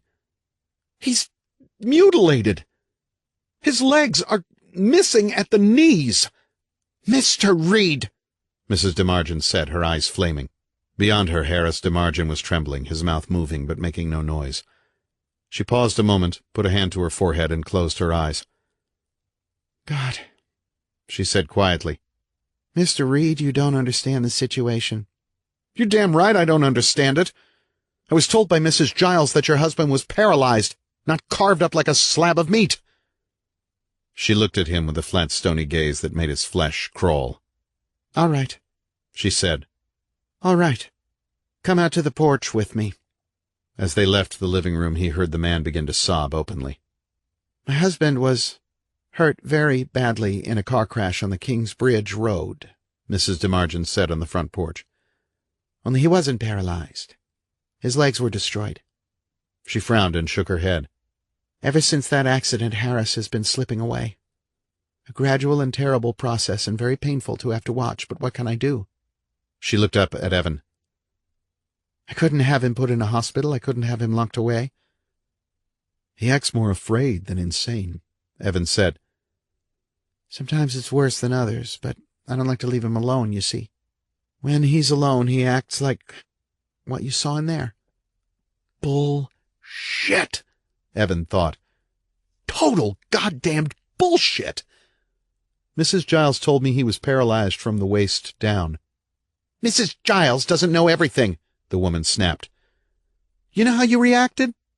Do you think I want everyone in the village to look at my husband as if he's some kind of damned freak?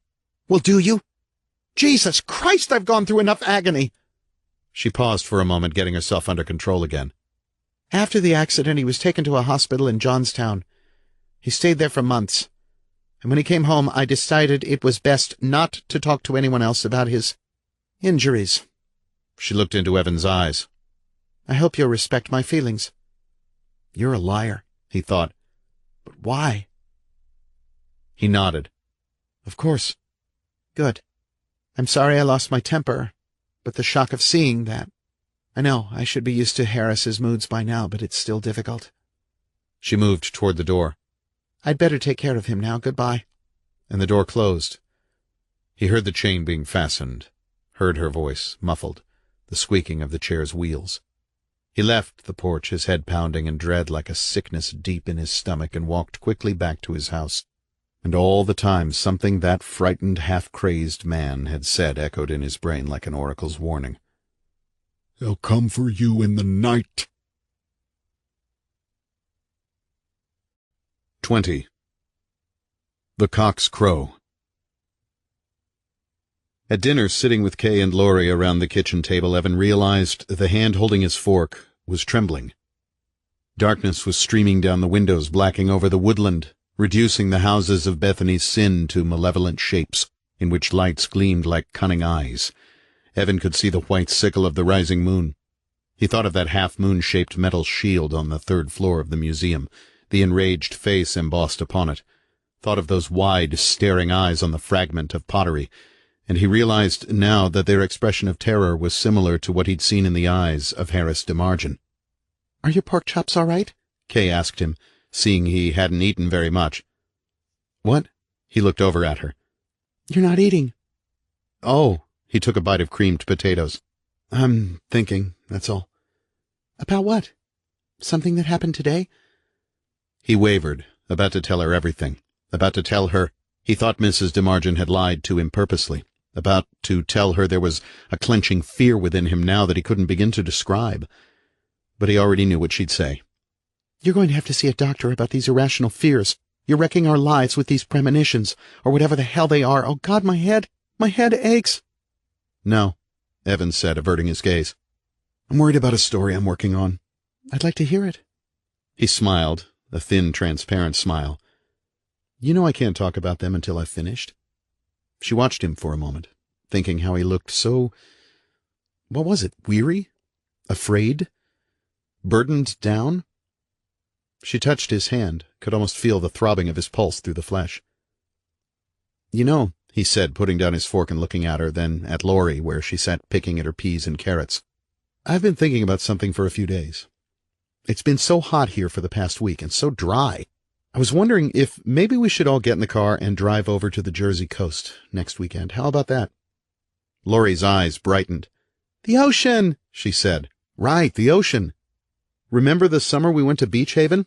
Laurie nodded. "That was fun, but I got sunburned." "Remember that wrecked ship that was sticking up out of the sand? We could go see that again. Remember the lighthouse that looked like a candy cane?" Kay squeezed his hand. "That'd be nice, Evan, but I've got tests to give next week. I couldn't possibly go." "Come on, you could go for a weekend." She smiled. "That's a long drive for just 2 days. Why don't we wait until the end of the term?" "Aww," Laurie said, not at all interested in her peas and carrots anymore. "Well," Evan persisted, "maybe there's somewhere nearer we could go, up into the mountains where it'd be cooler. Just for a weekend, then we'd be right back here on Monday morning." "Yeah," Laurie said. Kay was looking at him strangely. What was all this about a vacation? She wondered. Usually it was she and Laurie who had to pull him away from his typewriter for a couple of days. Now it seemed that he was eager, even anxious, to get away from the village. "I guess I'll have to be a party pooper," she said, watching him. "But those tests take priority right now." "Well, when can you go?" he asked her, and now she knew that something was wrong. "I just can't say," she told him. "When the term ends in August." He was silent, his eyes staring through her. "August isn't that far away," Kay reminded him. "Just 2 weeks." "I'm concerned about you," he said. "I think we should leave this place for a while." Concerned about me? That's right. Those dreams you've been having. Please, she said, and put her fork down very carefully on her plate. Let's don't talk about those. It's important, he said, and realized he'd said it too strongly because he saw Laurie's eyes widen, as if she were expecting them to argue. He said more quietly, Any recurring dream means something. Believe me, I know. It's not a recurring dream, she said. I mean, I seem to be the same person in those dreams, and I seem to be familiar with the surroundings, but what happens is never the same. Okay, but I'm still concerned. Anxiety, Kay said. You told me yourself you thought that's what it was. She narrowed her eyes as that terrible, wretched truth hit her. So now you think this village has something to do with my dreams? I think a vacation would be good for everyone. Let's go to Beach Haven, Laurie said. Please, let's go. No, I can't. Kay was inwardly trembling because now she knew. She'd seen that awful, too familiar look in Evan's face, that lost and helpless and fearful look, the look of a drowning man who can find nothing to cling to. Evan, she said calmly, this is the nicest place we've ever lived in. We have a chance here, a real chance to make something of ourselves. Don't you understand that? He sat still, then pushed his plate away like a chastised child. You've been a very bad boy, Mrs. DeMargin had said. This may be the last chance we have, Kay said. He nodded, rose from the table. Where are you going? Out, he said, his voice not angry, but tense and hollow. Out? Out where? I want to go for a drive. Where are the car keys? I want to go for a drive, too, Laurie said. They're in my purse on the bed. She watched as he moved through the den. Do you want us to go with you? No, he said, and then he was climbing the stairs toward the bedroom. Eat your food, Kay told the little girl. Those carrots are good for you. She listened, heard him coming back downstairs, heard the front door open and close, and after another minute she heard the station wagon start and pull out of the driveway, heard it moving along McLean Terrace. What's wrong with Daddy? Laurie asked. He acted funny. And only then did Kay feel the burning of tears in her eyes. Your daddy isn't well, Laurie. He isn't well at all. Tears broke, dripped hotly. Laurie stared. The cock's crow, Evan thought as he turned the station wagon northward, driving along darkened, silent streets. A good place to drink tonight. And maybe a good place to ask some questions. He passed the black hump of the cemetery, his headlights grazing tombstones, and then he was surrounded by blackness, driving toward the Kingsbridge Road, his brain filled with uncertainties that streaked like white-hot meteors behind his eyes. They'll come for you in the night, that man had said, just like they came for me. Take your wife and your little girl and get out, now. And Kay's calm, controlled voice. August isn't that far away. This may be the last chance we have. This may be the last chance we have. He realized he was driving faster and faster, his foot steadily settling to the floorboard. Headlights gleamed off a roadside sign. Speed limit, 40. His speedometer read 55 already. Running? He asked himself. Are you running from Bethany's sin? The tires squealed around a curve. He passed the Westbury Mall, where comforting lights glowed, where cars were parked. It seemed part of a distant world, ages away from Bethany's sin. In another instant, darkness took the road again. He veered off 219 onto the Kingsbridge Road, and in another few minutes he could see the glowing of a red neon sign in the sky. It was a smaller place than he'd envisioned, just an old cinder-block joint with a red slate roof and windows stickered with Falstaff and Budweiser beer decals. Above the door the neon rooster craned its head upward in a silent cry, retreated, craned again. There were only a few cars and a pickup truck in the gravel lot. Evan turned in, parked the station wagon alongside the building, and cut the engine. Faces glanced up quickly as he came through the door into the dimly lit room, then looked away. A few dungareed farmers at tables or sitting at the bar, nursing beers. Behind the bar, a hefty man with a reddish beard wiping glasses with a white cloth. A woman with platinum blonde hair drawing beer from a keg, handing it across to a gaunt-looking farmer with bushy gray sideburns. She caught Evan's gaze, nodded and smiled. "Good evening," she said. He sat on a bar stool and asked for a Schlitz. "Right up," the woman said, and turned away. While she drew his beer into a frosted mug, he glanced around at the place. There were more tables in the back and shapes sitting at them. Laughter. A white-haired man in a coat and tie with a woman who could have been his daughter. She patted his hand, and he nuzzled her ear. Other men sitting together, talking quietly. Cigarette smoke drifted to the ceiling in layers. Evan caught fragments of conversations, worries about the heat, that damn politician Meyerman and his county road program, the market price of soybeans. Engine in that Ford ain't worth a damn, I tell you. The woman slid his beer across. There you go. Thanks. He sipped at it, enjoying the sharp, tangy cold. When his eyes were more accustomed to the dimness, he turned on the stool and looked toward the rear of the roadhouse again. The shapes were now people, mostly weathered-looking men who were probably local farmers. Evan wondered what this heat was doing to their land. Burning, cracking, drying it up so they'd have another hard year to face. His father had owned and worked land, and so he recognized these vacant, wearied faces. What the heat was doing to the earth, it was also doing to these men. Cracking and withering their flesh, drawing it as tight as leather over sun-scorched bones.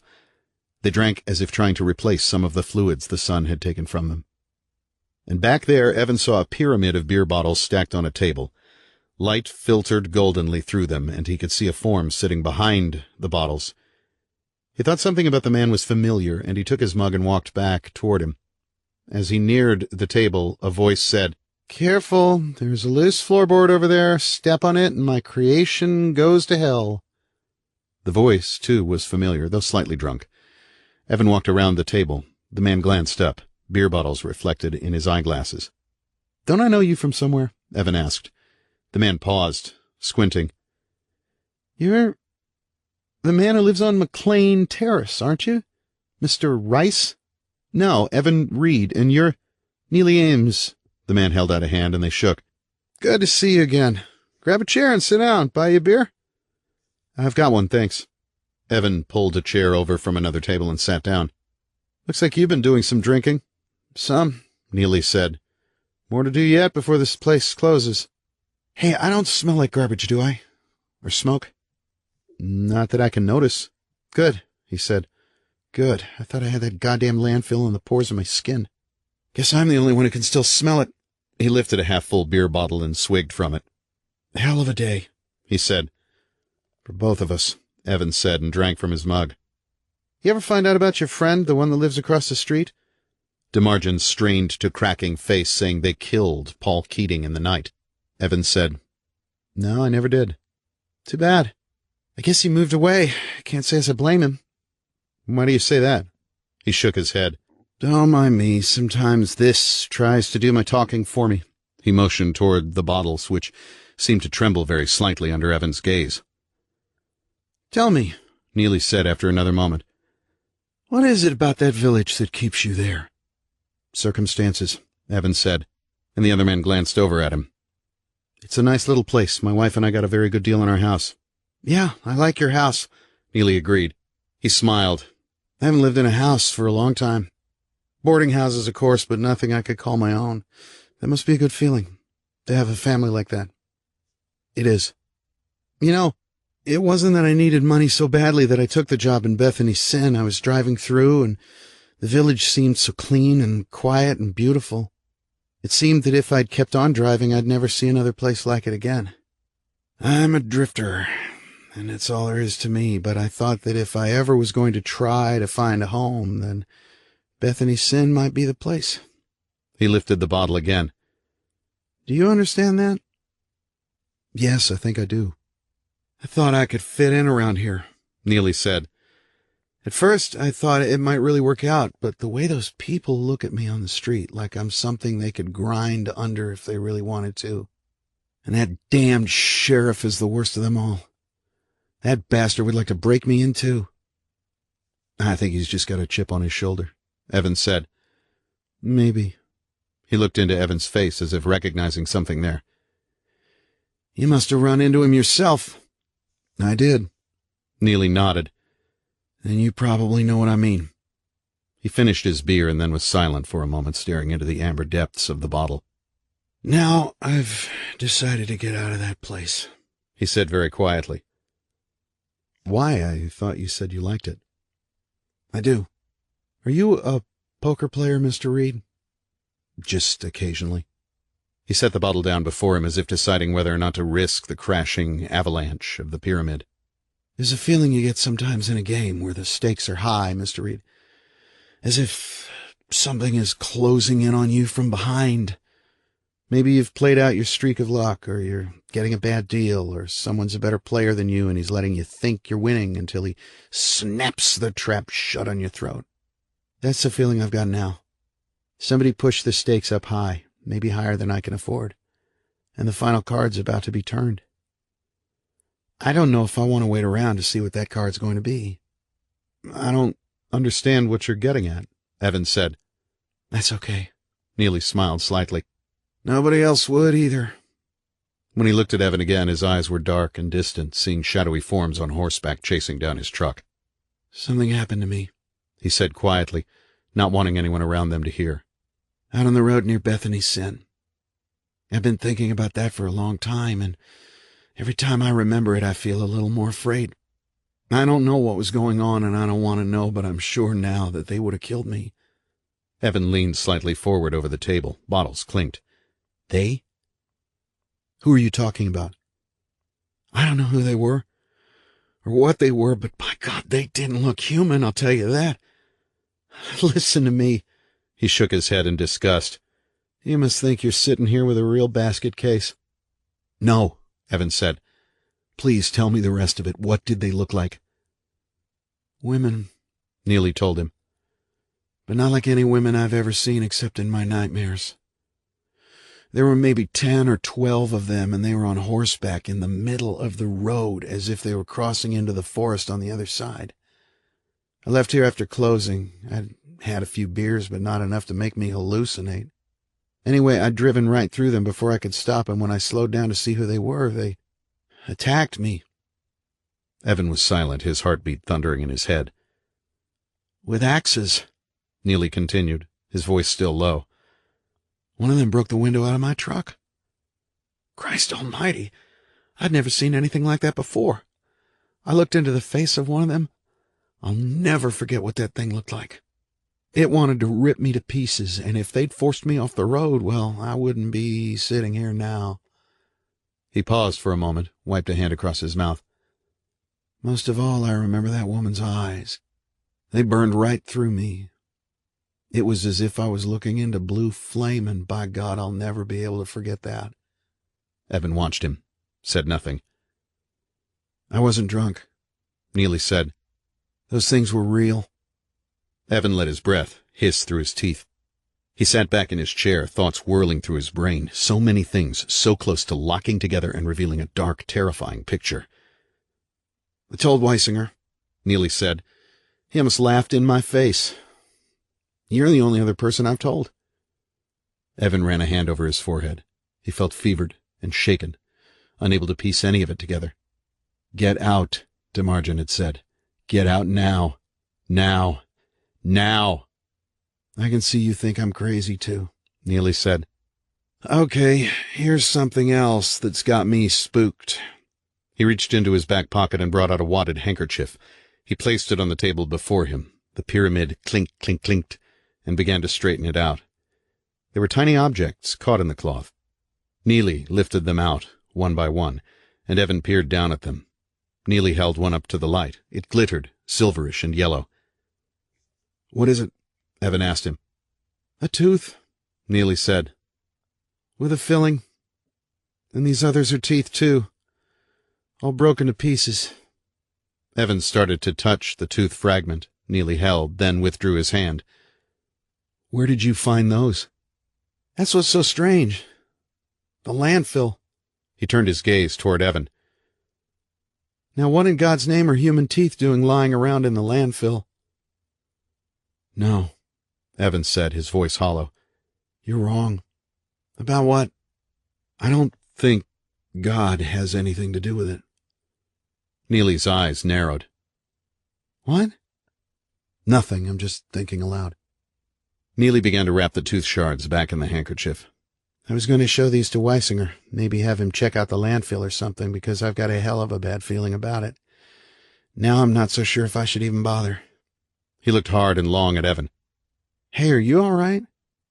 Wait a minute, I'll buy you a beer. And then he was up on his feet, shoving the handkerchief back into his pocket, moving toward the bar. As he moved away from the table, a floorboard squealed. The pyramid swayed right, swayed left, cutting swaths of amber light, swayed right, swayed left, and broke apart like the falling of an ancient, dark-starred city. 21. Secrets. On Friday, Kay stayed home from her classes, calling Dr. Wexler to tell him she was suffering from a migraine headache. "I'll be fine by Monday," she told the man, and he said he hoped she felt better soon and wished her a good weekend. Kay put the receiver down and lay in the bed, the curtains closed, the room darkened. She'd switched on the light a few minutes before and then hurriedly turned it off again, finding it stung her eyes.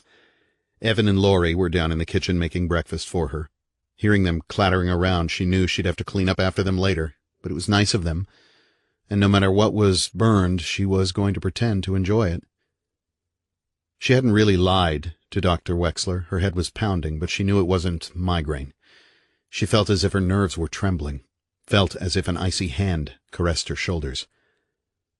She'd tried for weeks now to pretend that nothing was wrong, that what she was feeling inside was anxiety, that soon the anxiety would pass, and she'd be the same sensible, practical Kay Reid she'd always been. But now she couldn't do that anymore. Something was happening to her that she couldn't explain away as anxiety or anything remotely familiar. It had begun with those strange dreams. At first, she'd been an interested, if fearful, observer in them, but now, as they intensified and drew her slowly into them, she'd become a participant, unable to escape. And it always seemed that she was locked within another body, one with a ragged scar on the thigh, and she viewed scenes of carnage and merciless battle through hard, slitted eyes that were not her own. She'd wanted to talk about those dreams to Evan, to tell him that fear and confusion were writhing within her, but she'd been ashamed to admit she was becoming more and more afraid of something shadowy and intangible. After all, wouldn't that be admitting that there might be something to fear in Evan's dreams as well? No, she couldn't do that. Evan seemed too preoccupied with something else to listen to her anyway. In the past few days, he'd eaten hardly any dinner at all. His eyes looked tired and hollow because he'd been staying up so late, watching television or trying to work downstairs in the basement. But Kay could have counted on both her hands the number of keys she'd heard strike paper. Those were familiar symptoms, and they were setting her nerves on edge as badly as were her nightmares. The one the night before had been the worst yet. She'd awakened in the gray hours with a cry of pain caught in her throat. Through the whirls of smoke and dust, the hordes of swarthy, black-bearded invaders had advanced swinging blood-edged swords. Archers on horseback wheeled across fallen walls and around roaring fires where corpses crackled and split. She and 3 comrades had fought back to back, swinging their gore-splattered axes from side to side like a ferocious, maddened fighting machine. She cleaved one of the enemy with a blow that had burst his skull into fragments, and then she'd heard a name, Oliviadre, which she'd recognized as her own, called in warning. Whirling to the side, she'd met the strike of the sword with her battle-axe and slashed the invader's hand off at the wrist. The stump had gouted blood, and it had been a simple blow to end his life. Behind her, Koliai had fallen with an arrow in her throat. Demusa shrieked her war cry even as a blade struck her shoulder and a second blade pierced her chest. Antibre was struck in the face by a flashing sword, and even as she fell to her knees, she cleaved the head from the warrior who'd struck her down. Through the smoke, the warriors came forward, shoulder to shoulder, their chests heaving. Oliviadre backed over a heap of fallen comrades, hand clenched around the handle of her weapon. All around burned fires of defeat, the great city, the great nation, finally trodden down beneath the boot of the destroyer. Torn bodies littered the stone pathways and blood-splattered murals of glorious, breathtaking color, and now Oliviadre, her gaze sliding from side to side like a cunning animal's, saw the fear in their eyes, but knew the time of her own death was fast approaching. One of the warriors, a large man, both courageous and foolhardy, rushed forward, his arm coming back to fling a spear. Oliviadre shrieked in rage, felt the hot graze of the spear as she stepped quickly to the side. At once she was upon the man, striking. The mutilated body fell, head hanging from strings. She spat upon it and readied herself for the others. They hesitated, sensing in her the fury that had almost brought Athens to its knees over 100 years before. A bow hissed and an arrow flashed over the heads of the men. It struck Oliviadre in the shoulder, forcing her back a few paces. The warriors, seeing the stream of blood, pushed forward, until Oliviadre's wary retreat was stopped by a fire-scorched broken ruin of a wall. The warriors paused, looking for an opening, but Oliviadre gave them no chance. At once she screamed the chilling war cry of the eagle, and then she was leaping over the mounds of corpses onto the terrified men. She struck one down with a single blow, slashed out and saw an arm fall, still gripping a sword. A searing, burning pain at her spine, slashing, spraying red droplets across crumbling faces, slashing, volcanic pain at the back of her head, still slashing. The axe heavier now, the warriors crowding in closer as she fell to her knees, one of them lifting his sword high, and then darkness. Gray light. Morning on McLean Terrace. God, my head. Got to call Dr. Wexler. Breakfast! Laurie said, coming into the room with Evan close behind her, carrying a plate with bacon and eggs and a glass of orange juice on a tray. She put the tray carefully across her mother's lap. We burned the toast up, though, Laurie said cheerily. Oh, that's all right. It looks very good. Don't you want a light on in here? Evan asked her. No, please. My head's still aching. She reached to the night table for a bottle of Tylenol. 2 tablets remained. She swallowed them with the orange juice. You're not feeling any better at all? She shook her head. The final image in her dream remained fixed behind her eyes, a warrior lifting his sword, muscles rippling in his arms to strike across her skull. No, that wasn't me. That was Oliviadre. Oliviadre was struck by that sword, not me. So why do I feel this terrible throbbing pain? She winced and touched her forehead. Does it hurt bad, Mommy? Laurie asked. Yes, it does. Evan picked up the empty Tylenol bottle. I'd better drive down to the drugstore and get you another bottle of these, then. He looked at her for a moment, seeing her obvious pain in the lines around her eyes. Do you want to see a doctor? Oh, it's not that bad, Kay said quickly. She took a tentative bite of an egg, reached for the salt shaker on the tray. I'll be just fine. You've been working too hard, Evan said. Probably reading too much. That's probably it. It'll be good for me to rest today because I've got those tests to give next week. Am I going to school today? Laurie asked. No, Kay said. Why don't you stay home and keep me company? But Daddy can do that, Laurie protested. Mrs. O'Marion was going to finish her story today. Kay grasped her little girl's hand. I thought you'd want to stay home, honey. You can watch television and go outside to play and... The Queen, Laurie said. I'm going to miss the part about the Queen. Evan's eyes flickered quickly over to Kay, then back to Laurie's face again. What Queen? The real Queen, Laurie said. The one right here in this place. In this place? What place do you mean? The little girl shook her head, irritated that her father didn't understand. Right here, she said emphatically. She lives in a big castle. Kay began to stroke the child's hair. Stay home with me, honey. We'll have a good time together. Laurie paused for a moment. Aw, I miss out on everything. Tell you what, Princess, Evan said. Why don't you drive with me over to the drugstore, okay? Another pause, and then she finally nodded. I guess so. As they crossed the lawn to the driveway, Evan found himself staring at the DeMargin house. Nothing moved over there. The DeMargin's car was gone. Evan, with Laurie on the seat beside him, backed the station wagon into the street and turned toward the circle. You must like Mrs. O'Marion a lot, Evan said while he drove. I do. She's nice. Are there many others who go to the Sunshine School? She nodded. It's hot. Can I roll my window down? Sure, go ahead. Evan came to a stop sign, slowed and stopped, looked both ways, and then drove on, past silent houses.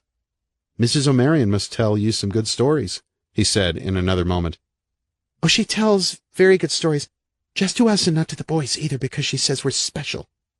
Of course you're special, Evan said. How many little boys go to the Sunshine School? 4 or 5. It's mostly girls like me. He nodded, glanced in his rearview mirror, got a quick glimpse of the museum's roof before he looked away. I'd like to hear some of Mrs. O'Marion's stories, he said, especially about this queen who lives in a castle. Can't, Laurie said. Mrs. O'Marion said they're just for us because we're special. She said daddies aren't supposed to know. Oh, Evan said easily. Secrets, huh? It's fun to have secrets. Evan's vision clouded over. He was only dimly aware that he was still driving through the streets of Bethany's Sin, because some other part of him stood in a corridor, surrounded by swirling dust and heat, watching a dark shape with burning eyes slowly come closer and closer, to stand just before him now. A hand pierced the veil of dust, reaching out for him, took his arm in a cold, hard grip, pulled him forward. "Daddy," someone said. His heart pounded, but there was nothing he could do to resist. The thing pulled him onward along the corridor to a huge room where others waited. "Daddy!" A voice very close. The floor of rough stones, the ceiling of glass, and the moon burning white in a black sky, things with flaming, hideous eyes, ringing the room, a slab of black rock in the center, and someone standing there. "Daddy, please!" Laurie's voice. Kay standing there, but a different Kay, a Kay with two faces, one half snarling, the single eye blazing blue and filled with hate, the other half screaming, eye widened in fear. Behind her, other figures waiting. "Daddy, you're—" Kay lifting one arm, the hand holding a battle axe that glowed with the same spectral power, her other hand clenched for him, the fingers trembled in a frenzy. "Going too fast!" Laurie screamed close to his ear. And then he jerked himself back away from the hideous place and saw the stop sign coming up fast, and knew that even as he jammed on the brakes, the car's momentum would carry them across, and he prayed to God there would be no other cars coming into that intersection. The tires squealed. The car shuddered violently. Ahead, a looming black figure twisting aside. "Christ!" Evan said, gritting his teeth and easing the station wagon to a halt in the middle of the intersection. He looked to Laurie, who was shaking and biting her lip, her eyes wide. "I'm sorry, Princess," he said. "Christ, I'm sorry. Are you all right?" She nodded, her eyes darting. "Christ, I'm sorry," he said again. "I didn't mean to do that. I don't know what I was thinking." And suddenly he was aware of another presence, and eyes drilling through him. He smelled an animal smell and looked sharply to the side. Beside the station wagon, there was a gleaming, massive, flanked black horse, nostrils wide, still nervously tossing its huge triangular head. Red fire seemed to burn in that horse's eyes, and astride the animal, riding bareback, was Catherine Drago, her hand clenched in the horse's mane. "Steady, Joker," she was saying softly. "Steady, steady." The horse jerked its head and then stood quiet while the woman stroked its neck, and then she gazed across at Evan. "That was very careless of you, Mr. Reid," she said coldly. "You could have killed my horse while we were crossing the road." "I'm sorry," he told her. "I didn't see you there." "We were in full view," the woman said. "Do you make it a point to break traffic laws?" "My wife's not feeling well," Evan said, for lack of a better excuse. "I'm on my way to the drugstore." The woman continued stroking the horse's neck. The animal rumbled with pleasure and seemed calm now. "Kay's ill?" she said, her visage softening a fraction. "Is it serious?" "Headache," he said. "But she's staying home from school today." "I see." She peered through the window, beyond Evan. "That's your little girl?" "Yes, it is." "She's very beautiful." "Hello there." "Hello," Laurie said. Drago's eyes moved back to Evan's. "You should be more careful. Someone could have been hurt." "Is that your horse?" Laurie asked her, leaning forward to peer up at her. "His name's Joker," Drago said. The horse's ears twitched. "I've been exercising him this morning. He's a fine horse, isn't he?" "He's so pretty," Laurie said, the near accident now fading into the past. "I like horses." "That's good. I have 20 horses at my stables. Perhaps your mother and father will bring you to go riding some day soon." "Good night, Daddy." Laurie looked at him.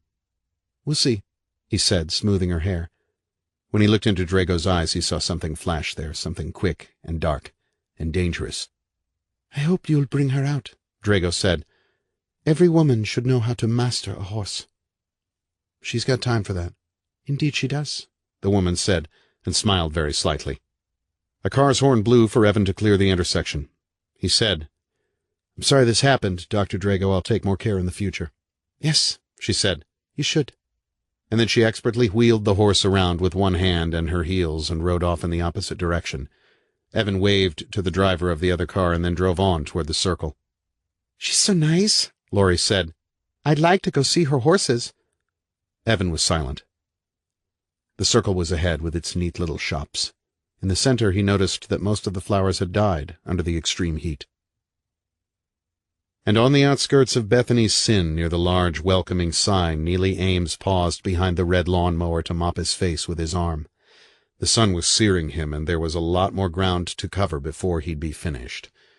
He felt as if his eyelids were puffed from the heat, and around him trees drooped toward the earth.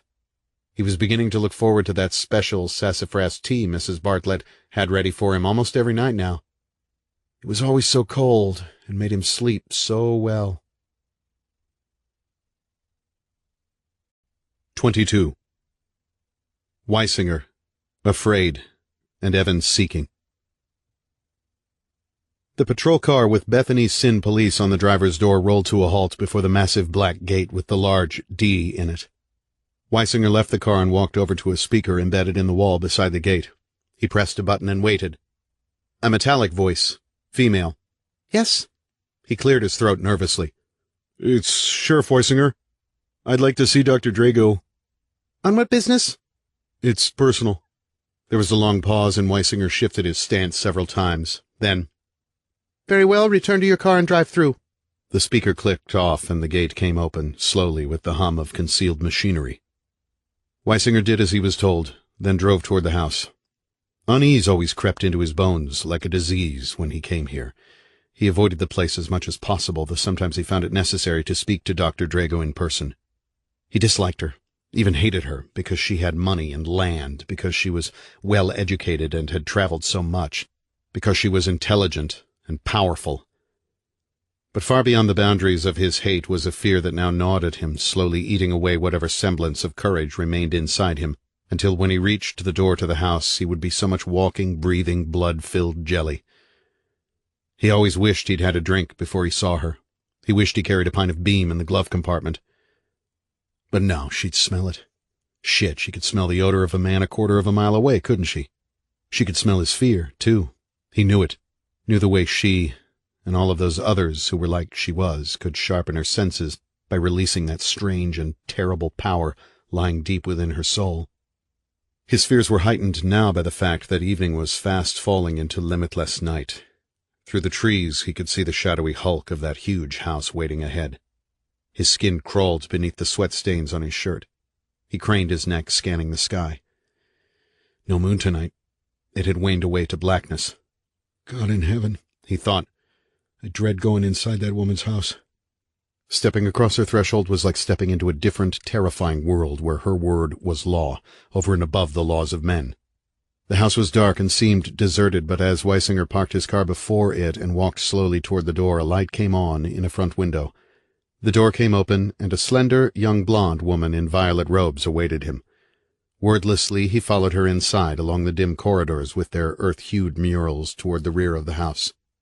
"Wait here," the woman told him when they reached a pair of gleaming oak doors. She went inside. Weisinger took off his hat, his heart already beating fast, and glanced up and down the corridor. A herd of horses, muscles straining, raced along one wall. The blonde woman reappeared and held the door open for him. He moved past her into the room, and the door swung closed behind him. Instantly, he felt trapped. He stood in Dr. Drago's study, a room of rough stone walls with a huge fireplace and ghost-eyed life-size statues standing in the four corners. Beside a large picture window that looked out across the pasture was a highly polished walnut desk adorned with intricately carved human figures. Dr. Drago, in black robes, sat there, writing on a sheet of pale blue stationery. A single lamp burned beside her shoulder. "What do you want?" she asked coldly without looking up. Weisinger approached her desk. When he got within 6 feet of it, the woman's head came up and her eyes frozen where he was. "I want to talk to you about the others," he said quietly and carefully. "What about them?" "I hadn't said anything before, but the hunting time's coming soon, and Her eyes narrowed. "What have you to do with the hunting time?" He paused a moment, gathering himself. His legs seemed about to give way. "It's not safe," he said. "That workman, Ames, saw them on the King's Bridge Road. He's the only one who ever saw them and lived. They attacked him too close to the village. I don't like that." She was silent. She put down her pen and folded her hands before her. "I'm not concerned with what you do or don't like, Weisinger. It's of no importance." "Yes, it is, by God!" he said, his voice whipping out of control. "I've had to deal before with state police nosing around here looking for people. Somebody finds another truck or another body out in the woods near the village, they're going to start putting it together." As you did? "Like I did," Weisinger said. "I took a real personal interest in it because I found the first ones, the Fletchers, but somebody else, some smart son of a bitchin' trooper, is going to put it together. Sometime, too." "That's part of your job," Drago said quietly. "to keep them away." "Sure, I know that's my job. But if there's too many questions, I won't be able to handle the situation." "What are you suggesting?" He took a deep breath. "Keep them off the Kingsbridge Road.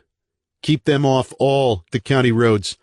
Let them do their hunting in the woods, or on the back roads, far away from the village." "I was unaware that the workman was involved," Drago said.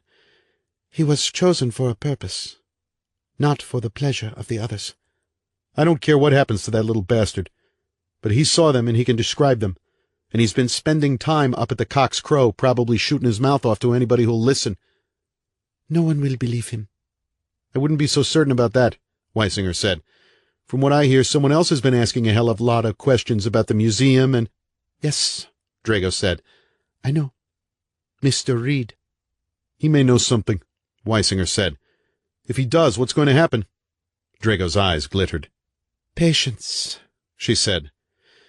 "Mr. Reid is a curious man, but he's groping in the dark." "I think you ought to get rid of him," Weisinger said. "I'll decide that," Drago said sharply. "when the time is right.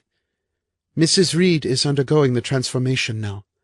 Soon she'll be ready for the right, but until that time she'll be unstable, slipping back and forth from what she is to what she will be. Killing her husband now would be unwise." Weisinger ran a hand over his face. "He's dangerous. He's asking too many questions." "Mr. Reid is being taken care of. Mrs. Hunt satisfied his curiosity about the museum, and Mrs. Giles gave him a perfect story about—" She smiled slightly. "Bethany's sin. Did you know that Mr. Reid was a military man? He served in the Marines. That makes him a much more interesting opponent." "That man's trouble," Weisinger persisted. "I found him hammering at the museum door one day like he was in a damned trance or something." "Strange," the woman said, darkness lying in the hollows of her eyes. "Several days ago he ran a stop sign and almost struck my horse. I caught a glimpse of his eyes through the windshield. They were distant, unfocused. A trance? Interesting, very interesting." She picked up her pen and tapped it several times on the blotter before her. "Perhaps there's more to Mr. Reid than I've suspected." She raised her eyes to the man before her. "I'll take your suggestion into consideration. Now leave." He nodded and turned toward the door, his heart still beating fast. No matter what the damned bitch decided, he thought, he'd be glad to get behind the safety of his own walls tonight. "Weisinger," Drago said. The man shivered involuntarily and looked back. "We have 2 new arrivals in the village. Mrs. Jensen and Mrs. Berryman had baby girls last week at the clinic.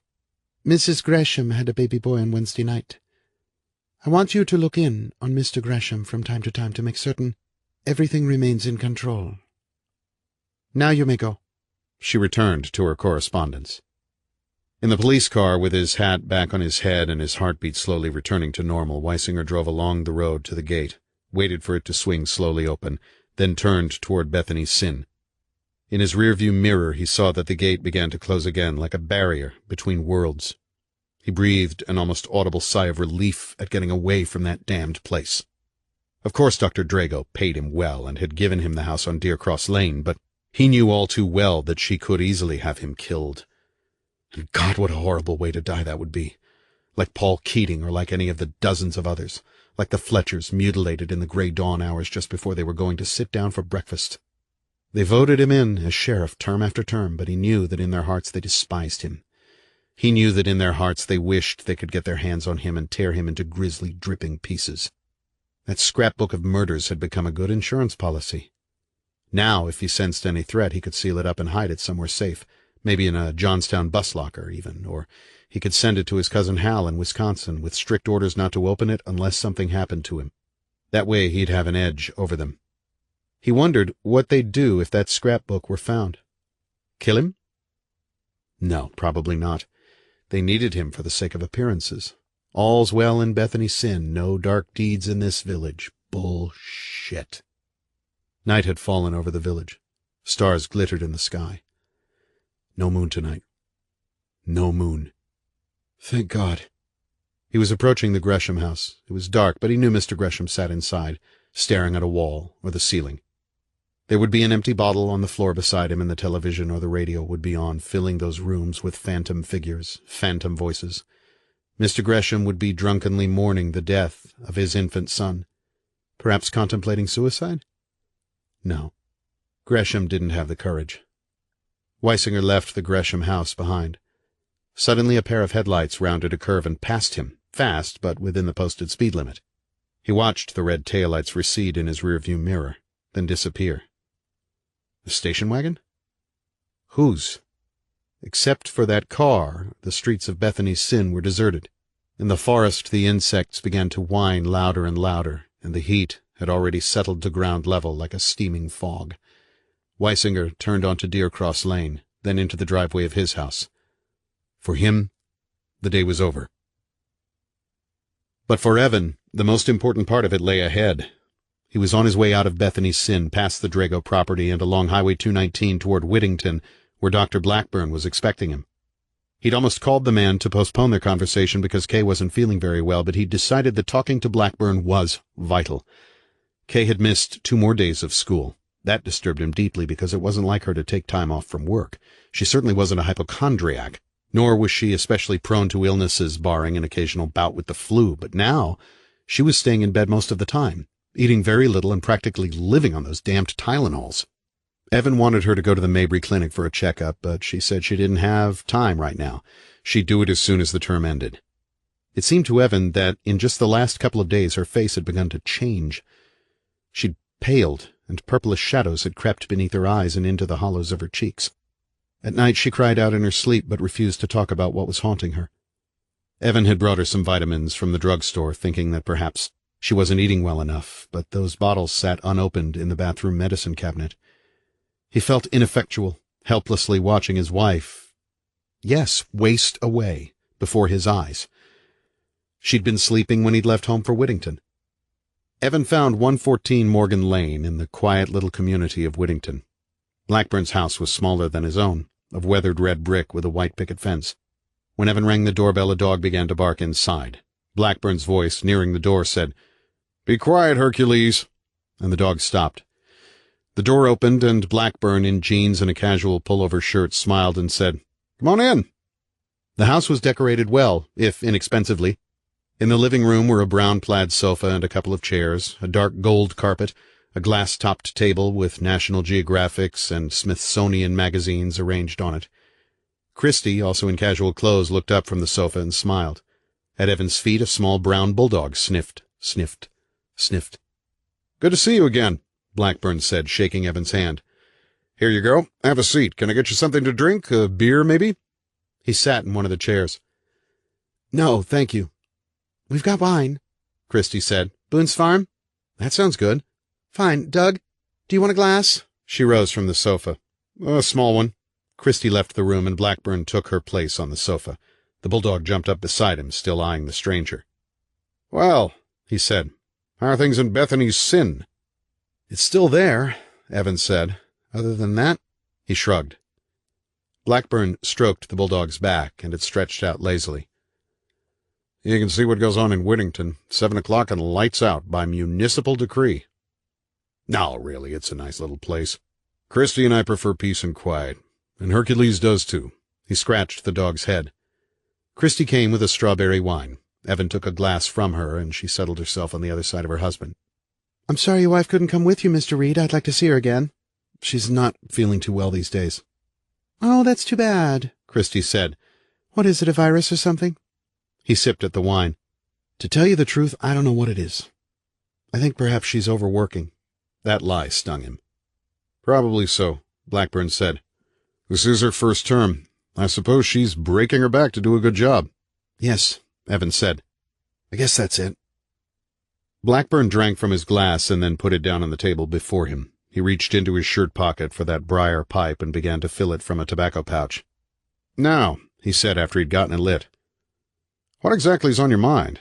I tell you, you sounded very anxious over the phone, and concerned. I hope I can help you with whatever your problem is. I hope you can, too. Evan leaned forward slightly. At Dr. Drago's party, you and she... Well, you got into an argument over her museum exhibit. I didn't quite understand what was going on, but I saw clearly how disturbed Dr. Drago was.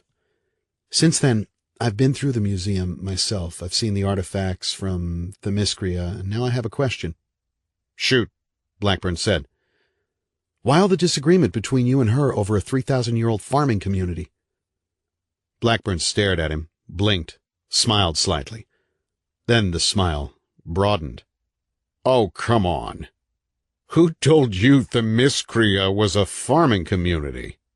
Not Dr. Drago herself, surely. No, a woman at the museum, a member of the Historical Society. I don't understand that, Blackburn said, his brow knitting.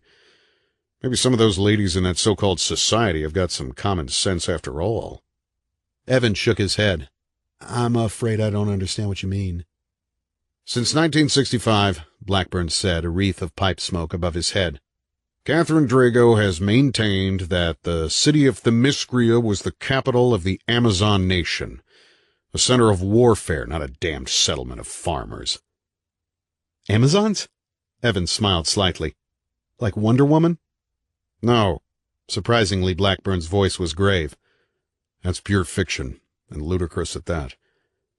The Amazons were glorified in Greek mythology, if they ever existed, and that's a huge if. They were bloodthirsty female killers who looked upon battle as recreation. Men were their sworn enemies. Those they didn't slaughter on the battlefields, they mutilated and kept as sexual slaves. Wait a minute, Evan said.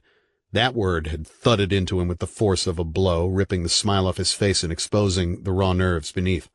What do you mean, mutilated? Crippled them in some way. They held the barbaric belief that cutting off an arm or a leg would strengthen the male's sexual organs. Of course, they didn't particularly crave the attentions of men, but they needed female babies to keep their tribe strong. Usually the Amazons slaughtered the men after they weren't needed any longer. He paused for a moment, seeing something odd in Evan's eyes. Is something wrong? He asked. No, Evan said. Nothing's wrong. Silhouette behind a curtain. Reaching for a hand that wasn't there. Legs falling away from a torso. Nothing's wrong, nothing's wrong. Mythologically, Blackburn was saying, Dr. Drago's correct. Throughout the fables that have come down from the Greeks, the city of Themyscira was a massive Amazon fortress from which the female warriors planned their marches on the Greek state. Realistically, it just simply wasn't the case, much as it would thrill me and countless other mythologists if it were. Oh, Themyscira existed all right. That's a historical fact. The Romans attacked and destroyed the city in 72 BC, but no Amazons were found in the ruins, only men, so... What about the earlier inhabitants of Themyscira? Evan asked. The ones those artifacts in the museum belonged to. Ah, Blackburn said, the pipe clenched in his teeth now. That's where it gets a little tricky. Historians don't really know that much about the beginnings of Themyscira. That's why Dr. Drago's finds were so important. Since 1965, a picture of the early Themyscrian civilization has been slowly emerging. They were a warlike culture who raised horses and some staple crops and who worshipped the deities Ares and Artemis. There's evidence in some remaining wall paintings that it was at one time a very beautiful, well-planned city. But somewhere through the ages it gradually began to decay, as most cities did, and still do. When the Romans attacked, there probably wasn't much left of it. And there's no evidence at all to support Dr. Drago's belief? Blackburn smiled. Inconclusive evidence. And that's not good enough. Such as? Pottery adorned with Amazon-like figures, fragments of wall paintings showing figures that might be female warriors standing over their fallen foes, that sort of thing. But at that time, you see, the Amazon legend was very popular. A great many sculptors and painters of the period used them as subjects. Amazons popped up on drinking cups, vases, pots, and pans, even the Parthenon. So why shouldn't they be depicted at Themyscira as well? But Dr. Drago found something that's made the historians wonder a little bit. She crawled through a tunnel of fallen rock into a cavern, and there she found a primitive statue of Artemis over an altar of black stone. This Artemis was covered with what were clearly female breasts. Dozens of them. Evan raised an eyebrow. There's speculation among mythologists, mostly unfounded, that the Amazons may have seared off their right breasts with either a heated sword or some kind of branding iron-like thing. It was done as a test of courage and as a sacrifice to the goddess. Also, some say the right breast might have interfered with the drawing back of the bowstring. He traced a star on the right side of his chest. Scar's supposed to have looked like that. That statue's over at the museum in Bethany's Sin. Didn't you see it? Evan shook his head, remembering a black door that cut off his progress. Remembering a black altar stone in a vision and women waiting. One interesting thing, Blackburn said as he struck another match to his pipe. The Themyscira was rumored to be haunted. Evan locked eyes with the other man. Haunted? Right. The tobacco fired, he exhaled smoke. There was a village called Caraminia near the dig site. From what I've gathered, the villagers thought the area's earthquakes were caused by the wrath of the slain Amazons. Soon after the excavations began, some of the Caraminia women went off the deep end, I guess you'd say. How? Tried to kill their husbands, ranted and raved in a language nobody could understand. Anyway, Caraminia isn't there anymore. After the quake of 65 and after Themyscira began to reappear out of the earth, those villagers packed up their belongings and left. This cavern that Dr. Drago found, Evan said quietly. What else was in it? Scorched statues. Evidence that a huge fire had burned there at one time. A lot of ashes. Mounds and mounds of ashes that everyone at first thought were only dust. That cavern had been closed up for God knows how long. The quake broke it open again. Evan sipped thoughtfully at his wine. Ashes? Of what? Bones, Blackburn replied, watching Evan's eyes. The cavern had been used as a huge funeral pyre ages ago. The historians are still working on that one. Evan ran a hand across his forehead, finished his wine, set the glass aside. Would you like more, Mr. Reid? Christie asked. Evan shook his head. Now, how about explaining to me what this is all about? Blackburn asked. Careful, Evan cautioned himself. Careful. Do you believe the Amazons ever existed? He asked the man. Anywhere? Blackburn smiled again, but the smile wasn't reflected in his eyes. If you want to believe, then yes, they did exist. Homer says they did. Arrian says they did. Herodotus does too. Historical records say Amazons attacked and almost overcame the city of Athens around 1256 B.C. The last great Amazon queen, Penthesilea, is supposed to have been killed by Achilles at Troy, and Troy did exist. Who knows? The only thing that endures is the legend of wild, cunning female fighters who came out of the mists and returned to the mists, but imagine if you can, Mr. Reid, hearing across the plain of battle the long and fierce war cry that would freeze the marrow in your bones. In the distance you could see the dust boiling as their horses approached, and long before they reached your ranks the skies would sizzle with arrows. Then it would be hand-to-hand combat, sword and spear against the bipennis, the Amazonian double-bladed battle-axe. Their horses would twist aside from spear thrusts, or a bipennis would shatter the arm that gripped a blade. And during the terrible din of bloodletting, their eyes would be wild and shining. Their senses would sing with the stimulation and tumult of war, as necessary for them as breathing. There would be no end to the fighting until the last man had been beheaded or dragged back to camp to be mutilated. That would be a horrifying way to die, Mr. Reid. And I thank God that if the Amazons did live, our destinies never met. He raised his wine-glass, drank, returned it to the table. Evan rose from his chair. There seemed to be an abyss inside him, somewhere between the soul and the physical body. Within that cold darkness, terror churned, about to break free and flood like bile from his lips. He moved toward the door. Blackburn stood up. You're not leaving, are you? I imagine there's most of a bottle of Boone's Farm left. I've got to go, Evan said. He placed his hand on the doorknob. You know, I still don't understand what's going on, Blackburn said. I assume you're not going to tell me. What happened to the male babies? Evan asked him. Surely some of the Amazons did have baby boys. Of course. Blackburn took the pipe from between his teeth and examined Evan's face, not certain precisely what he was seeing. That couldn't be helped. The Amazons kept some of the males to be used as breeding stock later on. Most of the male infants they killed. Why are you so interested in the Amazon civilization? I want to know. Sometime I'll tell you. For now, let's just chalk it up to curiosity. Evan opened the door. Stale heat waited to embrace him. Hercules yipped once, twice, and Christy put a hand on him to quiet him. Thanks for having me over, Evan said. And thanks for the wine. Bring Mrs. Reid next time, Christy said. Yes, I will. Good night. Good night, Blackburn said. Evan drove toward Bethany's sin, his mind working furiously, shearing away from the terrible truth, but always, always coming back because there was no other way out of the labyrinth. And at the Reid house on McLean Terrace, the thing moved in the dark down the stairs, through the den, toward the kitchen where the knives were. It could smell the fetid stench of man in these rooms. The man this pitifully weak woman named Kay lived with, slept with, allowed to touch this mansion of flesh. The girl child sleeping upstairs, a sheet wadded under the door to jam it shut and muffle noise. The thing moved into the kitchen, senses tingling. Almost able to see in the dark, almost.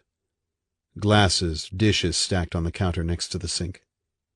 An arm swept through them, scattering most of them to the floor. Opening drawers, wrenching them out, spilling their contents, and then it found what it sought. A large-bladed butcher knife, hardly used. The blade was so keen it drew a thread of blood from a testing finger. In the darkness, the thing waited for the man to come home, as the cheery yellow kitchen clock showed 3 minutes into August. 4. August 23. Home. From the blackness, shadow shapes slowly materialized. Headlights gleamed briefly off windows, awakening the squat, heavy-lidded, unnameable, malignant creatures lying indolent on their jealously guarded square plots of lawn. As Evan swept past those houses, he wasn't altogether certain the eyes of the beasts didn't shift in their wooden and brick frames to follow him. When he glanced quickly into his rearview mirror, he saw that the blackness had swelled again, midnight currents engulfing Bethany's sin.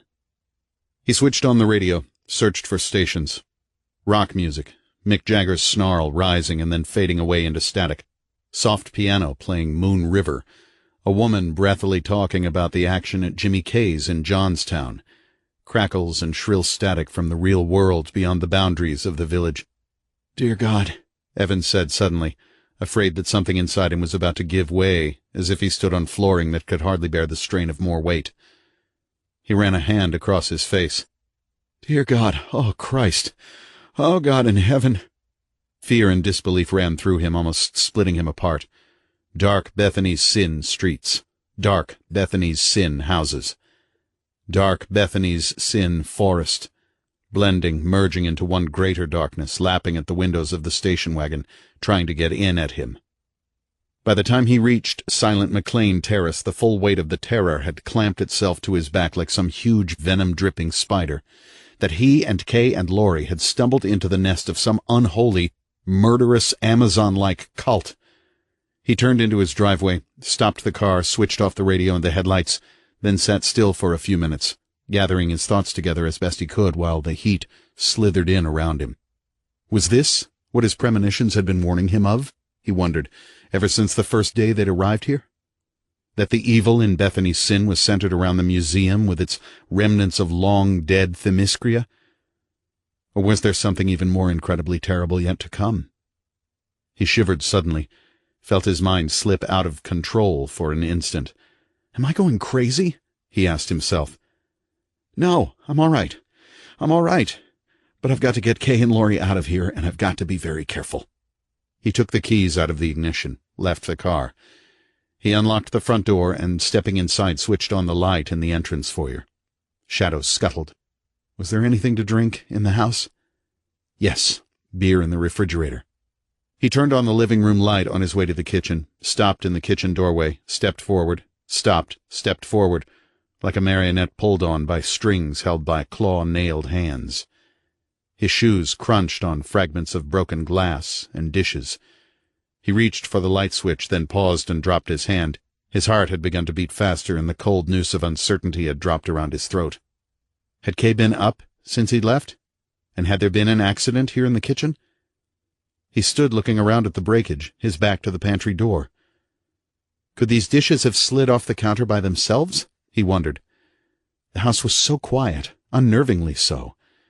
It was a quiet not of peace but of events hanging in time by a slowly unraveling thread. Evan pushed some of the glass fragments out of the center of the floor with his shoe. Then, the beer forgotten, he retraced his way back through the living room, turned off the light, and climbed the stairs. One of them squealed beneath his weight. Both bedroom doors were closed. Moving in the dark, Evan opened the door to the master bedroom and slipped in. Table shape, lamp shape, bed shape. And in the bed the hills and valleys of Kay's body in the sheets. She was lying on her left side facing away from him. He could see the darkness of her hair fanned across the pillow. "Wake her," he told himself. "Wake her and tell her everything you suspect and take her and Laurie out of this godforsaken place. Wake her now. Now. Now." His hand moved toward the hill of her shoulder. "No, wait. She'll think you've lost your mind. She'll think you're drunk or you're raving or that finally the threads of your fragile sanity have snapped. God damn it, wake her now. This may be your last chance." He hesitated. "No. Not tonight. In the morning. In the morning I'll tell her, and maybe, just maybe, I can make her understand we've got to get out of here." Evan undressed in silence, put on his pajamas, slid into bed beside his wife. Through her back he could feel her heartbeat, strong and steady. For a while he stared at the ceiling, seeing the eyes of Harris DeMargin hanging faceless above him, and to escape that vision, he closed his own eyes and sought sleep. The slow shifting of weight on the bed, an inch at a time. Something leaped behind Evan's eyelids, trembling with fire, like the sudden reflection of light on the blade of a knife. Evan's eyes came open, and he could see the faint outline of his wife standing over him. He lifted his head, started to ask her what was wrong, but found no voice. For in Kay's face tendrils of blue flame burned in a terrible, unblinking gaze. In that searing instant, Evan knew that the woman thing before him was no longer truly Kay. She shrieked, a cry that rattled the window glass and ripped at Evan's soul, and drove down with a knife she'd raised high above her head. As Evan leaped to one side, the nerves in his shoulder and back cringed. The knife plunged into the pillow where his head had been, the tearing of cloth, electric, filling the room. Evan had rolled to the floor, was now rising to a crouch, moving backward. The Kay thing turned her head, eyes piercing him. She ripped the knife through the pillow, lifted it again, and came for him, her breathing harsh now, and rapid. "Kay!" Evan screamed. "What in God's name are you—" And then she leaped forward, was almost upon him before he could even think to grasp for the doorknob. The knife glinted, swung for his face in a vicious, hissing arc. As Evan jerked his head back, he felt a hot, grazing pain just above his left eyebrow. She came forward, snarling like an animal, quickly adjusting her grip so she could stab with the blade. He realized she was backing him away from the door, and blind panic surged through him. "Kay!" he shouted at her, but those eyes, those terrible, unblinking, flaming eyes scorching him with utter hatred. Not Kay. No. Something else. Not even human. Something beyond the black door of nightmares. A wetness collecting in his eyebrows, streaming down. He wiped it out of his eye. When he did, she leaped forward again, her hand darting in with the speed of a cobra, the fang of the knife yearning for his blood. He twisted aside, felt the metal rake his ribs. The Kay thing's free hand whipped out, clutched him around the throat, and began to squeeze with a power he'd never imagined could be harbored within that body. He gripped her wrist, tried to struggle free. The knife rose, a cold glimmer of stainless steel in the darkness. Fingers dug into Evan's throat, and now he found breathing difficult. He balled up his fist to strike her in the face. The knife rose, his knuckles whitened. Knife blade gleamed. "Strike her! No! Strike her! No! Strike her!" The knife reached its zenith. Arm trembled slightly, gathering strength for a blow that would drive the blade through his heart. Something pounding. "Mommy?" Laurie's voice from behind her bedroom door. "Mommy? Daddy?" The tremor of panic, of tears about to break. The knife hesitated. "Strike her! This is not Kay. This is something within her body, but not her. Dear God, not her! Dear God, not her!" His fist came forward almost involuntarily. He struck her on the cheekbone, and her head rocked back. But still the eyes did not blink. Her fingers loosened a fraction, and then Evan struck again, hammering into the crook of her arm, fighting his way out of the grip that had almost crushed his windpipe. The knife whistled down for him, missing by inches. She shrieked again, a blood-curdling, savage shriek, and before the next blow came, Evan had picked up a chair, holding the legs out to ward her off. "Mommy!" Laurie screamed. "Daddy, open the door!" As the K-thing reared back to strike again, a guttural growl rumbling from her throat, Evan thrust forward with the chair. It caught her off balance, staggered her. Something ripped, and the knife blade tore through the cushion of the chair toward Evan's face. He pushed against her with all his strength, shoulder muscles cracking. She slipped, the folds of her nightgown flying around her, and went down in a corner, her head slamming hard against the wall. Evan threw the chair aside, the knife still piercing it, and spun toward the light switch. Clicked it on. Blinding light. "Daddy!" Laurie was almost hoarse now. "Daddy, please let me out! Let me out!" In the corner, Kay lay with her eyes closed, her face as pale and drawn as that of a corpse. She seemed to be laboring to breathe. Her chest was heaving, and beads of perspiration clung to her face. He bent over her carefully and felt for her pulse. It was racing. A drop of blood splattered down onto her chest, followed by another. Evan put a hand to the cut above his eye to stop the bleeding. The blood trickled in a thin line between Kay's breasts. Her head lolled to one side, and Evan could see the eyes moving quickly back and forth behind the lids. He shook her for a moment, trying to wake her, but she was unresponsive. He stepped across the chair toward the telephone on the night table, paged quickly through the phone book. "What's that doctor's name? Myers? No, Mabry. Hurry, hurry!" Laurie sobbed across the hall. He found the listing. Mabry, Eleanor, physician. 2 numbers, home and office. Blood drops on the page. He chose the home number, misdialed, tried it again. Kay moaned softly from the corner. The doctor was alert when she answered. Evan, trying to keep his voice calm, told her who he was and where he was calling from, and that his wife had had an accident. Dr. Mabry asked for no other details. She said she'd be there in 15 minutes. Evan mopped at his forehead with his pajama shirt tail, pulled the knife out of the chair and laid it on the bed, out of Kay's reach. He put the chair back where it had been, and then he crossed the hall, finding Laurie's door jammed. When he wrenched that wadded-up sheet out, the child leaped into his arms. "I couldn't get out," she sobbed.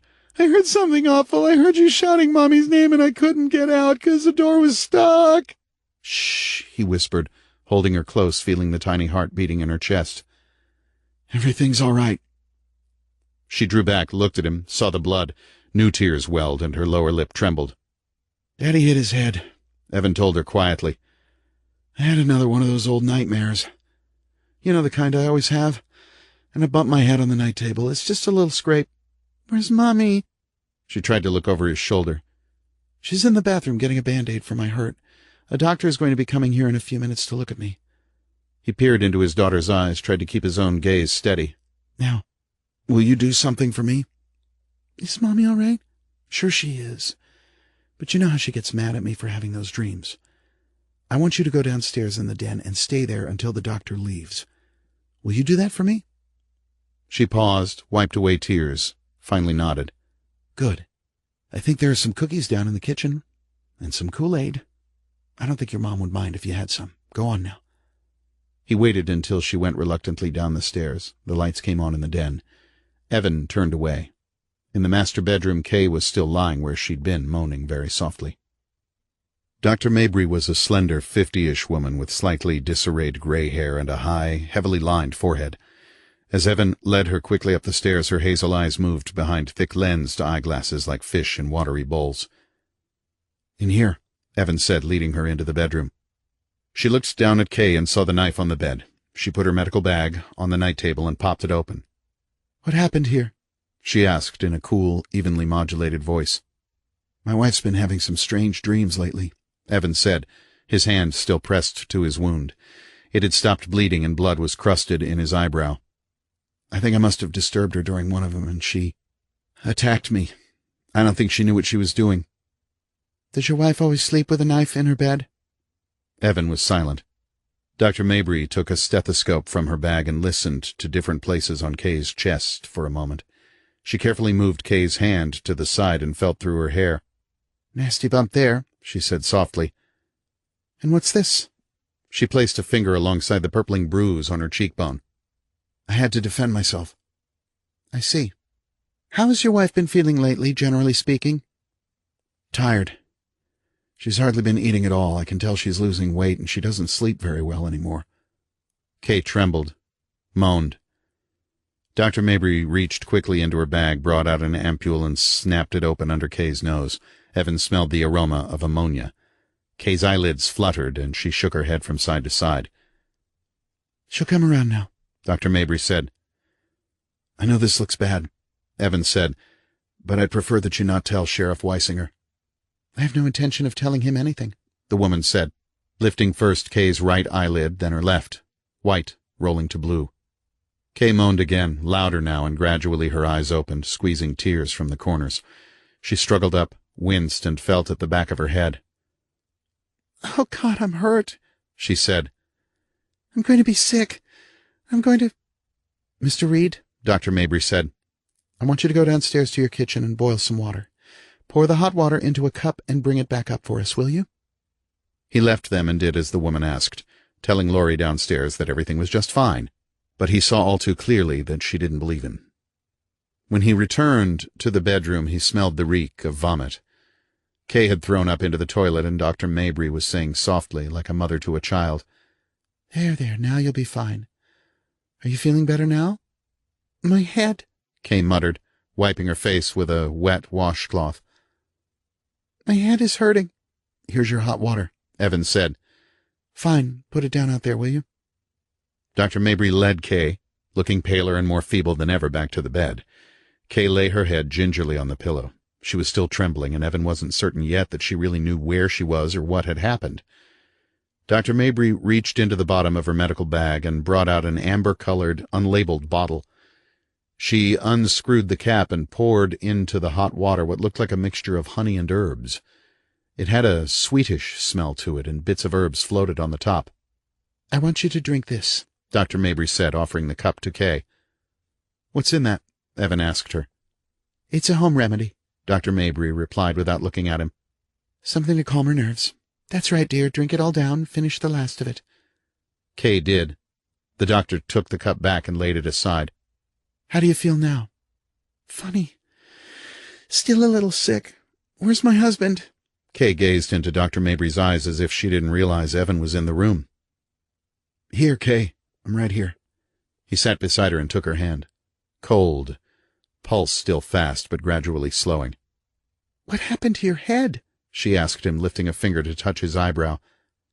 "That's blood." "Mr. Reid." Dr. Mabry rose to her feet, snapped her medical bag closed. "I'd like to talk with you in the hall, please." "What's wrong with my wife?" Evan asked the doctor quietly when the bedroom door was shut behind them. "She doesn't seem to remember anything of what happened." "I believe she's in a mild state of shock. There's disorientation due to that blow to her head, but to be perfectly honest with you, I'm not certain what her overall condition is. She seems to be relatively healthy, and yet you say her appetite's fallen off. She's tired and doesn't sleep well. I'd like to do some tests on your wife at my clinic, starting tomorrow morning." "What kinds of tests?" "Blood, urine, cardiogram, and electroencephalogram." "Her brain? Do you think something's wrong with her?" "I'd like to find out," Dr. Mabry said, "as quickly as possible. Can you bring her to the clinic in the morning around 9? "No," Evan thought. "I want to take my wife and child and get out of this place in the morning." "Her condition may be serious," Dr. Mabry said, her voice cool but emphatic. "There's a possibility she might have to stay at the clinic for several days." "I don't know," Evan said. "If it's a question of payment—" "It's not," he said sharply. "No, hold on, Kay's sick. She's really sick after all." He paused for a moment. Dr. Mabry watched him. A thought sizzled in his brain. "They'll come for you in the night." He tore it out of himself as if it were diseased tissue, nodded. "I'll bring her in the morning." For the first time, the hint of a smile flickered across her face. "That's the wise thing to do. Your wife will be sleeping soon. I'll find my own way out. Oh." She paused, popped open her bag again, and brought out an adhesive bandage. "This is for your forehead. I can tell just by looking that it's a graze. No stitches necessary. You might clean it with alcohol and then put this bandage on, though." And then she'd turned from him and was making her way down the stairs. The front door opened, closed. In the bedroom, Evan sat down beside Kay. She was on the verge of slumber now, her eyelids heavy. Evan grasped her hand and held it. "Kay," he said softly. "Can you hear me?" She stirred. Her eyes were half open. "Sleepy," she whispered. When I climbed into bed with you, I think you were dreaming again. Do you remember if you were and what it was about?" "Can't," she whispered. "Try, please. It's important." "No." She winced, shook her head. "Terrible." "Just relax. Think now and try to remember." "My head hurts." She tried to lift her hand toward her face, but the hand fell to her side before she could. Her eyelids squeezed closed very tightly, as if dark things were surfacing inside her that were tearing her to pieces. "I couldn't get out," she whispered. "She wouldn't let me out." "Out? Who wouldn't let you out?" He leaned forward to hear. "Her. Oliviadre. Her. Because I was her and she was me and she had me and would let me out." "Oliviadre? Kay, what are you talking about?" "My dreams. That's who I am in my dreams." She was quiet for a long time, and Evan thought she'd fallen asleep. But then her lips moved again. "Oliviadre is me, and I am her. And this time she wouldn't let me come back." Her eyelids squeezed, wetness at the corners. "I was alone in the dark, and I couldn't get back to here because she's too strong now." Wetness thickening. "Were you dreaming again?" he asked her. Out of the corner of his eye, he saw Laurie standing at the door. "Yes. Oliviadre was dead, and those men dragged her body by the hair where they dragged the bodies of the others. Sleep. I want to sleep." Tears broke. "What men?" "The ones with swords.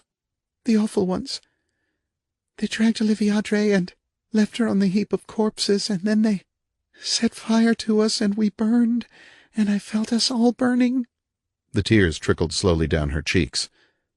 "But after we were burned to bones, and after our bones were burned too, we lived. We lived still." "Kay?" Evan whispered. "But we were in darkness." Her voice had dwindled to a sigh. "All of us like wisps of smoke, still there, waiting. Waiting. Terrible darkness. Cold and terrible." "Where were you?" Evan asked her. "Can you tell me that?" "All dead. All dead but not gone, still waiting. A long time waiting." A tear dripped from her chin. "Until the light. And the woman." "What woman, Kay? What woman?" "Don't know. Sleepy. They were all around her like dust, and they went into her." Evan's mouth was dry. "Went into her?" "Oliviadre wouldn't let me come back," Kay whispered. A breath escaped her like a slow, tortured gasp, and as another tear slipped down her cheek, she was silent and motionless. "Danny?" Laurie said softly. He stood up, his face touched by shadows. "Mommy's sleeping," he said. "Let's tuck you into bed now, okay?" 24. In room 36. The wide halls of the Mabry Clinic were spotless. How does the saying go? Evan thought as he walked, Laurie's hand in his. So clean a baby could eat off the floor. Yes, that was it. Tiles gleamed beneath the circular ceiling lights. The walls were two-toned, flat pale green and beige. On many of the walls hung framed original oil paintings or watercolors, sailboats running before a breeze, bright yellow daisies in a sun-dappled field, two puppies with wide, innocent eyes, a wistful clown playing a flute. Antiseptic odors wafted through the hallways, soap smells, detergent smells, Lysol smells. It was Saturday afternoon, and beyond the air-conditioned halls of the clinic the sun scorched Bethany's sin, softening pitch on the roofs of the buildings in the circle, glancing off windows in rays of solid heat, shimmering above the ground like burning tides. Evan could feel sweat drying on his face and his shirt slowly separating from the skin on his back.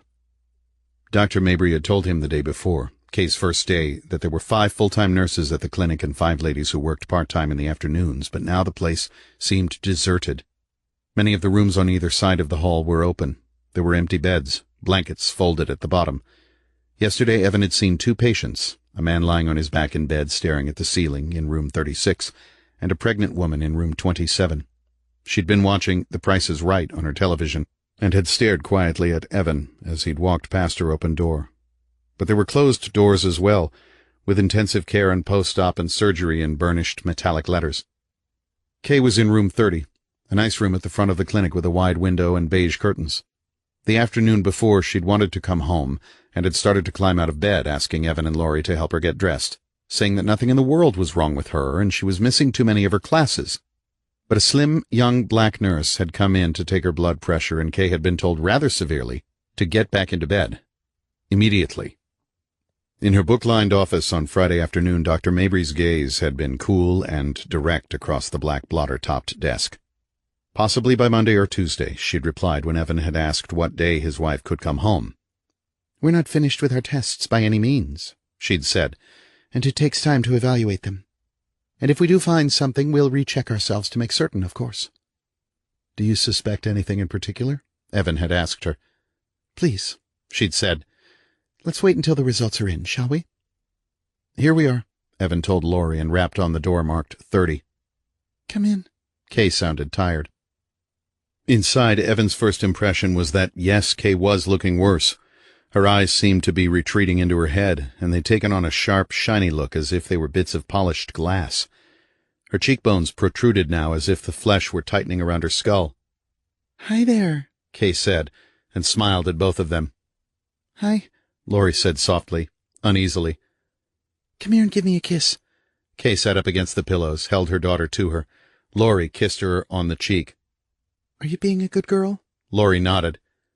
"How are you feeling?" Evan said, sitting beside her on the bed and taking her hand.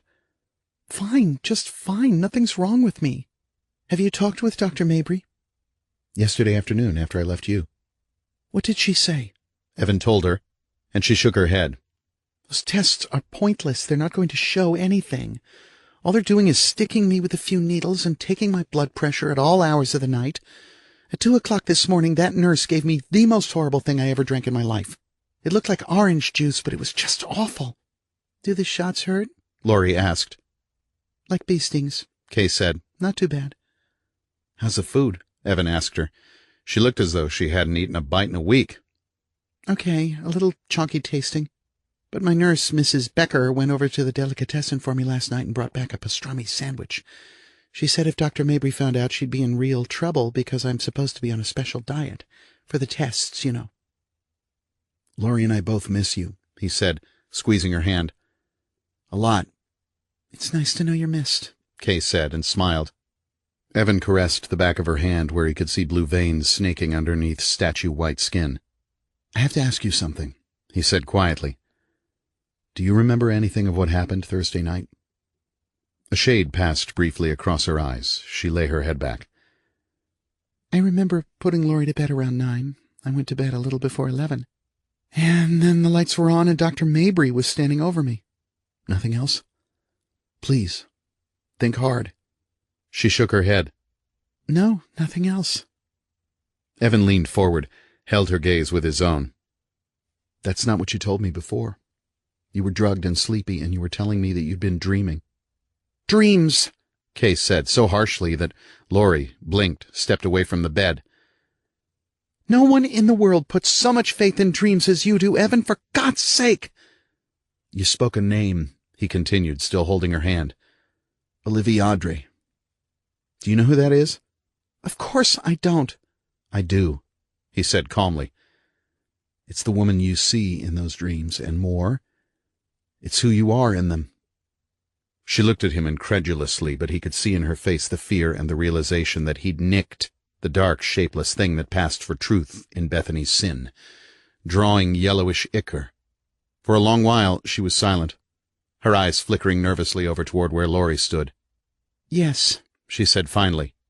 "In my dreams I'm a woman called Olivia Audrey, but what difference can that possibly make?" "What kind of woman is she?" "A warrior of some kind," Kay said. "Proud. Merciless. For God's sake, listen to me. I'm talking like she really exists." "You said something else, Kay. That Olivia Audrey wouldn't let you free. that she's too strong now. I never said anything like that, Kay said sharply. He paused for a moment, watching her. Yes, you did. She's not real, damn it, the woman said, not caring now what Laurie heard or saw. She's a shadow, not flesh and blood. What's wrong with you, Evan? Are you losing your... She stopped abruptly, her mouth already curled around the word. My mind? He prompted. Losing my mind? No. Now listen to me. Don't turn your face away. Listen. She looked at him with the eyes that had flamed in the darkness of their bedroom. Something terrible is happening in this village. Don't say anything, just listen. There are forces in this place, Kay. Forces I don't understand and never will, but by God, I'm afraid for all of us. When this terrible thing gathers itself, it won't come only for me, but for you and Laurie as well. He gripped her shoulders and peered into her face. Believe me this time, Kay. Please believe me. Her eyes were hooded. She said very quietly, You're frightening Laurie. I want to make you believe, he said, and she recoiled slightly because his eyes had been wild for the briefest instant and his voice lay on the cracking edge. I'm afraid that they've already done something to you and we've got to leave here before it's too late. Evan, Kay said softly. Evan, let me go. Let me go, please. No, Evan hissed.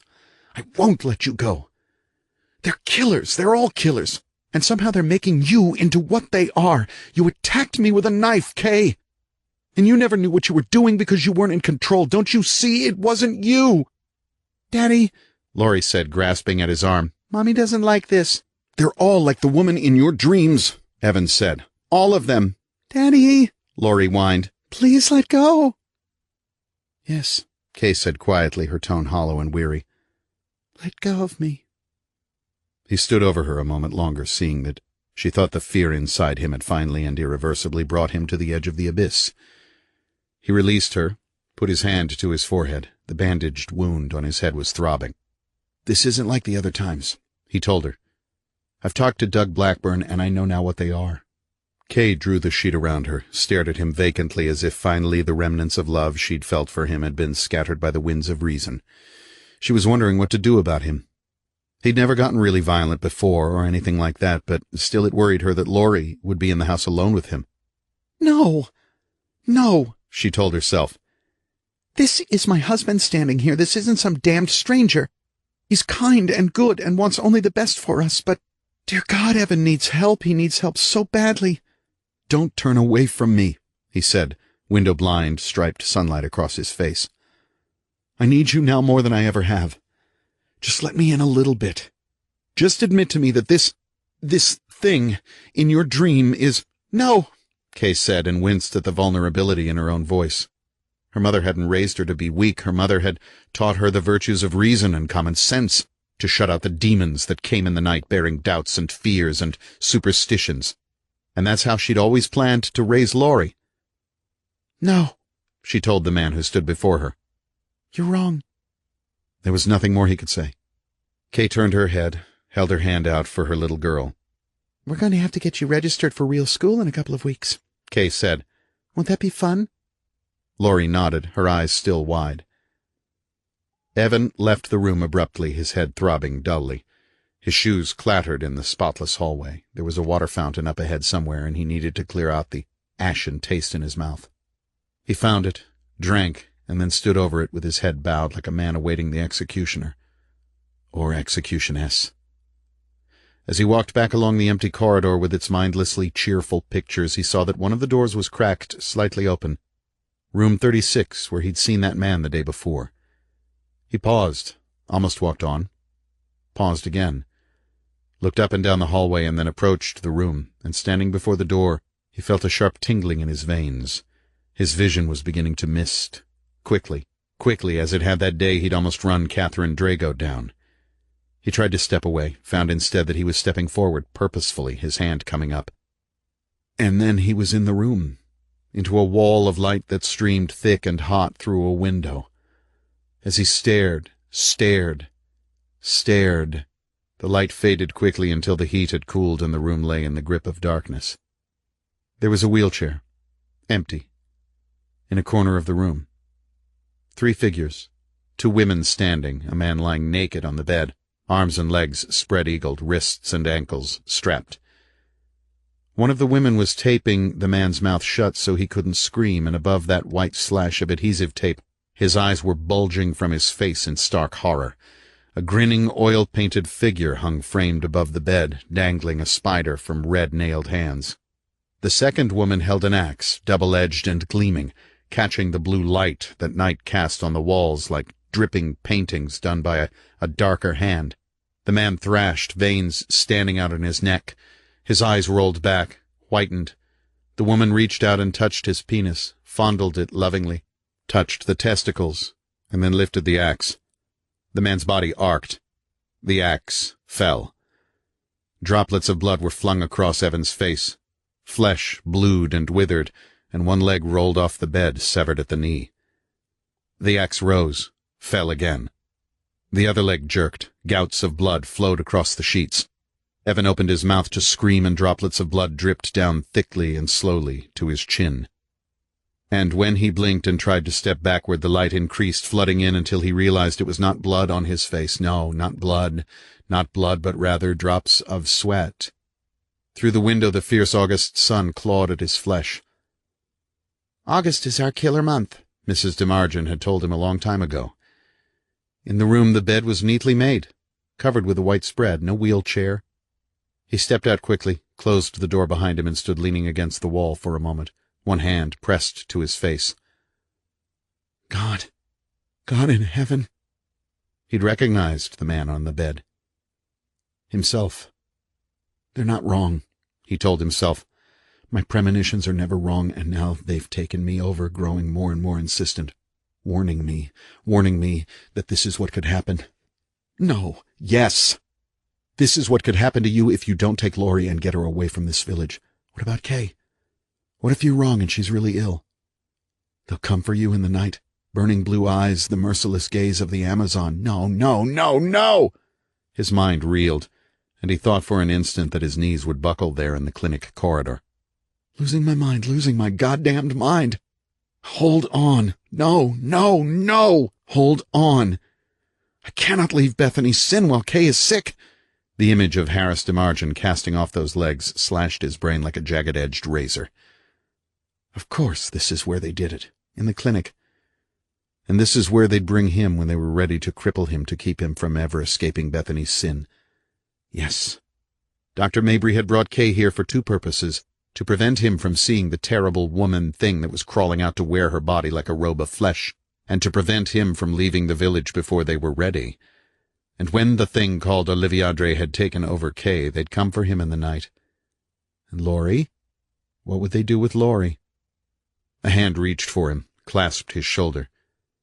Mr. Reid. He spun around. Dr. Mabry's eyes searched his face. Aren't you feeling well? I'm fine, he said quickly.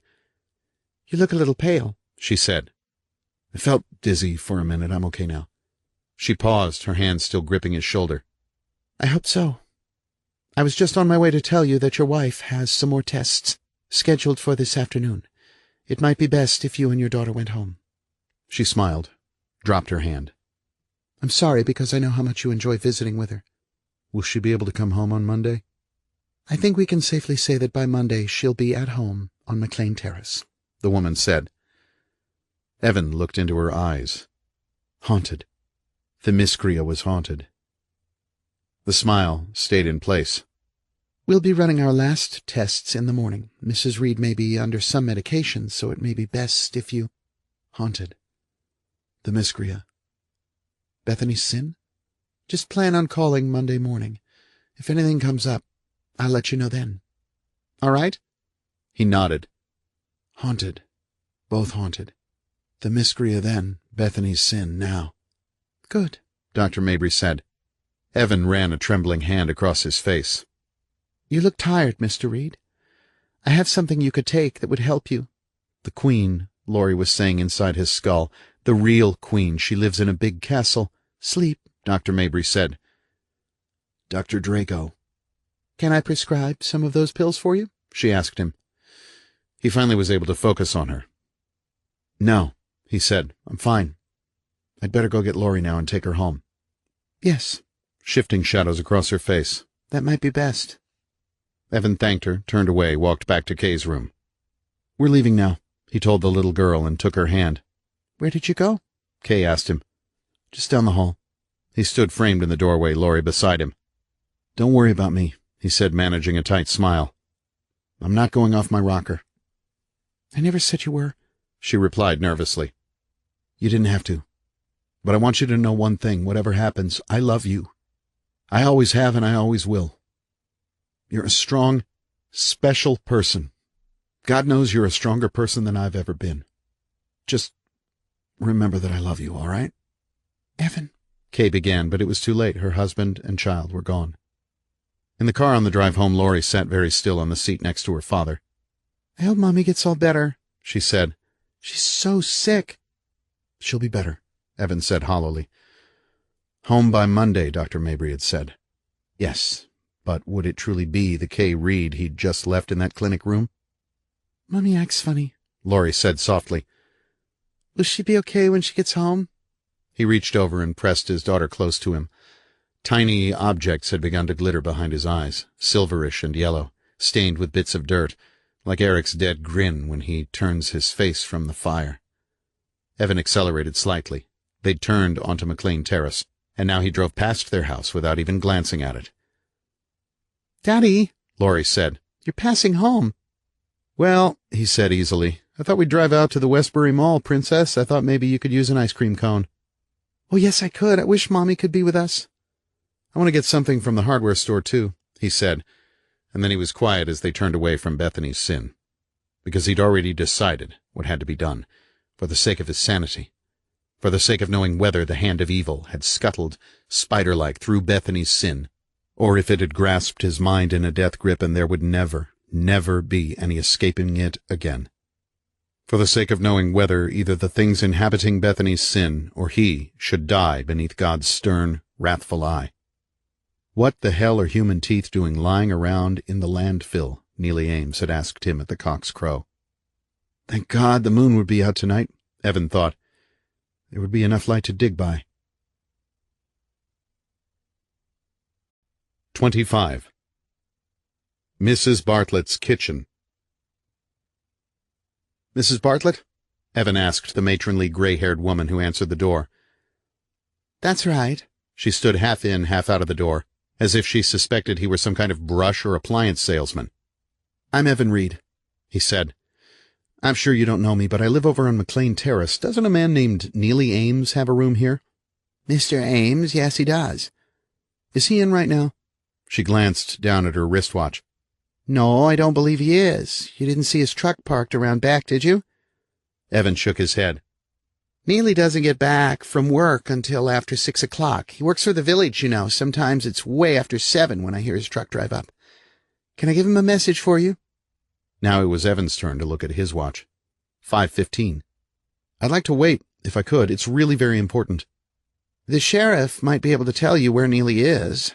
Her eyes examined him from head to toe.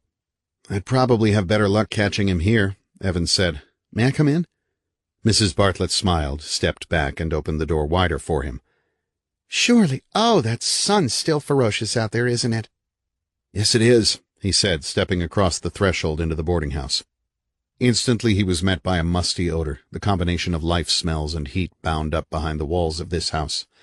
There was a large sitting room with a brown and green oriental carpet thrown across a hardwood floor, chairs and a sofa arranged around a scorched brick fireplace, lamps on low tables, a few Sears prints hanging on the walls.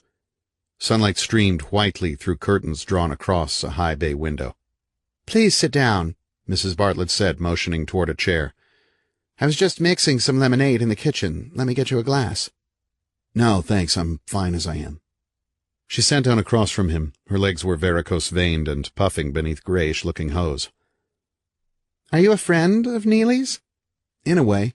Oh? She raised an eyebrow. I don't recall Neely saying he'd made any friends here in the village. We met one day over on McLean Terrace, he explained, and then we ran into each other at the Cock's Crow. Mrs. Bartlett frowned. Oh, it's a nasty place, that Cock's Crow. Shame on you two decent men to be going up there.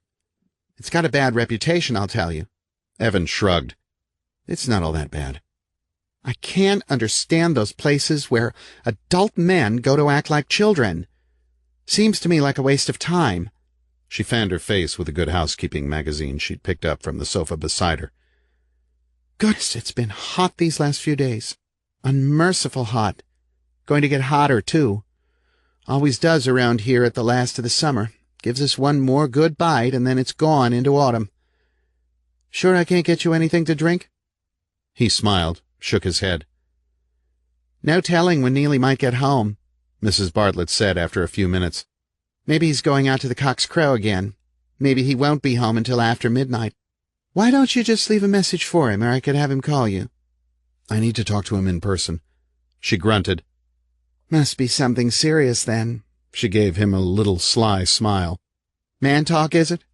Things us women don't have any business knowing? No, he said politely. That's not quite it. Oh, I know all about menfolk's secrets. She laughed and shook her head. Just like little boys. How long have you been running this boarding house? Evan asked her. Better part of 6 years now. Of course, I don't do a whopping big business, but you'd be surprised how many traveling salesmen and insurance men come through Bethany's Sin. There's a Holiday Inn about 10 miles north of here on past the Cock's Crow, but I'll tell you, they charge a lot for a room, and here I throw in meals with the rent, so I do all right. I'm sure you do. Does your husband work in the village? My husband? No, I'm afraid my husband passed away soon after we moved here. I'm sorry. He was watching her carefully now. He had a bad heart, Mrs. Bartlett said. Dr. Mabry told him he needed one of those pacemaker things, but he just waited too long. Thank God he died peacefully, in his bed one night. Evans stood up from his chair, walked over to the window, and moved the curtain aside. Sunlight stung him. The street was deserted. Houses on the other side, neat boxes of wood and brick, neat lawns, smooth, clean carports. Evan turned away from the window, his cheeks tingling from the touch of the sun, and saw on the fireplace mantel a group of photographs. The first one was a wedding photo snapped in front of a church, showing an attractive dark-haired woman kissing a stocky man in an ill-fitting powder-blue tuxedo. Everyone was smiling. In the second photograph, the woman was lying in bed, holding in the folds of a blanket a newborn baby. A shadow, the man's, had fallen across a wall. The same woman stood holding a baby, the same one or a different one, on the neatly trimmed lawn of a white house in the third photograph. Something about this picture disturbed Evan. He stepped forward, picked it up. The woman's eyes were harder, sunken deeper into her head. Her mouth was smiling, but those eyes mirrored a soul in which all smiles had faded. There was something else in this photograph, too, an object just on the edge of it, beside the woman, and staring at it, Evan realized it was a hand, clutching an armrest. There was a slice of wheel rim, a few spokes, a shadow. That's my daughter, Emily, Mrs. Bartlett said. Em for short. She's a fine young woman. This is your grandchild, then? He asked, holding up the photograph. My granddaughter, Jenny. She'll be 8 months old in October. Jenny's my second grandchild. See that other picture, the first one on the mantel? Evan reached for it, and Mrs. Bartlett nodded. That's it. Her name's Karen, and she'll be 2 years old in April. Do you have any children of your own? A little girl named Lori, Evan said. He replaced the photographs as they'd been. Where does your daughter live?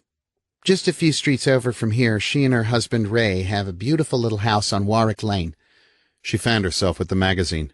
Oh, that sun's made it so hot in this house. I'll thank God when it's autumn, I'll tell you. This year I won't mind the blizzards. Are you sure I can't get you a good glass of lemonade with plenty of ice? He checked his wristwatch again. All right, he said. I'd like that. Good. She smiled, rose from the sofa, disappeared toward the back of the house. He heard a cupboard opening, then another. Evan turned toward the mantel, stared for a few minutes at the photographs. How simple and normal they looked, but dear God, what a terrible story they told. He could look into the eyes of the woman in that third picture and see the change that had come over her, the same change now enfolding Kay. Evan left the mantel, peered back through the corridor that connected the front of the house with the back. There was a narrow stairway leading up to a series of closed doors, the boarders' rooms. At the end of the corridor a door stood open, and Evan could see Mrs. Bartlett moving around back there. He could see shelves, a stove, potted plants in a window, wallpaper with apples and oranges and cherries on it. Glass clinked. He moved quietly along the corridor toward the kitchen. An instant before Mrs. Bartlett realized he was there, Evan saw bottles and vials in an open cabinet. All unmarked, they held bluish-green, brown, grayish liquids, viscous-looking. There were solid substances in a few of the vials, white powder, something that looked like wet ashes, something else that looked like shards of charcoal. Beside the glass of lemonade that Mrs. Bartlett was laboriously stirring was a vial of slightly yellowish liquid. The cap was off. Mrs. Bartlett spun around, her eyes widened, but in the next second she composed herself. Her mouth smiling tightly, she reached up ever so casually and closed the cupboard. "I hope you don't mind artificial sweetener," she said, standing with the vial behind her.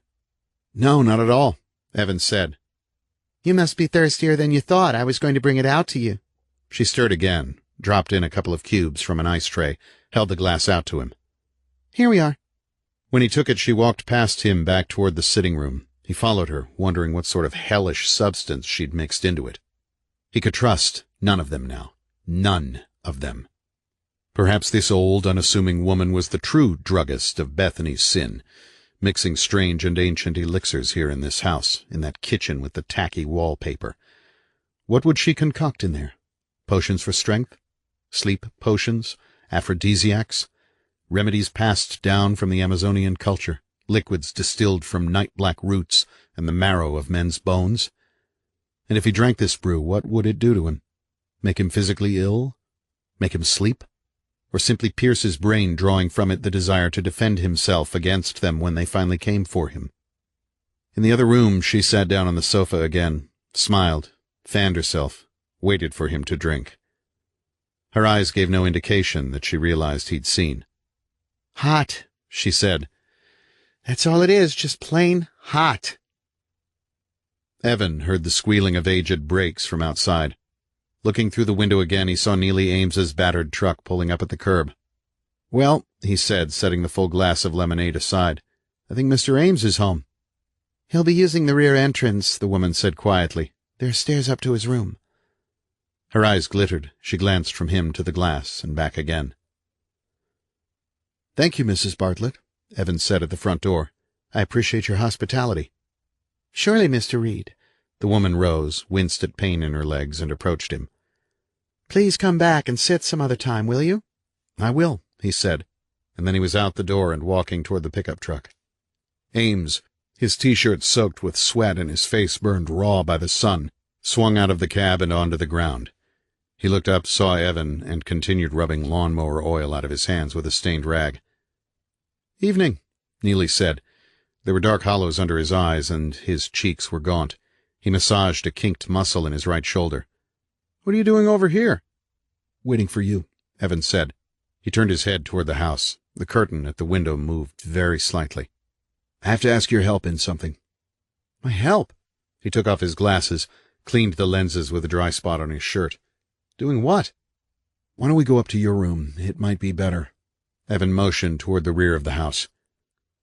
"Excuse the mess," Neely said when they were upstairs. "Just throw those damned clothes out of that chair and sit down. You want a beer?" "Sorry, but they'll be warm." "No, thanks." Evan sat down. Neely shrugged, pulled the last remaining Schlitz from a carton on his night table, and popped it open, drank, closed his eyes, sat down in a chair, and threw his legs up on the bed.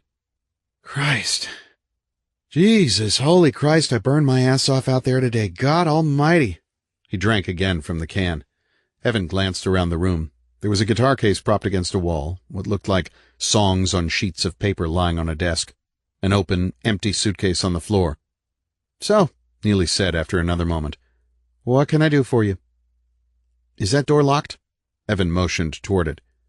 "Yes." He looked at Evan quizzically. "Why?" Evan leaned forward, watching the man's face. "Do you still have those teeth you showed me? The ones you found in the landfill?" "No, I threw them away." "Did you ever tell the sheriff about them?" "Was going to. Decided he'd only blow hot air my way. Besides, I started figuring that maybe there's a reasonable explanation for them. Maybe they came out of some dentist's garbage can.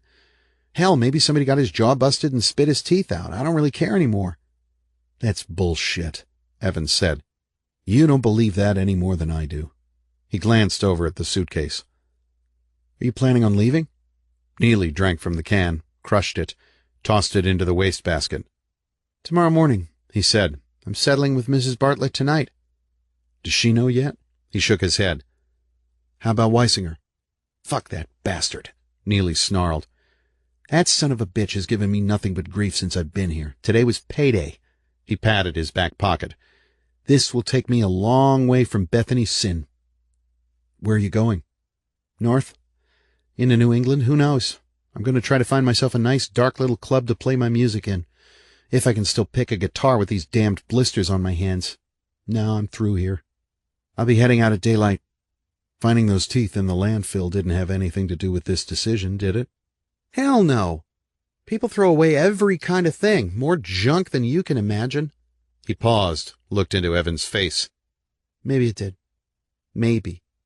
Like I told you before at the Cock's Crow, I've got a bad feeling about this village. I want to get out of here. You probably can't understand what I'm talking about, but I feel like something's coming closer to me, and I don't mind telling you that it scares the shit out of me. He reached for a pack of cigarettes from the night table, lit one, and inhaled. I'm not going to stay and wait for it. I need your help, Evan said, keeping his gaze steady. Tonight. How? I want you to take me to the landfill. I want you to show me where you found those teeth. Huh? Neely narrowed his eyes over the burning cigarette. What for? Because I'm going to be looking for someone. Paul Keating. Keating? The guy that lives across the street from you? His voice trailed off. Lived across the street. Lived. I believe he's dead, and I believe his body's buried in the landfill. Smoke streamed from Neely's nostrils. He took the cigarette out of his mouth and stared across the room. What the hell are you talking about? You heard me right. Now listen to me. I believed your story about those women who attacked you on the road. I think they've attacked and killed a great many others. Now I ask you to believe what I'm saying, and I ask you to help me. I can't search across the landfill without you. I'm getting my ass out of here in the morning, Neely said. Okay, fine, do what you want, but I have to stay here, and by God, I've got to know the truth about this place. Just lead me out there, that's all I ask. And help me dig. Jesus, Neely whispered. He drew from the cigarette, exhaled smoke, crushed the butt out in an ashtray beside him. You're going hunting for a body? Or bodies, Evan said, and from the corner of his eye he caught the swift sliding of a shadow, moving across the strip of light at the bottom of the door. He rose quietly to his feet, was across the room in a few strides as Neely watched him from the other chair. Evan unlocked the door, turned the knob, and opened it. There was no one in the stairway leading downstairs. The other doors along the corridor were closed. He wondered behind which of them the cunning old bitch was hiding. He shut the door again, locked it, stood with his ear pressed to the door for a moment, heard silence. Neely had lit another cigarette. He drew on it as if the smoke would chase away the nagging fears that now were chewing steadily at his stomach. When Evan looked at him again, Neely saw that his eyes were slitted and steady. Are you going to help me? Evan asked, still standing against the door. The cigarette burned toward Neely's fingers. He shivered suddenly because he'd felt that a figure with flaming blue eyes was standing just behind him, and it was slowly lifting an axe. Evan waited. Neely muttered, I don't know who's crazier, you or me. What time? 2:00. What? Christ almighty! I don't want anyone to know. Okay, Neely said, and stood up from his chair. Then you better let me get some sleep. Do you have a couple of shovels? A shovel and a pickaxe. I bought them this afternoon. Good, that should do it. Evan opened the rear door and then turned back to him. Something else. If I were you, I wouldn't eat or drink anything Mrs. Bartlett tries to give you tonight. I'll meet you out front at 2:00 sharp.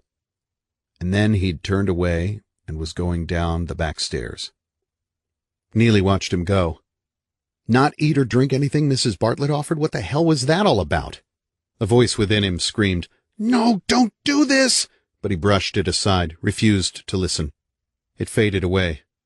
He closed the door and stood looking down at the suitcase. The man needed his help. What would one more day mean? But by God, when he'd finished at that vile, stinking place, he was going to fill that suitcase with his meager belongings, take his guitar and his songs, and get out of this village. Fast. He pulled his t-shirt over his head, rolled it up and tossed it into the suitcase. He was hungry, but he decided not to ask Mrs. Bartlett to make him anything for dinner. Maybe that man wasn't as crazy as he appeared to be. He touched his shoulder gingerly, the fingers running across the scabbed line of a scratch that he'd first noticed in the bathroom mirror a few days before. 26. To the landfill. Wearing dark clothes and the thick-soled combat boots he'd found in a dust-covered trunk in the basement, Evan quietly climbed the stairs. He eased Laurie's door open. A shaft of light fell across the child in her bed. Evan stepped in and stood looking at her. She was sleeping peacefully, her face untroubled. Beside her lay the rag doll, grinning up at him as if they shared a secret.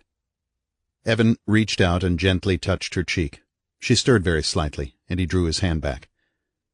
"My princess," he thought. "My beautiful princess. I pray to God you always sleep the sleep of the innocent." He leaned over, kissed her forehead softly, then backed away from her and closed the door to her bedroom.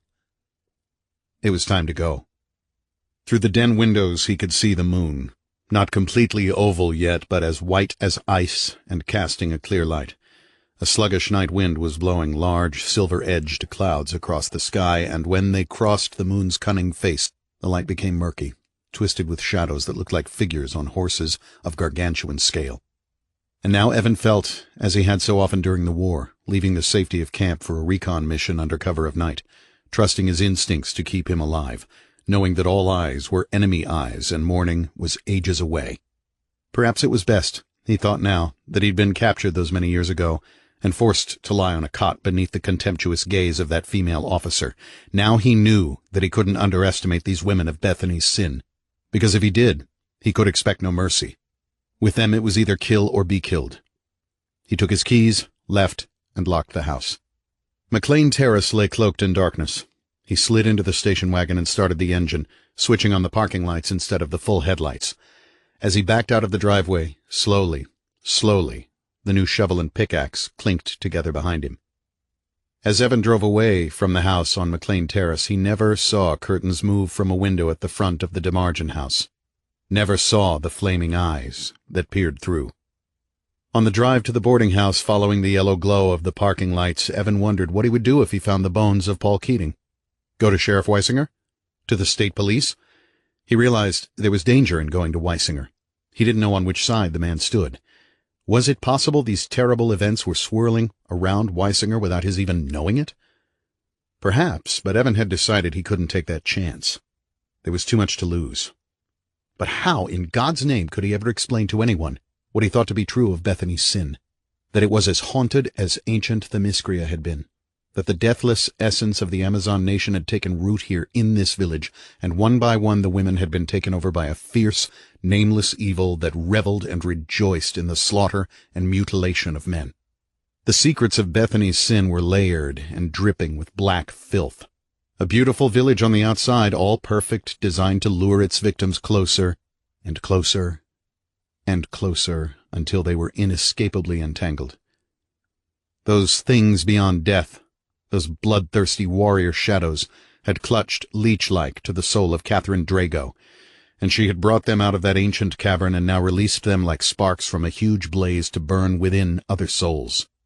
The Queen, Laurie had said, the real Queen, Dr. Drago.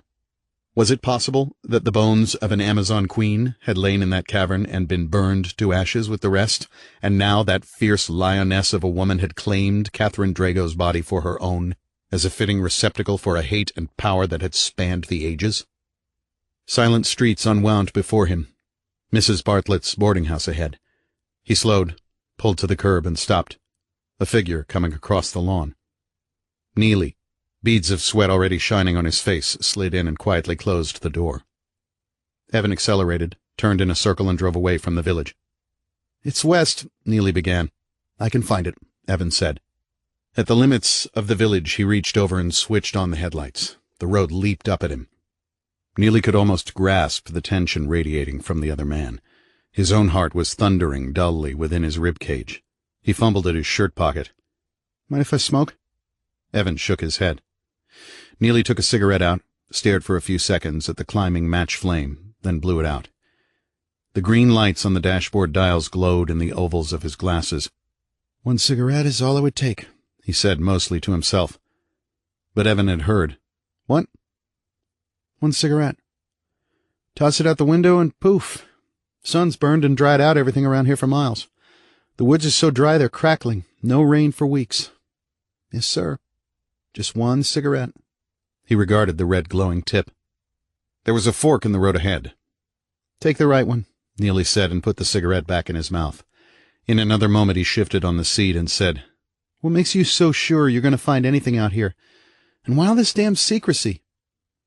"You didn't say anything about this to Mrs. Bartlett, did you?" Evan twisted his head to the side to look at him. "No, nothing." "Good." Evan was silent, watching the road. A deer burst out of the brush ahead, leaped into thicket, and was gone. "I'm not certain I'll find what I'm looking for in the landfill. As a matter of fact, I'm hoping I don't. I'm hoping I'm stark raving mad. I'm hoping that I'm so crazy I'm not seeing or thinking straight." He paused. "But that's not how it is. You're not making any sense. This has to do with those women you saw on the Kingsbridge Road," Evan told him. "I believe they broke into Paul Keating's house and killed him. And I believe they brought his body to the landfill. As for the secrecy," his eyes flickered over toward Neely, "we don't want to end up like Keating now, do we?" "Turn to the left here," Neely said quietly. He had begun to smell the sweet and sour and 1,000 vile odors smell of the landfill, and he dreaded what was to come. Digging through that mess? Actually lifting out layer after layer? Jesus Christ, what have I gotten myself into? Tendrils of smoke lay across the road, shifting like gray-scaled serpents. "Slow down," Neely said, his nostrils full of the putrid stench of baking garbage. "We're here." Evan put his foot to the brake and pulled the station wagon off onto the side of the road. He cut the engine, switched off the lights. To the right he could see a flat, unbroken blackness, and in the distance the red gleaming of minute fires. They got out of the car, went around to the back. Evan hefted the shovel, handed Neely the pickaxe and a bullseye lantern he'd bought at Western Auto. "Now show me," he said. "Okay, watch your step." Neely clicked on the lantern, shouldered the moon-gleaming pickaxe, and made his way carefully across the black plain. Evan followed in his footprints, his boots cracking earth and awakening thick swirls of dust. Acrid smoke wafted around them, clutching at their hair and clothes like something alive. Garbage mounds took vague shapes. Rats squealed on all sides. The stench assailed Evan. He ground his teeth and forced back a wave of nausea, thinking only of what he had to do. Great cracks had split the earth, and by the moon's light Evan could see in those cracks a steaming morass of garbage, layer after layer of it, shifting by degrees as the sun had mercilessly burned. Now it seemed to him that even the moon was brutal, searing his face with a cold fire that made his nerves shriek. Ahead, Neely moved the lantern's beam back and forth across the ground, his shoes crunching dead earth in a no-man's land. The heat had fallen upon them, cloaking them, and sweat beaded their flesh. And like whirling, buzzing clouds of darker dust, the flies came. A dozen of them struck Neely in the face, tangled in his hair, spun around his head. "Christ!" he said in disgust, and waved at the things with his lantern. They parted, buzzed, came at him again. Flies attached themselves to the drops of sweat on Evan's face and arms, drinking greedily of human fluids. "Wait a minute," Neely said. He stopped, waved at flies, waved again. His eyes followed the track of the lantern on the ground. A huge mound of decaying garbage stood just to the left, topped with bald tires and automobile fenders. A battered, rusted refrigerator lay on its side like an open coffin. Neely moved forward a few yards, looking around to get his bearings. He shone the beam from side to side, searching for that wide crack in which he'd found the teeth. But Christ in heaven, the earth was jigsawed with cracks out here, and there was no way to be sure where it had been. "I should be packing my suitcase right now," he told himself. "Not out here in this miserable place. God, the stench of it. And these fucking flies." "What's wrong?" Evan said behind him. Neely walked a few steps to where the dry ground had split. Glass gleamed in the crack. Beer bottles. "Why not let this guy do his digging right here?" he thought. "Get this over with so I can get my ass out of this place." "This is it," he said without looking at the other man. "You're certain?" "Yes, I'm certain," he said, placing the lantern on the upturned side of the refrigerator so the beam would shine down into the split. "Might as well get this over with." He waved flies away that had been dancing before his eyes. "Stand back," he told Evan, and bracing himself, he lifted the pickaxe, brought it down into the earth with a smooth, strong swing. Glass cracked. Evan heard the noise of metal scraping metal. Neely pulled the pickaxe out and struck again, and again, and again. Then he wiped a drop of sweat from the point of his chin and stepped away. "It's all yours."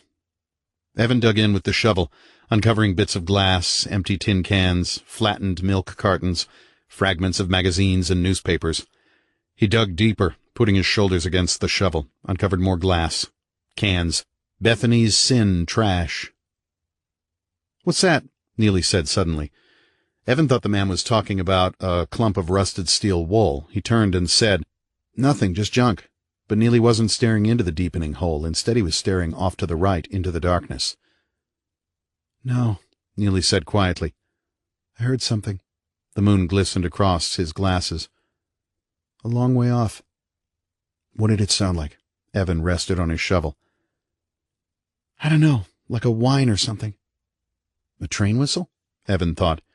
He glanced off in the direction the other man was looking, then turned back to the hole, thrust in with the shovel again, met harder earth. "Need the pickaxe again." Neely swung into the hole, broke earth. A boil of dust engulfed them. Then the flies. "Death's here," Evan thought, his blood chilling. "Death's here somewhere." He stepped forward after Neely was through and began to dig again. In a few minutes more he uncovered what at first appeared to be a whole shirt, but holding it up he realized it had been torn into rags for some household chore.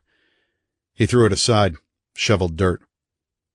The moon's light lay heavily on Neely's face. He stared into the distance, listening. What had that noise reminded him of? He wondered.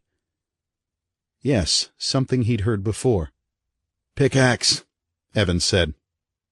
When he'd finished, Neely said, "This is pretty pointless, don't you think? I mean, if you're looking for bones, there's a hell of a lot of territory to cover." Evan said nothing. He thrust downward, lifted dirt, and held it up to the light, cast it aside. Thrust, lifted, thrust, lifted.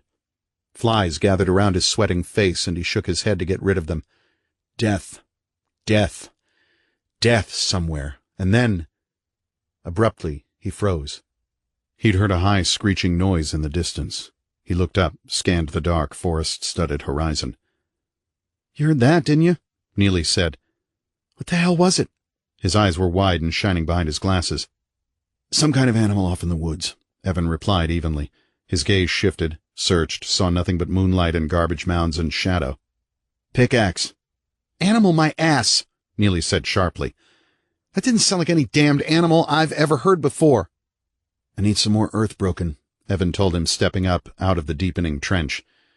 Neely, muttering, stepped down. The pickaxe rose, fell, rose, fell, rose, fell. In the distance, something screeched. Pickaxe flashed with moonlight.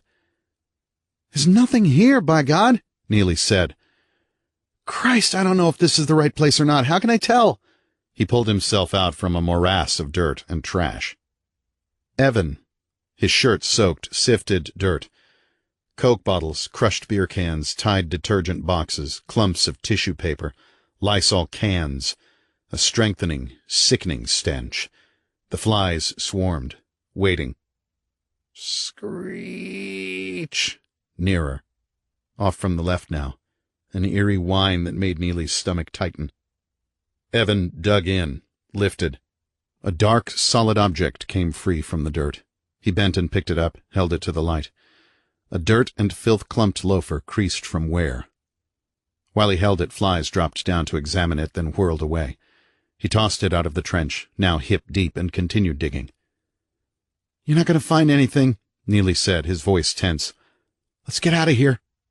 "In a minute," Evan said, digging, digging, digging. The sides of the trench were beginning to crumble. Dirt rolled around his boots. The flies hovered above him, all of them heralds of death and scavengers of flesh. His shoulders were aching fiercely, and he hardly heard the next half-human shriek when it came from the right, closer than any of the others had been. Neely whirled toward the sound, his heart pounding. He'd heard that noise before, on the Kingsbridge Road, when a woman with scorching blue eyes had peered at him through the window of his truck, an instant before an axe had flashed. The heat had surrounded him, and now he found it difficult to breathe. "Pickaxe," Evan said. Neely didn't move. "Pickaxe, damn it!" He reached up, took the pickaxe from the fear-frozen man, and began to strike at the earth in a sweat-flinging frenzy. "They're coming," Neely whispered, staring into blackness, afraid of what he might see. "Dear God, they're coming." The trench had deepened to Evan's waist. He closed his ears to the approaching war cries, closed his mind to the horror that was now racing on horseback toward them, axes glittering blue with moonlight. "God damn it, I know they're here!" Evan shrieked, his voice shredding, and struck with all his strength into one of the walls of the trench. The wall cracked, crumbled, split, and began to fall to pieces around him. And the bones began to spill out like an obscene flood breaking the walls of an earthen dam. Full skeletons in rotted clothes, broken skulls, pelvises, arms and legs with remnants of gray flesh still clinging, spines that looked like hideous staircases tumbled out around Evan's legs. He spun, a scream gagging his throat, and struck deeper into the trench with every ounce of strength he could summon. More household trash, boxes, cans, bottles, struck again. Bones. Grinning, toothless skulls. Again, dirt cascaded, shattered femurs, broken fingers, jawbones. Here, a skull with a scalp of black hair still clinging. Here, a rib cage clotted with dirt, wearing a blue-checked shirt. Struck again, the scream ripping him. The tiny bones of skulls and spines of infants poured out of the dirt. Yes, yes. Terror gripped his heart and tore at it. The little boys. This is where the little boys come to rest and sleep forever. His mind, reeling with pure shock, groped. A line from a Beatles song came insanely to him. All good children go to heaven. All good children go to heaven. He swallowed dust. The flies encircled him, feasting on the death smells, feasting on dried flesh, still dangling from human bones. This was the unholy place of death in Bethany's sin. Not the cemetery, no, because that was a holy place, and probably only women lay there. No, this was where the murdered men and the male infants were brought, thrown in with the rest of the garbage, covered over with filth, forgotten. This was the slaughter ground of the Amazons. The corpses heaped here like bodies on blood-drenched, smoke-drifting ancient battlefields. "They're coming!" Neely screamed at him, had been screaming because he'd seen the first of the rapidly moving shadows approaching, but Evan hadn't heard. Evan felt his mind slip. He couldn't find the strength to climb out of this godforsaken slaughter pit. My wife and child. Got to get my wife and child. "Come on, damn it!" Neely shouted and held out his hand for Evan to grasp. "Come on! Hurry!" He glanced back over his shoulder, shadows taking shape, the rumbling of horses' hooves, a trembling of the earth, burning blue orbs hunting him down. He looked back to Evan, saw that the man had been overcome by shock. Neely reached down, his nerves screaming, and grasped Evan's wrist, pulled at him, and in the next instant there came an ear-splitting screech just behind Neely Ames. He twisted around, his mouth coming open to scream. The night-black horse loomed over him like a storm cloud, and an axe blade that glittered with a power like live electric cables whistled down for him. He heard the shriek of air as the metal parted it. Neely's head, throwing spirals of blood, was flung over Evan's shoulder by the blow. Blood spattered his face. The decapitated body, still gripping Evan's wrist, crumpled to its knees and slid down into the trench. The hot droplets of blood brought Evan back to where he was and to the reality of the nightmare things that were closing in. Evan jerked his hand free of the death grip and reached for the pickaxe. The Amazon on the black horse was rearing back for a blow that would split his skull. Evan, his shoulders hunched, swung the pickaxe into the horse's front legs. The horse shrilled, staggered, lost its balance, and fell heavily, crushing the woman thing underneath it. There was the sharp, brittle sound of bone breaking and an inhuman, guttural cry of pain. And then Evan had heaved himself out of the trench and was running across the landfill for his station wagon. The others wheeled their horses toward him, eyes flaming with hatred, axes swinging high. They dug in their heels and dirt spun from the hooves of their mounts. He glanced over his shoulder as he ran. The one in the lead on a dappled horse would catch him before he made the car. He ran on, his legs pumping against the earth. He could feel the ground trembling as the horse gained. He spun around as the axe blade shrieked for him. It whistled past his cheek, and he fell on his stomach to the ground, dug his fist into the earth, ran again. The horse wheeled alongside him, and the Amazon's arm came up for a second blow. Evan stood his ground and flung the handful of dirt into her face. When the axe fell, it shaved past his left arm, peeling back the cloth of his shirt. The horse spun in a wild circle as its rider tried to clear her eyes, and the others were fast approaching. But Evan had reached the station wagon. He flung himself behind the wheel, locked all the doors, rammed the keys into the ignition. His tires threw chunks of earth as he slammed down on the accelerator. Behind him he heard the shrill, blood-curdling war cry, and he knew they were after him. Bethany's sin, he thought, his brain throbbing with his heartbeat. Got to get back there. Got to get Laurie and get away. And Kay? What about Kay? No, I'll come back. Get the state police first, then bring them back. First get Laurie. Laurie. He wrenched the wheel to the left, and the station wagon spun, tires shredding, in a circle that almost threw the car into a ditch on the far side of the road. Then he was accelerating again, his teeth gritted, the headlights showing deserted highway ahead. He heard the next Amazon shriek almost directly in his ear, and then there was a figure on the road before him, a large flanked chestnut horse bearing a rider whose burning gaze pierced him to the bone. The Amazon's teeth were bared, and he had an instant to realize that this woman was the librarian who'd inquired if he wanted to see any art books. But now she wore a different mask-like face, and hatred screamed from her open mouth. Evan slammed on the brakes, but the horse was too close. The station wagon smashed hard into the animal, staggering it backward and to the side. He heard the grille shatter, and one of the headlights flickered out. But then the Amazon's body, thrown from the horse by the impact, came flying across the car's hood, struck the windshield and sprayed jagged glass that whined around Evan's face, nicking his cheeks and forehead and neck. The body, face slashed, throat pumping thick blood from a sliced jugular vein, dangled down over the dashboard. The sightless eyes mirrored for another moment the tremendous power of the entity within that form of flesh, and then the blue darkened. The eyes looked like black empty holes, and the flesh seemed to have withered around the face, giving it the look of a long-dead skull.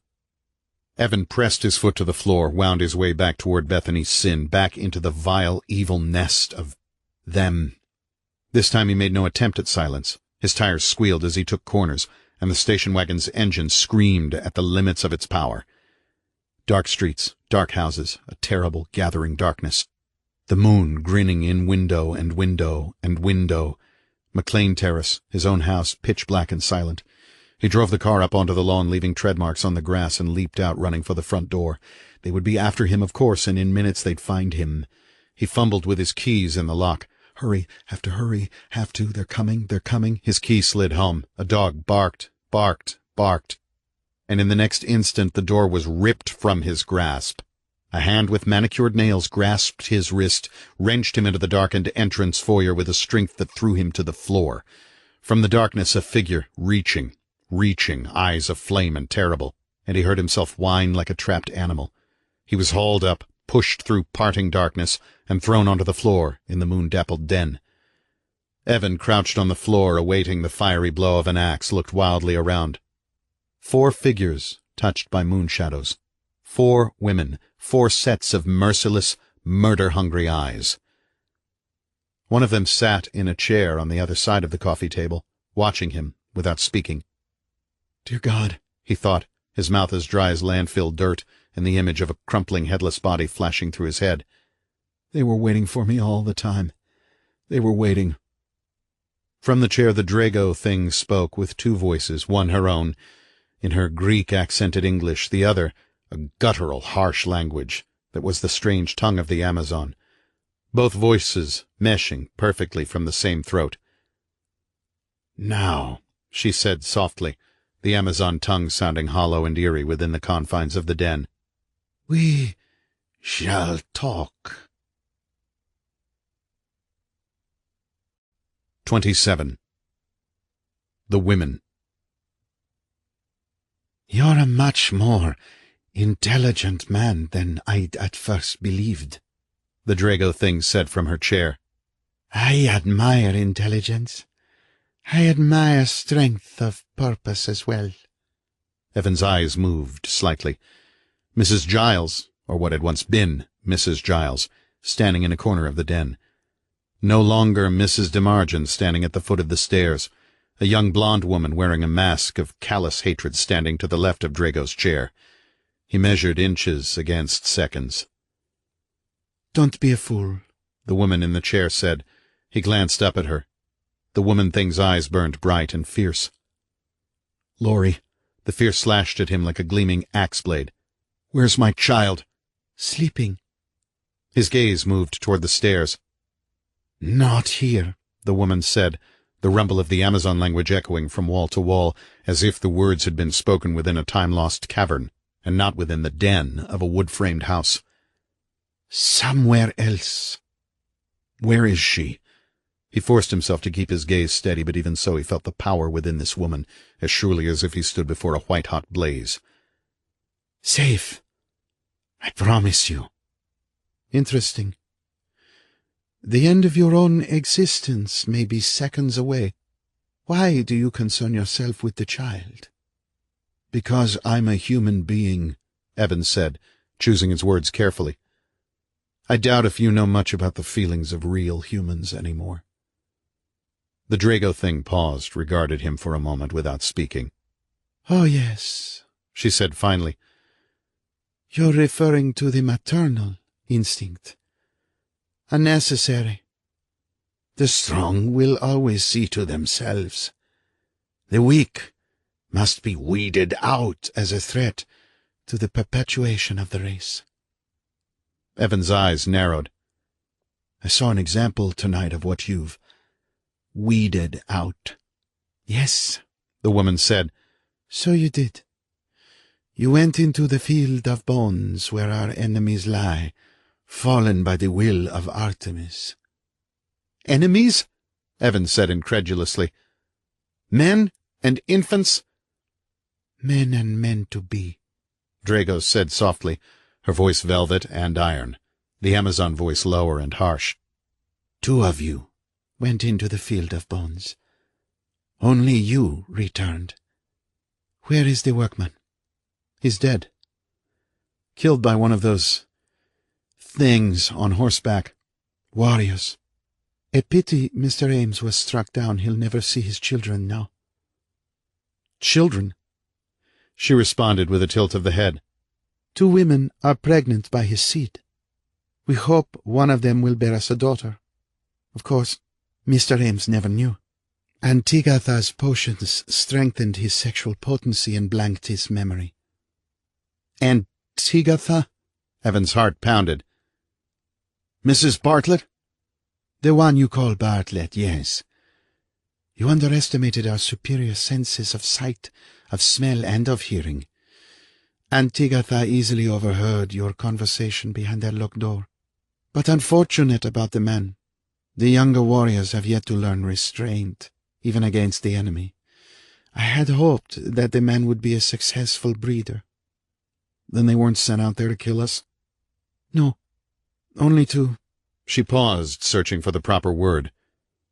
Herd both of you back to the village. I assure you, if I had ordered you dead, you would now, in fact, be dead and buried by now along with the others. She shook her head, eyes blazing eerily. I don't want you dead. Not yet. Evan looked quickly around the room. The other women hadn't moved. They watched him like animals eager for the kill. A shudder rippled up his spine. He could see the spiderish shadows cast across the walls by the moonlight, creeping nearer and nearer. What in the name of God are you? He asked her, his voice trembling. What are all of you? We are survivors, the Drago thing said, 2 voices echoing, intertwining. Survivors by the sheer force of our individual wills, gathered together in a place of cold darkness for a long time of waiting. We are the chosen of Artemis, the vanguard of her might, and our hatred sustained us when we were broken to our knees and cast into the maw of Hades. She closed her eyes for a moment, opened them, and stared down at the man on the floor before her. We are warriors, first and always, and one can fight in Hades as fiercely as on the steps of Athens. One can fight Master Death in a clash of wills, and with the divine help of Artemis, win. Yes, win. Her eyes flamed, the power seared Evan's face, and he drew back.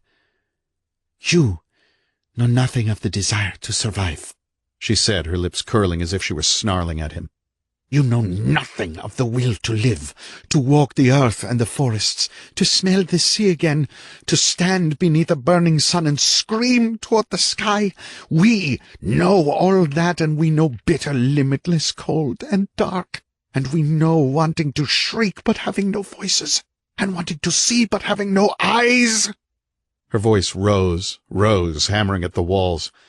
"We know the grip of Thanatos, with his scaled hands and his red burning eyes, and we know what it is to fight that grip as one raging power fights another, and we know what it is to wait, and to wait, and to wait." Her arm flashed out, golden bracelet gleaming around the forearm. The fist crashed down on the coffee table, and there was a piercing crack as the table split from one end to the other. She blinked, as if for an instant the power within that flesh sought to burst free out of control. She brought her hand back and sat staring at him over the broken table. His mind slipped. He gritted his teeth, tried to quiet the scream that had begun in his soul. "You're not Catherine Drago any longer," he said after another moment. "Who are you?" The woman thing lifted her fist up, clenched tightly. It trembled with repressed rage. "The last of the royal blood," she whispered. "After Troy." She spat the word out. "After the murder of Penthesilea, the chair of power fell to me. But that was in the last days, and we were weak from the wars that had depleted our ranks." Her eyes were half closed now, hooded with memories. "And so the cowards came, horde after horde of them, black-bearded destroyers lapping at our shores, at the gates of our city. We fought them back again and again. Artemis lifted up corpses and gave them life to fight still, and we battled day and night without rest, until the end. Until the end." Her voice had dropped to a whisper. "The end came in that cavern, didn't it?" he asked her. She looked at him sharply. "The corpses were heaped together and burned. The cavern was sealed, and the invaders took over Themyscira." "Enough!" the Drago thing shrieked, the word a hoarse bark in the Amazon tongue. Not Mrs. Giles stepped forward a few paces, as did not Mrs. de Margin. "Why gather within Catherine Drago's body?" he asked her, watching her carefully, ready to leap backward if she attacked him. Knives. There were knives in the kitchen. Could he get to them in time? But she didn't move. Instead, she smiled. A thin, haunting smile that drew the flesh tight across her cheekbones, giving her a look of a flaming-eyed death's head. "Because this one had been brought to us by the will of Artemis. Because this one was fulfilling her own destiny, drawn to where we waited in darkness, and this one had already delivered justice to the destroyer." Evan didn't move. His mind was racing. Knives. Knives in the kitchen. "Perhaps you would understand if I told you her maiden name. Bethany Katrina Nikos. Her father and mother emigrated to America from Greece in 1924. The father purchased a plot of farming land and built a wood frame house, and in 1932 his daughter was born. But he was a rough, uneducated man, and he knew only how to work with his hands. His wife was frail and intelligent, but she bent to his wrath because she knew no better. When his crops began to fail, he spent his rages by drinking and beating her bloody. Very often the little girl was awakened in the night by the sound of blows and piercing, terrible screams. She blinked suddenly, and Evan knew that the small portion of Catherine Drago that served as a disguise for the fiercer power was remembering. "Terrible screams," she hissed. By this time a village was beginning to spring up. Everyone knew that the man beat his wife, but what could they do? It was his business. And at night I remember my mother, her face puffed by bruises, sitting on the edge of my bed telling me stories of a land where men did not dare inflict these pains on women, of a land where women were the masters and men in their rightful place. She told me the legends of the Amazons when we were alone, when he was drunk and sleeping, and those stories seemed to take fire in my soul. She blinked again, the face contorted, grinning. He killed her on a night when the winds howled around the house and snow had frozen the earth. He hit her, and she fell down a stairway and her neck snapped. The little girl heard the bones breaking. She gritted her teeth, stared into his face.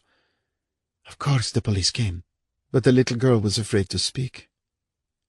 He told them they'd had a fight over his drinking and she'd slipped and fallen. Those men all grinned at each other, as if they shared a secret with— She blinked again and a shade passed over the eyes. My mother at the center. Oh, yes, a fine secret.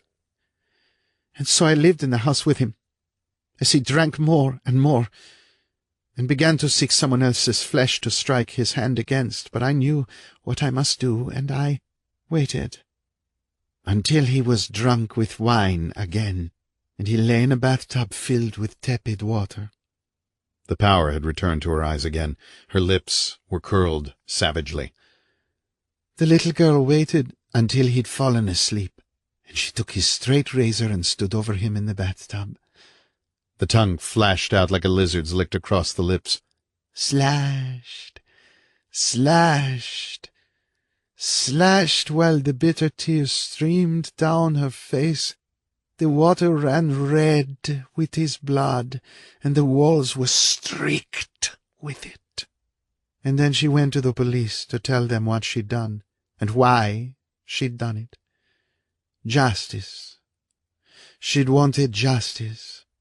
She was sent to live with relatives in Athens, and from there she began her search. Bethany's sin was murder, Evan said tonelessly. The villagers named this place after what she'd done. Not murder, the Drago thing hissed, leaning forward. Justice.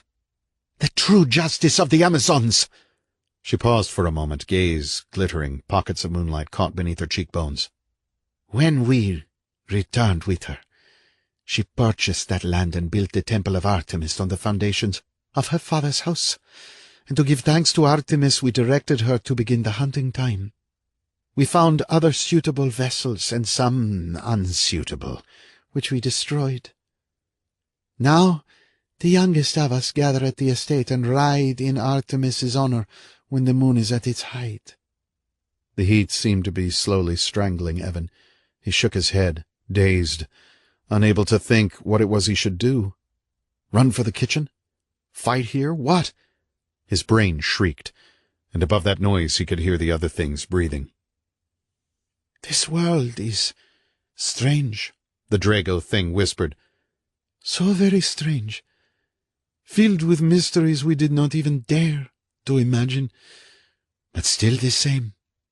You and your kind are our enemies, and we will have no rest until we destroy you. What are you going to do with me? He heard himself ask. We need your intelligence and stamina in our daughters, she said quietly. We wish to use you for breeding purposes. Images of mutilation streaked through his mind. Slashed and severed arms and legs, screaming faces. He shook his head. No. No, I won't.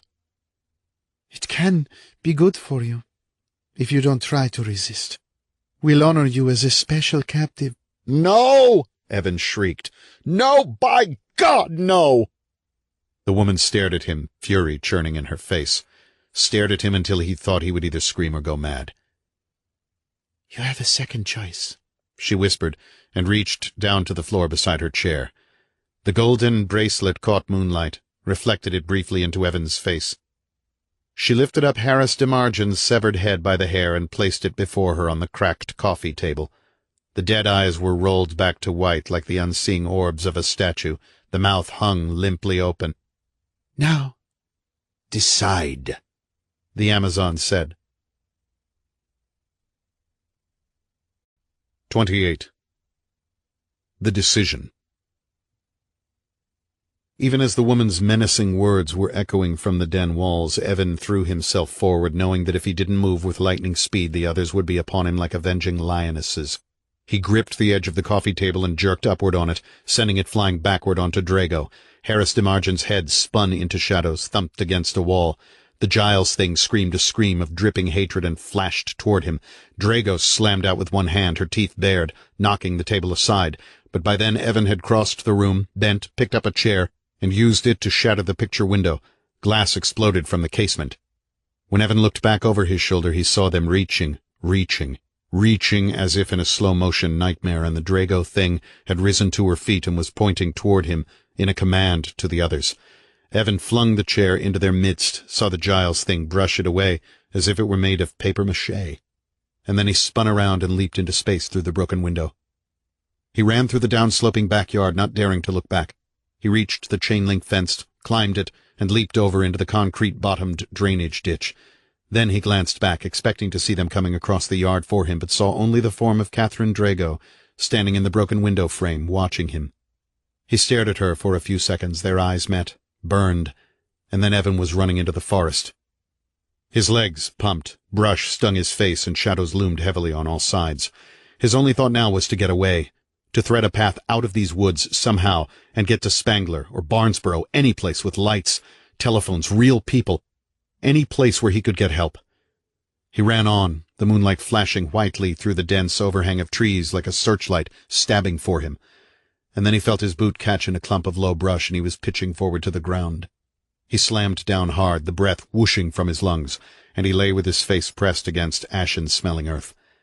He was panting like an animal, his chest burning with the stale heat that pressed at him from all sides like a searing vice. His head throbbing with pain and confusion, he drew himself up against the trunk of a tree and clung to it. And then, abruptly, he realized what he was doing. Running. Running again, like all the other times he'd turned his back on the evil that crawled through this world. Like the time he'd turned his back on his own brother, lying broken in a golden field, while the specter of death crept closer. Like the time he'd turned his back on ragged men behind bamboo cages, leaving them to the mercy of their captors. Evan's mind staggered like a man trying to run with weights strapped to his shoulders. Yes, the hand of evil was real. It was real, and it had been waiting for him all this time in Bethany's sin, and all these years when he thought he'd been escaping its grip. He'd only been running nearer and nearer to it, until now, finally, it was reaching for him again. And clinging to the tree, Evan felt his sanity begin to unravel. "Oh, God," he breathed. "Oh, God, help me. Help me. Help me." Like red slashes of a razor blade, the visions streaked through his mind, one after the other, an Amazon with scorching eyes reaching for him with one hand, while the other raised a blood-dripping axe. A place where hollow-eyed statues stood, casting spiderish shadows on stone walls where the moon burned fiercely down through a ceiling of glass, where Amazons crowded around and came nearer, nearer, nearer. Kay standing with her eyes closed and her breasts bared and smoke swirling around her, the Drago thing's face grinning, and himself burning in what must have been the leaping fires of Hades. He jerked himself back to reality, sweat dripping from his chin to the ground. "God help me! God help me!" His sanity ripped. "No!"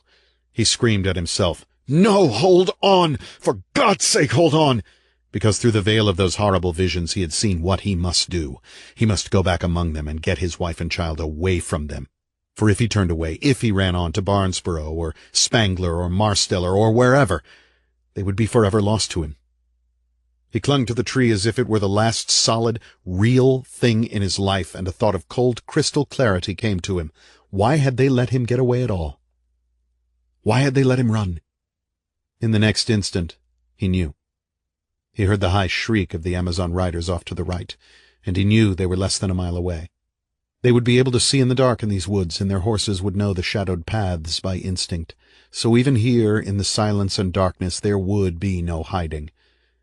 His heart pounded. He rose to his feet, looked around. Another shriek, to the left and nearer than the first. They were closing in on him, hunting him down. Barnesboro and Spangler were cut off to him now, and behind him lay Bethany's sin, an evil, pregnant spider in the center of her web.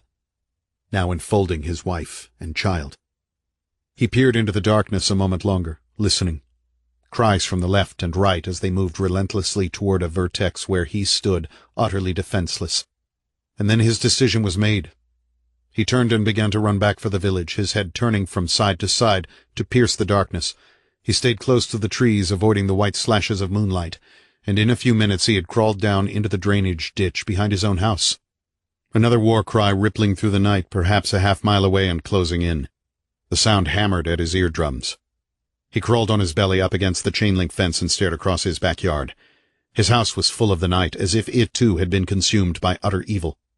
Moonlight sparkled on glass edges in the broken window. He thought he heard the snapping of a branch just behind him, and he whirled around ready to leap to the side. But nothing was there. Then he lay perfectly still, a shadow among 1,000 others. His brain burned. Of course they were waiting for him, and of course they would expect that he might try to return to his own house when he realized the riders had cut off his escape route, either to seek a weapon or to try to use the telephone to call for help. His eyes, narrowed into slits, slid to the left. The DeMargin house. Dark. He could see the door leading into their basement, 4 panes of glass, just like his own basement door. Behind him another war cry rolled across the forest. Near.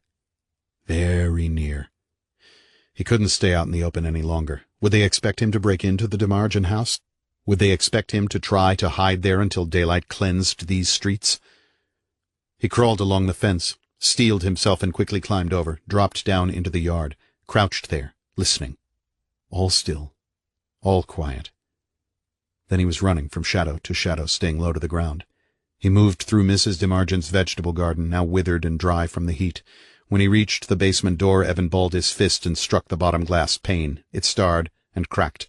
He picked out the pieces, let them fall to the grass, groped for the doorknob, pressed the button that unlocked the door, twisted the knob, and then he was inside.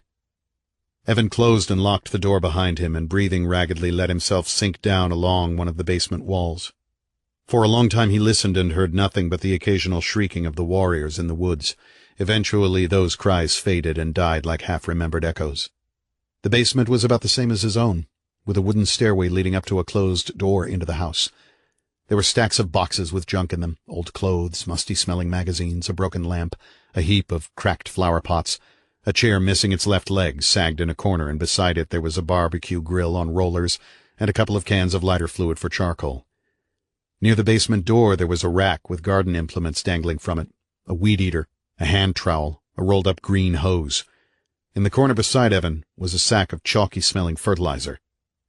Now there was nothing to do but wait for dawn, still hours away. He put his face in his hands and tried to sleep, but every few minutes he'd imagine a nightmare shape had slithered down into the basement and was slowly stalking across the floor toward him, and he'd open his eyes with a cry about to burst from his lips. When he did sleep, Evan dreamed of fire. A great roaring red and orange conflagration, a sky filled with churning ashes and shards of wood, and then embers flaming amid ruins, houses black-charred, bricks toppling from walls, as a stain of purplish smoke slowly obscured the horizon, and after that a place of ghosts, where ashes stirred in sluggish spirals and no grass or flowers grew among the cracked, scorched walls and blackened fields. Even as he dreamed, Evan realized that was the fate of Spangler, or Marsteller, or St. Benedict, or any of the dozens of small towns ringing Bethany's sin when the warriors began to ride in full strength, when the Amazons taught their daughters how to wield the fire-edged axe of wrath, and those daughters taught their own in the legacy of evil and murder and rage, passed on from generation to generation. Their lust for violence would turn against whole communities. They would strike in the night, swift and without warning, and this would be a place of ghost towns where dogs howled in darkness and the cry of eagles shrilled among the broken ruins. Whispered tales of night terror would make this a desolate, haunted land, but still there would be those who by accident or curiosity drove along the stretch of Pennsylvania Highway 219 that swept past the village of Bethany's Sin. And for those people there would be no turning back. The dreams faded. Hot white sunlight striped Evan's face. He came awake as he had during the war, senses sharp and questing, vision clear, his brain already working out the steps needed to stay alive. He pulled himself out of the light, into shadow where he'd be hidden. Birds sang in the trees, and Evan heard the distant sound of a car's horn, probably at the circle. He glanced through the three-paned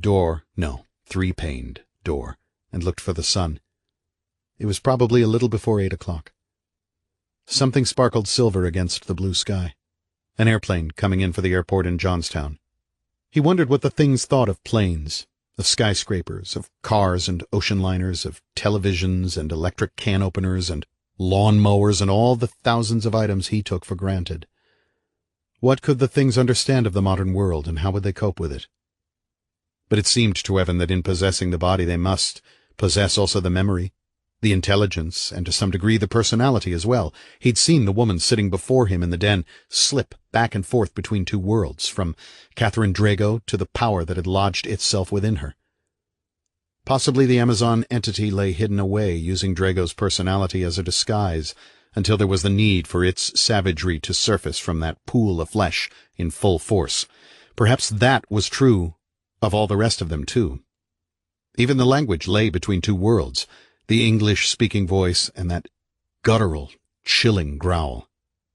And now he thought of Kay, lying in a bed in the clinic while the Amazon known as Oliviadre slowly claimed her soul.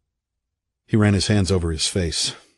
When the transformation was complete, would the Kay he knew and loved still be locked within that form, or would Oliviadre crush out her life spark entirely?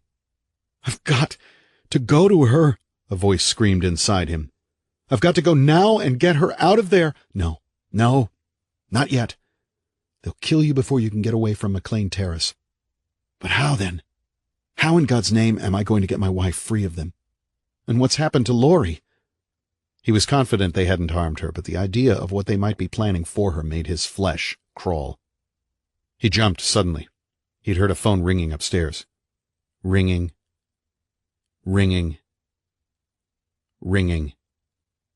Then a door-muffled voice. Evan quietly rose and moved toward the stairway, then stopped, realizing he needed some kind of weapon. He reached over to the rack of garden tools and took the trowel. He slipped up the stairs carefully and put his ear against the door. "I've heard nothing from any of them." Not Mrs. DeMargin was speaking in her Mrs. DeMargin voice now, and Evan pictured her in a robe and slippers. The Amazon entity within her lay submerged now, waiting. A long pause. "Yes, that's right." Another pause. "He could not have gotten very far from the village, this we know. They've been searching the forest between his house and the highway all night. If he's there, they'll find him." Pause. She cleared her throat. Evan started to crack the door open and decided against it. "No. Sibella says we're in no danger. I stayed with her until early this morning, waiting for reports. The man has not reached the highway." "Come here and open this door, bitch," Evan breathed. "Come here." The woman listened, said, "No." Listened again. "No," emphatically. Then, in a more soothing tone of voice, "We shall wait and see. The man poses no problem. In the meantime, we shall proceed with the rite of fire and iron. Tonight, Oliviadre grows restless." Evan's throat tightened. What was that about a rite? And Oliviadre?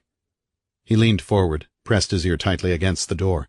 The wood made a slight creaking noise, and Evan winced. "Met a young couple at the Westbury Mall yesterday," the woman was saying. "The Daniels. He's an insurance executive with Hartford in Barnesboro. She's a housewife, 5 months pregnant. Very nice people, I understand. Bremusa believes they would fit into the village very well. She's going to show them that empty house on Deer Cross Lane next week." A pause. Yes, I will." Then, "I have to go now. Goodbye." The sound of the receiver being placed on its cradle, footsteps moving away. Evan stood pressed against the door for another moment. Bethany's sin was going to beckon and ensnare a couple called the Daniels. Bremusa, Mrs. Giles, had plans for them. Oh yes, just as she'd had plans for Kay and Evan. Show them a beautiful house on a beautiful street in a beautiful village, offer it to them at an unbelievable price, and then— The door came open so quickly Evan had no time to react, and there stood the woman, her face still lined with sleep, wearing a bright canary-yellow robe. Her eyes were dark and staring, but in a split second the power began to flood into them, fierce and blue and wild with the unleashed strength of the Amazon. In another instant they were orbs of flaming hatred, and with a guttural snarl of pure rage the woman lifted the axe she held and brought it whistling down toward Evan's shoulder. But he hunched over and drove himself into her with all his strength. The axe crashed down and split the railing at the top of the stairway. They clawed at each other, falling to the floor and rolling, upsetting table and lamp and telephone. As she retrieved the axe, he grasped at her wrist, caught it before she could strike at him again. She twisted, snarling like an animal, gripped the wrist of his hand that held the trowel and began to squeeze. He dropped the trowel as he felt his bones grind together, and he cried out in pain. They rolled back and forth, slammed into a wall. She spat into his face and tried to jerk her arm free, but he held onto it for dear life. Then she twisted again and got one slippered foot between them. She kicked out, throwing Evan off her and halfway into the living room. He fell over a chair, regained his footing, and picked up the trowel just as she leaped at him, the axe flashing for his head. When he jerked his head back, he saw the reflection of his own face in the axe handle, and he was certain it had cleaved away the hair that hung over his forehead. He gritted his teeth, feeling rage and anguish screaming within him, feeling the killer instinct rising within him now, rising. Evan stepped in, drove upward with the trowel, but the woman was faster. She gripped that wrist again, twisted his arm to the side. Pain flooded through him, and his fingers involuntarily opened, dropping the trowel again. The woman thing struck a backhanded blow at him that caught him alongside the jaw and almost broke his neck. Evan staggered. She rushed in, gripped at his shoulder with flesh-clawing nails, and tore half his shirt away, exposing the plain of ragged scars. He fell backward, his head still ringing from her blow, and dropped down to his knees. The thing that had been Janet DeMargin loomed over him, lifting the axe for a death blow. When he was able to look up into her face, he saw the blood hunger in her eyes, saw the way she stared at the scars crisscrossing his chest. It was the way she'd looked at them that night in the entrance foyer, and he realized now those scars must have brought back memories of gore-splattered battle to the entity within her, and she'd gotten away quickly that night before she'd been compelled to attack him. Now the axe rose. Its shadows fell across him, and he felt too weak and beaten to move. The killer instinct took over. It bared his teeth in a snarl, made his right hand whip out to grasp the trowel that lay only a few feet away, made him dig his heels into the carpet and plunge toward her even as the axe reached its gleaming zenith and hesitated there for a fraction of a second, made him thrust out and upward with that garden trowel with all the strength of his shoulders and back behind it. Canary yellow cloth stopped his hand. The woman threw her head back and screamed, a scream not entirely of pain, but of anger as well. The canary yellow reddened quickly. She tried to stagger back to deliver her blow, but Evan chopped at her ankles with his free hand, and she fell, still gripping the axe in waxen white hands. At once he withdrew the trowel and, snarling, drove it in again. She screamed, struggled, screamed, clawed at his face and missed. Evan threw his weight against the makeshift weapon and felt it sink deeper. The body beneath him thrashed wildly, seemingly stronger now. Her arm came up with the axe and slashed wickedly past his left shoulder. Then her other hand flashed out, caught his cheek, nails digging rents in the flesh. He shook away from her, struck again and again and again, until finally he realized he was stabbing a dead woman. He fell back away from her, his hands sticky with blood. The trowel was buried in her midsection up to the handle, and a pool of red had collected around it. Evan crawled away, shaken and sick, and threw up in a corner of the living room. For a long time he lay on his back, unable to move, thin red rivulets trickling down his cheek from 3 deep scratches. He realized the woman must have heard that door creak and sensed him hiding there. Perhaps she'd smelled his sweat or fear. When he could look at the corpse again, he saw that her eyes were dark and lifeless, the face shrunken and skull-like, all the terrible power gone now. But still he was afraid to turn his back on her. He stared down at his bloody hands. The fingers twitched and trembled. After a while he staggered into the bathroom to clean himself and saw in the medicine cabinet mirror a face that shocked him. Hollow-eyed, pale, a blackening bruise at his jawline, another on his right cheek, the 3 bloody scratches, red gouges in both shoulders, a long, jagged scratch across his chest. His torn shirt flagged around him. He washed his face in cold water, almost threw up again, and then explored the rest of the DeMargin house. The rooms were small, neatly decorated as if from a Sears furniture catalog. In a room at the very back of the house he found Harris DeMargin's headless body, still sitting in that wheelchair.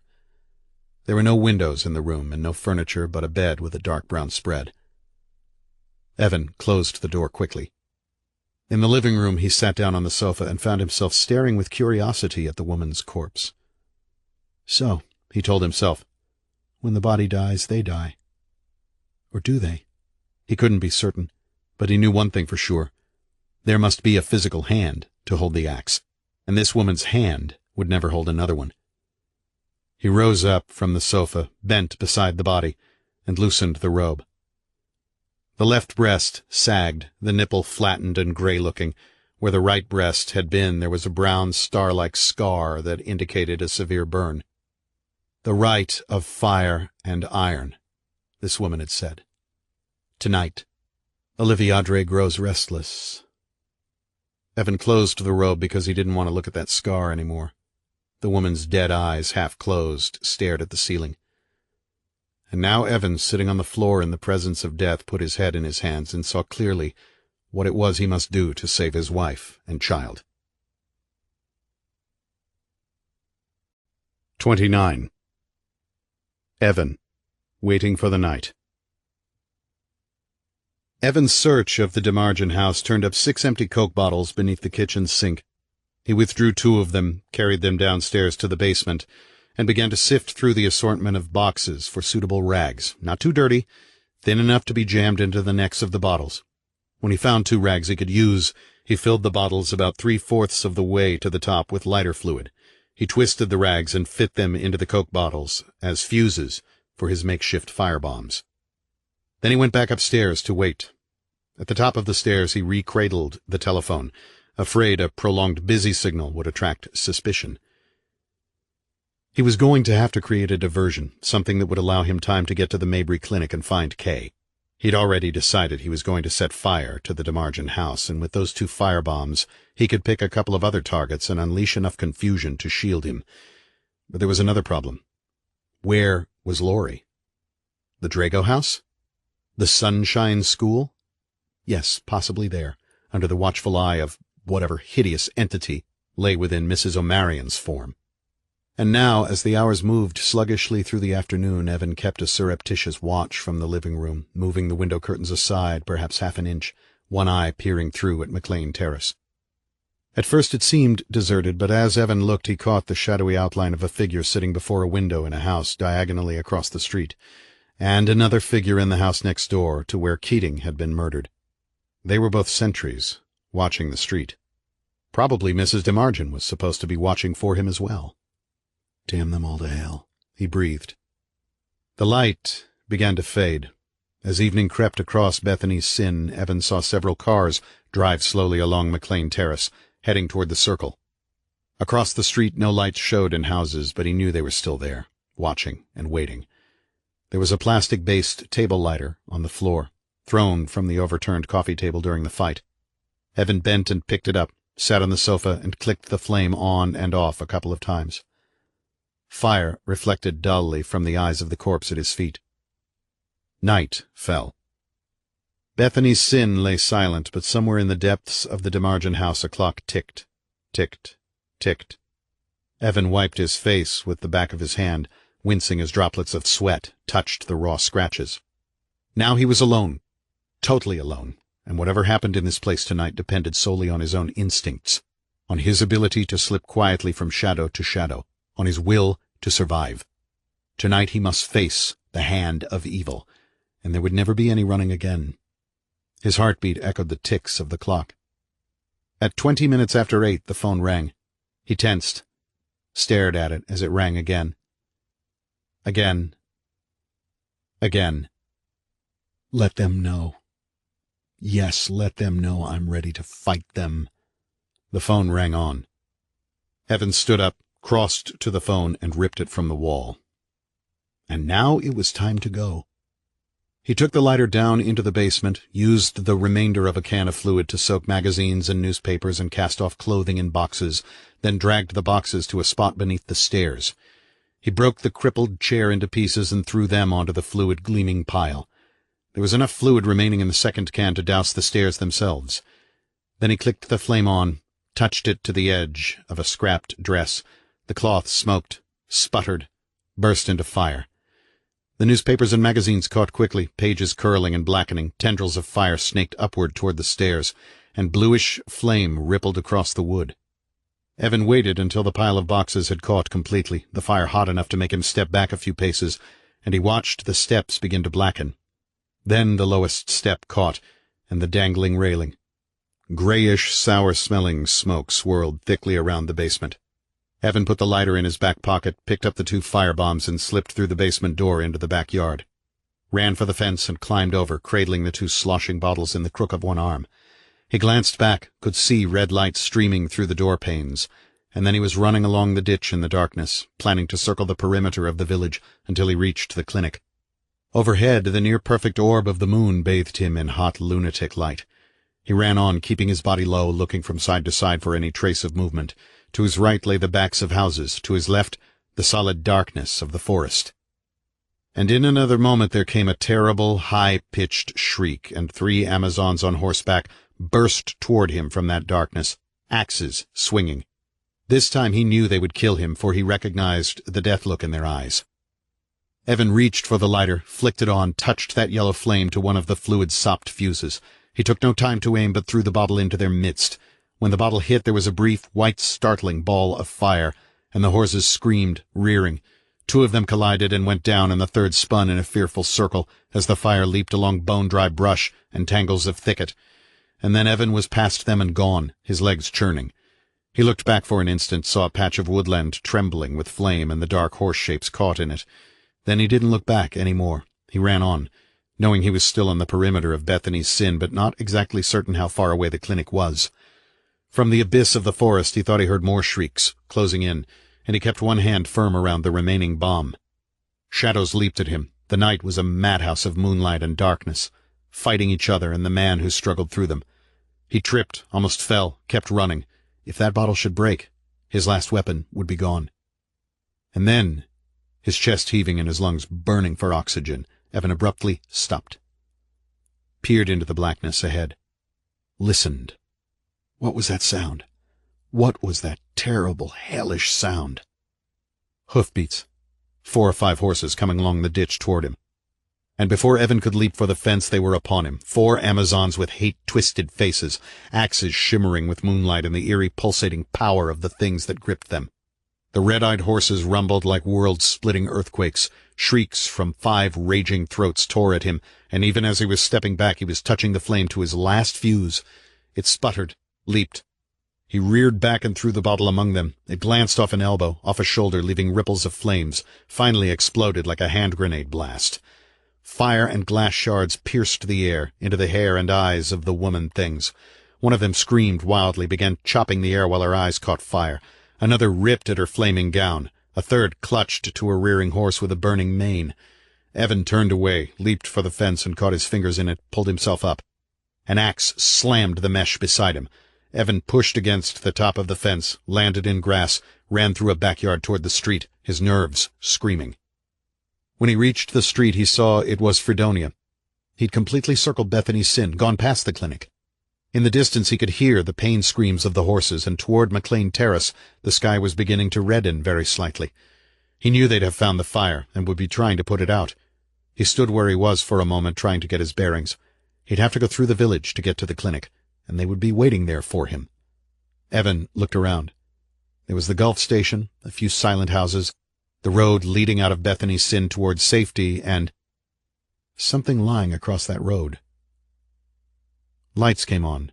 Evan was caught between them, like a moth frozen by double flames. He squinted, tried to see beyond those lights, realized they were headlights. A car had blocked the road. "Mr. Reid," someone said. A man's voice. "Mr. Reid, I think you'd best step on over here now. Come on, and be real careful how you move." The figure stepped out of the car, walked forward so it was framed against the headlights. Sheriff Weisinger, holding a gun loosely at his side. "Come on now," he said, as if coaxing a little boy out from his hiding place. "There's no use in running. You ought to know that by now, Mr. Reid." Evan didn't move. "I'm going to find my wife and child," he said, his mouth bitter dry. "Oh, no, you're not. That's not what they want. Your wife's one of them now, Mr. Reid, or she soon will be. You can't fight them. Nobody can." "I can fight them!" Evan shouted, trembling. His voice echoed along the street. For God's sake, help me! God's no good in this place, Weisinger said quietly. At least not the God you and I pray to. He smiled like a lizard. Used to pray to. No. Even God stays out of Bethany's sin. You and I can fight them together, Evan said desperately. Weisinger shook his head, brought the gun up, and pointed it at Evan. I'm too old, and I'm too weak. You're just a fool. And mister, my little niche in hell is all carved out for me and waiting, and I'm in no hurry to get there. What's wrong with you? Evan raged. You're the sheriff here, and you're sitting in a nest of murderesses. I'm alive because they need me, Weisinger said, his eyes glittering over the gun barrel. If they didn't need me, I'd be out in that place by now, my bones rotting with all the rest. It's a matter of survival, Mr. Reid. Either you do, or you don't. Now step on over here and hurry up about it. He motioned with the gun. Evan, his mind racing, walked slowly toward the man. Weisinger suddenly cocked his head to the side. Evan had caught the smell of fire in a stale, sluggish breeze, and he knew the other man had smelled it too. Weisinger's eyes widened. He'd seen the faint red smear in the distance over on McLean, and the brighter burst of light where the forest had caught fire. You set a fire, Weisinger whispered incredulously. His face reddened with fury. You son of a bitch! You crazy son of a bitch! He reached out, gripped the remnants of Evan's shirt, and wrenched him forward, holding the gun up under his throat. I ought to blast your fucking head off right here and now. That forest will burn like dry tinder. He shook Evan mindlessly. Do you know what you've done? Do you know? Yes, Evan said. I know. He locked eyes with the man. You don't have the equipment to battle a blaze like that. Neely Ames told me so. When they can see the fire from Spangler or Barnesboro, they'll send their trucks to help you, and then they'll find you, and me, and those women. God damn you, Weisinger breathed, his teeth gritting. His eyes slid over toward the forest. Sparks were spinning toward the sky, flaring out across the sun-baked woods and setting new fires. He shoved Evan toward the police car. Get in there, he roared, fear cracking his voice. Hurry!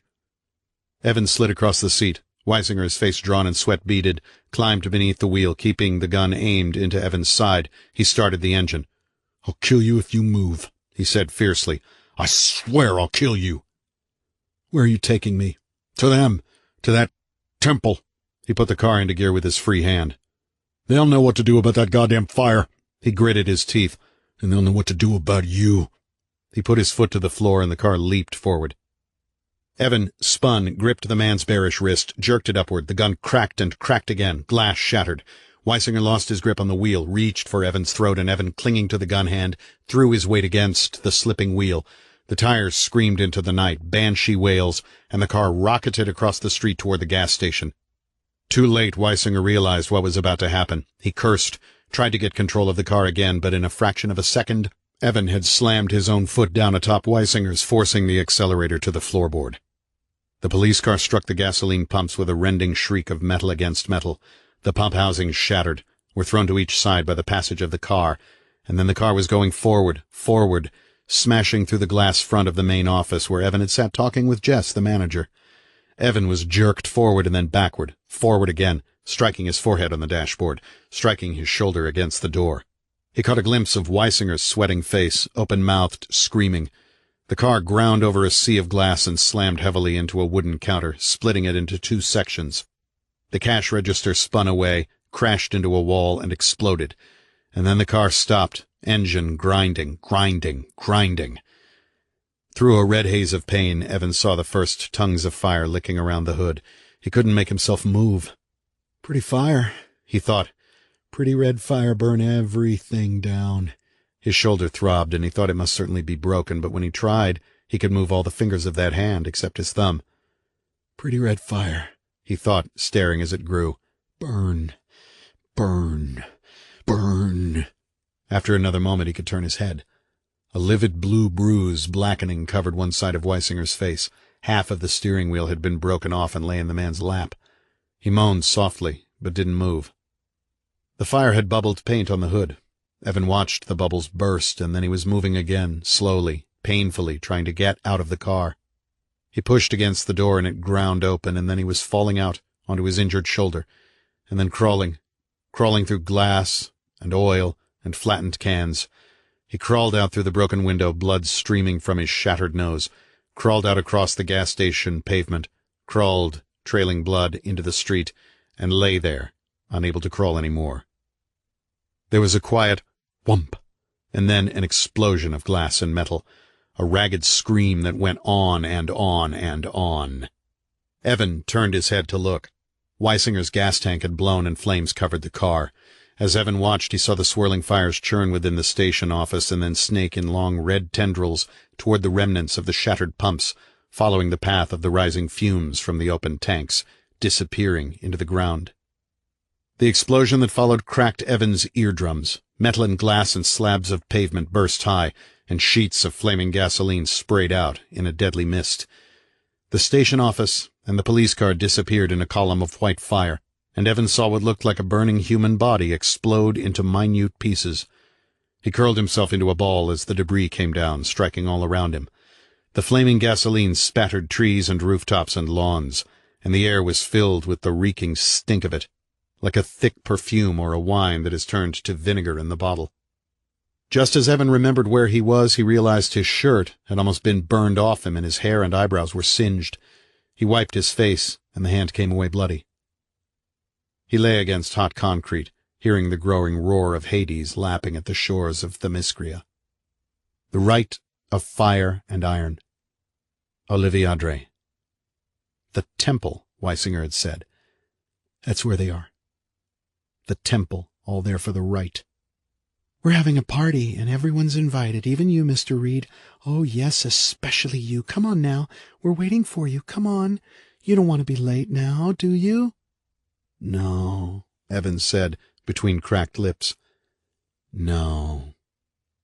He heaved himself up, stood on unsteady legs, staggered. We're waiting, all of us, your wife too, your wife, Oliviadre, she of the burning eyes and wicked grin. Standing amid the heat and the smoke and the far scattered flames, Evan could see the museum through distant treetops. It was blazing too, but blazing with light, the only house in Bethany's Sin that looked alive tonight, alive and waiting for him. He thought for a fleeting instant that those windows did indeed look like blank, cold eyes, the eyes of a statue, perhaps, or of an all-sleeping, spiderish monstrosity that sat in the center of Bethany's Sin waiting for its next offering of flesh.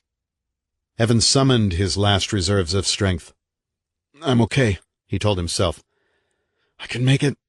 I can. I can make it because if I don't, they will have won. I can. Yes. They will have won, and the hand of evil will have my wife and child. I'm okay. I can. I can." Something within him laughed long and loud, the laugh becoming hysterical and twisted. "We're waiting. Come on to the party." The eyes of that house sought him, beckoning him on, and Evan staggered forward through the streets of fire. 30. Fire and Iron. By the time Evan reached the museum, his muscles were twisted into aching knots of pure adrenaline. He could look back over his shoulder and see the trees burning near the circle, their leaves spinning from black branches, leaving flaming scrolls of red against the sky. Glass shattered in the distance. A huge gout of fire shot toward the stars, followed by what might have been a rise of bats with flame-edged wings. Roofing tiles, Evan realized. One of the buildings across the circle had caved in. He thought of those beautiful flowers arranged in the circle's center. Now they would be wispy ashes, and around them the fires would be crawling up and down the trees, across the grass, licking at windows and front porches, sitting rooms and kitchens. Evan turned his head, looked to the right, a hideous red rent in the darkness. The forest was burning, and it wouldn't be very much longer before the firemen from Barnesboro and Spangler came. He looked toward McLean Terrace, could see more trees outlined in livid orange flame, and carried on the waves of smoke and heat coming from the direction of McLean. Screams and shouts were audible now. They were trying to fight the fire themselves, and they were most certainly losing. A dark green Buick, tires shrieking, turned onto Cowlington and roared past Evan, almost striking him down. He heard the scream of brakes as the driver skidded before the fire that burned at the other side of Bethany's Sin. Another car swept past, turned off Cowlington, and disappeared into the night. followed by another. Evan wiped his face, breathing through his open mouth rather than his broken nose, and neared the museum's gate. 6 cars had been parked along Cowlington before the looming building, and Evan recognized a gleaming black Buick as Mrs. Giles's. As he went through the gate and up onto the lawn, red embers and ashes wafted around him, and he was engulfed by a pall of smoke. In the distance he heard a car screech and crash with a sound of rending metal. Good.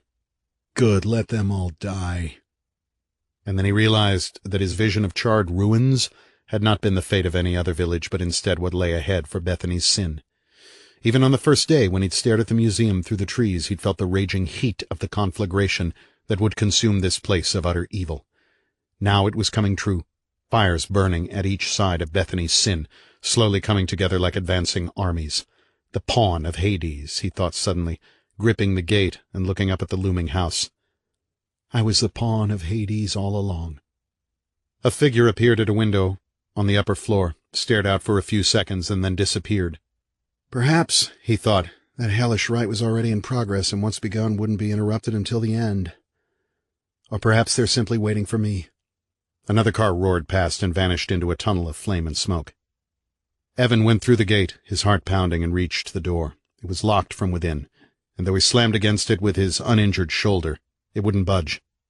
He heard a sudden whoomph and twisted around, seeing that one of the trees across Cowlington had burst into flames. Droplets of fire rained down onto a rooftop, snaked across the tiles. Beside that house, shrubbery was flaming and lawns were black-topped with ash. Evan stepped back away from the door and looked up at the museum. No footholds or handholds on the walls, nothing to help him climb to the top floor where Kay now lay at their mercy. Could he climb along a gutter? He wondered frantically, feeling the heat at his back now. No, it wouldn't hold his weight. Ashes spun into his face and hair. "I've got to get up there," the voice screamed within him. "I've got to find some way to get in." He ran alongside the house, eyes scanning the walls. His boots crunched on browning grass. And then he stopped, staring up at the huge oak tree that stood directly behind the museum. Those branches, scorching now, touched the roof. A bellowing breath of fire reached for his back. The trees on Cowlington and beyond were traced with orange-white flame. A burning branch cracked, split, fell onto a roof, followed by another. Houses were enveloped in fiery webs, and now Evan could see an occasional figure running through the streets. "We're waiting. Come on to the party. We're waiting just for you. And we have your lovely wife here with us." Evan turned away from the flames, ran for that oak tree, and pulled himself up through the lowest branches. Climbed, his muscles shrieking, climbed toward the roof. Burning ashes stung him, and around him the foliage was smoking, bursting into flame even as he struggled through it. And as he made his way along the uppermost branches, not caring about the pain or the fire any more, he tore off the last of his scorched shirt and let it drop. He leaped for the roof and landed on it just as the oak, filled with burning debris, burst into a searing ball of fire. And he found himself staring down through a skylight into the section of the museum that had been closed off by the black door. It was a wide, hardwood-floored room. At the center was a dark slab of stone, and on it lay Kay, naked, her flesh pale and translucent against the stone. She seemed to be asleep, or drugged, because she wasn't moving. Beside the stone altar stood a red glowing brazier with iron instruments heating within it. Around the room stood fully intact statues, all frozen in positions of combat, gripping sharp-pointed swords or axes or bows. Another statue, its back to Evan, stood poised on a pedestal directly at Kay's feet. And the Amazons, draped in black robes, ringed the naked woman. They were chanting something in that unintelligible language, and as Evan watched, they knelt before the poised statue and extended their hands out to it. And it was only then that he saw their hands were dripping with blood. Blood stained their mouths like an obscene lipstick. Evan, his heart hammering, craned his neck. At Kay's head there was a copper pot brimming with blood and 6 copper cups, and just above that pot there was a macabre iron post on which had been placed the severed triangular head of a black horse, still dripping blood. The chanting continued, a drone of voices. Evan could see their flaming, cruel eyes. Ashes and sparks swirled around him, touching the museum's roof. A shard of wood stung his shoulder. The Amazons seemed to have no fear of the conflagration, nor did they seem to care that soon the fire brigades would most certainly be coming. In that instant, Evan felt a grudging respect for their courage, however evil and twisted they were, for these women feared Nothing, not even death in its gaudy robe of fire. The Drago thing, her black robe dragging the floor, came into his field of vision. Around her the things that had gnawed away the souls of Mrs. Giles, Mrs. Bartlett, Dr. Mabry, and others he'd seen before but didn't know, bowed their heads slightly in deference to their queen. Drago stood before the higher statue, spoke a few sentences in a sing-song dialect, and then stepped toward the glowing brazier. Her right hand, clad in a metal glove, reached out and withdrew one of the iron instruments. A scissor-like pincer pulsated a deep, terrible red. Then she turned again toward Kay. The other Amazons rose, their eyes gleaming. Dr. Mabry stepped beside Drago to assist her. The pincer opened, dropped down toward the swell of Kay's right breast. Kay, her eyes still closed, opened her mouth and writhed silently as the glowing pincer came down. Her breast, Evan realized. They were going to take her breast. And then he struck out with one boot, smashing through the skylight. Shards of glass rained down. The Amazons looked upward, faces contorting. Evan kicked out again and then leaped through the shattered opening. Landing beside the stone altar, he went to his knees and struggled upward. They closed in, breathing hatred, their hands clawing for him. Evan threw his weight against the brazier, and coals tumbled out as it hit the floor, driving them backward for an instant. The coals began to smolder and spark. Evan turned his head, gazed upon the statue on its pedestal. It was of a woman, arms outstretched, one hand broken away. Around the neck and shoulders were draped row upon row of marbled, taut-nippled female breasts. In the solemn face of the statue blank eyes burned a fiery, unholy blue, that fire leaping now, leaping. And Evan realized he gazed upon the terrible visage of Artemis, goddess of the Amazons, bearing her symbolic sacrificial gifts from the women who had devoted their lives and beings to the destruction of men. Those eyes flamed his skull, made him almost reel back and drop to his knees. "No!" the voice within him screamed raggedly, and then he threw himself at that statue, upsetting the pedestal. The statue wavered, crashed to the floor. The head and left arm cracked away, but in that severed head the eyes still flamed. A hissing sound behind him, the shriek of air parting. He ducked down, stepped back as the red-hot pincers swung past his face. The Drago thing, her face a mask of cold and absolute hatred, rushed him, forcing him backward and into the arms of the two Amazons who stood on the other side of him. They gripped him across the chest and throat, arms like steel bands. Drago held the hissing pincers before his face. "Now your time has come," she whispered, two voices whispering, intertwining, echoing. On the altar, Kay stirred slightly. "Hold him while I finish," she commanded the women. They tightened their arms around him until he could barely breathe. And then she turned again toward his wife. "Leave her alone, goddamn you!" Evan shouted. He struggled, found he couldn't move. "Get away from her!" Tears of rage and terror sprang to his eyes. The pincers gripped by that metal glove were lowered toward Kay's white body. "Stop it! Stop it!" he shrieked, his throat shredding. "If you want a sacrifice, take me!" Drago blinked, held the pincers just above Kay's breast. She slowly turned her head toward him. Her evilly grinning visage froze the marrow in his bones. "Leave her alone," Evan said, daring to stare back into her face. "Take me as your sacrifice. Unless you're afraid." Drago didn't move. In the distance, a siren began to wail. Then another. Smoke had swirled into the room, and Evan heard the flames gnawing at the museum's roof. The sirens grew louder. "You and me," Evan taunted. "alone." "Come on, you gutless bitch." Drago's lips parted in a snarl, but still she didn't move. "You haven't got much time," he said. "They're coming soon.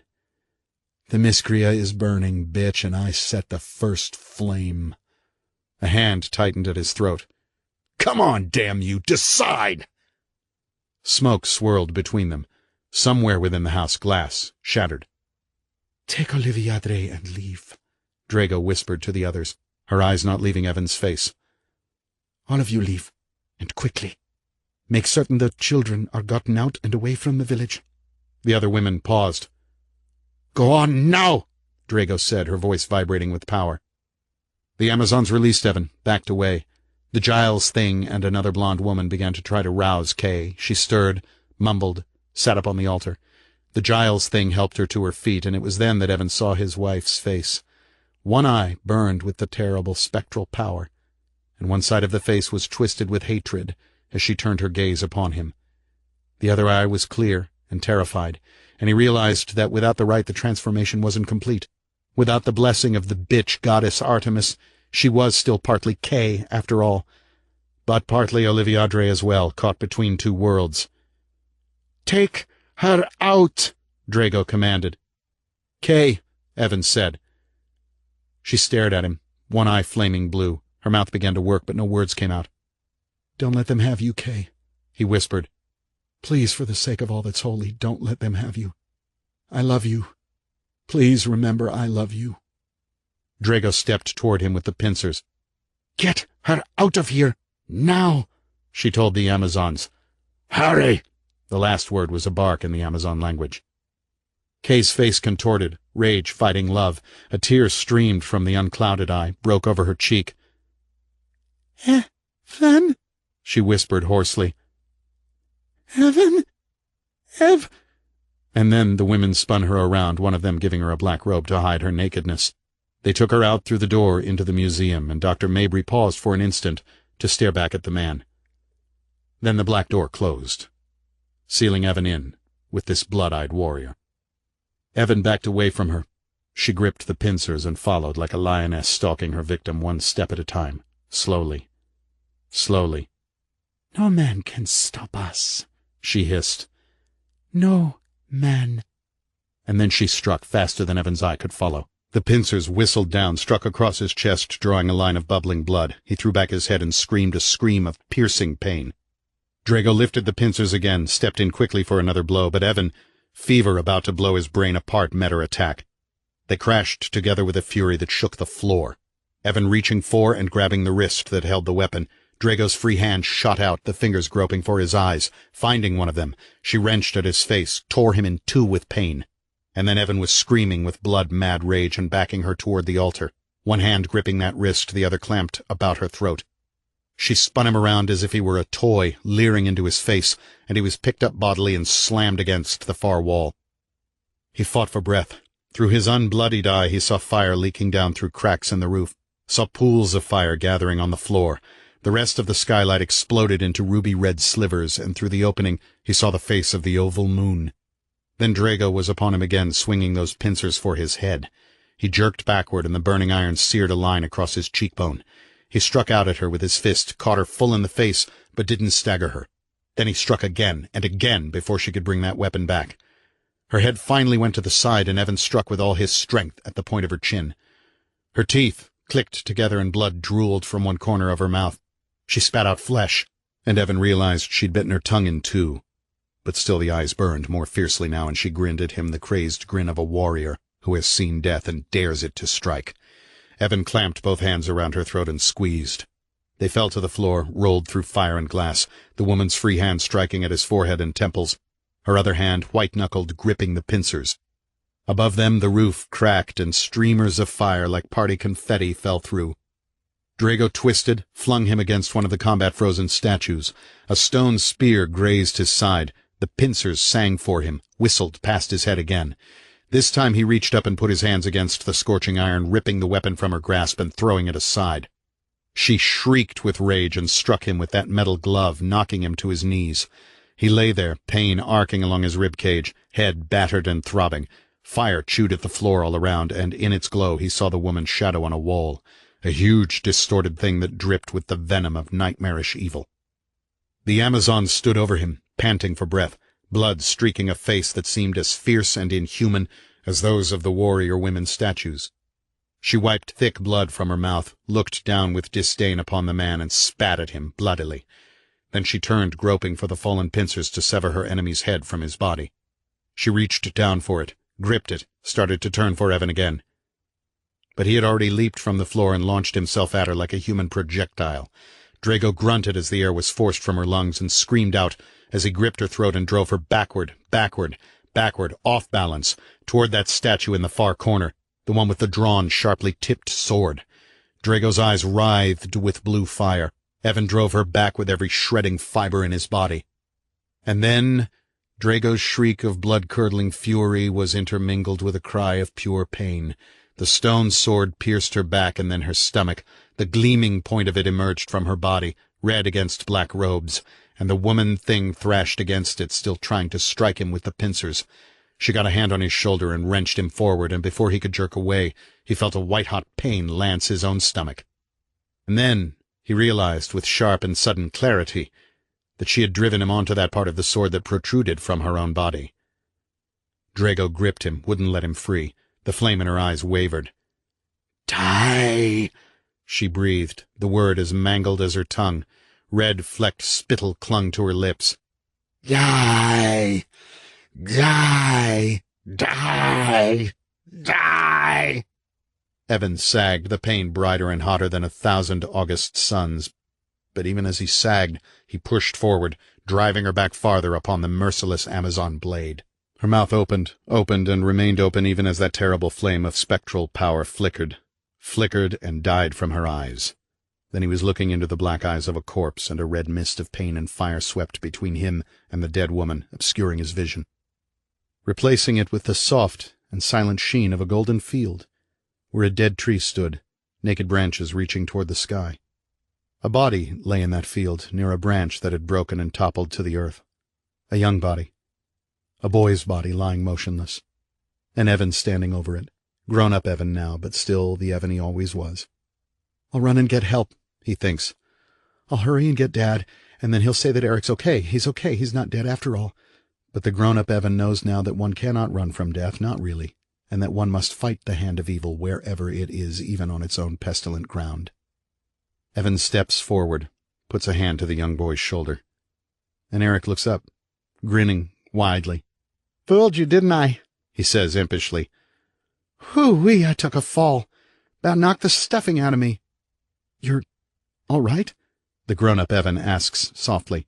"Me? Sure." Eric stands up, little boy Eric, who has never changed at all, and rubs the dirt from his knees. "That sure scared me, I'll tell you." "That was dangerous," Evan says, squinting in the warm sunlight. "You shouldn't do that any more." "Oh, I won't. Just once is enough, I'll tell you." "Whoo-wee!" Eric suddenly looks past his brother into the distance. "Hear that?" "No." "Hear what?" Eric grins. "Oh, come on, Mom and Dad. They're calling for us to come home. It's time, you know." "Yes," Evan nods. "I guess it is. Let's go then." But Evan still stands, staring, as if he's trying to remember something just beyond the reach of his memory.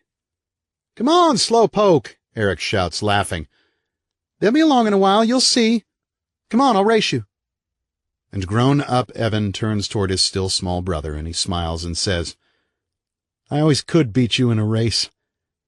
And together they run laughing toward the edge of a golden field that seems to stretch on forever.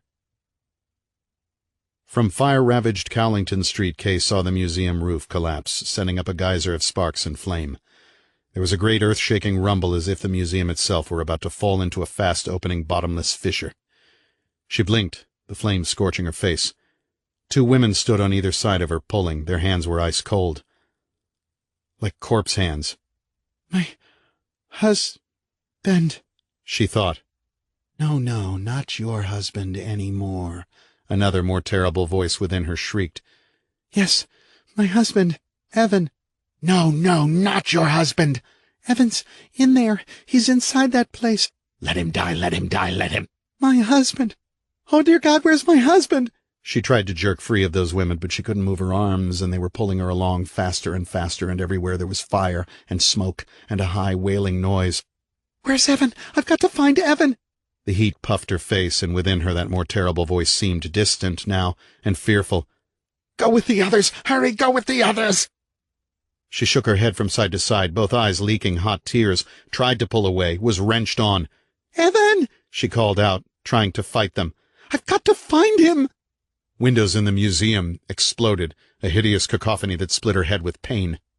The voice within her, dying. "Get away! Hurry!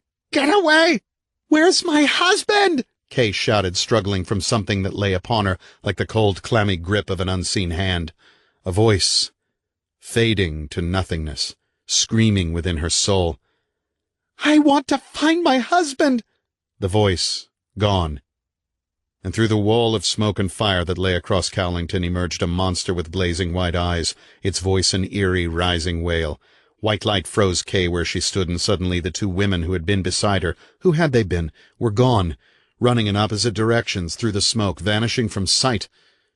There was a long, heart-stopping squeal of brakes, and the firemen were leaping from their truck toward the dazed woman who staggered in black robes. "You okay?" One of them, a burly man with thick black sideburns, yelled above the noise. "What's your name?" "Kay," she said, trying to think. "I'm Kay Reid." "Jesus, holy Christ!" another fireman shouted beside her. "This whole damned village is burning to the ground. Where'd this damned fire start?" Kay shook her head, tried to focus on the men. "She's out of it, Jimmy," the black sideburned fireman said to the other. "Come on, man, let's get you to the truck." "Jesus, holy Christ!" Jimmy said again. His double-chinned face was streaked with ashes. "Where are all the people? Where are all the damned people?" They led her quickly to the truck. Behind them a tree crashed, flaming across Cowlington. "My husband," Kay said, fighting to breathe through the smoke. "I have to find him." She turned, stared back at the house as it began to melt and run. "My husband was in there!" "It's okay. It's okay," Black Sideburns said soothingly. "We'll find your husband. Right now we've got to get you out of here. Come on, just lean on us and you'll be—" "Laurie!" Kay shouted, gripping at the man's shoulders, new panic welling within her. "Where's my little girl?" "Hold on now," Jimmy said. "She's probably fine and waiting for you." A roof exploded into a million cinders. He ducked his shoulders slightly, hurried her toward the truck. "The emergency unit found a bunch of little girls over at a house a couple of streets over, the nursery school." "Oh, God!" Kay sobbed, feeling her legs give way beneath her. The fireman caught her, guiding her forward. "Oh, my God! Oh, my God! Oh, my God!" "You're going to be just fine," Jimmy said. "Here you go. Get up in there. Holy Christ, how'd this damn fire start?" He blinked a couple of times, glanced over at the other fireman, said in a low voice, "Christ, Steve, that lady doesn't have a stitch on underneath that robe." He took off his coat, gave it to her as he sat beside her in the truck's cab. She bundled up in it, hardly realizing that it smelled of sweat and acrid smoke. And then she began to cry. Couldn't stop. "There, there," Jimmy said. "There, there." 5. Afterward. 31. Ruins and beginnings. Two figures standing on a plain of charred ruins. A woman and a little girl holding hands. The September breeze cooling into autumn, whispering through cracks in freestanding walls, sighing eerily around jutting black chimneys and the ashen stumps of trees long hauled away. What little remained of Bethany's sin had been cordoned off for weeks by the police and fire departments as they sifted through the sea of ashes looking for clues that might explain the sudden and terrible Holocaust. Kay had been questioned repeatedly, first by the police and then by reporters. To all of them, she said the same thing. "I don't know." In the last week or so, the reporters had started calling the small one-bedroom apartment Kay was renting in Johnstown. God only knew how they'd managed to get the telephone number, badgering her day and night, treating her like some sort of macabre celebrity. Recently, they'd even begun hanging around the private school Laurie was attending, hoping to ask questions of her. But Mrs. Abercrombie, bless her soul, was a smart lady, and she could spot those reporters a mile away. On several occasions, she'd called Kay at George Ross and told her that Laurie would be waiting at the back door today because you-know-who's outside again this afternoon. Kay's last session had been with a Lieutenant Knowles, a 50-ish man with curly gray hair and blue-as-flint eyes. He'd offered her coffee, a cigarette. "No, thank you. No, thank you. Let's just get this over with, shall we?" "Right," the man had said. He'd smiled apologetically and then eased himself down into a black vinyl swivel chair. "I know how painful this is for you." "Then why do you keep asking me to come back? Of course it's painful." "Well, I'm really sorry," Knowles said. "Really, I am." His eyes meant it. "But it seems that you're just about the only person who came out of that fire. Well, you and the children, of course, but the children don't know anything." "Neither do I." "Mind if I smoke?" Kay shook her head. Knowles reached for a pack of Trues and a lighter. "This whole thing is so crazy. So really crazy." He lit the cigarette, pushed the pack away across his desk. Pictures of a smiling wife and 2 children were placed to his right, Kay's left. The sheriff's car crashed into the gas station, nothing left of him to speak of, that crazy place with all the statues and old junk. A few skeletons lying around. She shifted uneasily. Sorry, Knowles said over his cigarette. But that's the truth. One skeleton even missing its head. Another one with a spade or something stuck in its gut. And you know how the fireman found your husband and that Dr. He paused, flipped through a few pages of notes he had before him. Draco, Kay said. Something about that name made her skin crawl now. Right. Well, I'll tell you, nothing makes sense. He looked at her, narrowed his eyes. And you still can't remember? I mean, nothing's come back to you at all? I've already told you people what I remember. I've told you again and again. I remember seeing my husband inside that museum. Then I don't remember anything else until I was out in the street.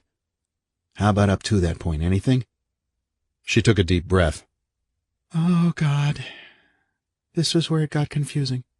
It seemed that she recalled lying in a bed in the clinic staring at the shadows on the ceiling. The nurse had just brought her some of that awful, chalky-tasting orange juice, and she remembered thinking that orange juice isn't for nighttime, it's supposed to be for breakfast. She remembered worrying about Evan, about what he might do in his present state of mind. She'd told no one that. And then she'd felt suddenly and strangely cold, unable to reach for the buzzer beside her bed when she wanted to call for another blanket. Nothing after that at all, just empty darkness. No, she said, and Knowles looked disappointed. The man drew on his cigarette, tapped it into an ashtray. His brow was furrowed. Had been furrowed ever since this nasty business had begun. There were so many damned unanswered questions. The gas station explosion, the skeletons of the man and woman melded together by the heat, found in the ruins of that museum. A few female skeletons in the ashen forest, along with the charred remains of horses, of all things. Other fire-ravaged corpses in several of the houses where they'd been trapped by fallen debris. The fact that Bethany's Sin had been deserted but for the children. This woman who sat before him, and assorted bits and pieces of burned beyond recognition bodies. The coroner was still counting. He'd already passed 50. The other people who'd lived in that village had just vanished. Strange. Maybe the strangest thing he'd ever heard of. Other things bothered him, too. Made him sit awake nights now, trying to figure them out, but he realized that he'd probably never grasp the whole picture, no matter how long he and his team investigated. Fragments of some kind of scrapbook had been found in the sheriff's office, clippings of murders and disappearances dating years back. In another half-charred notebook, calculations of when the moon would be full, the lunar sequence painstakingly worked out through December. Who the hell could explain that? What had Weisinger been, some sort of astronomy nut or something? And from the reports he'd seen, Kay Reid had lain in a hospital bed for 3 days after the fire, alternately feverish and shivering, hysterical and silent. Complaints of recurrent nightmare, of seeing figures standing over her bed. Some doctor had written on one of her medical forms. Nightmares vague but indicative of severe trauma. And now this woman, possibly the key to whatever had happened that August night in Bethany's Sin, sat here in his office and insisted she could remember nothing. He could look into her face and see the new lines around her eyes, and he knew she'd come a long, hard way back from Bethany's Sin, but was she lying to him? Trying to pretend she knew less than she really did? So he decided to take a gamble. Are you still having those nightmares, Mrs. Reid? Knowles asked her, watching for her reaction as he stubbed his cigarette out. She winced, quickly regained her composure. What do you mean? The nightmares you were having in the hospital. Do they still bother you? Kay paused for a moment. No, she said finally. No, they don't. That's good to hear. What were they about? Have you decided to trade your badge in for a psychiatrist's couch? Knowles smiled, shook his head.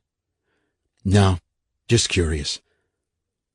For a long while she pretended to examine her nails, still uncertain whether to tell him or not.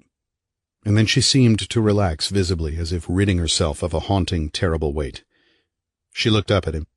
Yes, she said softly. The nightmares. I was afraid to sleep at first because they came every night.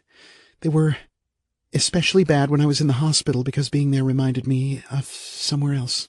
The clinic in Bethany's Sin. I was sick, and the doctor put me in a room there. What was wrong with you? The man asked. She shook her head. I don't know.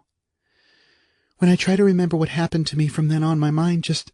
Well, it's like my memory's blanked out or something. I know it sounds strange, but it's as if I ceased to exist entirely. I was cold, terribly, terribly cold, and in a place of utter darkness. Kay looked into the man's face, her own gaze intense and fearful. Knowles clicked his lighter, lit another cigarette. I couldn't find my way back, she said, until I heard Evan call my name, as if he were off in the distance somewhere and trying to help me, and then I began to fight toward where the light was. I began to repeat my own name over and over again, and I tried to remember everything in my life that had made me who I am. She saw that Knowles's eyes were vacant above his cigarette. She knew he couldn't possibly understand, or believe. It was like drowning in a bright blue pool and trying to struggle toward the surface where the sun was shining. She saw him blink suddenly, and she lapsed into silence. Knowles cleared his throat uneasily, shifted in his chair. All that was part of your nightmares? Kay smiled thinly. Yes, that's right. She wouldn't tell him what she'd really seen in those night visitations. Herself in black robes drifting along a wide stone-floored corridor flanked on both sides by grinning statues with volcanic half-human eyes, and at the far end of that corridor stood a black rectangle, a mirror, Kay realized as she neared it, but reflecting nothing but its own dark, evil, glowing self. And as Kay leaned forward to peer into that mirror, she saw a shape within it, something ancient and scabrous, wafting like dust, turning in on itself, churning like a maelstrom of agonized hatred. As she stared, unable to tear herself away, the shape coagulated, became something mimicking human form, with blue, burning, unblinking eyes that touched her to the soul. And from the mirror, the hand of a skeleton reached out, gripping her around the wrist and pulling. It was then that she realized, in numb beyond thinking terror, that this was not a mirror, no, not a mirror, but instead a doorway to that region of entities drifting in the bodiless void between life and death. The skeleton had tightened, pulling her slowly toward the doorway, but always she found her voice and screamed, wrenched away from the nameless horror, turned and ran back along the corridor, even as the statues began to shamble toward her, raising their swords and axes and spears to strike her down. She always escaped. And in time those nightmares had faded. Thank God. What are your plans now? Knowles asked her. I have an apartment, Kay said. I've been given the opportunity to stay on at George Ross. Laurie still cries, but I think she'll be all right. Kay smiled, or tried to because her lips trembled. I never realized how very much I loved and needed Evan, until he was gone. Sometimes in the night I still reach over to the other side of the bed for him. Her eyes glistened. I want him so much to be there. Love's funny, isn't it? What's the old saying? You never know how much you've got until it's gone? But he's not really gone. Not really. No one's ever really gone unless you forget. Knowles sat still for a moment, examining her face. No, he decided. This woman wasn't lying. He felt more certain now than ever that whatever had happened in Bethany's sin was locked away from him, perhaps forever. No, he thought. Scratch that. I'm a police officer, and maybe someday I'll dig up something. He rose to his feet. I suppose that about wraps it up, Mrs. Reid. Thank you very much for coming in. Two figures, standing on a plain of charred ruins. A woman and a little girl, holding hands. I don't like this, Mommy, Laurie said. Let's go home. We will, sweetheart, Kay told her softly. In just a little while we will. They stood on what remained of McLean Terrace, blackened facades of houses with collapsed roofs, nothing but timbers left of the DeMargin house, as if it had been struck by God himself. The house where the Reid family had lived was a charred shell, roof sagging, windows empty, gaping holes. Kay had wanted to come to this place one last time. After today, she would not return here again, and their lives would start fresh from this place and point in time. It was such a beautiful house, she thought, looking at the ruins. Such a beautiful village. She moved closer, shoes crunching, ashes and shards of glass. Something fluttered on the ground, and Kay bent to pick it up. It was a page from one of Evan's short stories. She could see the typewritten characters only faintly, and before she could read it, the breeze had crisped it into ashes that spun out of her grasp, floating away. That same breeze made ghost voices moan from empty doorways. Kay wiped her face quickly so Laurie wouldn't see and become disturbed, and then said, "Come on, we'd better be getting home now." They crossed the lawn of ashes toward Kay's second-hand Vega, climbed in with ashes still clinging to their shoes. Kay hugged Laurie to her for a moment, then started the car and left McLean Terrace behind. Yellow lights blinked on Blair Street. A detour, a maze of trash and fallen trees still awaited the cleanup crews. Kay had to turn onto Cowlington. And as they passed the burned-out hulk of the museum, Kay slowed, staring up at it. She pulled the Vega to the curb and sat for a few minutes, her heart slowly beating. Evan's tomb, she thought. But why?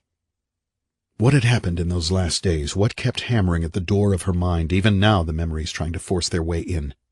Something that Evan had been trying to warn her of all along? Something she'd dismissed with a wave of her hand and an accusation? The breeze whispered around the corners of the house. Spirals of ash spun up, twisted, dancing back and forth. One of the spirals, caught in the teeth of the breeze, whirled down toward the Vega.